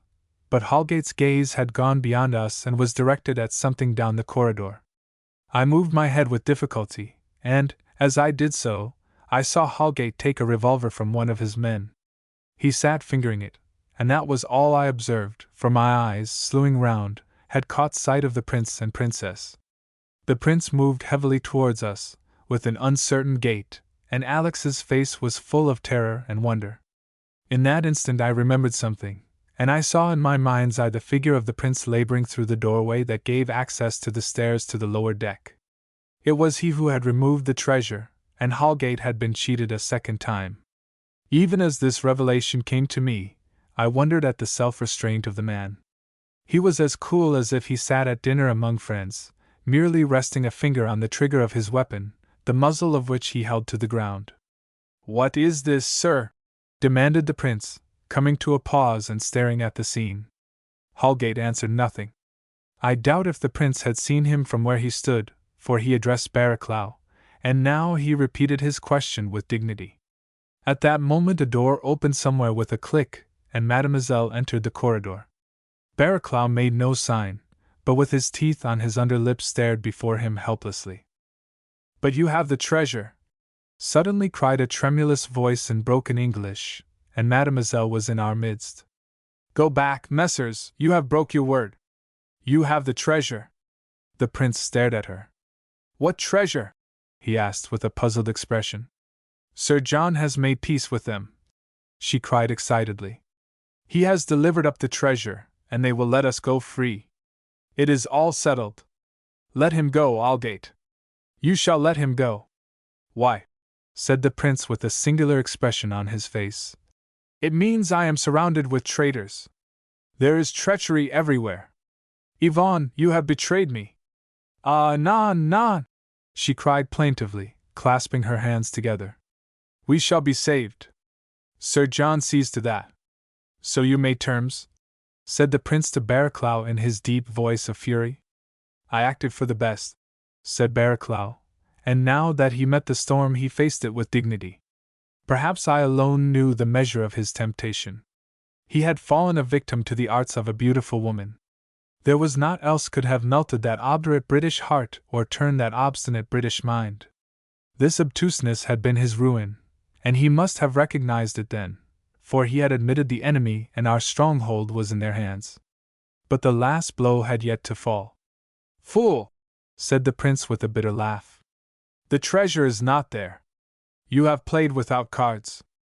"I will be damned if I didn't think it was His Royal Highness," said Holgate in his even voice, and as he spoke he rose into sight. It was grotesque as it sounded, certainly not a bit like the prelude of high tragedy, yet that was on the way, and fell at once. Holgate's voice arrested the prince, and he started, as if now for the first time aware of the presence of the mutineers. Till that moment he had merely been bent on raiding a servant. With the swiftness of lightning he drew and leveled a revolver. I saw Holgate's fat bull neck and body lean to one side and drop awkwardly, and then an exclamation sprang up on my left, where Gray and another were holding Barraclough captive. The bullet had gone over Holgate's head as he dodged it, and had found its home in Sir John's heart. His body dropped between the captors. The princess gave a cry of horror. Holgate cast a glance behind him. "You're too mighty dangerous," he said easily, and put up his own weapon. But before it could reach the level, the prince with a slight start clapped the revolver to his own head and pulled the trigger. "Alex!" he cried weakly, and then something low in German, and as he fell the life must have left him. His sister bent over him, her face white like the cerements of the dead, and Mademoiselle ran forward. "Frederick!" she cried. "Mon Frederick!" and broke into violent sobs. "Good God!" said Legrand, trembling. Chapter 20. The Escape. The Escape. The shock of the tragedy which had taken place in so brief a space, and so unexpectedly threw me into confusion. I knew I was gazing at the princess, who was bent over her brother, and I heard the weeping of Mademoiselle Trebizond punctuating the deep silence which had fallen after those two reports. There was some movement among the mutineers which I did not understand, and presently I found that Legrand and I were being marched to one of the cabins. "Doctor, do you know anything of this?" sounded a voice in my ear, and I was aware that Holgate was speaking. "The treasure, man, the treasure!" he added, seeing, I suppose, some bewilderment in my face. "No," said I shortly. "The only man who did is dead." "Very well," said he sharply. "I'll deal with you when I have time." And he hurried off. Our captors shoved Legrand and myself into what had been the prince's smoking room, and gave us to understand that we were to be shot down if we made any attempt to escape. The rest of these pirates, I conceived, must be in full cry after the spoils, for I heard the sound of the doors being opened and the noise of voices exchanging calls and sour oaths. Presently the door was thrust aside, and the princess and Mademoiselle were ushered in unceremoniously by the foul-faced Pierce. They were resolved to box us up in our prison until they had settled on a fate for us. The princess was pale, but quiet, in contrast with her companion, who was still in a storm of sobs. She declared that she was doomed, that she was betrayed, and in a breath vowed that her Frederick would have saved her had he been alive. She appealed to us in turn for aid, and called God to witness that we were cowards and would desert her, and hand her over to death. In a word, she behaved with that hysterical exhibition of nerves which I had noted in her at the outset of our hapless voyage. Princess Alex, on the other hand, was still and silent. She made no attempt to calm her companion, and it was as if she heard not those weak and selfish wailings. Once her blank gaze fell upon me as it wandered, and I was alarmed, so tragic were the eyes. I got up, and put my hand impulsively on her arm. "Princess," I said in a low voice. Her lip quivered. She hid her face. I went back to my seat. Who was I that I should intervene upon that infinite private sorrow? No, the past was not for me, the future faced me, pressed upon me, staring bleakly and cruelly upon our condition. Was all over?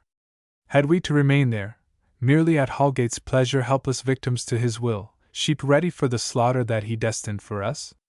I swore in my heart in that hour that it should not be, not without a struggle.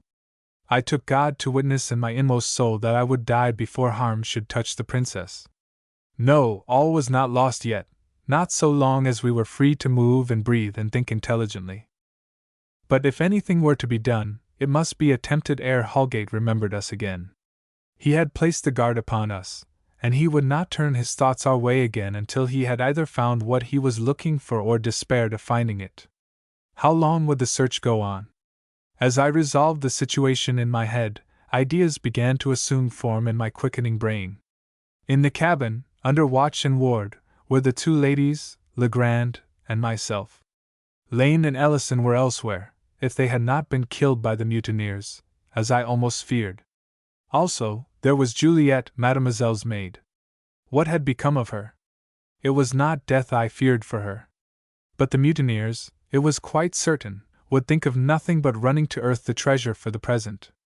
The prince had successfully concealed it, but of course, the space on a yacht is limited, and it seemed as if in time the discovery must be made. How long would it be? But then came in a flash a disturbing thought. They would abandon their hunt when the light failed until the following morning, and the interlude would direct their attention to their unfortunate prisoners. If they found the treasure by that time, it might be too late for us, but if they went until dark, I thought I saw light at last in these reflections. We must wait, and act as soon as darkness fell. One thing that gave me hope was that our guards showed no special vigilance. I suppose this was partly because we were considered to be safely disposed of, and partly because they were interested in the progress of the search. Now and then one of them opened the door and glanced in, shutting it again abruptly, to resume conversation with his companion.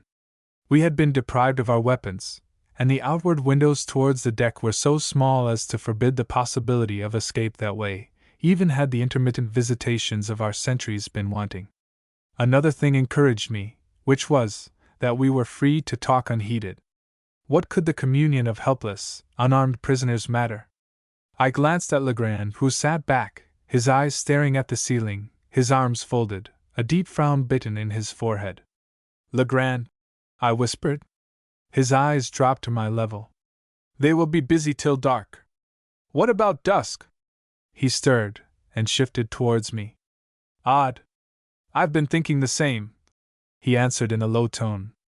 "We may have one more chance if we make it." "We must make it," said I.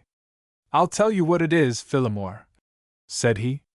"There's something we can't do without, in our circumstances, and I think I know where to find it." He rose, and opened a cupboard in the wall, from which he brought out a bottle of brandy, some glasses, and some tinned foods. "There's always been some kept here," he added.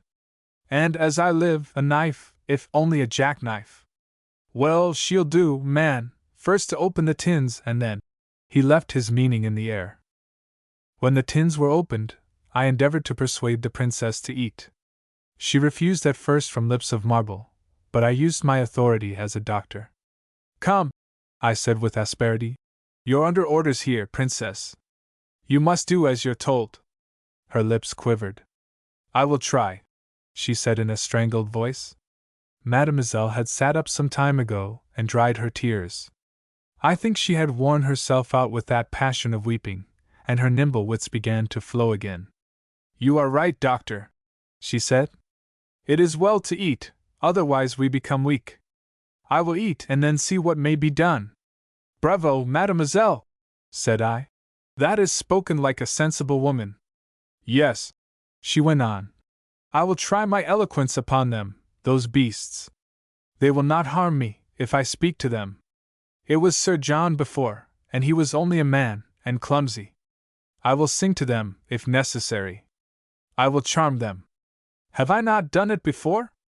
I wondered if the poor lady had any guess in her mind, had any realization at all, of what human passions, let loose as upon that ship, amounted to.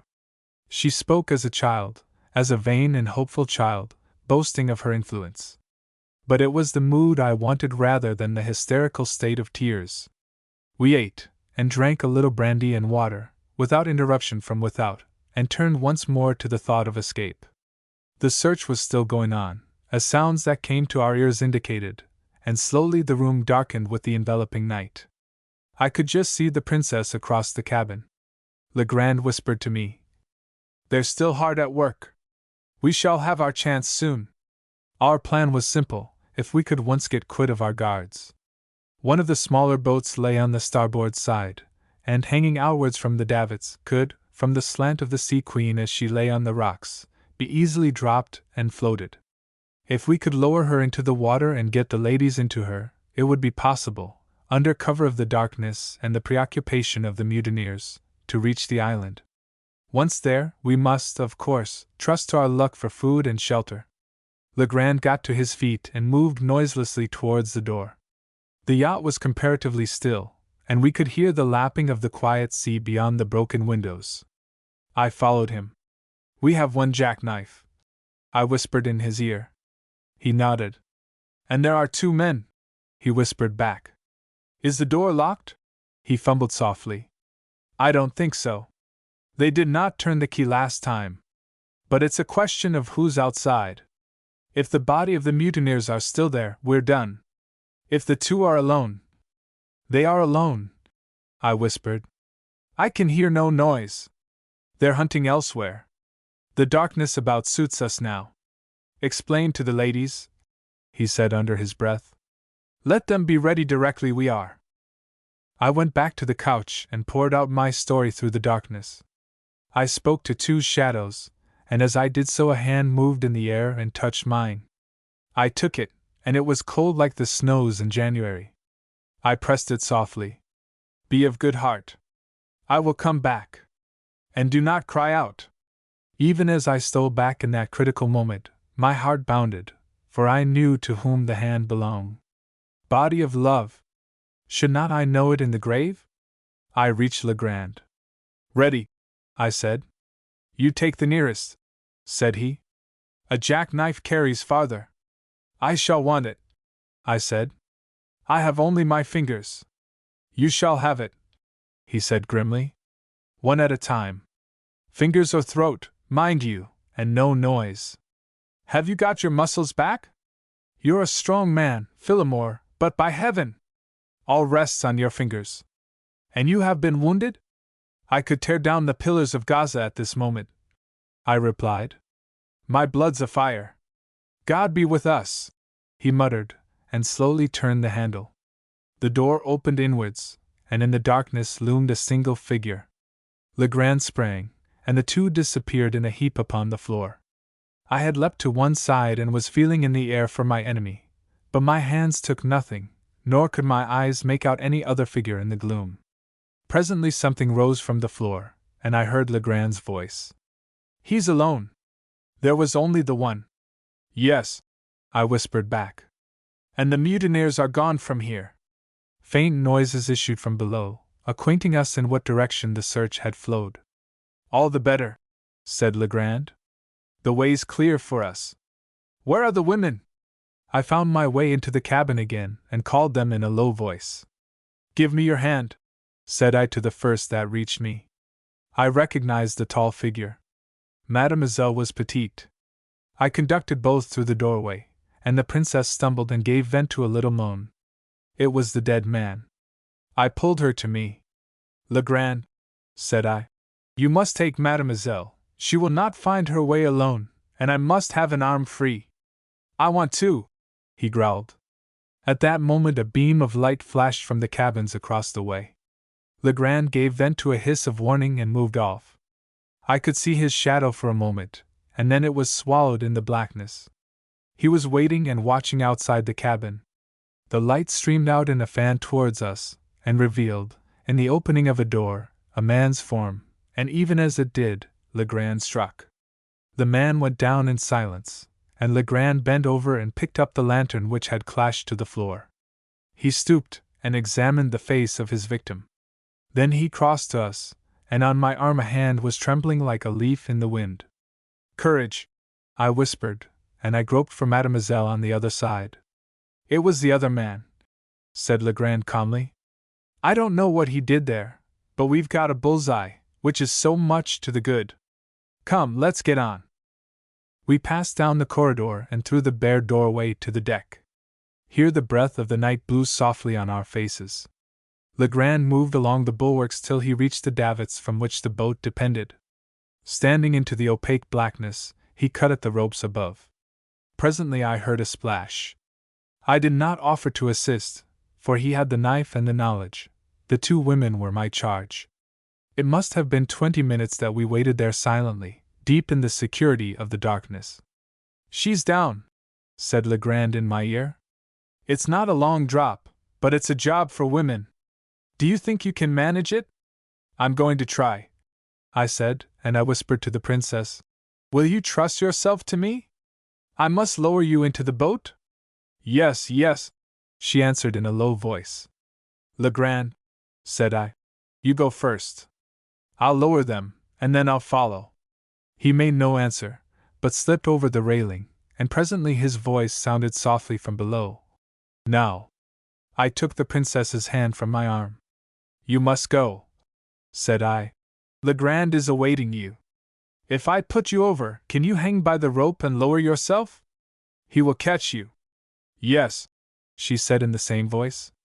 I lifted her gently to the top of the bulwarks and put the rope in her hands, and I felt her go down slowly. I had faith in her, yet I waited anxiously until I heard the voice below. Safe. I turned to where I had left Mademoiselle, but my hands moving in the darkness encountered nothing. She was gone. What had become of her? I moved a little way, and almost fell on my face over some obstacle, which was soft and moved.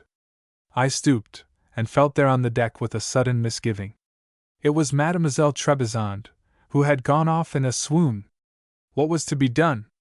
I racked my brains, and could not see any means by which she could be lowered in that unconscious state to the boat. I called out to Legrand softly, informing him of the situation, and I heard an oath float on the air. Suddenly a thought came to me and I leaned over. "Wait," I said. "I have an idea. I will be back shortly." I had the bull's-eye, and now I turned it on and lighted myself back into the corridor. In a flash I had had a thought as to what the second guard had wanted in the cabin, and I retraced my way to it along the deserted corridor, and found the door open and the man's body blocking it. I stepped over this and threw the light about. I had guessed it was the boudoir. I pushed into the farther room, which had been Mademoiselle's, and a cry greeted me. I had conjectured rightly. The second man had been set as guard on other prisoners. Juliet ran to me quickly. "Mademoiselle," said she, "is safe," I answered, "but wants your help. Come." I cast the light on Lane. "Can you walk, Lane?" "Yes," he said. "I'm fit for anything." "Ellison?" "Yes, sir." "Well, follow me. If you'd known it, your prison was open for you. Be as silent as you can. There's no time to lose." As I issued from the doorway, I stopped and took the revolver and cartridge belt from the dead man, and Ellison followed my example in respect of the other sentry. We reached the deck without a word, and I shut off the lantern. I called to Legrand, and he answered. "Hush!" he said. "There's been someone along here just now. Be careful." I told him what had happened, and, as there was no time for more words, stooped to find Mademoiselle's unconscious form. It was not there. Perplexed, I communicated my discovery to my companions, and we searched in the dark for some minutes. But it then became apparent that she had vanished utterly. I heard Legrand's voice in warning below. "There's a light coming aft. Quick! We can't wait."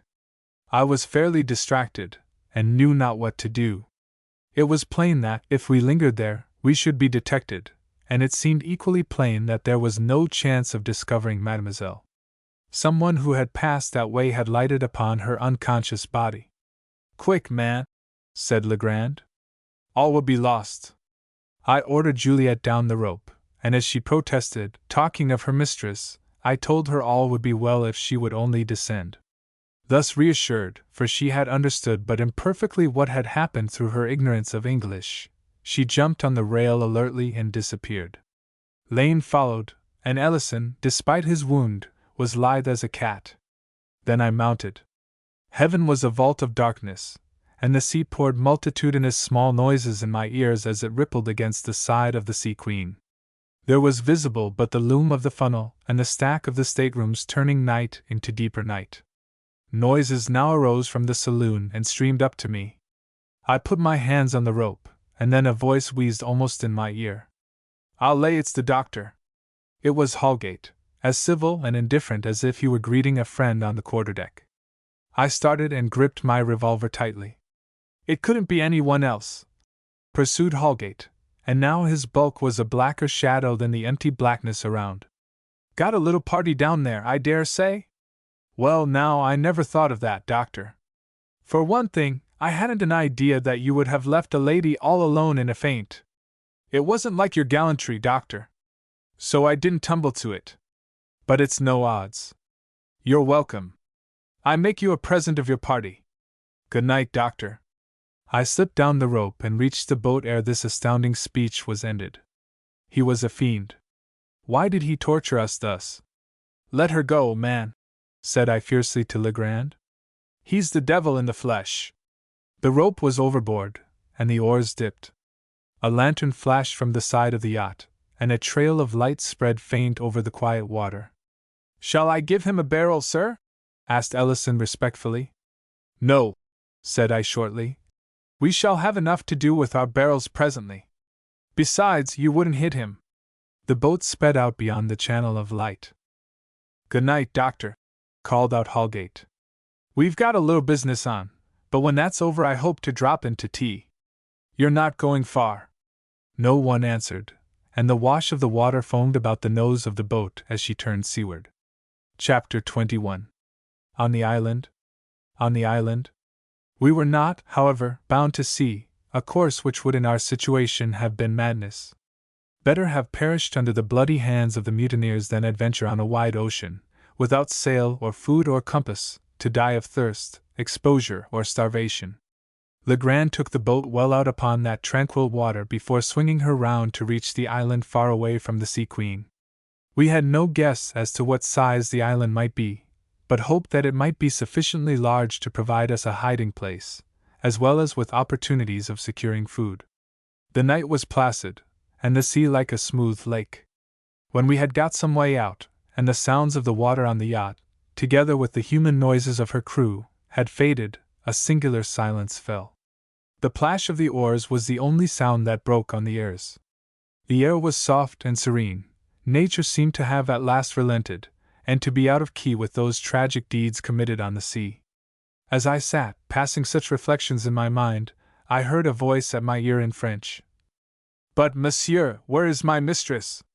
It was Juliet, faithful still. I had to explain, and she cried out in alarm, and then was silent.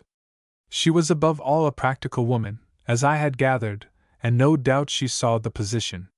Mademoiselle was gone, and it was patent how she was gone. Holgate's words had put her fate beyond uncertainty. She was in the hands of the mutineers, but with what object I could not guess. Possibly, Holgate had some thought that she was privy to the hiding of the treasure. If he had, I knew better. But meanwhile, whatever design he had, it was not likely that Mademoiselle was in danger. Probably, indeed, she was suffering less discomfort at the moment than she had endured during the last few hours. If we were destined to destruction by the mutineers, as I had no doubt, Holgate was biding his time. It might be that he still had some suspicion that one or more of us knew the secret he sought. So he held his hand. Under Legrand's guidance, the boat grounded with a dull, soft, swishing noise on sand, and in the darkness we effected our landing. That done, it remained to conceal our craft in case of emergencies, which we succeeded in doing under a spreading patch of bushes well above the reach of the tides. Then the question of shelter faced us. This part of the island appeared, from the trend of the ground, to move gently upwards among dwarf trees and shrubs, and plunging almost at random in the night, we hit upon a knoll at the base of which was a hollow screened by some bushes. Here we decided to stay till the sun was up. Legrand helped Lane, who was badly fatigued, and Ellison made himself useful all round, paying complimentary attentions to the French maid. As for me, I am not ashamed to say that I had but one thought just then, and that was to render the princess comfortable.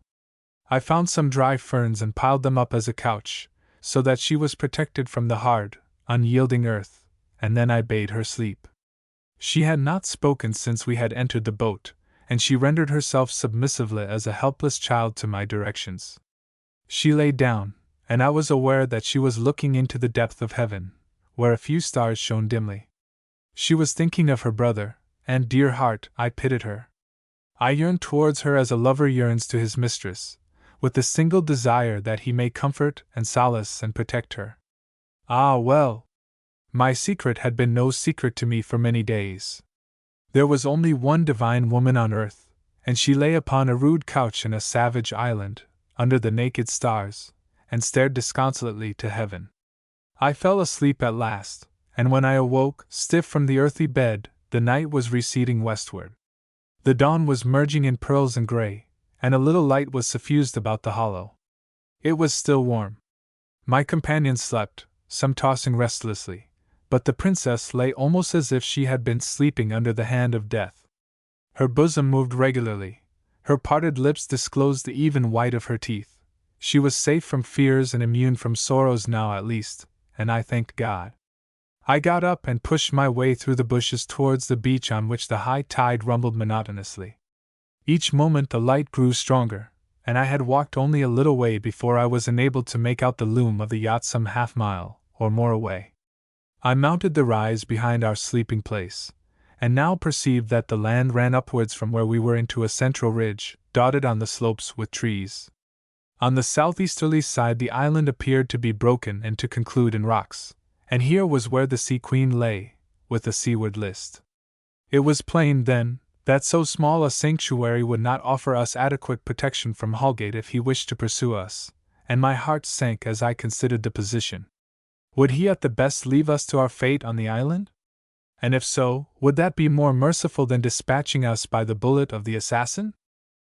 I returned to my companions to find Legrand and the French maid awake. Juliet was serviceable as of old.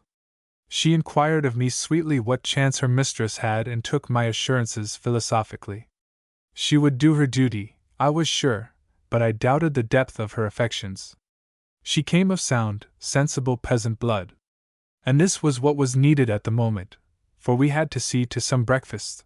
Legrand agreed to mount guard while I went on an excursion of investigation along the north shore. Here I was hidden from the eyes of those on board the Sea Queen by the intervening range of hills. It took me just 20 minutes of strolling to reach the farther end of the island, where the barren rocks swarmed with gulls and other sea birds, from which you may draw some idea as to the dimensions of our domain. I obtained some seagulls' eggs from the nests on the rocks, having to beat off some of the infuriated creatures to secure my booty, and, thus supplied, returned to the camp. The remainder of the party were now awake, and Juliet prepared the eggs, roasting them in the sand by the aid of hot ashes. As we were well-nigh famished, I think we all ate with appetite, except the princess, who was still very silent and listless. "Princess," I said to her presently, "if a man lose half his treasure, will he then throw away the other half recklessly?" She looked at me in wonder. "You have lost a brother," I continued, "but you have your own life which God gave you to guard." "Yes," she said slowly, "I know you are right, but it is hard. I will try, but," she shivered, "it is hard, so hard to forget. I live in a nightmare by day, it is only in sleep I can forget." But she ate her breakfast after that, and a little later accompanied me to a spring Ellison had discovered for a drink of water. As we stood there in the morning sunshine, the fair wind tossing her skirts, she faced me gravely. "You have not given up hope, then?" "No," said I frankly. "We are not beaten yet. I think I shall be able to restore you to Europe, to hand you back to your uncle's palace." She looked away to sea. "We were to have given up that for always, Frederick and I," she said softly. "We arranged it between us." "Princess," I said, "you did not approve. I have always known it. You consented out of love for him. And now you shall go back." She shook her head. "It is too late. The mill will never grind with the waters that are past." "I did not, I was afraid." "Yes, but I made up my mind. He was all I had, and now I have nothing, I am alone." It was impossible to assure her. There was no consolation possible now, whatever might come hereafter. Her eyes encountered mine. "But I am grateful, oh, so grateful, to those who stood by him to the end and risked their lives for him," she said in a broken voice and with tears in her eyes, and she put out her hand impulsively. I took it, and my voice was almost as broken as hers. "It is not true you are alone," I said, "for those who stood by your brother belong to you. They would die for you." "My friend," she murmured. "No, I am not alone." Legrand expressed great anxiety that we should improve our position, which, indeed, left us a prey to any attack. We therefore wended our way along the northern beach towards the rocks, in the hope of hitting upon a situation in which we might have some chance of defense. The scarp descended boldly into the blue water here, and the edges were planted with brushwood. Brushwood, too, covered the slope of the hills, interspersed with larger trees. Here and there the rough rock outcropped and was broken, no doubt, by the winds of that tempestuous sea or by the frosts. Legrand and I mounted, leaving the others below, and ascended to the top of the rise, from which the shafts of our eyes went down upon the southern beach. But the Sea Queen was concealed from view by the abutment of hill which sloped outwards and formed an arm to a pleasant little ravine. From the top of this a stream bubbled out of the rock and fell downwards in a jet of silver. Legrand stooped to refresh himself with a draught preparatory to turning back, for it was not advisable that we should venture lower upon that side of the hills. As he did so he stopped suddenly and straightened himself. With his hand he beckoned to me, pointing to the hillside. I looked and saw what was in his mind. Just under the summit the rock stratum emerged in mass, and on one side the earth yawned in a hole. Cautiously we approached. It was the mouth of a shallow cavern some 12 feet through and some 20 feet in width. The cave admitted us by stooping. "The very place," said he significantly. "It's near water too, and has this advantage, that we can overlook the beach by which any movement will be made." That was in my thoughts also, and we rejoined our companions well satisfied.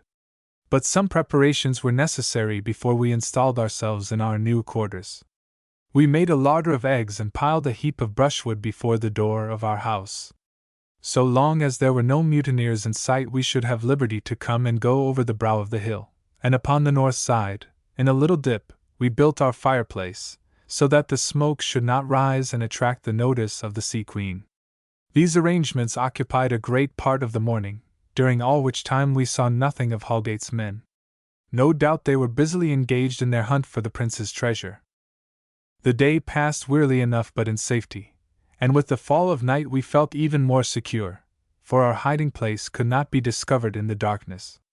I reckon that we were not, as the crow flies, more than a few hundred yards from where the yacht lay aground, and in the greater stillness that seems to fall at night sounds reached us from the mutineers. As I sat at the door of the cave, with the stars overhead, I caught a snatch of song rolling up from below, and presently other voices joined in. A little later there was a riotous burst of noise, as from a quarrel in progress. Had the treasure been found, and were the sailors celebrating their triumph, or was this merely a drunken debauch? It sounded as if the latter were the true alternative. In their disappointment the mutineers had gone to the rum cask for consolation. As time went on the sounds increased, and I listened to them with a trembling fear for the unfortunate woman who was still aboard. Black of heart as those men undoubtedly were in their sober moments, and under the influence of the lust of gold, what would they be when inflamed by spirits, and in the throes of angry chagrin? As I watched I was conscious that someone had issued from the cave on light feet and stood by my side. A low voice addressed me, but before she had spoken I knew who it was. My heart could not have failed to recognize her. "Do you fear attack?" "No, Princess," said I. "Not tonight. They don't know where we are, and besides, they are quarreling among themselves." She was silent for a time, and then, "That unhappy woman!" she sighed. "She has lost all she cared for." "I am sorry for her," I answered. "Yes," she said slowly. "I suppose so, but what does any one of us care for? What does it all mean? The puzzle is too great for me. I am shaken." "You must trust yourself," I said, impulsive. "Trust to those who care for you." "You are good," she replied softly. "Princess," I began, but she interposed quickly. "Do not call me that. I am no princess. I have given all up. I am just Alex Morland." "You will go back," said I, "and resume your rightful place in courts, and this will only remain to you as a horrid nightmare." "I shall remember the evil dream." "Yes," she said, "but I shall also remember some heroic souls and noble deeds. But it will not be in courts." She was silent again, but presently said, in a hesitating voice, "Dr. Phillimore, I never wanted that marriage. I was always against it, and now I am sorry. Poor Frederick! I was a traitor to him." "No, no," I said, "but a loyal and devoted heart. Why are you here?" "Because even though you mistrusted his judgment, you sacrifice yourself to your affection for him. The test of true affection is to stand by when you disapprove. Any one can stand by if he approves. And it has all come to this," she said with a sigh. "This is not the end," said I stoutly. Suddenly she laid her hand on my arm. "What has become of her?" she asked. What has been her fate? To say the truth, I knew not what to reply, and the trouble in her voice declared itself again. Can we do nothing? She asked distressfully. I did not like her, but can we do nothing? It is dreadful to. I found my voice then. Not tonight, but tomorrow, I replied soothingly. She will take no harm tonight. But I wished I had been as sure as I seemed. About noon on the following day we took our first sight of the mutineers. A knot emerged into view on the beach below, and spread out presently towards the wooded valley. This gave me some concern, for I guessed that they might be searching for us by Holgate's directions. He had threatened to visit us. Was he now fulfilling that threat? In any case, if they were hunting for us, we must in the end be run to earth in that small island. And then would come the final act. We had 2 revolvers and a limited amount of ammunition to defend ourselves against the resources of the mutineers, to whom the yacht was open. We saw no more of them, however, for 2 hours, and then they came straggling back towards the little bluff behind which the Sea Queen lay. If they had been looking for us, they were so far foiled. But that was not the last of them. The boat which had landed the first lot of mutineers had returned to the yacht, and now again struck the beach with a fresh complement of hands. Were they to renew the pursuit? I looked down from our eyrie, scarcely more than half a mile away, with some misgivings. Legrand was upon the other side of the hill on an exploration of his own, and Lane and Ellison were still wounded men. I peered from behind our pile of brushwood and awaited events. The second gang of mutineers had brought a keg with them, and I saw them tap it. Only too clearly was its nature revealed. They had come ashore to an orgy. I counted 10 of them, and thought I recognized 1 or 2 of the figures, Gray's and Pierce's for certain. Holgate evidently was not with them, for his form would have been unmistakable, nor could I discern Pye. But why were they there? I could only answer my question on the assumption that they had found the treasure, and were making merry. Yet it was not like Holgate to give them the reins so completely unless he had some purpose to serve by his complaisance. Hurricane Island, as the mutineer had dubbed it, lay under the broad face of the sun, and the cascade sparkled at my feet on its run to the sea. Down below the ruffians were engaged in drinking themselves into a condition of maudlin merriment. Well, so much the better, I reflected, for I had made up my mind that now, if ever, was the time to inquire into the fate of Mademoiselle. When Legrand returned, the debauch had developed, and the boat was clumsily put to sea by 2 of the hands. Evidently a fresh supply of rum had been requisitioned, for shortly afterwards the boat returned and 2 more kegs were rolled out upon the beach. This time it also brought Holgate himself, together with a companion, whom I made out to be Pye. The men lolled in the sun, smoking and drinking, and now singing snatches of songs. What was Holgate about, to let them get into this condition? Well, Holgate probably knew his own affairs. If he had not carefully calculated every step in this situation, I should have been much astonished. He himself, as far as I could see, took little part in the orgy, but the clamor of voices grew louder, and reached us in our retreat very distinctly. We could even catch the names and some of the words that flew about. The talk was boisterous, but I doubted if it was over-merry. Had they been baffled by the treasure after all? I counted them again, and came to the conclusion that almost the whole of the decimated company must be ashore. If that were so, it was time for my excursion. Presently, when the dark came, it might be too late. My plan, as I explained it to Legrand, was this. I would descend across the spur of the hill, under cover of the bushes, and climb down the steeper heights that faced the Sea Queen. She lay scarce more than 100 yards from the island, and it would be easy to reach her by swimming. If Mademoiselle were safe on board as I conjectured, we could take advantage of a boat to reach the northern beach, and so make our escape without being seen by any of the mutineers ashore. As for the mutineers on the ship, if there were any, I must deal with them as chance suggested. Legrand was doubtful as to my venture, his philosophy being summed up in the adage, "Let well alone," but he consented that the experiment should be tried when I pressed it. He had, in the course of his ramblings, discovered in the north side of the hill another cavern, which he declared would serve us on an emergency as a second hiding place. It was quite possible that we might be driven from burrow to burrow like rabbits, and so it behooved us to examine well the lines of our retreat. I started on my journey just as the sun went down, spreading a deep rose color on the western waters.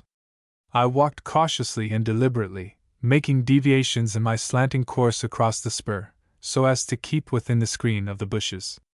I had not gone more than 100 yards when I was aware that I was being followed, and I stopped and looked back. To my amazement, I saw the princess coming up rapidly in my wake. She had evidently sped down the ravine, and was a little out of breath. This had imparted some color to her pale face, a color which made her radiantly beautiful. "Princess!" I said in surprise. "I am come after you," she said hurriedly, "because I don't want you to go." "Oh, don't go, please! I did not know you were going until you were gone. Mr. Legrand told me so when I asked after you. But you must not go. I know you are going because of what I said last night. But you must not. It is too dangerous. Oh, did you not see that band of assassins there? They are wolves, they are ravening, fierce wolves. You will perish." My heart throbbed hard, harder than it had done before through all those terrible days of anxiety. I took her hand. "Princess," I said, "I must go." I held her hand tightly. "You see that I must go. But I will not forget your kindness. They will kill you," she burst out. "No," I shook my head and smiled. "God bless you! You are the most kind and most beautiful woman in life. God bless and keep you." I kissed her hand and turned and went down. She stood a while, as if lost in thought, and when I looked back I thought I could read upon her face trouble and fear. I would have gone back to her if I had dared, but had I done so I must have taken her in my arms. I kept my face steadily towards the descent, and when I at last summoned courage to adventure the gaze, she had turned and was slowly mounting the hill. My eyes left her and went downwards to the beach. I was almost at the top of the spur which rolled over towards the bay on which the yacht had stranded. What was my horror to notice some excitement among the mutineers, and to see a man with his face towards the hill and an uplifted arm. Good heavens! The princess had been discovered. I stood stock still, rooted to the ground with my apprehensions, and then several of the mutineers began to run towards the ravine. I started at once on a race up the slope. Looking down I saw the full pack streaming up the valley, and I redoubled my exertions. I was some distance away, but I had not so far to go as they. The princess stopped, arrested by the drunken shouts from below, and then suddenly broke into a run. She had recognized her danger. I bounded through the bushes, and cut across to intercept the wolves. It was all a matter of little more than 5 minutes, and then I stopped and awaited their arrival. The first man, who was without a weapon, came to a pause a dozen paces from me. "Stand or I fire," I said, leveling my weapon. He looked uncertainly round for his companions. 2 or 3 joined him, and encouraged by this accession to the force, he said jeeringly, "Put that down, or it will be the worse for you. We've had enough of you. And now we've got you in a mucky hole." "That remains to be seen," said I calmly, for I noticed that they did not seem to be supplied with weapons. I could see others climbing up below, and among them Holgate. A little lull fell on the scene. It was as if fate hung undecided, not certain whether the scales should go down on this side or that. I stood facing the group of dismayed and angry ruffians, and without turning my head was aware of someone running behind me. I do not think I gave this a single thought, so preoccupied was I with the situation in front. The group was enlarged by arrivals, and one of these, stumbling, uttered an oath. "Shoot him," he said, and himself lifted a pistol at me. I raised mine also, and a second and a third were now leveled at me. The scales were against me, but even as this flashed across my mind, a report sounded behind me, and the drunken creature fell. I glanced about, and there was Legrand, with his steady hand and flaming eye. My heart thrilled. A shout of fury went up in front. "Shoot them! Shoot them!" And the barrels directed at us seemed to be suddenly many. Holgate had come to a pause on the outer edge of the group and was observing the scene with interest. He made no movement. Death touched us with the breath of his passage. An arm was flung sharply about me. "If you die, I die too!" cried a voice, ah, so well remembered and so dear. Ah, heaven! Was it Alex? A pistol barked, and I swerved, almost losing my feet. If we must die, we should die hard. I fired, and one of the mutineers uttered an exclamation. "Stay there," called Holgate. "Easy, men. Don't let's kill the goose that lays the golden eggs. Let's have a few questions answered." "Dents down," sang out one. "Well, there'll be all the more for those that are left," said Holgate easily, steering his way through the knot. A faint laugh followed on this, but I think even the mutineers, brutal as they were aghast at this revolting cynicism. "Let's have a parley first," said Holgate, now in the forefront of the gang. "Business first, pleasure afterwards. Now, doctor, out with it. Where's that treasure?" "I have told you," said I, "that the prince removed it." Alex's arms were about me still. I was dazed. "Obstinate mule," said Holgate with a grin. "See that, boys? I've given them every chance. Let her go." In response to his command, revolvers were raised. It marked the end, the fall of the curtain on that long tragedy. Alex's arms were about me, and suddenly my brain cleared. I saw as sharply and as definitely as if I had been aloof and unconcerned in that disturbing crisis. "Stop, men," said I. "I have one thing to say before we go further. Two things. You shall hear about the treasure." There was a pause. Holgate turned his black, incurious eyes on me, as if he wondered. "I will tell you where the treasure is, if you will allow me to give you the history of a transaction," I said. My mind was quick, my nerve was cool. There was a chance in delay. "Spit it out," said one of the men encouragingly. "The funeral will wait." "Men, you've been taken in by that scoundrel there, your leader," I said, pointing at Holgate.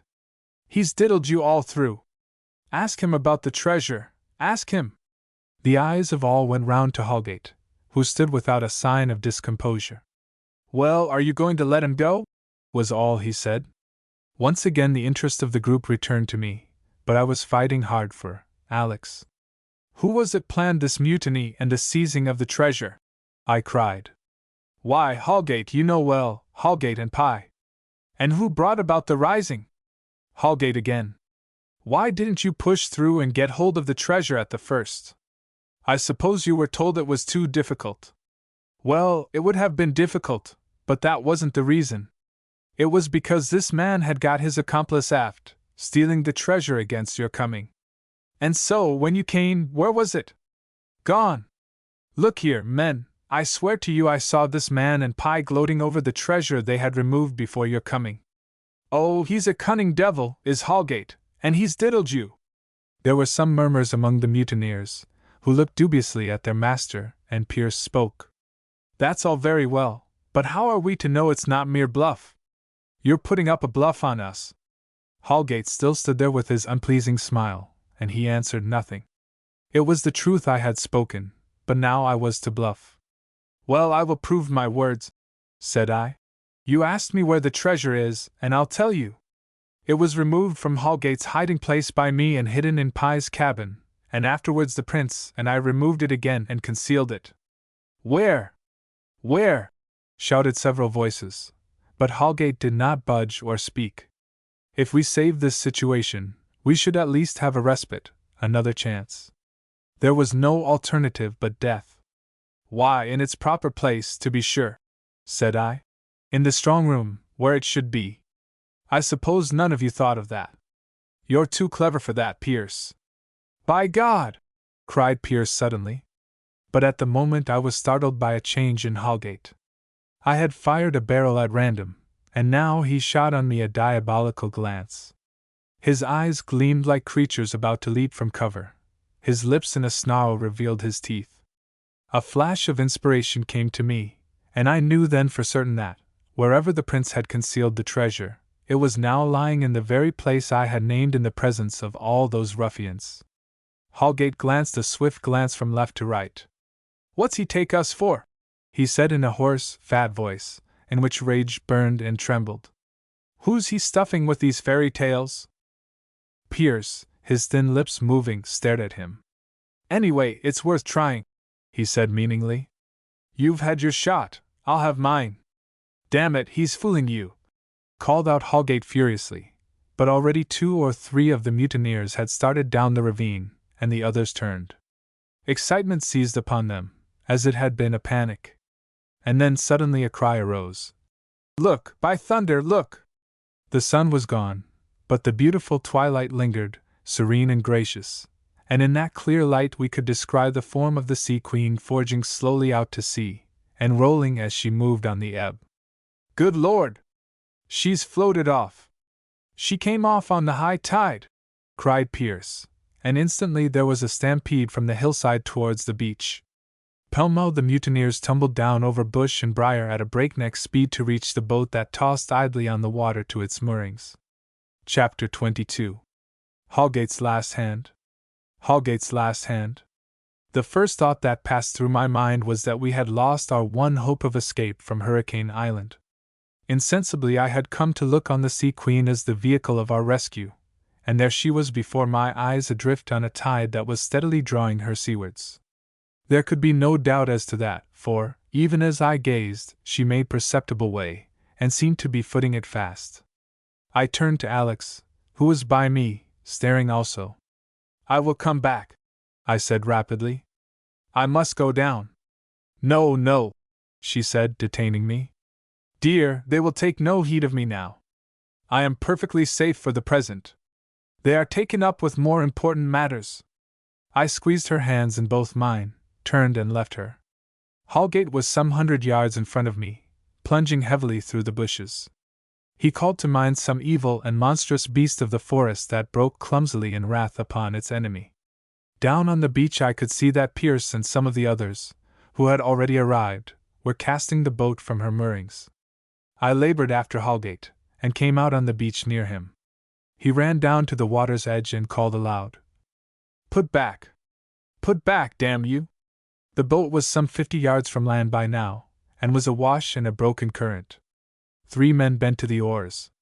Holgate leveled his revolver and fired. One of the men lay down grotesquely on his oar. He fired again, and one of the remaining 2 stood up, shook a fist towards the shore, and, staggering backwards, capsized the boat in the surf. He must have sunk like lead with his wound, for he never rose to the surface. But the last man, who was Pierce, battled gallantly with the flood, and endeavored to reach the boat, which was bottom upwards. In this, however, he failed, for the tide seemed to suck him away.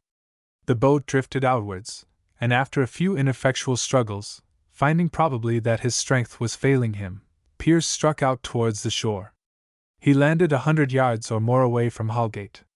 Between the 2 men were gathered in a bunch, irresolute and divided in counsels, the remaining mutineers. For the moment I think I was so taken up with the situation that I did not consider my own case. No one had eyes for me in the fast descending dusk, and behind the shelter of a bush I watched the course of that singular drama. Holgate had indifferently reloaded his revolver, and now stood holding it carelessly by his side. "Gray, is that you? Come here," he called. But the knot of men did not move, and now Pierce was walking rapidly towards it. It opened to receive him, and swallowed him up again cautiously, as if there was safety in that circle against the arch-mutineer. Holgate strode leisurely towards them. "I suppose you guess where we are?" he said, in his malevolent, fluent, wheezing tones. "You've dished us, Pierce, my man." Pierce replied from the group with an oath, and there was an undercurrent of murmur, as if a consultation was in progress. "Say, where's that damned little lawyer cuss?" asked a voice, that of an American, who was one of the hands. Holgate put one hand in his trousers pocket. "How should I know?" he said. "And what's that got to do with the situation? It's your doing. You've put us in this hole. You've strung us up today in this blooming island," said Gray fiercely. "What did you shoot for? Haven't you any other use for your popgun? Come out, Gray, come out, my man, and talk it over," said Holgate suavely. "You were always good at the gab. Step out in front, man." And he played with his revolver. But Gray did not budge.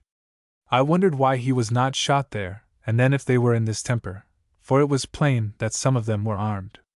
But I suppose that they were overawed by the bearing of the man, and, lawless ruffians as they were yet under the influence of some discipline. Holgate had known how to rule in his triumph, and the ghost of that authority was with him still in his defeat. "Look here!" called out Pierce after further consultation. "This is as good as a trial, this is. You're standing for your life, Mr. Holgate, and don't you forget it. What do you say, Bill? Speak up. Give him his counts. We accuse you of treachery and not behaving like a mate on ship about the treasure," sang out Gray in a loud, high monotone. "We accuse you, Mr. Holgate, of the murder of our 2 companions, Smith and Alabaster. We accuse you, furthermore, Mr. Holgate, of a conspiracy to cheat the company, us all being comrades." "Now, Bill Gray, that's a very parsonical view of yours, isn't it?" said Holgate with a sneer. "By gum, you regularly hit me off, Gray. You're the man to see his way through a brick wall. I killed Smith and Alabaster, did I? Well, what's the odds? Here was this man, Pierce, who was frightened to face me in there with you, and his 2 pals, making for the Sea Queen to rob you and me. Don't I know him and you too? Where would we have been if I hadn't dropped him? Why, left, my good man, left. That's what we are now," said one of the mutineers. "Regularly busted and left. We're done." "That's so," said Holgate suavely.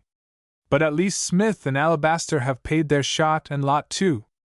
And, by thunder, that skunk behind you shall do it too. Come out there, Pierce, sneak and dog, and take your gruel." He did not raise his voice perceptibly, but it seemed to wither the mutineers, who stood about 10 paces from him. He waddled towards them. "Out of the way, men, and let me see him. Blind me, I'd sooner have taken a bug into my confidence than Pierce. He gets ahead of us with his long thin legs, and without so much as by your leave swims out to sea to cop what belongs to you and me and all of us." There was a murmur at this, and it was quite impossible to tell how the sympathies of the gang were going. But one called out again, "Where's that damn pie? Where's your spy?" "So," says Holgate, "you are thinking of the doctor's story, are you? You fool, he was only playing for his life and the life of his best girl. Haven't you got the sense of a louse between you? Fine pie then, and screw it out of him. Thumbscrew him till he tells, and see how much he has to tell. It'll be worth your while, Garrett. Why, you fool, he's just a little clerk that was useful, and was going to get a tip for his pains. He wasn't standing in on our level. We came in on bedrock." There was a hoarse, discordant laugh. "With the yacht gone, and us on a godforsaken tea-tray in mid-ocean," said a voice. Upon that in the dwindling light a shot came from the group, and Holgate lifted his barrel deliberately. "So that's Pierce, by thunder, is it? Well, Johnny Pierce, you're a brave man, and I'd take off my hat to you if my hands were free. Stand aside there, men, and let's see Johnny Pierce's ugly mug. Now then, divide, ye hear, divide." I never could determine whether Holgate in that moment realized that all was up, and the end was come, and had carried things through with a swagger, or whether he had a hope of escape. Nothing showed in his voice or in his manner save extreme resolution and contemptuous indifference. These men he had misled and cheated were to him no more than brutes of the field, to be despised and ridiculed and browbeaten. At his words, indeed, the old habit of obedience asserted itself and the knot fell apart. As it did I saw Pierce with his revolver up, but Holgate did not move. He fired carefully and Pierce uttered a curse. Then another weapon barked, and Holgate moved a pace forwards. He fired again, and a man dropped. 2 or more shots rang out, and the arch-mutineer lifted his left hand slowly to his breast. "Bully for you, Pierce," he said, and fired yet once more. The knot now had dissolved, and Gray ran in the gathering gloom a little way up the beach. He halted, and raising his weapon, fired. It was abominable. It may have been execution, but it was horribly like murder. As Gray fired, Holgate turned and put his hand to his shoulder. Immediately he let his last barrel go. "Ha! That's done you, Pierce," he wheezed out. By heavens, I thought I'd do for you! Crack! Went Gray's pistol again from his rear, and he swung round, his weapon dropped, and he began to walk up the beach steadily towards me. In the blue gloom I could see his eyes stolidly black and furtive, and I could hear him puffing. He came within 10 paces of me, and then stood still, and coughed in a sickening, inhuman way. Then he dropped and rolled heavily upon his back. I had witnessed enough. Heaven knows we had no reason to show mercy to that criminal, but that last hopeless struggle against odds had enlisted some sympathy, and I had a feeling of nausea at the sight of that collapse. He must have fallen riddled with bullets. He had played for high stakes, had sacrificed many innocent lives, and had died the death of a dog. And there he would rest and rot in that remote and desert island. I stole from my bush and crept upwards through the darkness. I had not gone 100 yards before my ears were caught by a rustling on my left. Had I put up some animal? I came to a pause, and then there was a swift rush, and a man's figure broke through the undergrowth and disappeared across the slope of the hill. It was near dark, but I thought in that instant I recognized it as the figure of the little lawyer's clerk. When I reached the cavern I found no sign of anyone, and I was wondering what could have become of my companions when I heard a voice calling low through the gloaming. "Dr. Phillimore!" It was Alex. I sprang to her side and took her hands. Then I learnt that Legrand had decided, as a counsel of prudence, to occupy the second cavern on the northern slope, which he considered more private than that which we had found first. "And you came back to warn me?" I asked in a low voice. "No, I waited," said she as low. "I was afraid, although you told me." "Ah, but you have never told me wrong yet. I believe you implicitly." "Princess," I said with emotion. "No, no," she whispered. "Not any more, never any more." "Alex," I whispered low, and I held her closer. She gave a little cry. "What is it?" I asked anxiously. For answer her head lay quiet on my shoulder, and the stars looked down upon a pale, sweet face. She had fainted. Now the hand which clasped her arm felt warm and wet, and I shifted it hastily and bent down to her. It was blood. She was wounded. Tenderly I bound my handkerchief about the arm and waited in distress for her to revive. If we had only some of the mutineers' brandy! But presently she opened her eyes. "Dearest, dearest," she murmured faintly. "You are wounded, darling," I said. "Oh, why did you not tell me?" "It was the first shot," she said in a drowsy voice. When I had my arm about you." I kissed that fair white arm, and then for the first time I kissed her lips. We reached Legrand's cave after Alex had rested, and I related the tragedy that had passed under my eyes on the beach below. Legrand listened silently, and then, "He was a black scoundrel. He died as he should," he said shortly, and said no more. Wearied with our exertions, and exhausted by the anxieties of the day, we gradually sank to sleep, and as I passed off Alex's hand lay in mine. She slept sweetly, for all the profound miseries of those past days. I awoke to the sound of a bird that twittered in the bushes, and, emerging from the cavern, looked around. The sun was bright on the water, the foam sparkled, and the blue tossed and danced as if nature were revisiting happily the scene of pleasant memories. It seemed as if those deeds of the previous night, that long fight against fate, those dismal forebodings, the tragedy of the prince, were all separated from us by a gulf of years. It was almost impossible to conceive of them as belonging to our immediate precedent past and as coloring our present and our future. And as my gaze swept the horizon for the Orient towards the west, it landed upon nothing less than the Sea Queen. I could have rubbed my eyes, and I started in amazement. My heart beat heavily. But it was true. There rode the yacht in the offing, idly swinging and plunging on the tide and clearly under no man's control. She must have drifted in upon Hurricane Island again through the stress of some backward tide, and here she bobbed on the broken water safe from the eyes of the mutineers. As soon as I had recovered from the shock of surprise, I re-entered the cavern and woke Legrand, and in less than 5 minutes all of us were outside our shelter and gazing at the welcome sight. "We have the boat hidden," said Legrand. "We must work our way back to it, and the sooner the better." Too much risk, said I. I know a better way. At the tail of the island we may be seen and pursued. There are boats aboard, and she's not more than 300 yards out. What, swim? He asked, and looked rueful. He was one of the many sailors I have known who had not that useful art. I nodded. It won't take me long. As I passed, Alex caught my hand. She said nothing, but her eyes devoured me and her bosom heaved. I smiled. My princess, I whispered, and her soul was in her look. I can't see a sign of anyone on board, said Legrand with his hand over his eyes. Mademoiselle would not be awake yet. It can't be later than 5, said Lane, who was much better today. I make it 5:30, said Legrand. We have some time to ourselves if we have luck. After last night those fiends will sleep well and with easy consciences. He spoke grimly. Have everything ready, I called as I left. We must not lose a chance or hazard anything. What do you think? Said Lane, in his old cheerful manner. I quickly descended to the beach, threw off my coat, waistcoat, and boots, and tightened my belt. Then I waded into the sea. It was cold, and when I first entered struck a chill into me. But presently, as I walked out into the deepening waters, with the sparkling reflection of the sun in my eyes from 1,000 facets of ripples, I began to grow warm. I reached water waist high, and next moment I was swimming.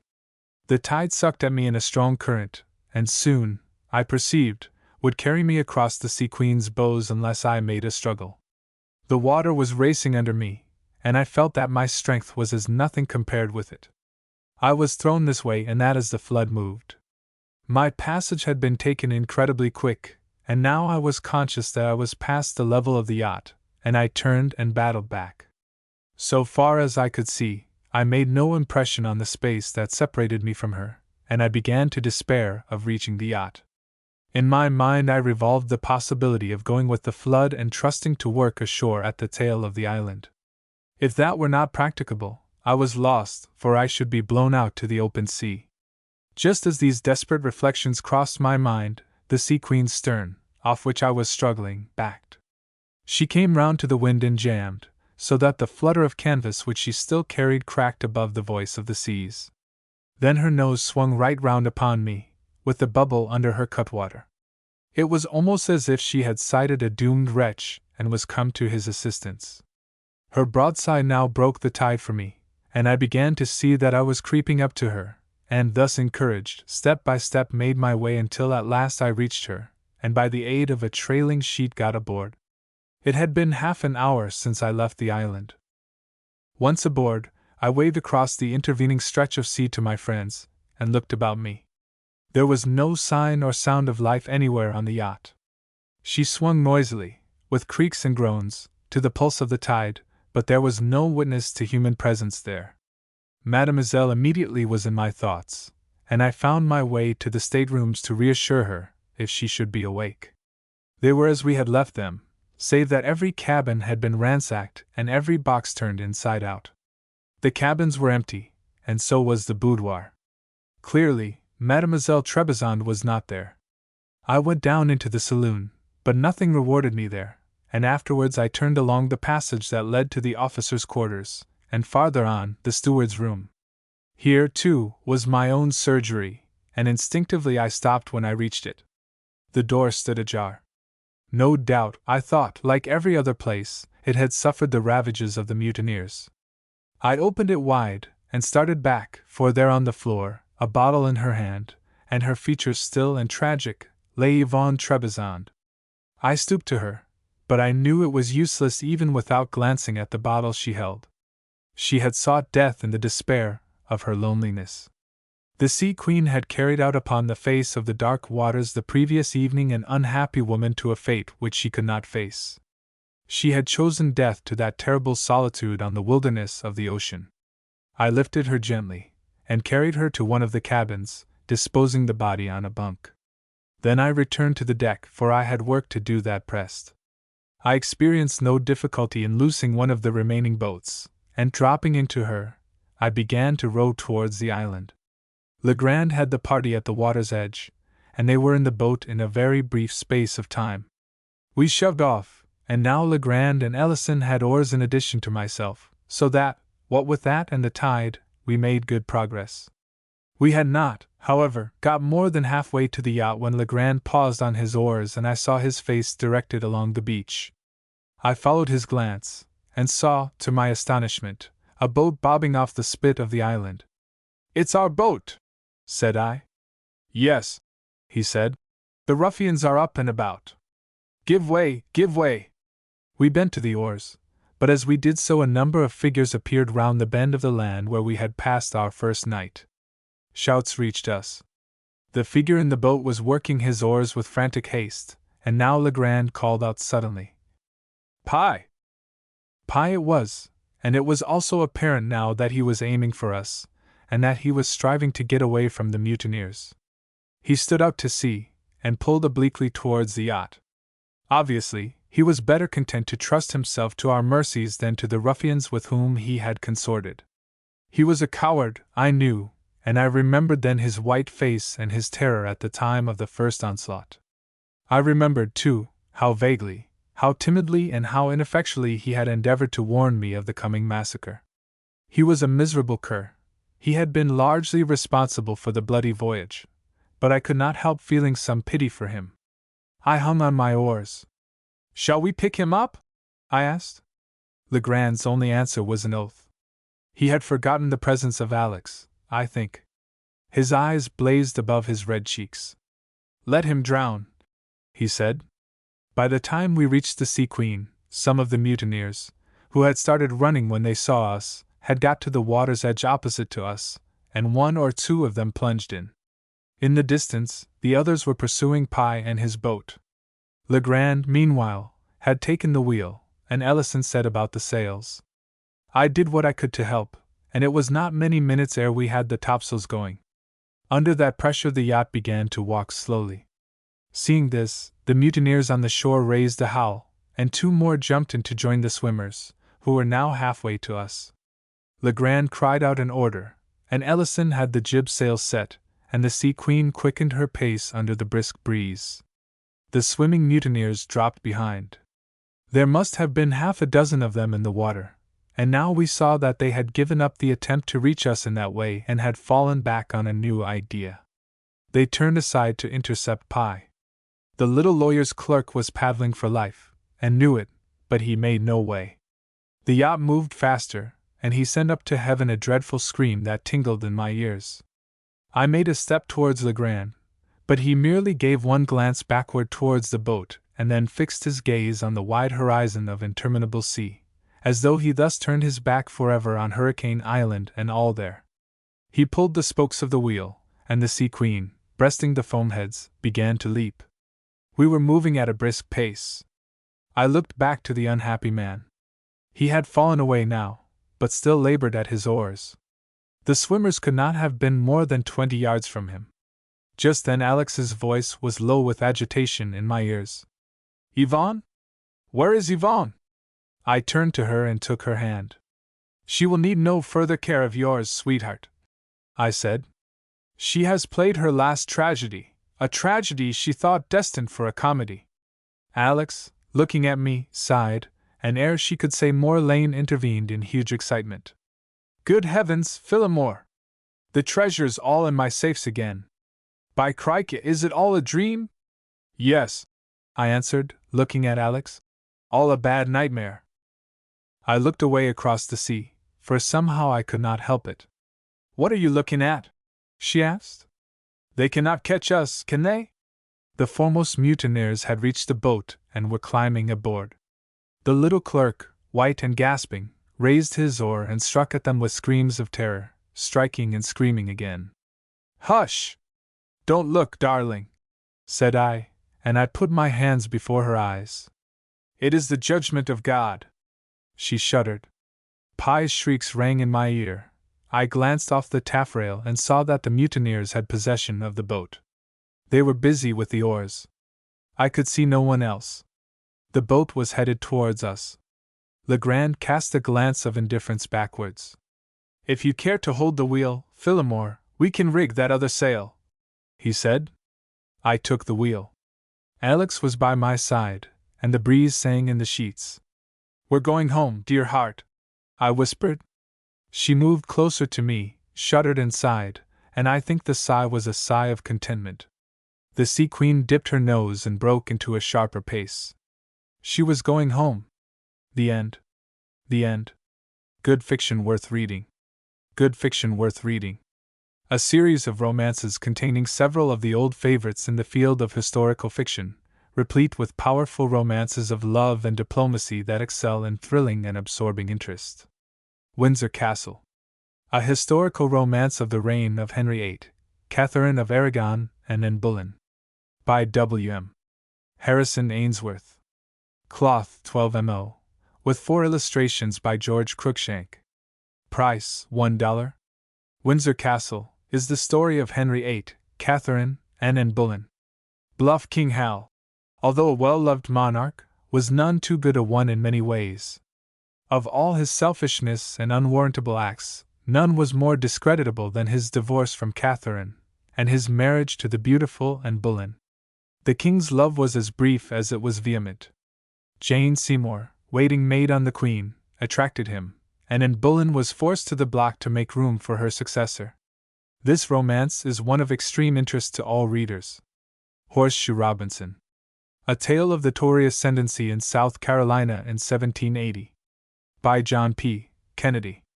Cloth 12mo, with 4 illustrations by J. Watson Davis. Price $1.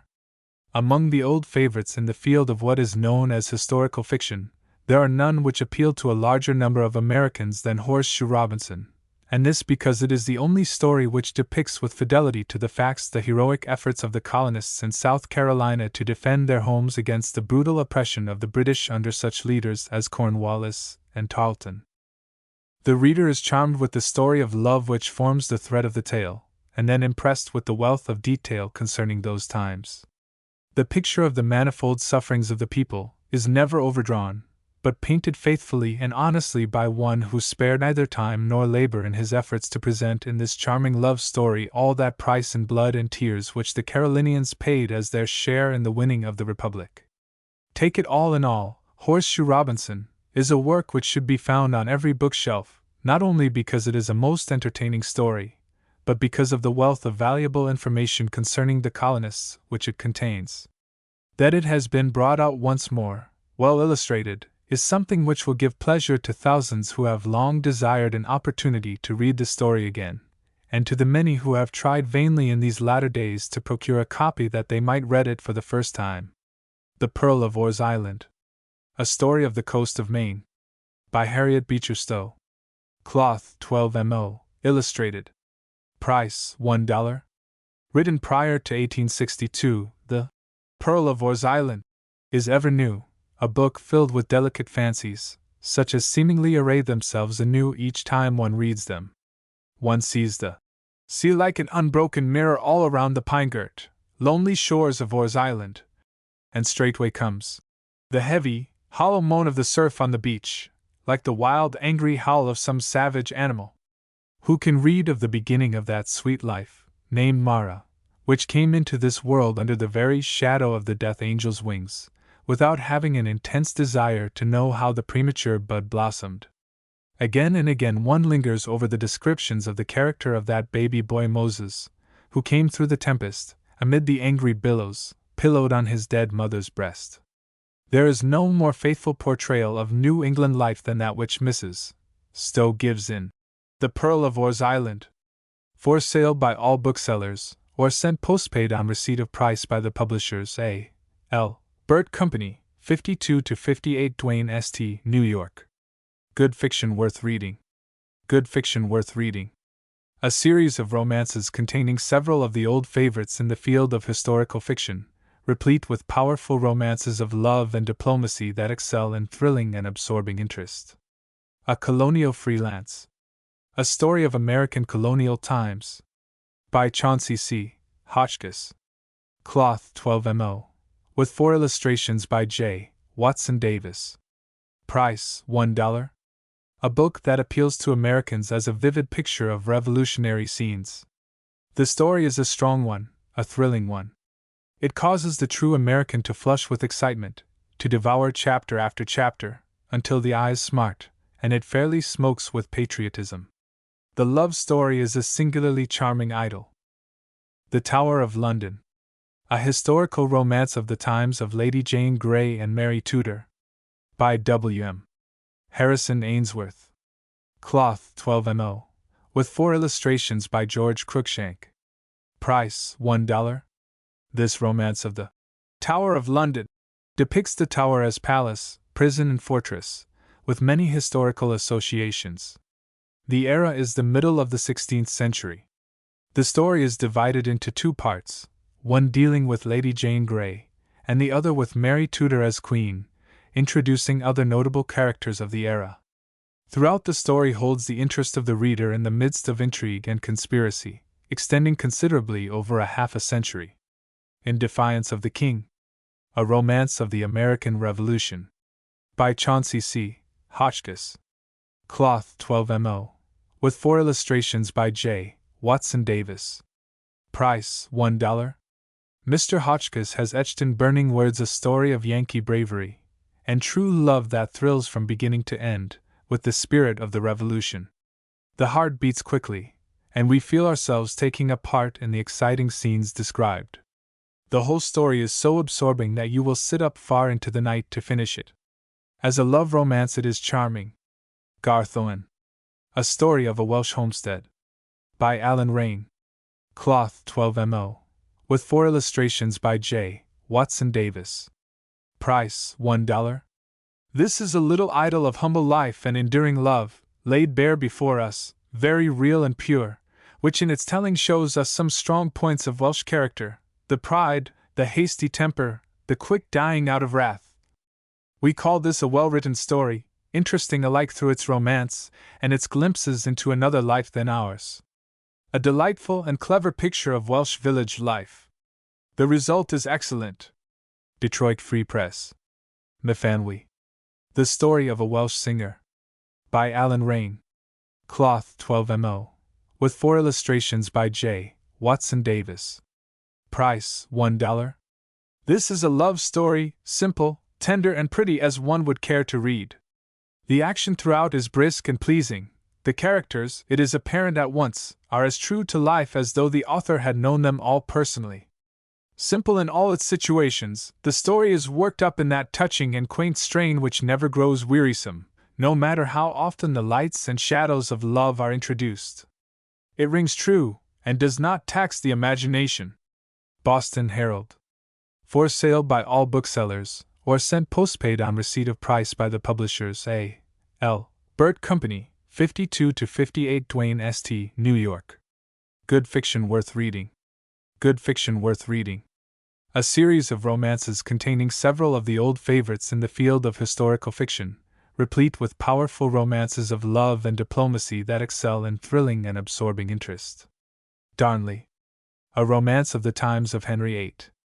And Cardinal Wolsey. By G. P. R. James. Cloth 12mo. With 4 illustrations by J. Watson Davis. Price $1. In point of publication, Darnley is that work by Mr. James which follows. Richelieu. And if rumor can be credited, it was owing to the advice and insistence of our own Washington Irving that we are indebted primarily for the story, the young author questioning whether he could properly paint the difference in the characters of the 2 great cardinals. And it is not surprising that James should have hesitated. He had been eminently successful in giving to the world the portrait of Richelieu as a man, and by attempting a similar task with Wolsey as the theme, was much like tempting fortune. Irving insisted that Darnley came naturally in sequence, and this opinion being supported by Sir Walter Scott, the author set about the work. As a historical romance, Darnley is a book that can be taken up pleasurably again and again, for there is about it that subtle charm which those who are strangers to the works of G. P. R. James have claimed was only to be imparted by Dumas. If there was nothing more about the work to attract especial attention, the account of the meeting of the kings on the historic field of the cloth of gold would entitle the story to the most favorable consideration of every reader.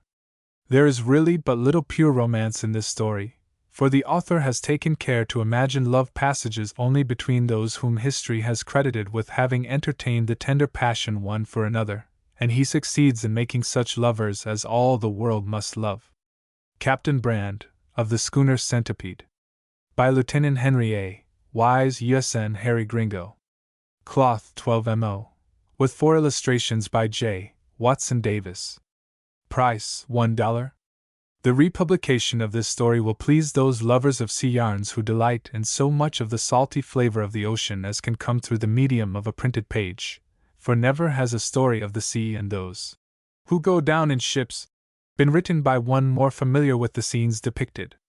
The one book of this gifted author which is best remembered, and which will be read with pleasure for many years to come, is Captain Brand, who, as the author states on his title page, was a pirate of eminence in the West Indies.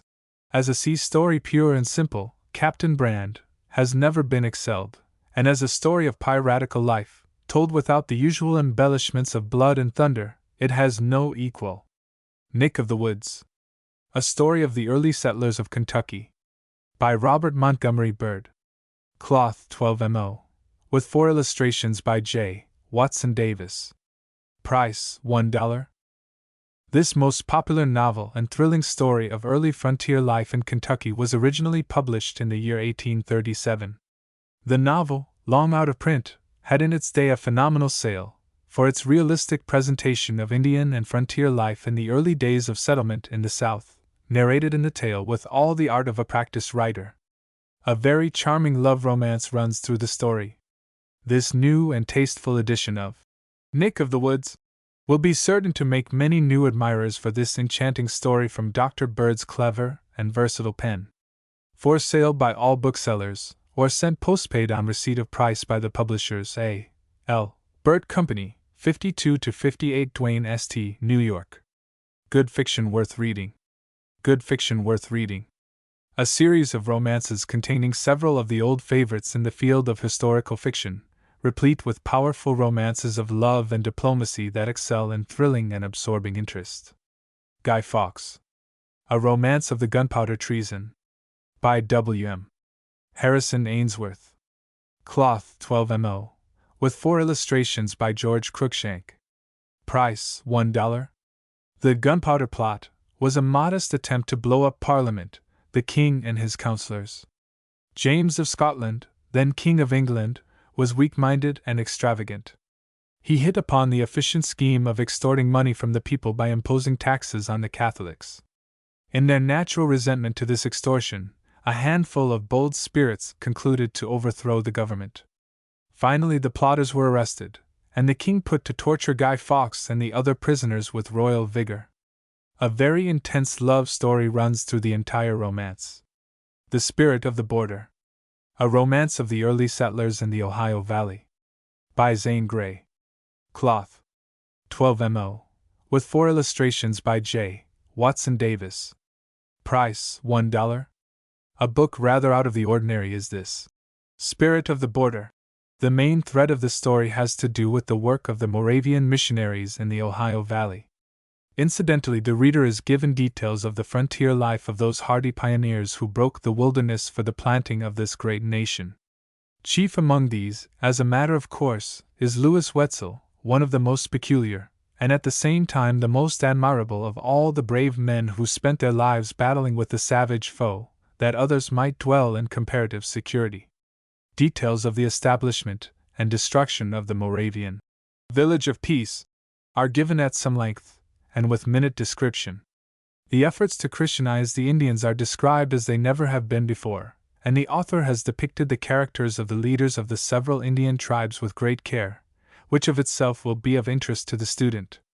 By no means least among the charms of the story are the vivid word pictures of the thrilling adventures, and the intense paintings of the beauties of nature, as seen in the almost unbroken forests. It is the spirit of the frontier which is described, and one can by it, perhaps, the better understand why men, and women, too, willingly braved every privation and danger that the westward progress of the Star of Empire might be the more certain and rapid. A love story, simple and tender, runs through the book. Richelieu. A tale of France in the reign of King Louis XIII. By G. P. R. James. Cloth 12mo. With 4 illustrations by J. Watson Davis. Price $1. In 1829, Mr. James published his first romance, Richelieu, and was recognized at once as one of the masters of the craft. In this book he laid the story during those later days of the great cardinal's life, when his power was beginning to wane, but while it was yet sufficiently strong to permit now and then of volcanic outbursts which overwhelmed foes and carried friends to the topmost wave of prosperity. One of the most striking portions of the story is that of Cinq-Mars conspiracy, the method of conducting criminal cases, and the political trickery resorted to by royal favorites, affording a better insight into the statecraft of that day than can be had even by an exhaustive study of history. It is a powerful romance of love and diplomacy, and in point of thrilling and absorbing interest has never been excelled. For sale by all booksellers, or sent postpaid on receipt of price by the publishers A. L. Burt Company, 52 to 58 Duane St., New York.